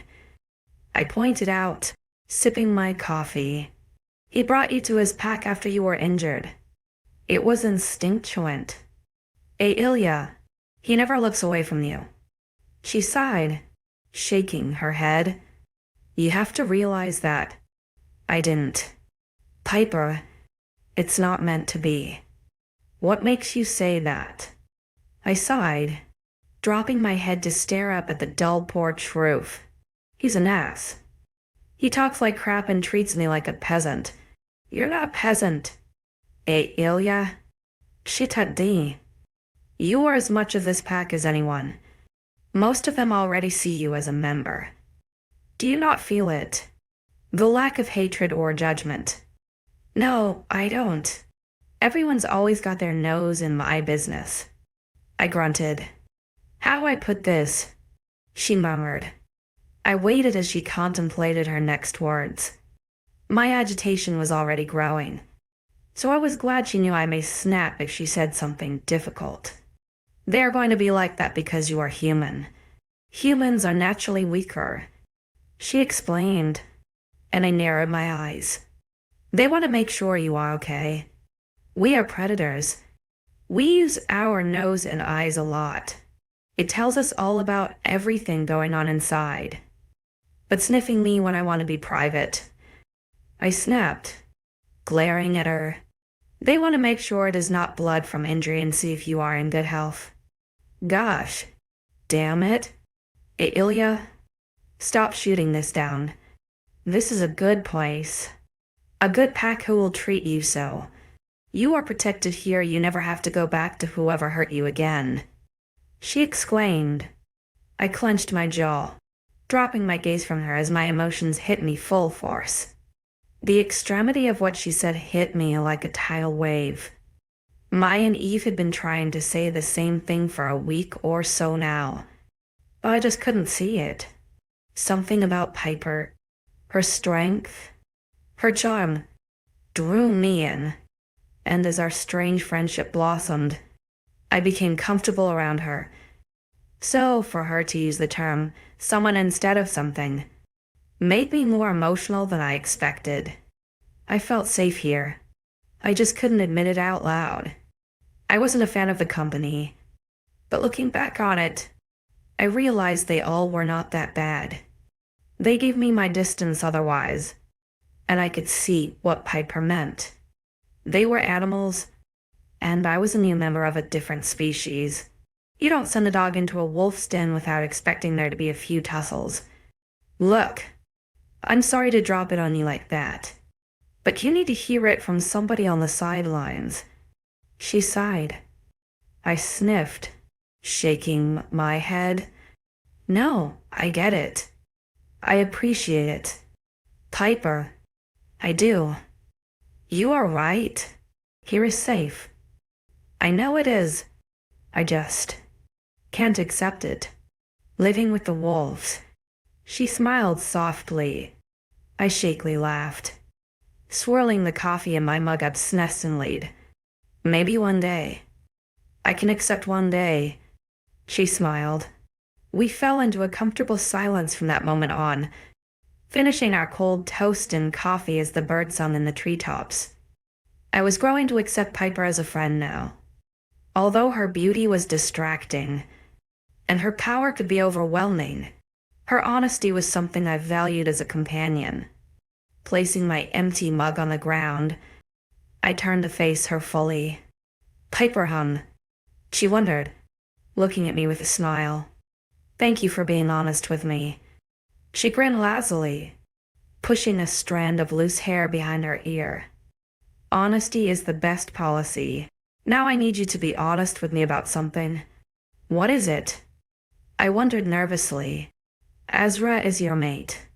It wasn't a question, but I hesitantly nodded, which caused her shoulders to relax. Okay. Okay. I frowned. Okay. She shrugged. But I thought you two had a thing. We did. An arranged thing. She smiled. But I have never truly loved him that way. There was always something stopping me from falling in love with him. Maybe it was my past that it would feel like betrayal, or maybe it was his future that I would prevent him from happiness. But we aren't together. I cannot stand him. Frankly. Oh, please. I have read all the romance books. You will end up together. You are destined to be. You must have read very few books. I shook my head. She giggled. Light and airy. Oh, Ailia. Please never stop being you. I hope so too. 34. So, I heard you did well in the training yesterday. Piper began. I hummed, shrugging. I only did one fight. Well, I heard about how you got kicked in the face and still stood up. She quirked an eyebrow at me, glancing at the bruising I tried to so hard to hide. Sighing, I glanced down at my empty cup. I didn't want to fight. So why did you? I rolled my eyes to look at her. I felt like if I said no, everyone would judge me even harder than they already do. Her lips pulled down into a grimace.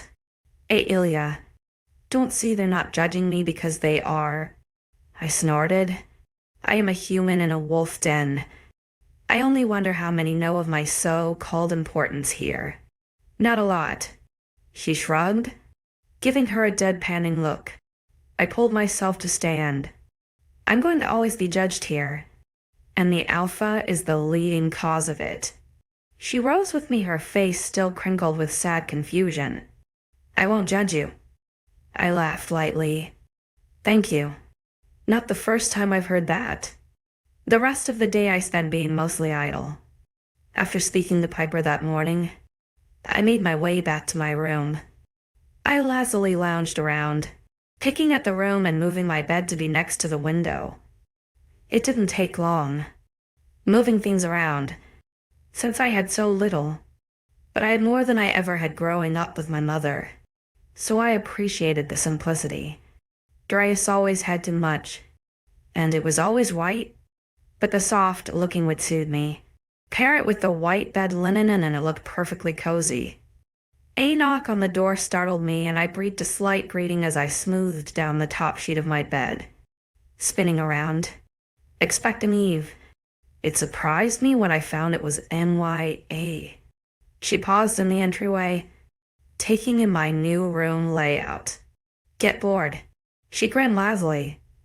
I shrugged, sitting on my bed as she made herself comfortable in the armchair.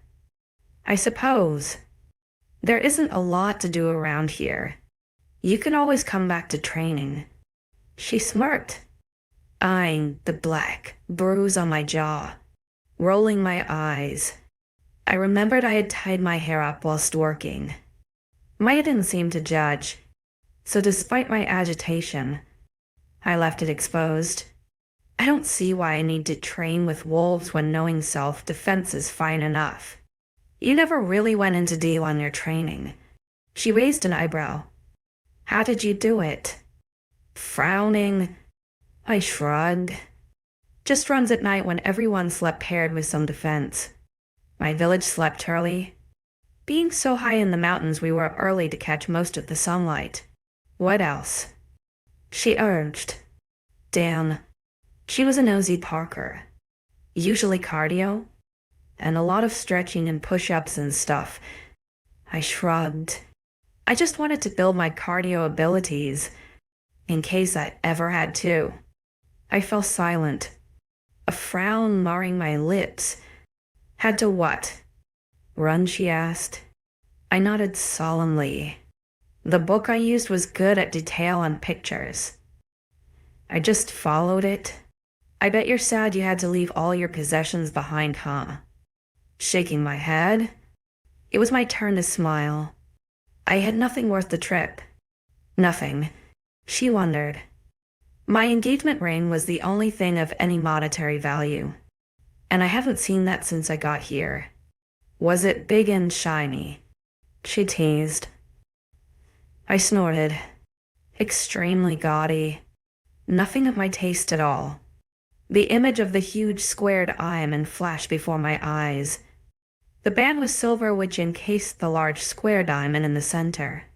It was always too big for my liking, sticking out from my hand too much and covering most of my lower finger. It was heavy too, both mentally and physically. An immense burden.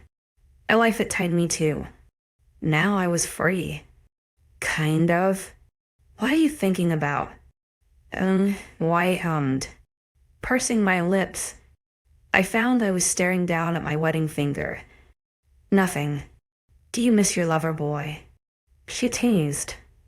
The glare I sent her had her pause, and I watched as she swallowed nervously. I guess not, she muttered. I sighed, falling back to lie on the mattress. My head barely skimmed the ledge of the window, the trees in the distance visible if I craned my neck far enough. As the son of the family who ran the village, I explained. He had a lot of money, a lot of status. Like Alpha then? She mused, shaking my head. I frowned. 𝐊𝐲 is an ass outside and in. This man, he was two different people. The one for the community, and the one reserved just for me. Her eyebrows crinkled into a frown. Then why did you say yes to marry him? I had no choice, I muttered. There's always a choice. Ailia.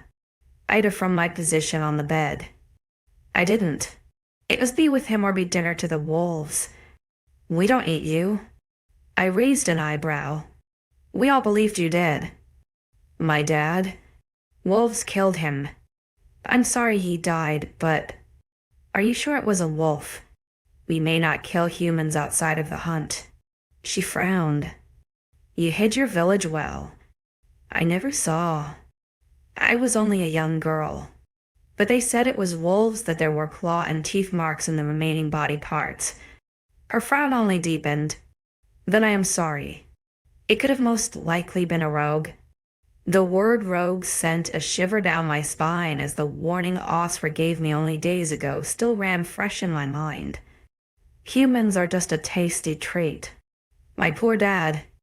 I rolled my shoulders, suppressing a shiver. Let's not go down that rabbit hole. Okay. Deal. She smiled before jumping to her feet. I originally came here to drag you down to dinner. Is it that time already? I wondered.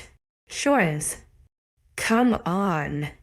Sighing, I heaved myself up from the comfort of my bed to slide on some shoes. As soon as I fastened the last lace, 𝐿𝐲 was grabbing me by the elbow and dragging me down the stairs. When we broke into the dining room, she finally came to a stop and I exhaled dramatically. Why the rush? I'm hungry. She shrugged. You are always hungry, a fresh voice quipped. Maya rolled her eyes as her sister came to the side of her. Eve gave me a brief smile before shoving a plate into her sister's hand. Now go get your food and leave Ailia alone with it. She tucked. Maya grumbled but didn't waste another moment as she hurried to secure her choice of the variety of foods in the bain-maries. Eve handed me a plate next before placing her hand on the small of her back. We passed by a few wolves who openly watched me make my way to the food, most of them with blank expressions, but some seemed to frown. I itched to shield myself, so made it my task to look dead ahead at the first batch of food. Pasta dishes. Taking a spoon, I served my portion and Eve joined in after me. How's your jaw feel? Need anything for it? She questioned when I reached the gigantic bowl of cheese. My eyes lit up with delight at the sight. I really love cheese. It's okay. I shook my head once my dish was complete. She turned to face me, way too obvious in her attempt to scan my face. One hand rose to brush lightly over my jaw, her fingers feather, light as they hovered over my skin. It was then I realized I had forgotten to take my hair down from its hair tie. Perhaps that was why I was getting so many stares. Are you sure? I'm no expert in human injuries compared to your human doctors, but that looks painful. I knew it spread down my chin and neck, and up to the top of my ear, so it looked rather daunting. Shaking my head, I gave her a tight smile. It's fine. Nothing broken. I put ice on it and it's healing fine. Okay, if you say so, she muttered. Perhaps you can teach me what you know and I can update my own records. You know, for future incidents. You think I am going to fight again? I snorted, taking a seat beside 𝐊𝐲𝐬𝐪, who looked rather chirpy. Well, after the study pulled, I'm surprised Alpha let you off with today's training. Maya snorted from across me. Eve clicked her sister's ear with her hand, a scowl on her face. What she means to say is, in the future, if you have any accidents, I can help you? I raised an eyebrow, knowing that is exactly not what MYA was implying, but nodded along anyway. I didn't realize I got you so bad. I'm sorry. 𝐊𝐲𝐬𝐪 apologized from beside me. I nudged her shoulder with mine, smiling.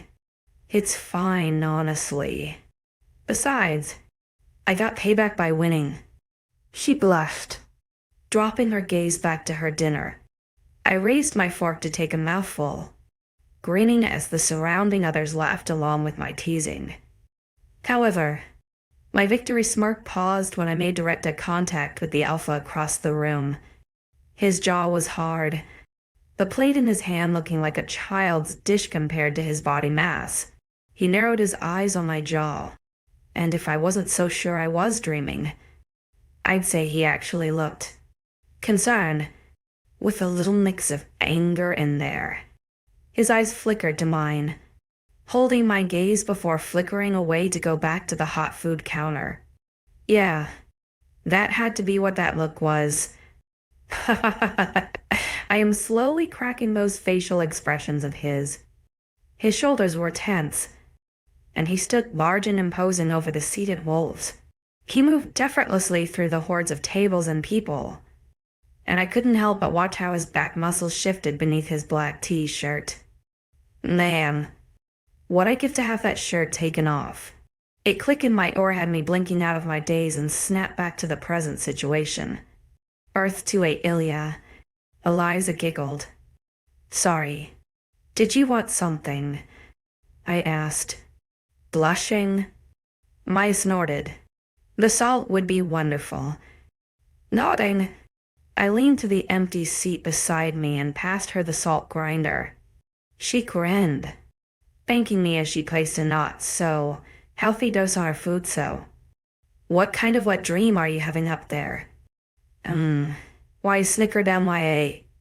Eve scolded, to which MYA just rolled her eyes. What? She may as well be drooling. Like, damn. Just fuck him already. Maya held her hands in the air before shooting me a sly grin. There will be no fucking. I shook my head. Oh, boo. There goes my fun. She laughed. I give it a week before it happens. The tension between you is incredible. I give it 5 days. 𝐊𝐲𝐬𝐧 joined in. I shot them both a scowl.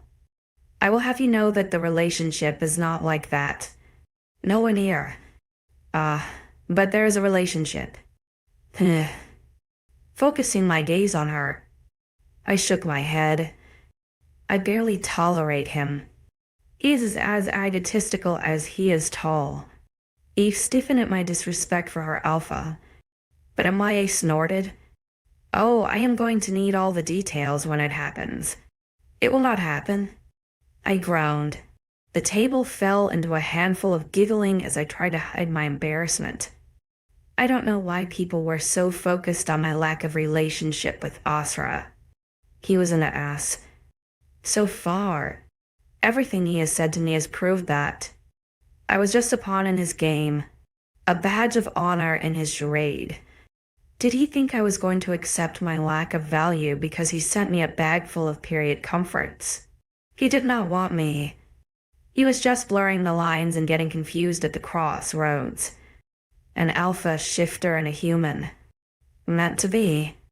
Impossible. We would never get on. He lives to intimidate me. To dominate me. I wasn't sure if the man even had any human emotions. He was more animal and arsehole than anything worthwhile. But damn it. Why did my heart flutter every time he came near? Why did my stomach clench when I thought of him being with someone else? Why did his scent make me dizzy? Why did the thought of his body holding mine make me feel warm? What was this weird wolf magic making my mind full of images of his dark blue eyes when I slept at night? Gritting my teeth, I placed my fork down on my empty plate. I was failing this game. I needed to step it up a notch. I had to win. 35. 3 days passed full of fleeting moments that blurred all together. Piper had dragged me into a routine of having breakfast on the porch with her every day so far. We had kept the chatter rather open and non-personal. But today, I decided I needed her help with something. You keep fidgeting. What's going on? She wondered, sipping her coffee. I groaned. Is it that obvious? She snorted, nodding as she set the mug down. You cannot hide your emotions very well. I frowned, wishing that I truly could because it would have saved me a lot of hassle growing up. Sighing, though, I shrugged my shoulders and stared down at my tea. I want to get your advice on something. Her eyes narrowed. Something bad? Rapidly shaking my head, a small laugh escaped my lips. No, not entirely bad. Potentially. No, just fun. Nothing bad. Okay, she hummed. What is it? You know 𝐿𝐸 is keeping me at a distance.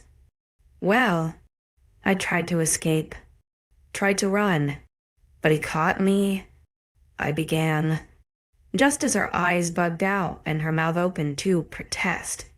I know. Stupid me. I get it. Basically, he caught up to me and wouldn't let me leave when I wanted to. He explained to me the concept of no man's land in rogues, and threatened me it would be my demise. So don't worry. He already beat you to that. She huffed, crossing her arms. I would not say that. Sure. I smirked. Anyway, we got a bit heated. He told me I was a claimed female, yet I would be nothing more than a thorn in his side. Then he said I would get bored with this place with no meaning and go running to him, like cat and mouse, before spinning around and asking me about my bleed. He left a package on my door that night full of pamper products. That's so cute, she squeaked. I shot her a look that quickly had her lips sealing shut. It's all part of the game. Game. The cat and mouse game. I nodded, sipping my tea. He sees this as a game. A challenge? He thinks I am going to bail out and run away. But you're not. She gave me a pointed look. I'm not. I agreed. I realized that life is good here. I could live here freely. I need to one-up him. And you thought I would have some ideas. She finished. I nodded, yep. Well, Miss Ailia, you have come to the right place. She grinned.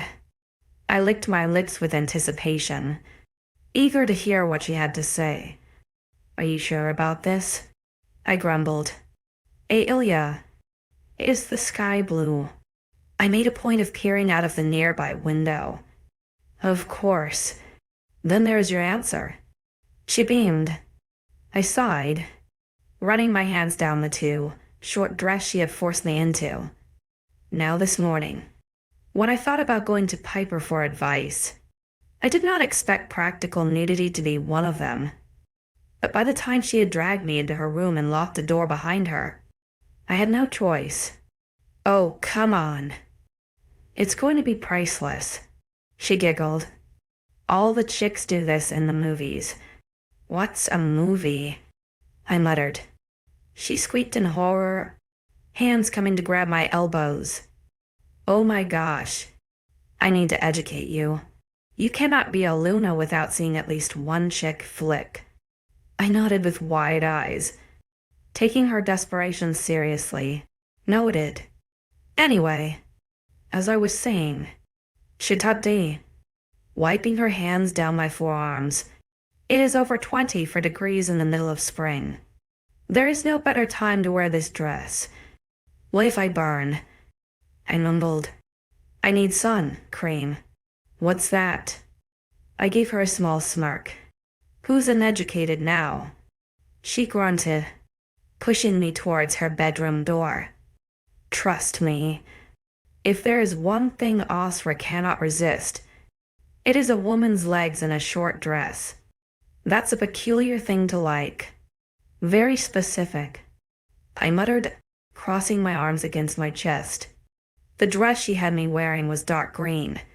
It had thin spaghetti straps that led into a frilly V-neck, showing way too much boob that I liked.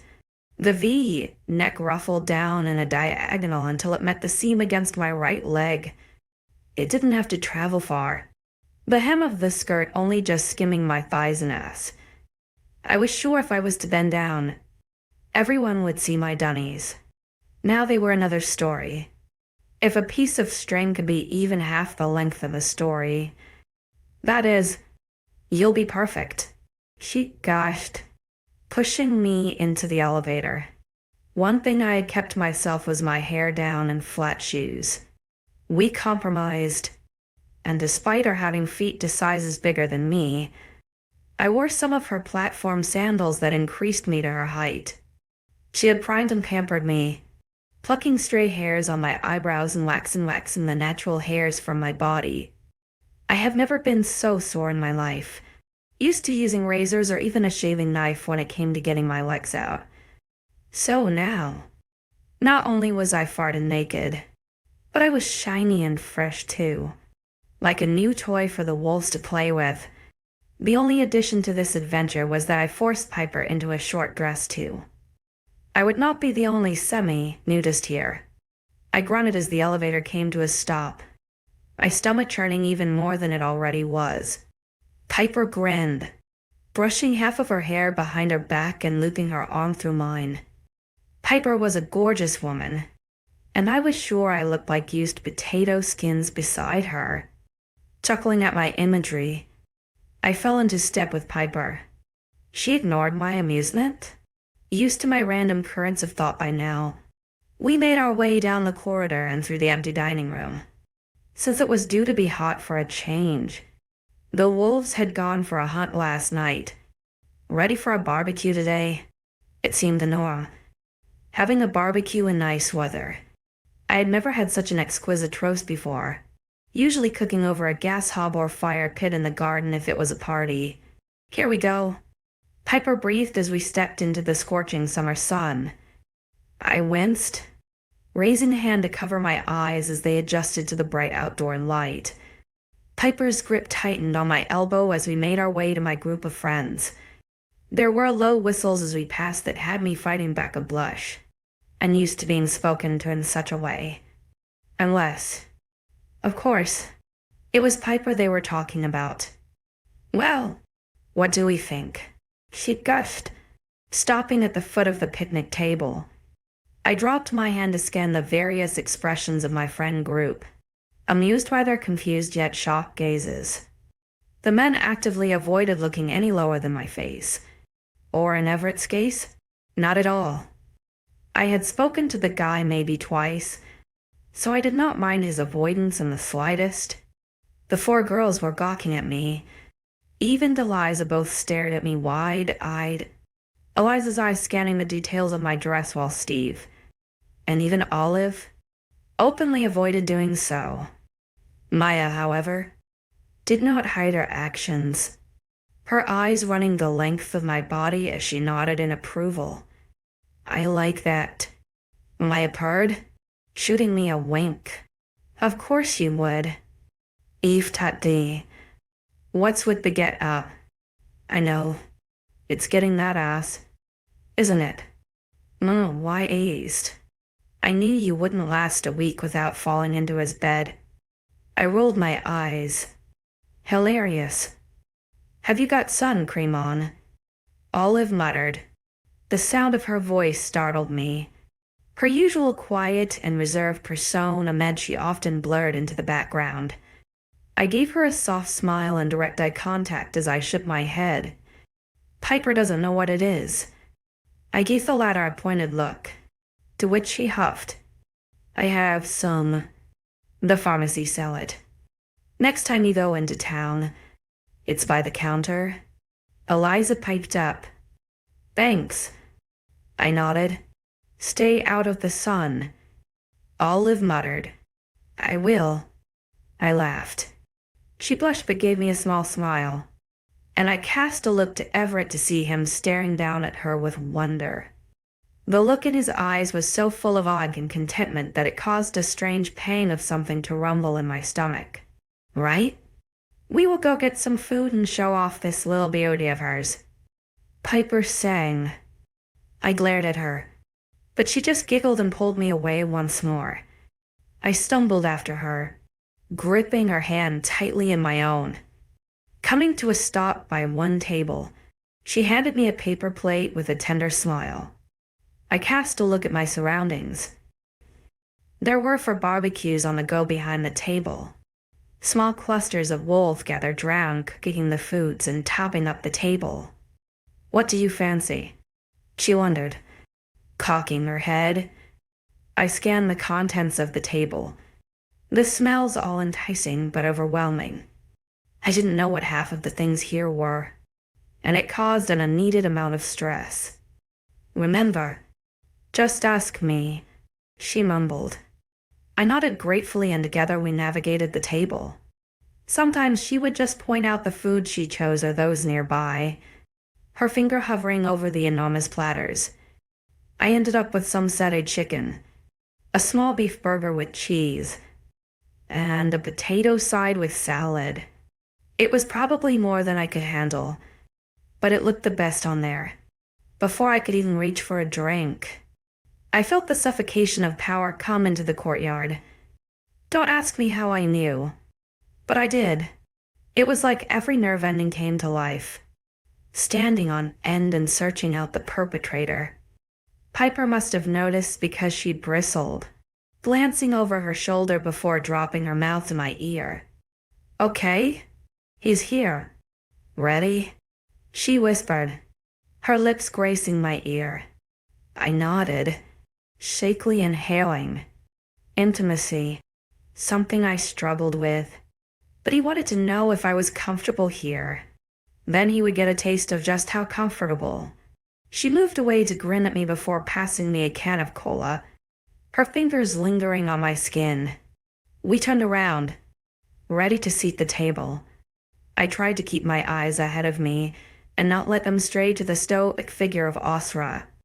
I could feel his eyes burn into my skin, see his tense stance from the corner of my eye, sitting down at the table beside Piper. I was almost facing him directly. I still pretended he wasn't there and opened my can of drink instead. After the initial fizz, I lifted the cool metal to my lips to drink, the bubbles dancing in my mouth. Piper's hand came to brush half of my hair down my back, exposing my neck and chest. Leaning in close, her fingers lingered behind my ear as she giggled. He is staring so bad, she whispered.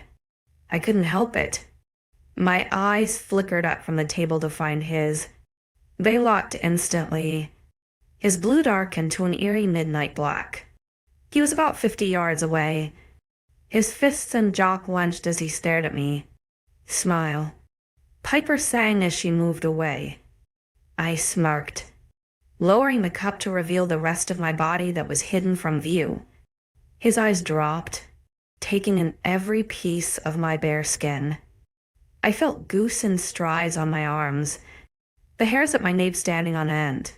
The energy from his weird wolf bond magic was thrumming with attention. It has never felt so alive. But then again, I haven't seen him in a few days. Perhaps the magic missed each other. Dropping my gaze from his body, I picked up my fork and picked at some of my potatoes.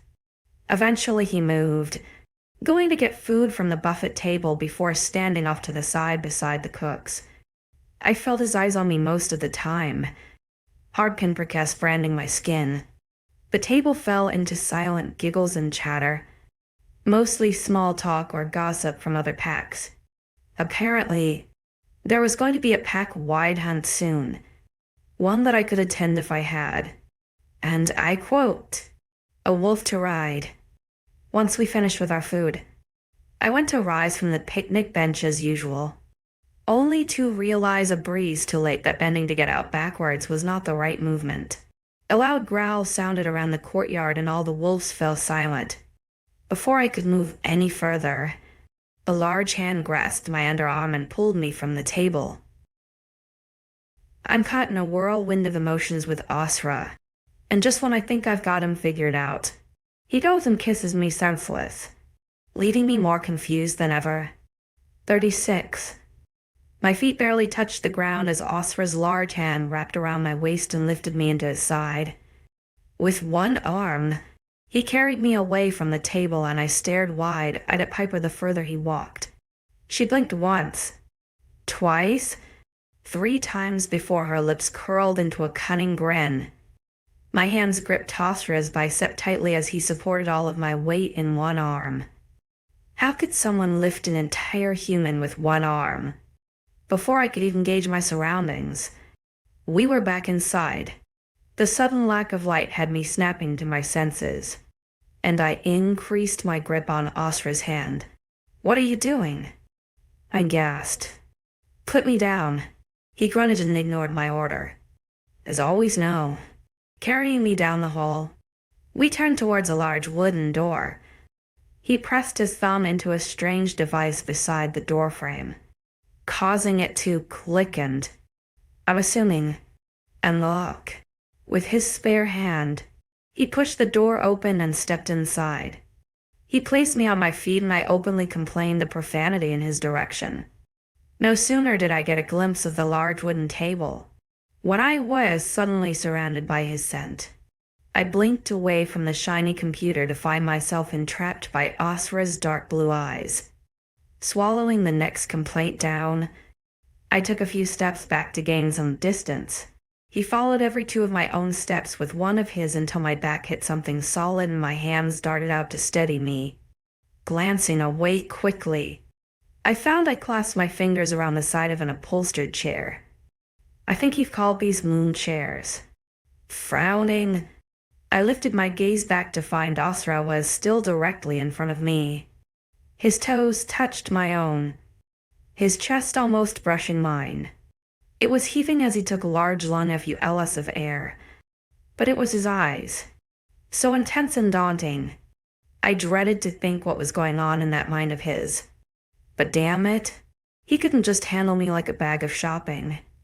"Why the fuck did you carry me in here?" I snapped. He blinked harshly, his head recoiling at the change.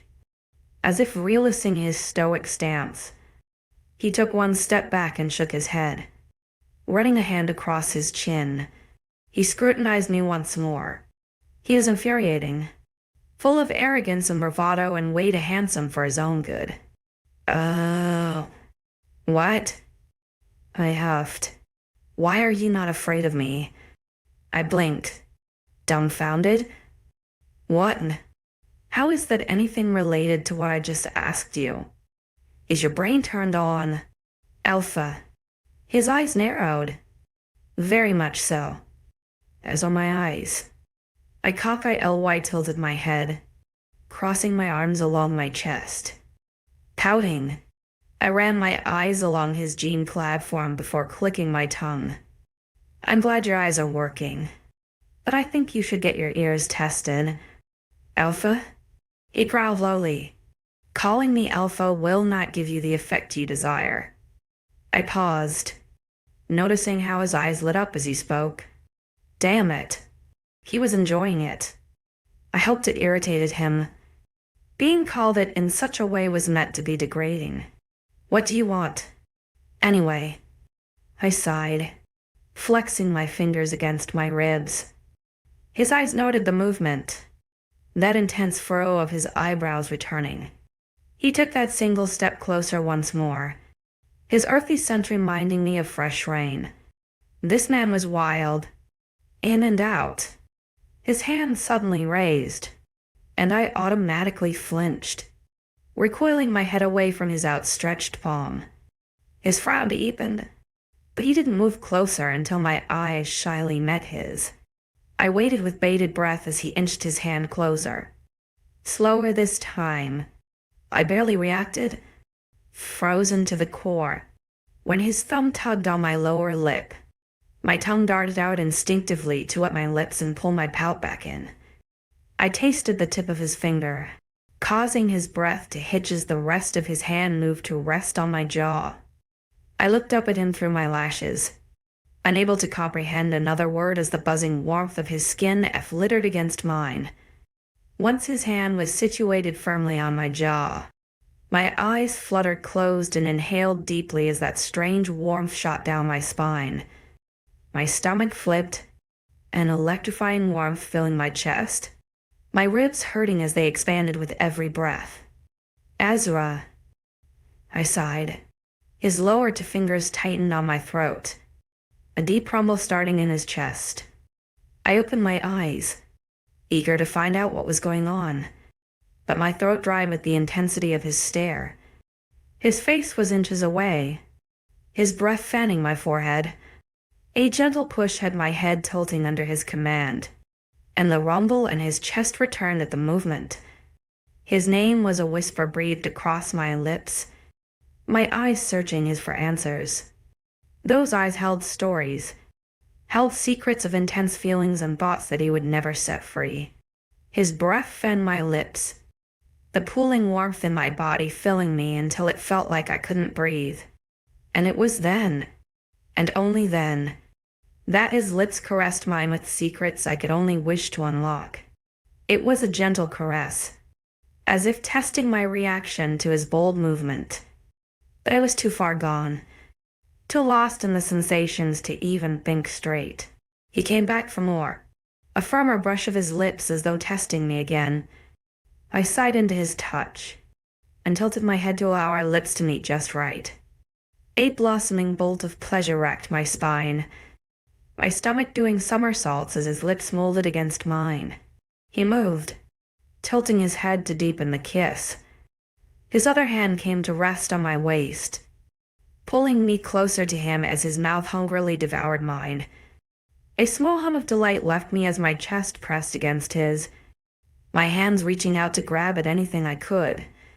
I found myself holding onto his bicep and waist. The feel of his muscle beneath my hands had my core clenching in a small moan to leave my lips.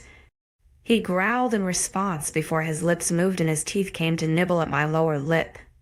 My moaning increased, giving him the opportunity to smother my lips and delve his tongue into my mouth. Everything around me blurred. The only thing my mind even registered was his body and mouth upon mine. As everything turned to nothingness, I shuddered. Wild tremors raking my spine caused my chest to heave with exertion. I never thought I could ever feel such a way.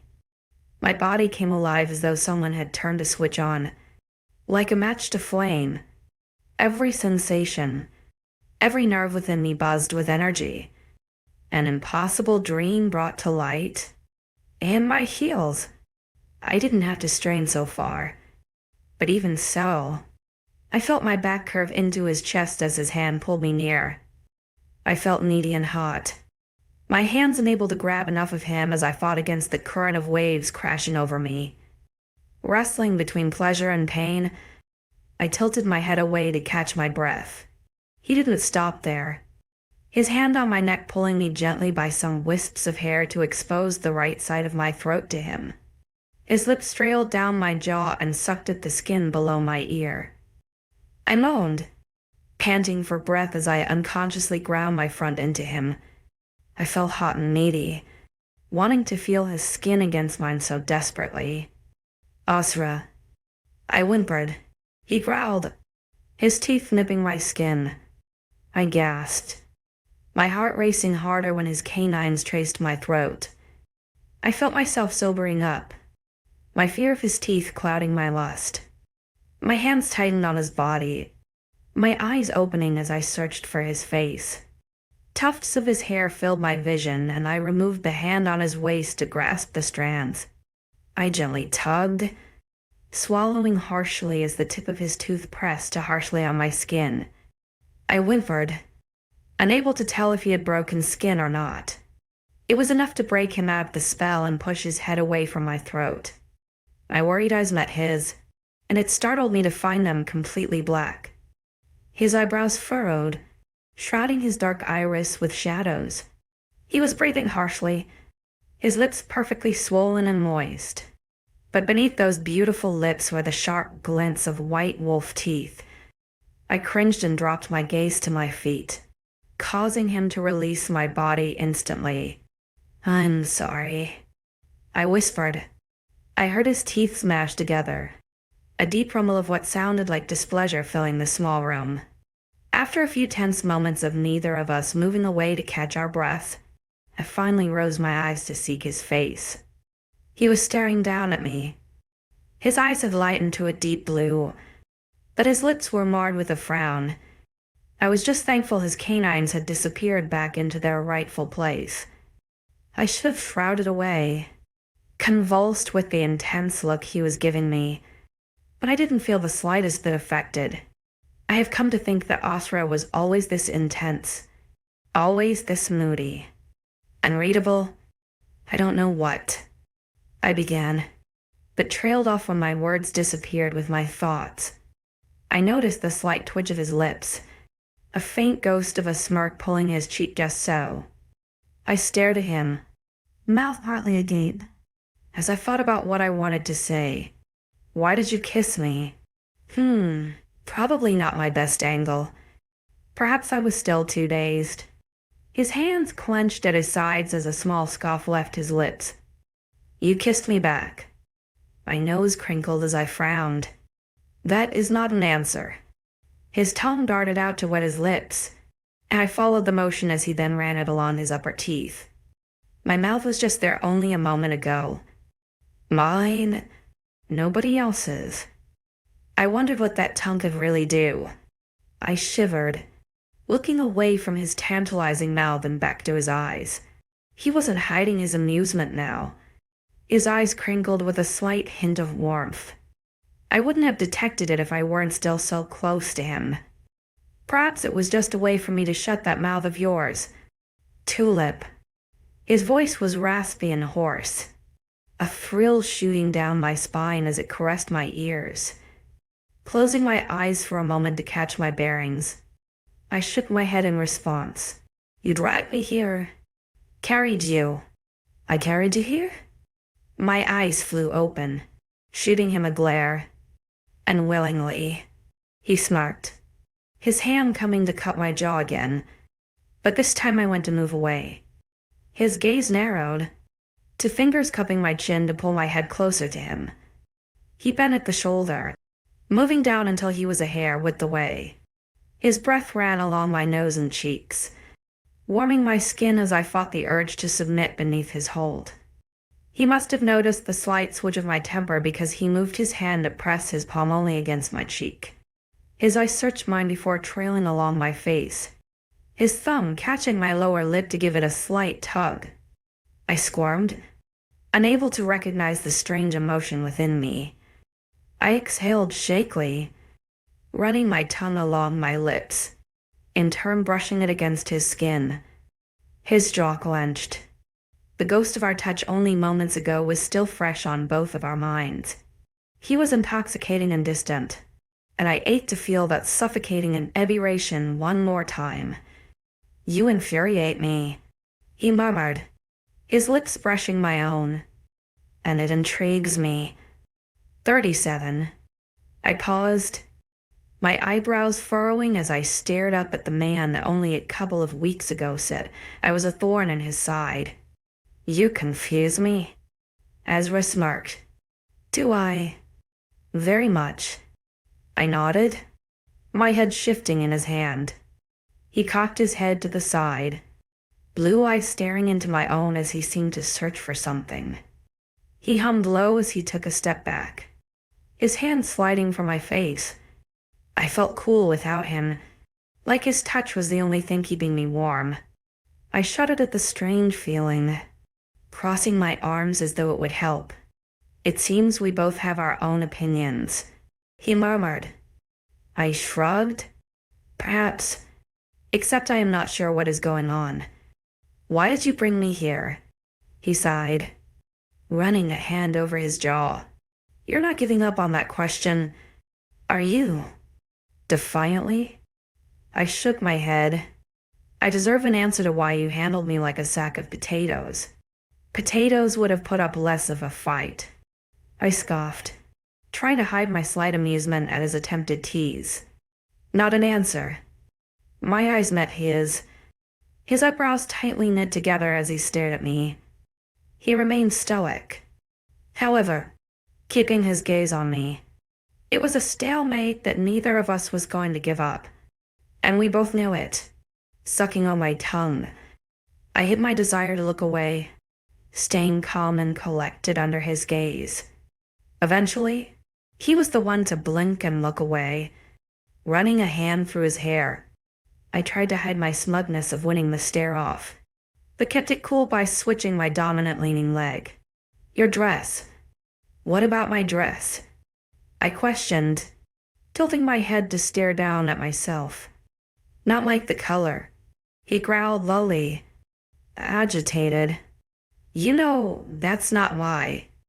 I don't think I do. I shook my head. His eyes narrowed, jaw tensing as he glared at me. Okay, fine. You want me to say it. Say what? I batted my lashes, grumbling. He took a step closer. Your dress is too short, too tight, and too seductive. There are a lot of unmated males in my pack who should not be fucking you. I inhaled sharply. That is not my problem. If they cannot keep their eyes to themselves. He closed the gap once more, his hands grabbing my body and pulling me flush to his front. What you cannot see, Tulip, is how fucking incredible you look. I don't want a single other male looking at you like this. He breathed. Oh God. Not the pet name.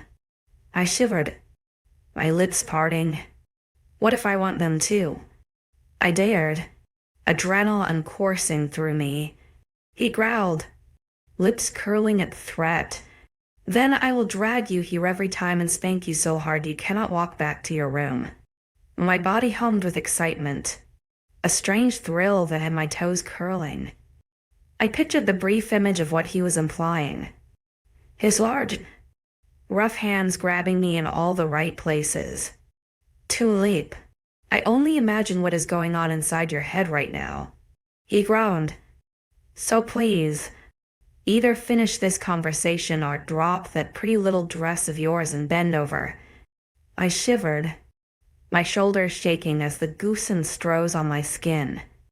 My tongue felt heavy, mouth dry, and unable to comprehend what he was implying.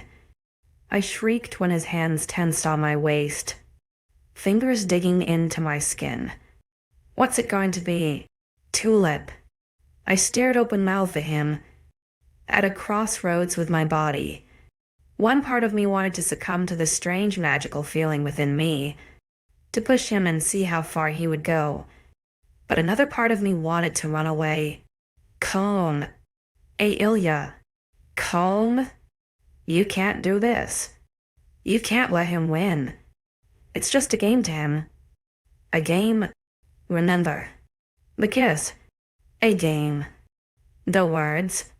A game. A thorn in my side. He had said, nothing but his pact's benefit. Inhaling deeply, I slowly backed out of his grip. He let me go, the slight smirk on his face dropping along with his hands. I cleared my throat, avoiding looking at him straight on. I don't know what's going on. But you've made it very clear to me I am nothing of importance and that this is just a ploy to get me confused. I explained. I am sure you have many hordes of women waiting to take you up on that offer. So if you shall excuse me, I'm going to go. My name may be Ailia Thorn. I was not falling for it. He can go give another girl whiplash. Ignoring that part within me that wanted to turn around and fall into his embrace, I pivoted and walked towards his door. My hand met the cool of the door handle just as his voice broke the silence.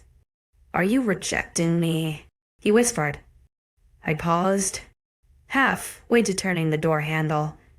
I don't know what that means, but I am not leaving this pack. So yeah. I met his eyes from over my shoulder. A half-assed apology smile sent his direction. My jaw clenched when I saw the slightest twitch of a frown on his face. Not waiting around anymore to fall victim to his games, I quickly hurried out of the door as soon as it was wide enough for me to squeeze through. Walking briskly down the hallway, I made my way to my room. I didn't want to go there. The weather was too sunny, too nice for a spring day to go to waste because of one stupid man.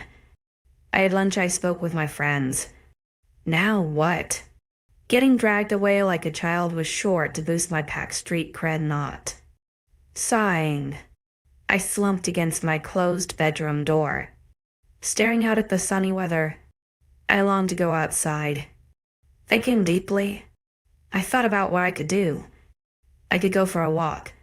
Hope that I can be alone. Wait, I can go swimming. Squealing to myself, I clapped my hands and quickly shimmied out of the damn dress. Pulling my underwear off, I sought the bikini I wore last time. Its soft blue tie-dye inviting. Once I tied the multiple straps around my waist, I smoothed out the skirted bottom before pulling on an oversized t-shirt. I was 90% sure it was 𝐿𝐻𝐻, but it was large enough to hit my mid-thigh, adorning my feet in some sliders. I grabbed a towel, only to be reminded of my lack of sun cream. Groaning, I knew I would have to grow some lady balls and go into the small shopping plaza. Grabbing a skirt, I tucked in most of the enormous shirt to be more decent in town. Leaving my room and entering the escalator, I arrived on the lower floor without being interrupted. I also made it out of the front door and down the track to the village with the sun beating down on my back. Nearer to the shops, there were multiple people lingering around. The smell of bread hitting my nose as I walked past the bakery, seeking the drugstore from last time. The door automatically opened for me and I stepped into the cool building, shivering at the sudden temperature change. I remembered what Eliza told me and searched for the sun cream. Grabbing to that worked like a spray bottle. I took them tentatively to the counter. The same guy from before was serving, and with a small smile, I placed the 2 bottles on the counter. He scanned them before giving me a lazy grin. Alpha's tab, licking my lips nervously. I nodded. Please. Of course. He bowed once, bagging my items.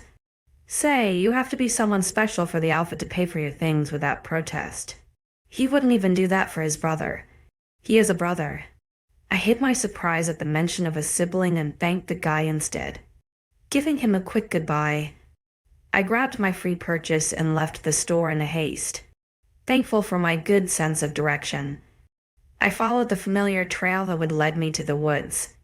After a slow 10-minute walk in the shrouded trees, the smell of fresh water hit my nose just as the trickling of the waterfall brushed my ears. Grinning, I picked up my pace, running my hand along the 20-foot high wall until I finally rounded the corner of the waterfall. My face lit up at the sight of the welcoming water. Happy that I was alone. I was sure pack wolves didn't swim here often. The stories I had been told made the lake seem interesting to them. But after all, my father said I was a fish out of water. Placing my towel on one of the sunny spots through the trees, I stripped from my clothes and lathered the cream into my skin. You were supposed to wait a while before leaving the confines of shade, so I entertained myself by counting flowers and rocks until my patience wore thin, shoving another layer of cream on my skin as a last minute. Hope it will protect me, thought. I made my way to the waterfall. Scaling the rock, the sun beat down on my back as I grew higher. My hands grabbed the correct places, feet settling well in the rock as though nature made it for someone of my size. Reaching the top, I inhaled deeply, stretching my arms out wide as I embraced the freedom. I had no fear here. I was as free as a bird. Walking close to the edge, the water trickled past my ankles. It was gentle today, a soft current that guided me in my endeavor. My toes curled around the edge of the rock and I debated what kind of dive I was going to do. I could completely bomb it, or I could go elegant. Deciding that I was nothing short of elegant, I launched myself into the air. The breeze whooshed past me as I pulled my knees to my chest and squeezed my eyes shut. The adrenaline thrill buzzed through me, my excitement flooding me just as hard as the water up my nose when I crashed the surface. Opening my eyes once I was under, I floated back up to the surface, gasping for breath. I wiped the hair from my face as I fell into spouts of laughter. Starfishing. I gazed up at the blue sky to catch my shaky breath.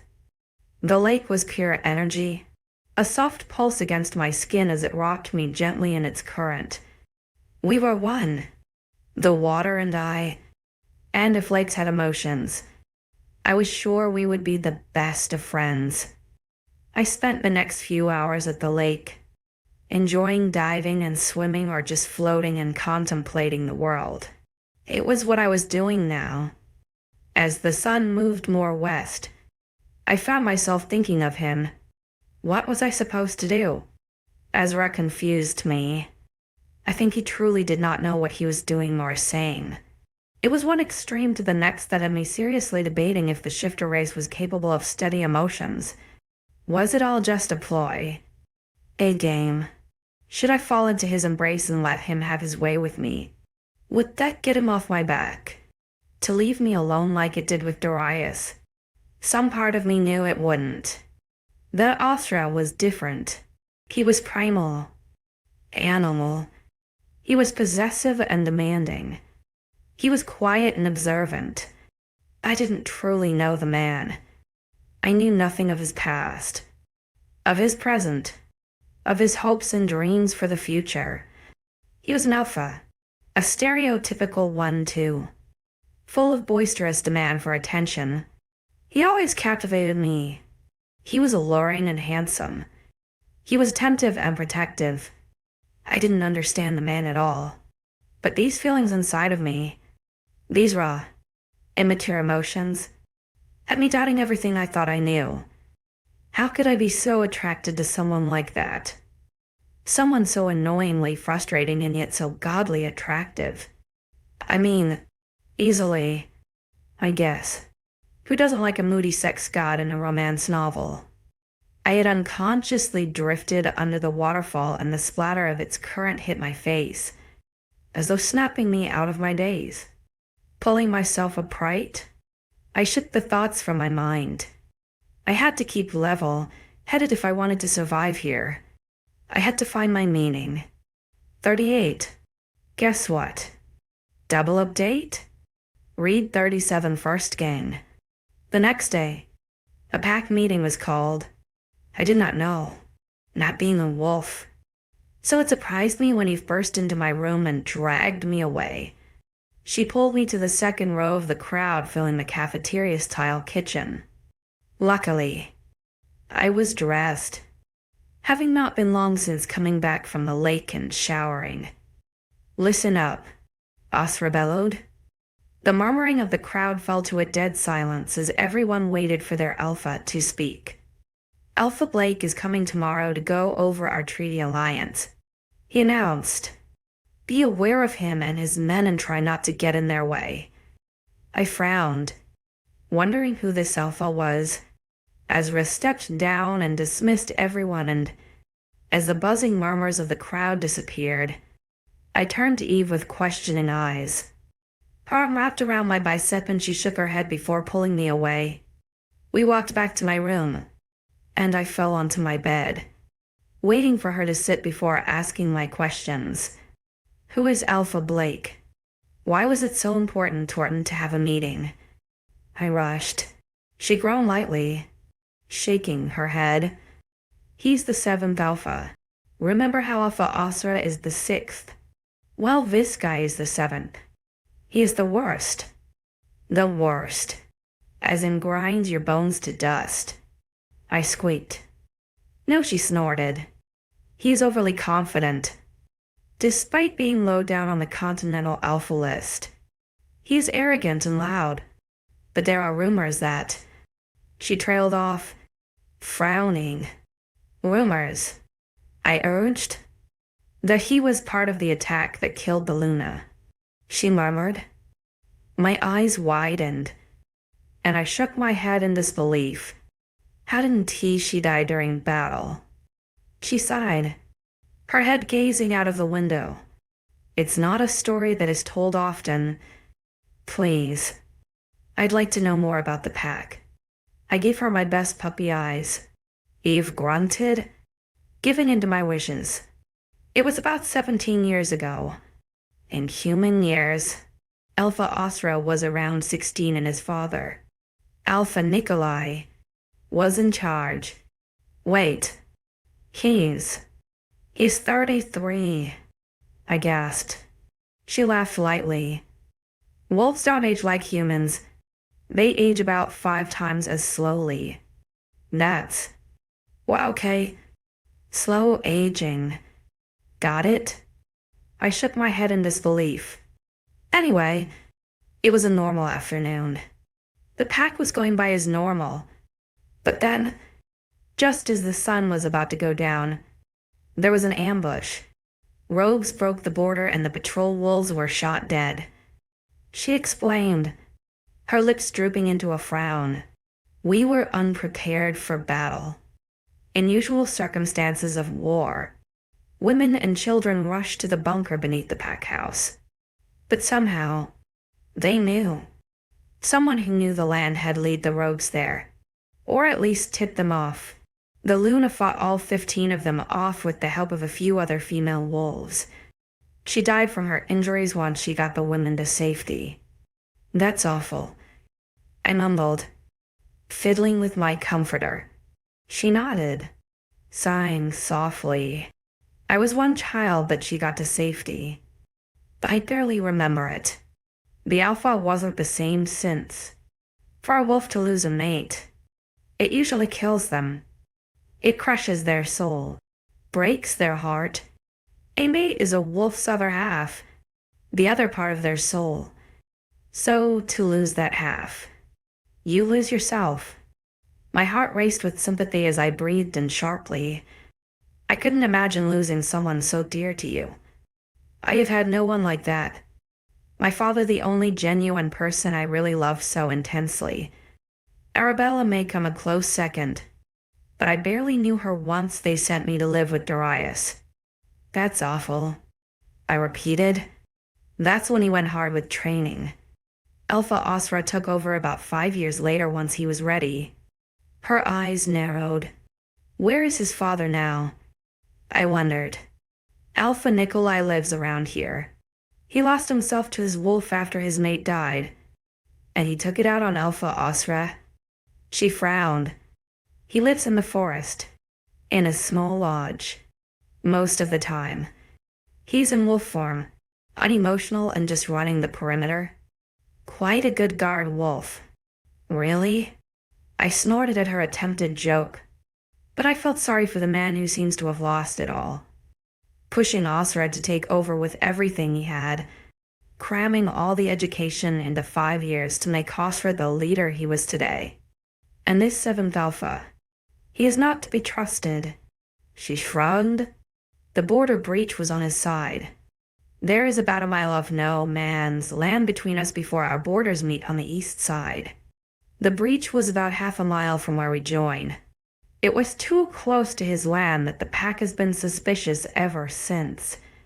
So, it's just a rumor. Was it ever investigated? I wondered. No, they actually came to our aid. Some think it was a cover-up.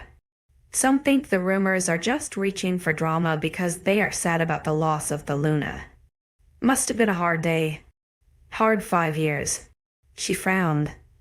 Alpha Nikolai and Alpha Asra disappeared for most of the time. When they came back from training, he looked withered. He pushed his son to the brink of insanity. So much training in such a short time. We all saw how brutal it was. But once he was ready, we had the Alpha ceremony, and it was like it never happened. I grimaced, wanting to change the topic. Didn't you say that was the day everyone went into the lake? She nodded. We went in to clear the blood and death away. It was apparently magical. Like the moon goddess herself washed every problem away. It made the loss of the Luna go down easier, and soothe the guilt most of all, but not the sorrow. Falling into a comfortable silence, I held the peace a little longer to think about how awful that must have been for Asra. I knew firsthand what it's like to lose a parent in cold blood. My heart ached for him, my opinion shifting a little to why he was perhaps the way he was. My father always taught me to speak my mind and not to take shit from anyone. Something I tried my hardest to do once he passed. I wonder if Asra had a similar opinion. Block it all away and hope it stays away. As the sun went down, we made our way down to dinner. Most of the wolves had already left Eterna for the night since it was nearing 8 o'clock. Grabbing a plate of leftovers, I almost bumped into one maid as she hurried about cleaning up discarded plates. Sitting at the table beside Eve, I watched her with a scowl. How Asra could employ someone to tidy up after wolves. They should do it themselves. They already get all their meals cooked for them. The least they can do is put their dishes away. Why are you staring at her like that? I snapped out of my attentive focus at the intruding voice. It surprised me to see Rio sat before Eve, his lard from hunched over a half-eaten plate of food. He glanced over his shoulder to eye the person serving. His lips pursed in a frown as he tried to see what my problem was. They worked hard, I stated, waving my fork as the maid disappeared. He turned back to me, a scoffing laugh escaping him. They are meant to work. They are who? He suddenly cut off his sentence, swallowing loudly as he eyed Eve. I noticed her shift her weight, her hand itching her temple as she no doubt sent him a look. They're humans, I finished curiously. Asra employs humans. Rio frowned, but nodded. He does. How much does he pay them? 2 coins a day. My eyes bugged out of my head. Is that it? He flinched, and I had the slightest remorse for taking it out on him. It was Asra I should demand things from. That is plenty for them to get a meal. Do you supply board and lodge? A roof over their heads. His silent frown was my answer, and I groaned in exasperation. So, 2 coins a day. Enough for a meal, as you said, but not enough to keep warm and dry. That is awful. You are awful for letting that happen. Do they ever get a pay rise? Things are getting more and more expensive as the months go by. Wolves up in costs of everything all the time. Eve nudged me, shaking her head. Ailia? I grunted at her lack of enthusiasm. Where is Asra? Her lip twitched with annoyance at the title drop. As always. Rio interrupted, saving her neck. He's out of office. When is he back? I scoffed. He shrugged, and I groaned, sliding my chair back. I'm going to bed, not giving them another thought. I stomped my way out of the dining room, taking my dish into the kitchen. A sweet maid took it without looking up. It only enraged me further. The fact they taught her to not look at anyone. I would get them the justice they deserve. Perhaps that was my purpose. If 𝐲𝐬𝐬 was my so-called mate, then surely I had some power in this. Maybe I could persuade him. I could make the world, the districts and villages better. This was it. I know what I had to do. I went to bed with a determination last night and woke up even more so. I got washed and dressed, ready for a day of ass-kicking. But to my disappointment, 𝐲𝐬𝐬 wasn't anywhere. I tried his office and even asked if he was in his room, but none of the commoner wolves seemed to know where he was. I truly envied the wolves' ability to speak to each other in their minds. I went by breakfast on my own terms, having been up later than the normal crowd of wolves. By the time lunch came around, and still no sight of 𝐲𝐬𝐬, I decided I'd go back to the lake. I was jittery and wanted to burn off steam, so what better way to do that than swim in something that could easily kill me? I snorted, eyeing the cloudy day. It was still warm, though, so I pulled on a plain black tankini and an oversized shirt. Once again, I made it out of the pack house and into the forest with no one even noticing. I don't know whether it was good or bad, but it meant I didn't have to talk to anyone. So bonus. Finally, rounding the corner of the waterfall, I scanned my surroundings. The trees and clouds hid most of the sun, which left a cool, gentle breeze to run across my skin. I knew the water was warm, thanks to its magical abilities, so wasted no time in leaving my things in the side and scaling the waterfall rock formation. It was a little faster today, so I had to be extra careful as I made my way to the edge, deciding on a smooth dive to avoid the quickening of the stream. I broke through the surface with ease, swimming down to the bottom. I ran my hand along the sandy bed, small rocks floating along beside me. Coming up for air, I exhaled loudly, pushing my hair behind my ear. I spent quite a while just swimming before going to stand off to the side. The breeze had picked up, pushing my hair across my face and causing goosebumps to rise on my skin. I frowned, rubbing my arms in comfort. I had been out here long enough, my body tiring from the effort. One thing I loved about this lake is that it didn't turn your hands and feet into creepy wrinkly sausages thanks to its magic. I climbed the waterfall one last time before going back to the pack house. Scaling the side, my feet slipped a few times. The side of the rock formation had got wet from how harsh the water was flowing. Once at the top, I frowned down at the speed of the stream. Something about its harshness reminded me of someone hurrying. It was rushing to get to the edge, and it caused the goosebumps to never leave my skin as a strange sensation came over to me. Carefully walking to the edge, I adjusted my step to walk around the stream's edges. The main part of the current I usually dived off was way too fast. It almost made me slip the moment I placed my foot in it, curling my toes around the edge. I eyed the lake down below. The water was churning from the fall. Disturbed by the strange weather change, I took a few steps back to prepare my launch, stepping carefully as I ran to the edge. Once my feet left the rocks, I was flying, my hair whipping past me as the tall height rushed by me within seconds. The launch had meant I reached the bottom of sooner than before, and the undercurrent pushed me further into the middle of the lake. I ran my hand along the lake bed again, stopping when something caught my attention. It was a small crystal, like rock unearthed by the current of the lake. I was running out of breath, so keeping hold of the rock, I swam to the surface. Gasping for air, I pushed my hair down the back of my head and rose the rock above the water's surface. It was beyond pretty, a white silver in color. Its foggy surface was smooth all around. I was sure with some polishing it would be clear. I was too busy staring at the rock in amazement to pay attention to my surroundings. A gentle rumbling that caused my hair to stand on end, followed by a loud clearing of a throat. A sudden coolness rushed over my skin, and with my heart racing in my chest, I spun around to see who the intruder was. It was 3 men, all large and equally intimidating as they stared at me. One of the left was shorter in stature, a wider waist than the others. He had a rough stubble and brown hair, his hands securely behind his back.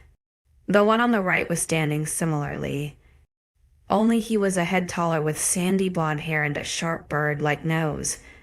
Both of them were watching me with curious eyes, but otherwise remained emotionless.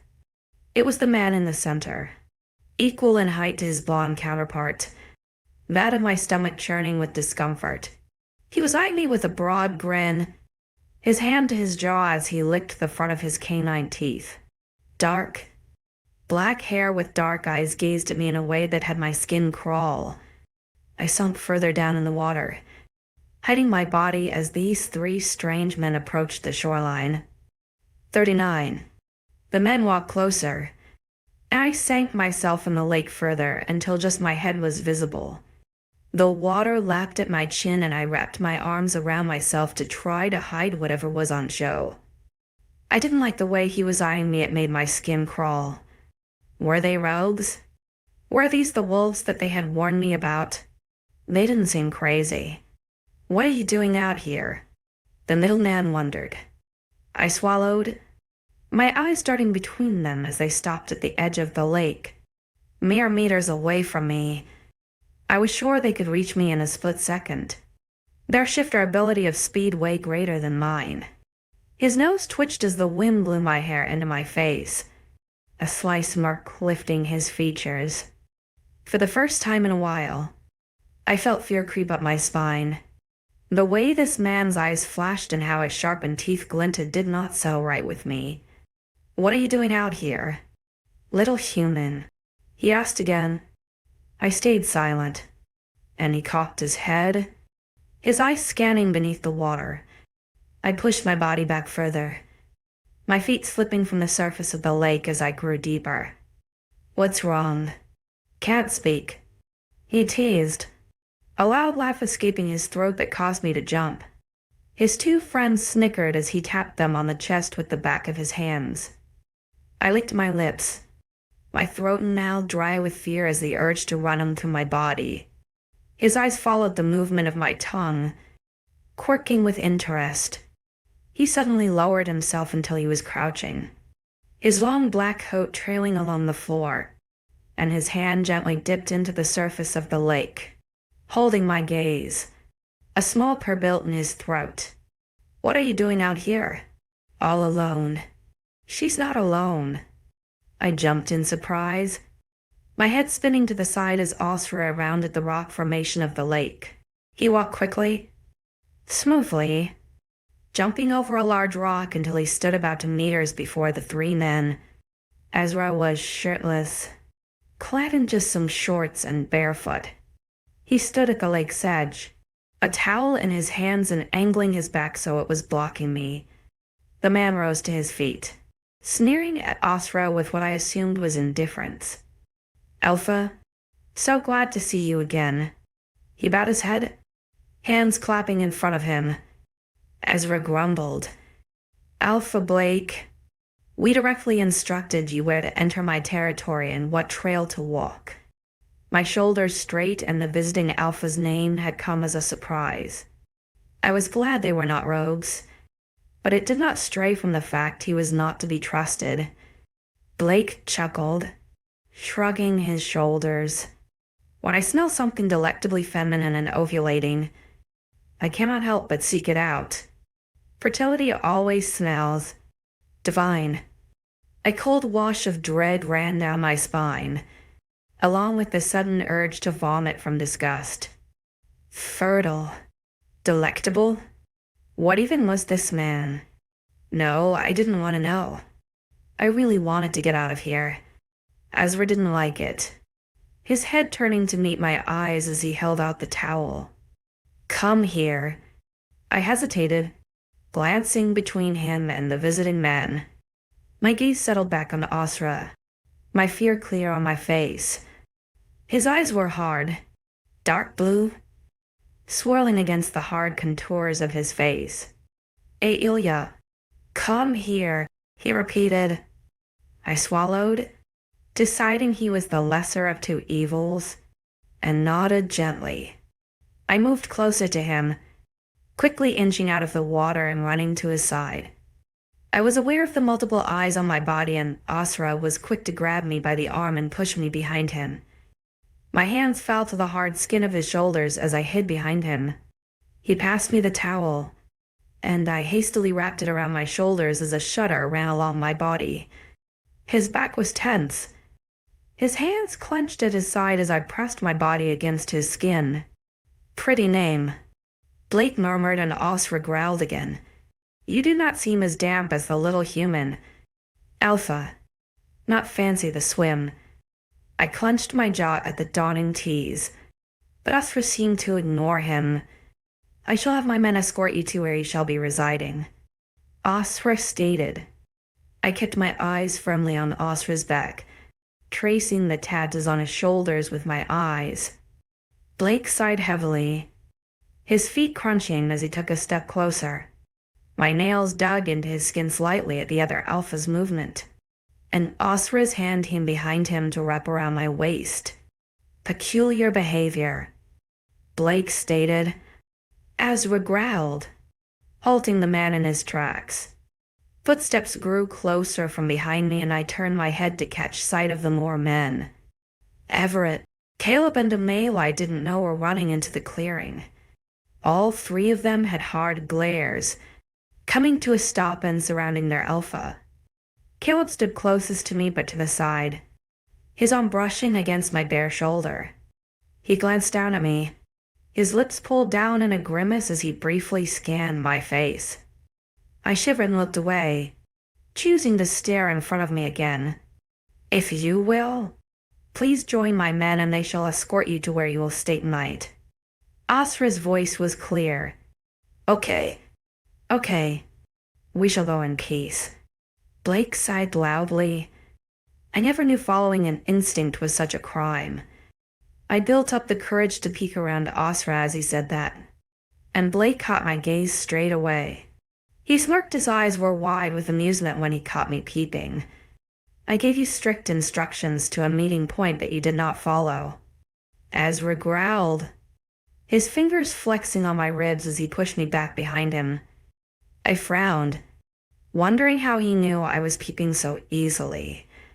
I apologize, Blake chimed, attempting to sound sincere. No one acknowledged his apology, and the crunching of dirt filled the air as Blake and his men moved.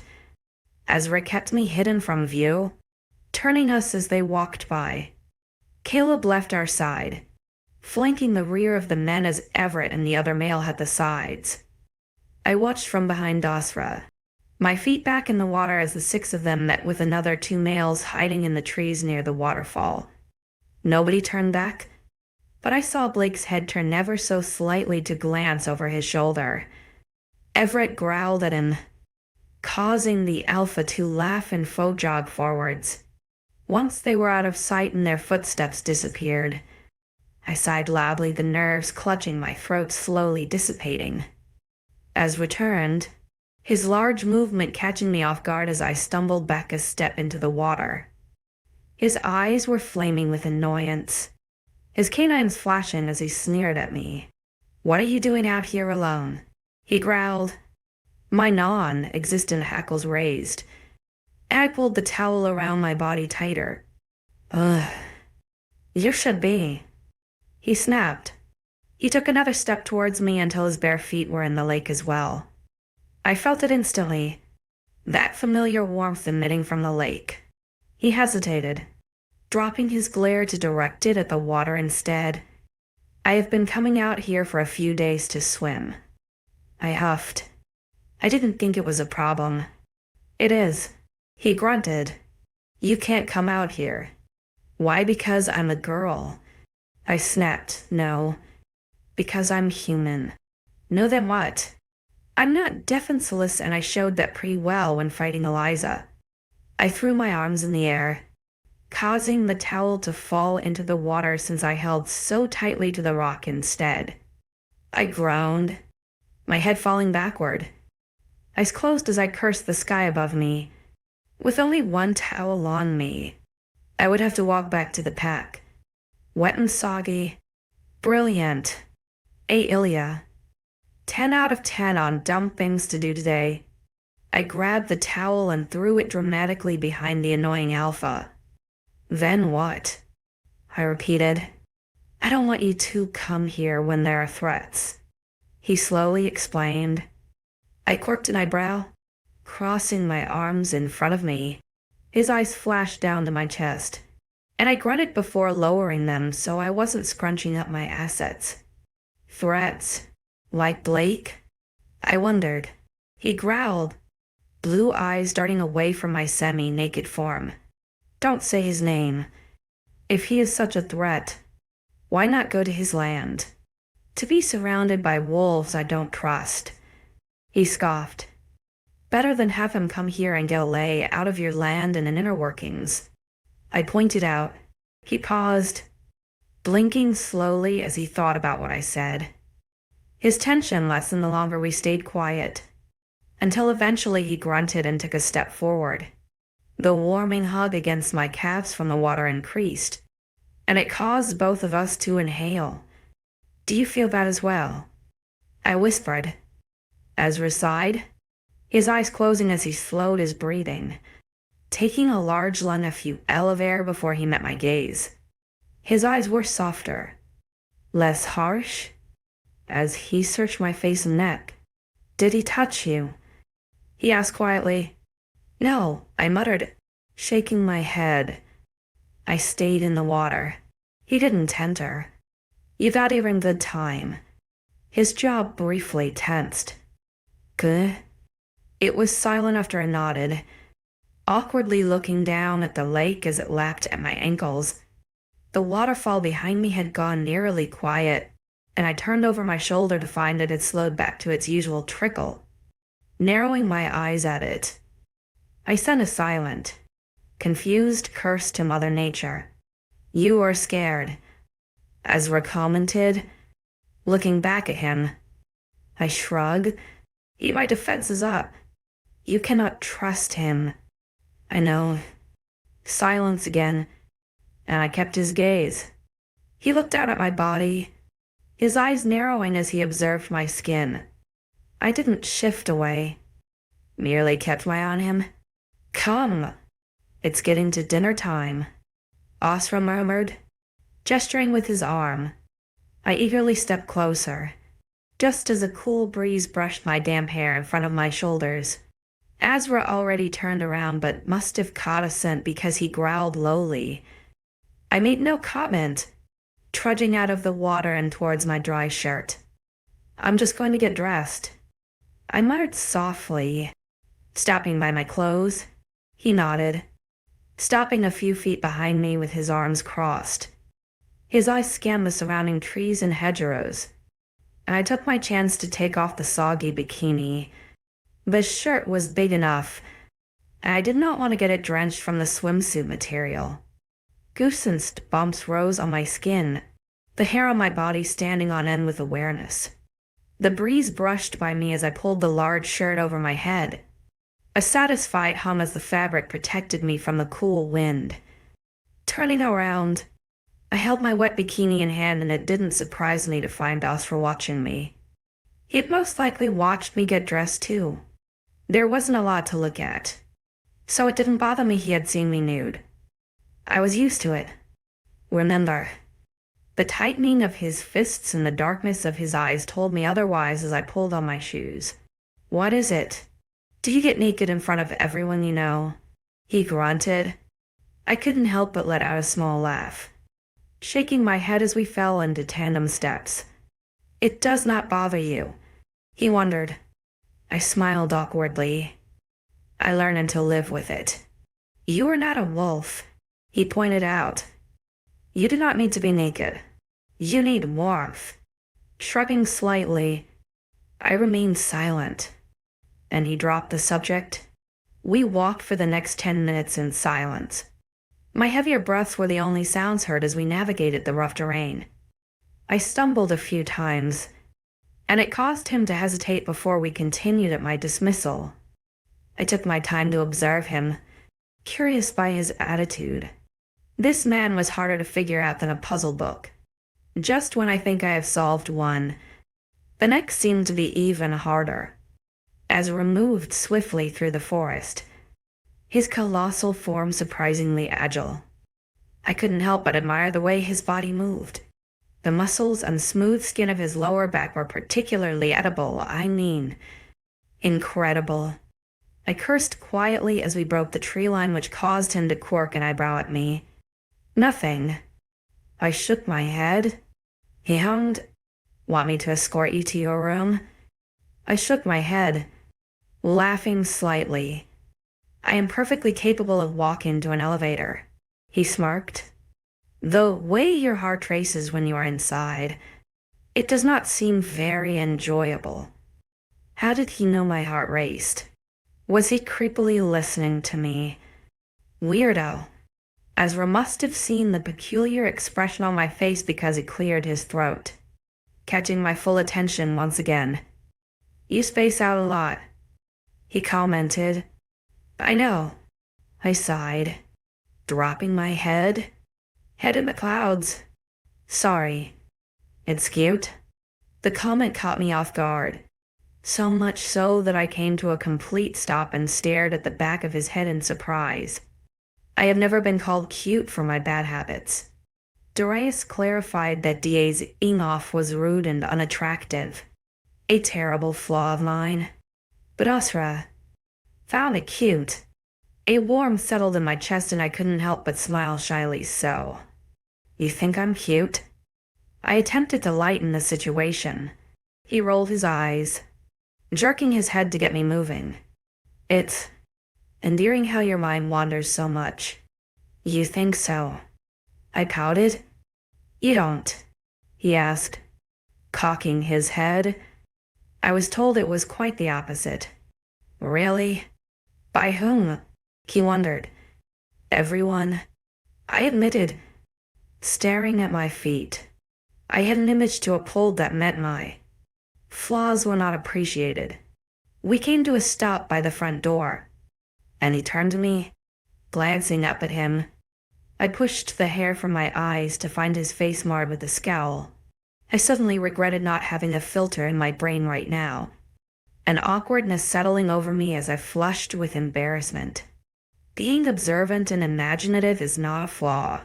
He shook his head. I stayed silent, unable to meet his eyes. He sighed softly, a hand coming to wrap around my shoulder and push me towards the door.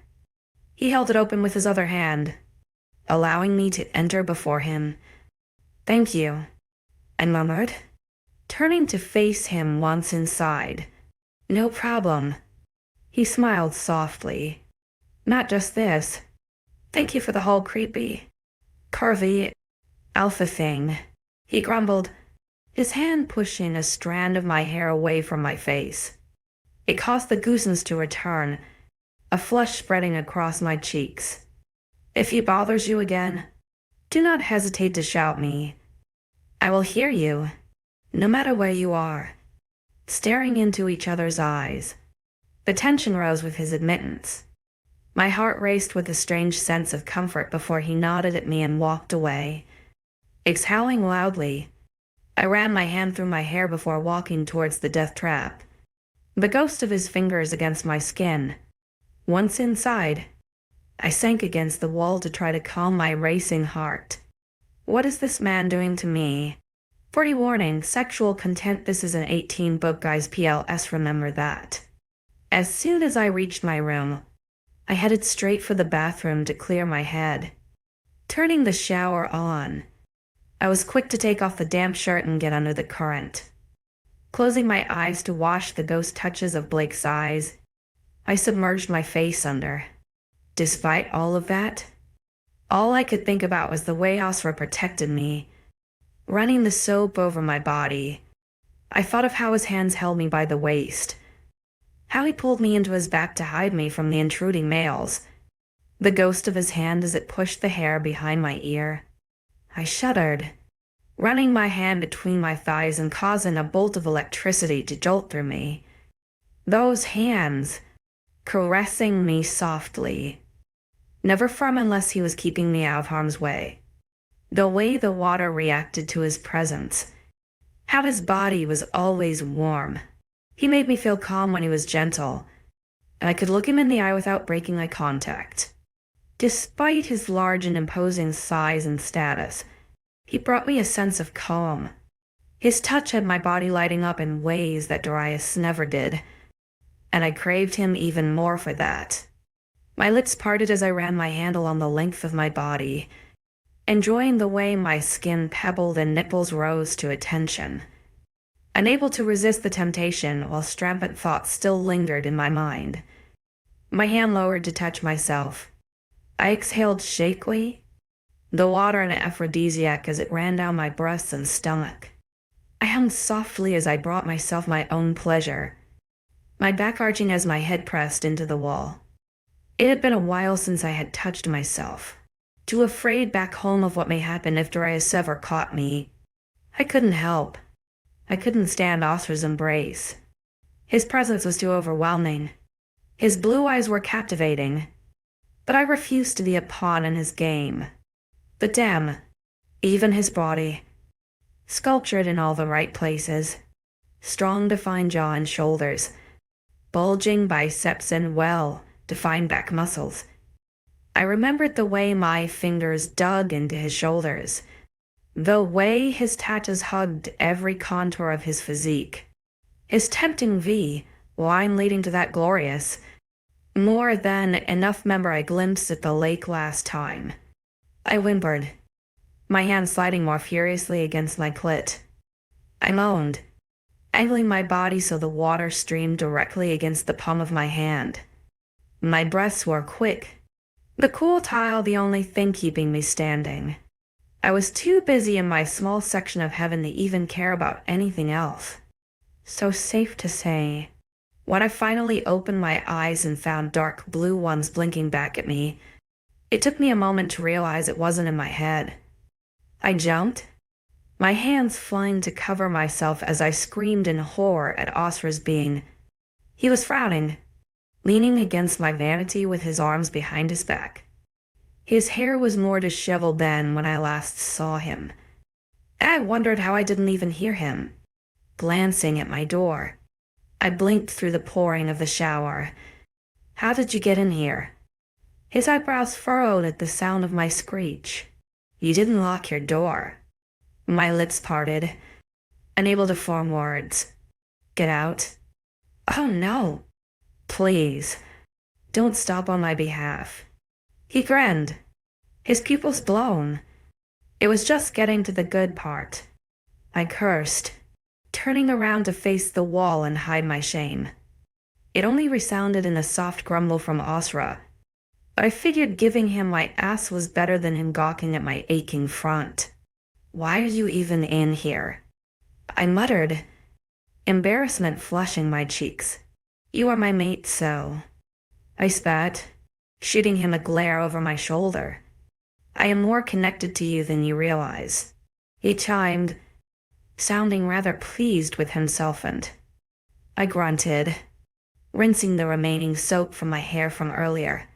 When it feels like my mate is receiving intimate pleasure, I had to make sure that nobody was taking what was mine.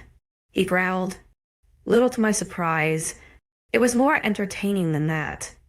Wanting to give him a piece of my mind, I spun around to glare at him, as there as the day I was born, water pounding down my skin, and 𝐊𝐲𝐬𝐬 wasted no time in tracing his eyes across my body. Are you going to continue, or do you need some help? He cocked his head. I glowered at him, my hands moving to my hips to not look so intimidated. He was messing with me. The cocky smirk on his face was testing me, egging me on to try it. My adrenaline was pumping, eager to prove this man wrong. Pushing the wet hair from my face, I decided my fate. With confidence boiling beneath my skin, I slowly dragged my hands down my body. The water cascaded just right, my hands grabbing at my breasts before trailing down to finish my own business. 𝐊𝐲𝐬𝐻𝐻's eyes followed my movement, blazing, when my fingers continued their task. He shifted his weight, and I ran my eyes along his freshly clothed body, only to be surprised when I found the growing tent in his trousers. It only fueled me more, as his eyes stayed locked on my body.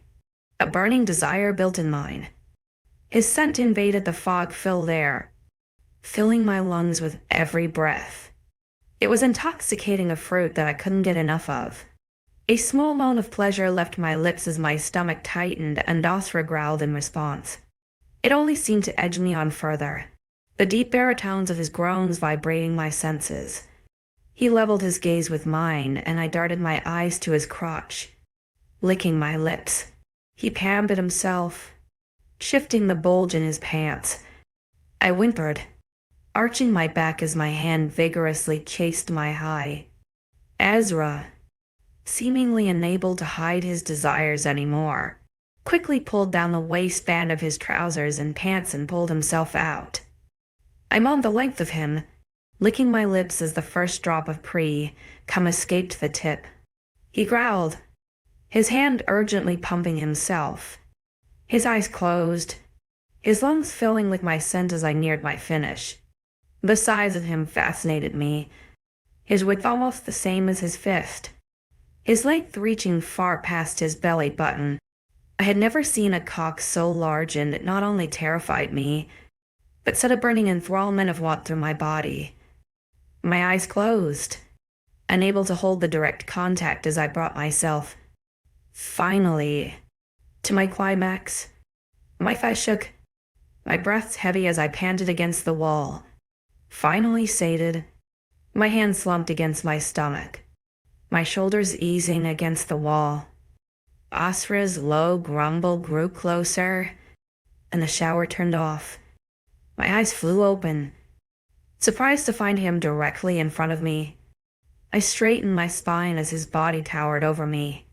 His blue eyes stared into me, his nostrils flaring as he licked his lips. I arched into him, my hands grabbing at his biceps as he continued to pump himself. I was burning, consumed by the lust and power of his body. It saturated my pores, blurred my mind until it was nothing but a haze. His low grumble sent my body into a tremor that had me gasping in his scent. "Look at me," he whispered lowly. My eyes rose from his chest to find his face so close to me. His lips brushed my nose, mine caressing his chin with every heavy breath. He groaned, his spare hand moving to hold his weight behind my head as he leaned over me. I blinked slowly, licking my lips to get more of his delightful smell and warmth into my body. He suddenly cursed, his hands slowing as jets of warmth streamed down my stomach. His growl turned into a low moan of pleasure as he found his climax, coating my stomach in his release. His hand slowed its movements, stuttering to a stop when his forehead rested upon mine. I blinked in an attempt to clear the fog, our heavy breaths mixing with each other. Slowly, he pulled away, pushing his weight from the wall and allowing the light and fresh air to blossom over my body. The stickiness of his release still coated my skin. I stood upright, my legs shaky and heavy. It was quiet, 𝐊𝐻𝐻 watching me with a content expression. He leaned closer, nostrils flaring once before a growl of what felt like approval built in his chest. Moving out of the shower, he turned the taps back on the water, jolting me back to reality. With a soft smile, he lazily moved to wash his hands and softening member with soap before drying himself on my bath towel. I copied him, cleaning my skin before climbing out and wrapping a towel around both my body and hair. He waited for me by the sink, his arms crossed patiently. "We need to talk," I murmured once I was dry and moisturized. He nodded mutely, following me out of the bathroom. The atmosphere was intense, rather relaxed, as though the invisible string between us was content for a while. My skin warmed gently when he sat beside me on the bed. "What do you want to talk about?" he wondered. I raised an eyebrow at him, but he trained his eyes on the tower of a cotton towel on my head. I smirked, glancing down at my hands. "What just happened?" I whispered. He chuckled, falling back onto his elbows. I followed his movement with my gaze, trailing my eyes along his smart shirt. I had only just noticed that he was wearing a suit, minus the tie and jacket. Black trousers and boots with a white suit shirt halfway buttoned. Did I have to dress up for dinner too? I think it is rather self-explanatory, he murmured. I glared at him, causing his lips to spread into a grin again, shaking my head. I gestured between the two of us. "I thought you wanted nothing to do with me. Now you are intruding on my private time." His eyes dropped into a glower, his upper lip twitching into a frown. I could sense you were acting sexual, and I was furious, thinking someone else was. I couldn't help but smirk at his choice of words. Furious. "I thought you wanted nothing to do with me," he growled low, mulling over his next words. "I don't think I can." "Can?" I wondered. "Can what?" "Ignore you," he admitted. I blinked, turning to stare down at him with a shocked expression. "What?" "You intrigue me. You draw me in without even realizing." He pulled himself upright to sit beside me, glaring holes into my knees. It makes the beast part of me so eager to. I swallowed past the lump in my throat too, sank my teeth into you. I flinched with surprise, an icy shiver of dread running down my spine. I shifted away from him. The fear of being torn into pieces outweighed the lusty thoughts. "Because you are my mate?" I asked after a moment's pause. He hesitated, avoiding eye contact before nodding once. "Yeah?" Silence once again consumed us before I built up the courage to say the words I needed to say. He clouded my thoughts, held my desire captive. I had to put a boundary in place. "This cannot happen again," I commented. His growl was loud, reverberating around the room. He pushed up from the bed, stomping loudly until he was a few inches away, running a hand down his face. His nostrils flared before he huffed loudly. "You are right," he snapped, eyes blazing as they stared at me. It was as though he was taking in a last look. And then he shook his head and stormed out of my room like a temperamental child.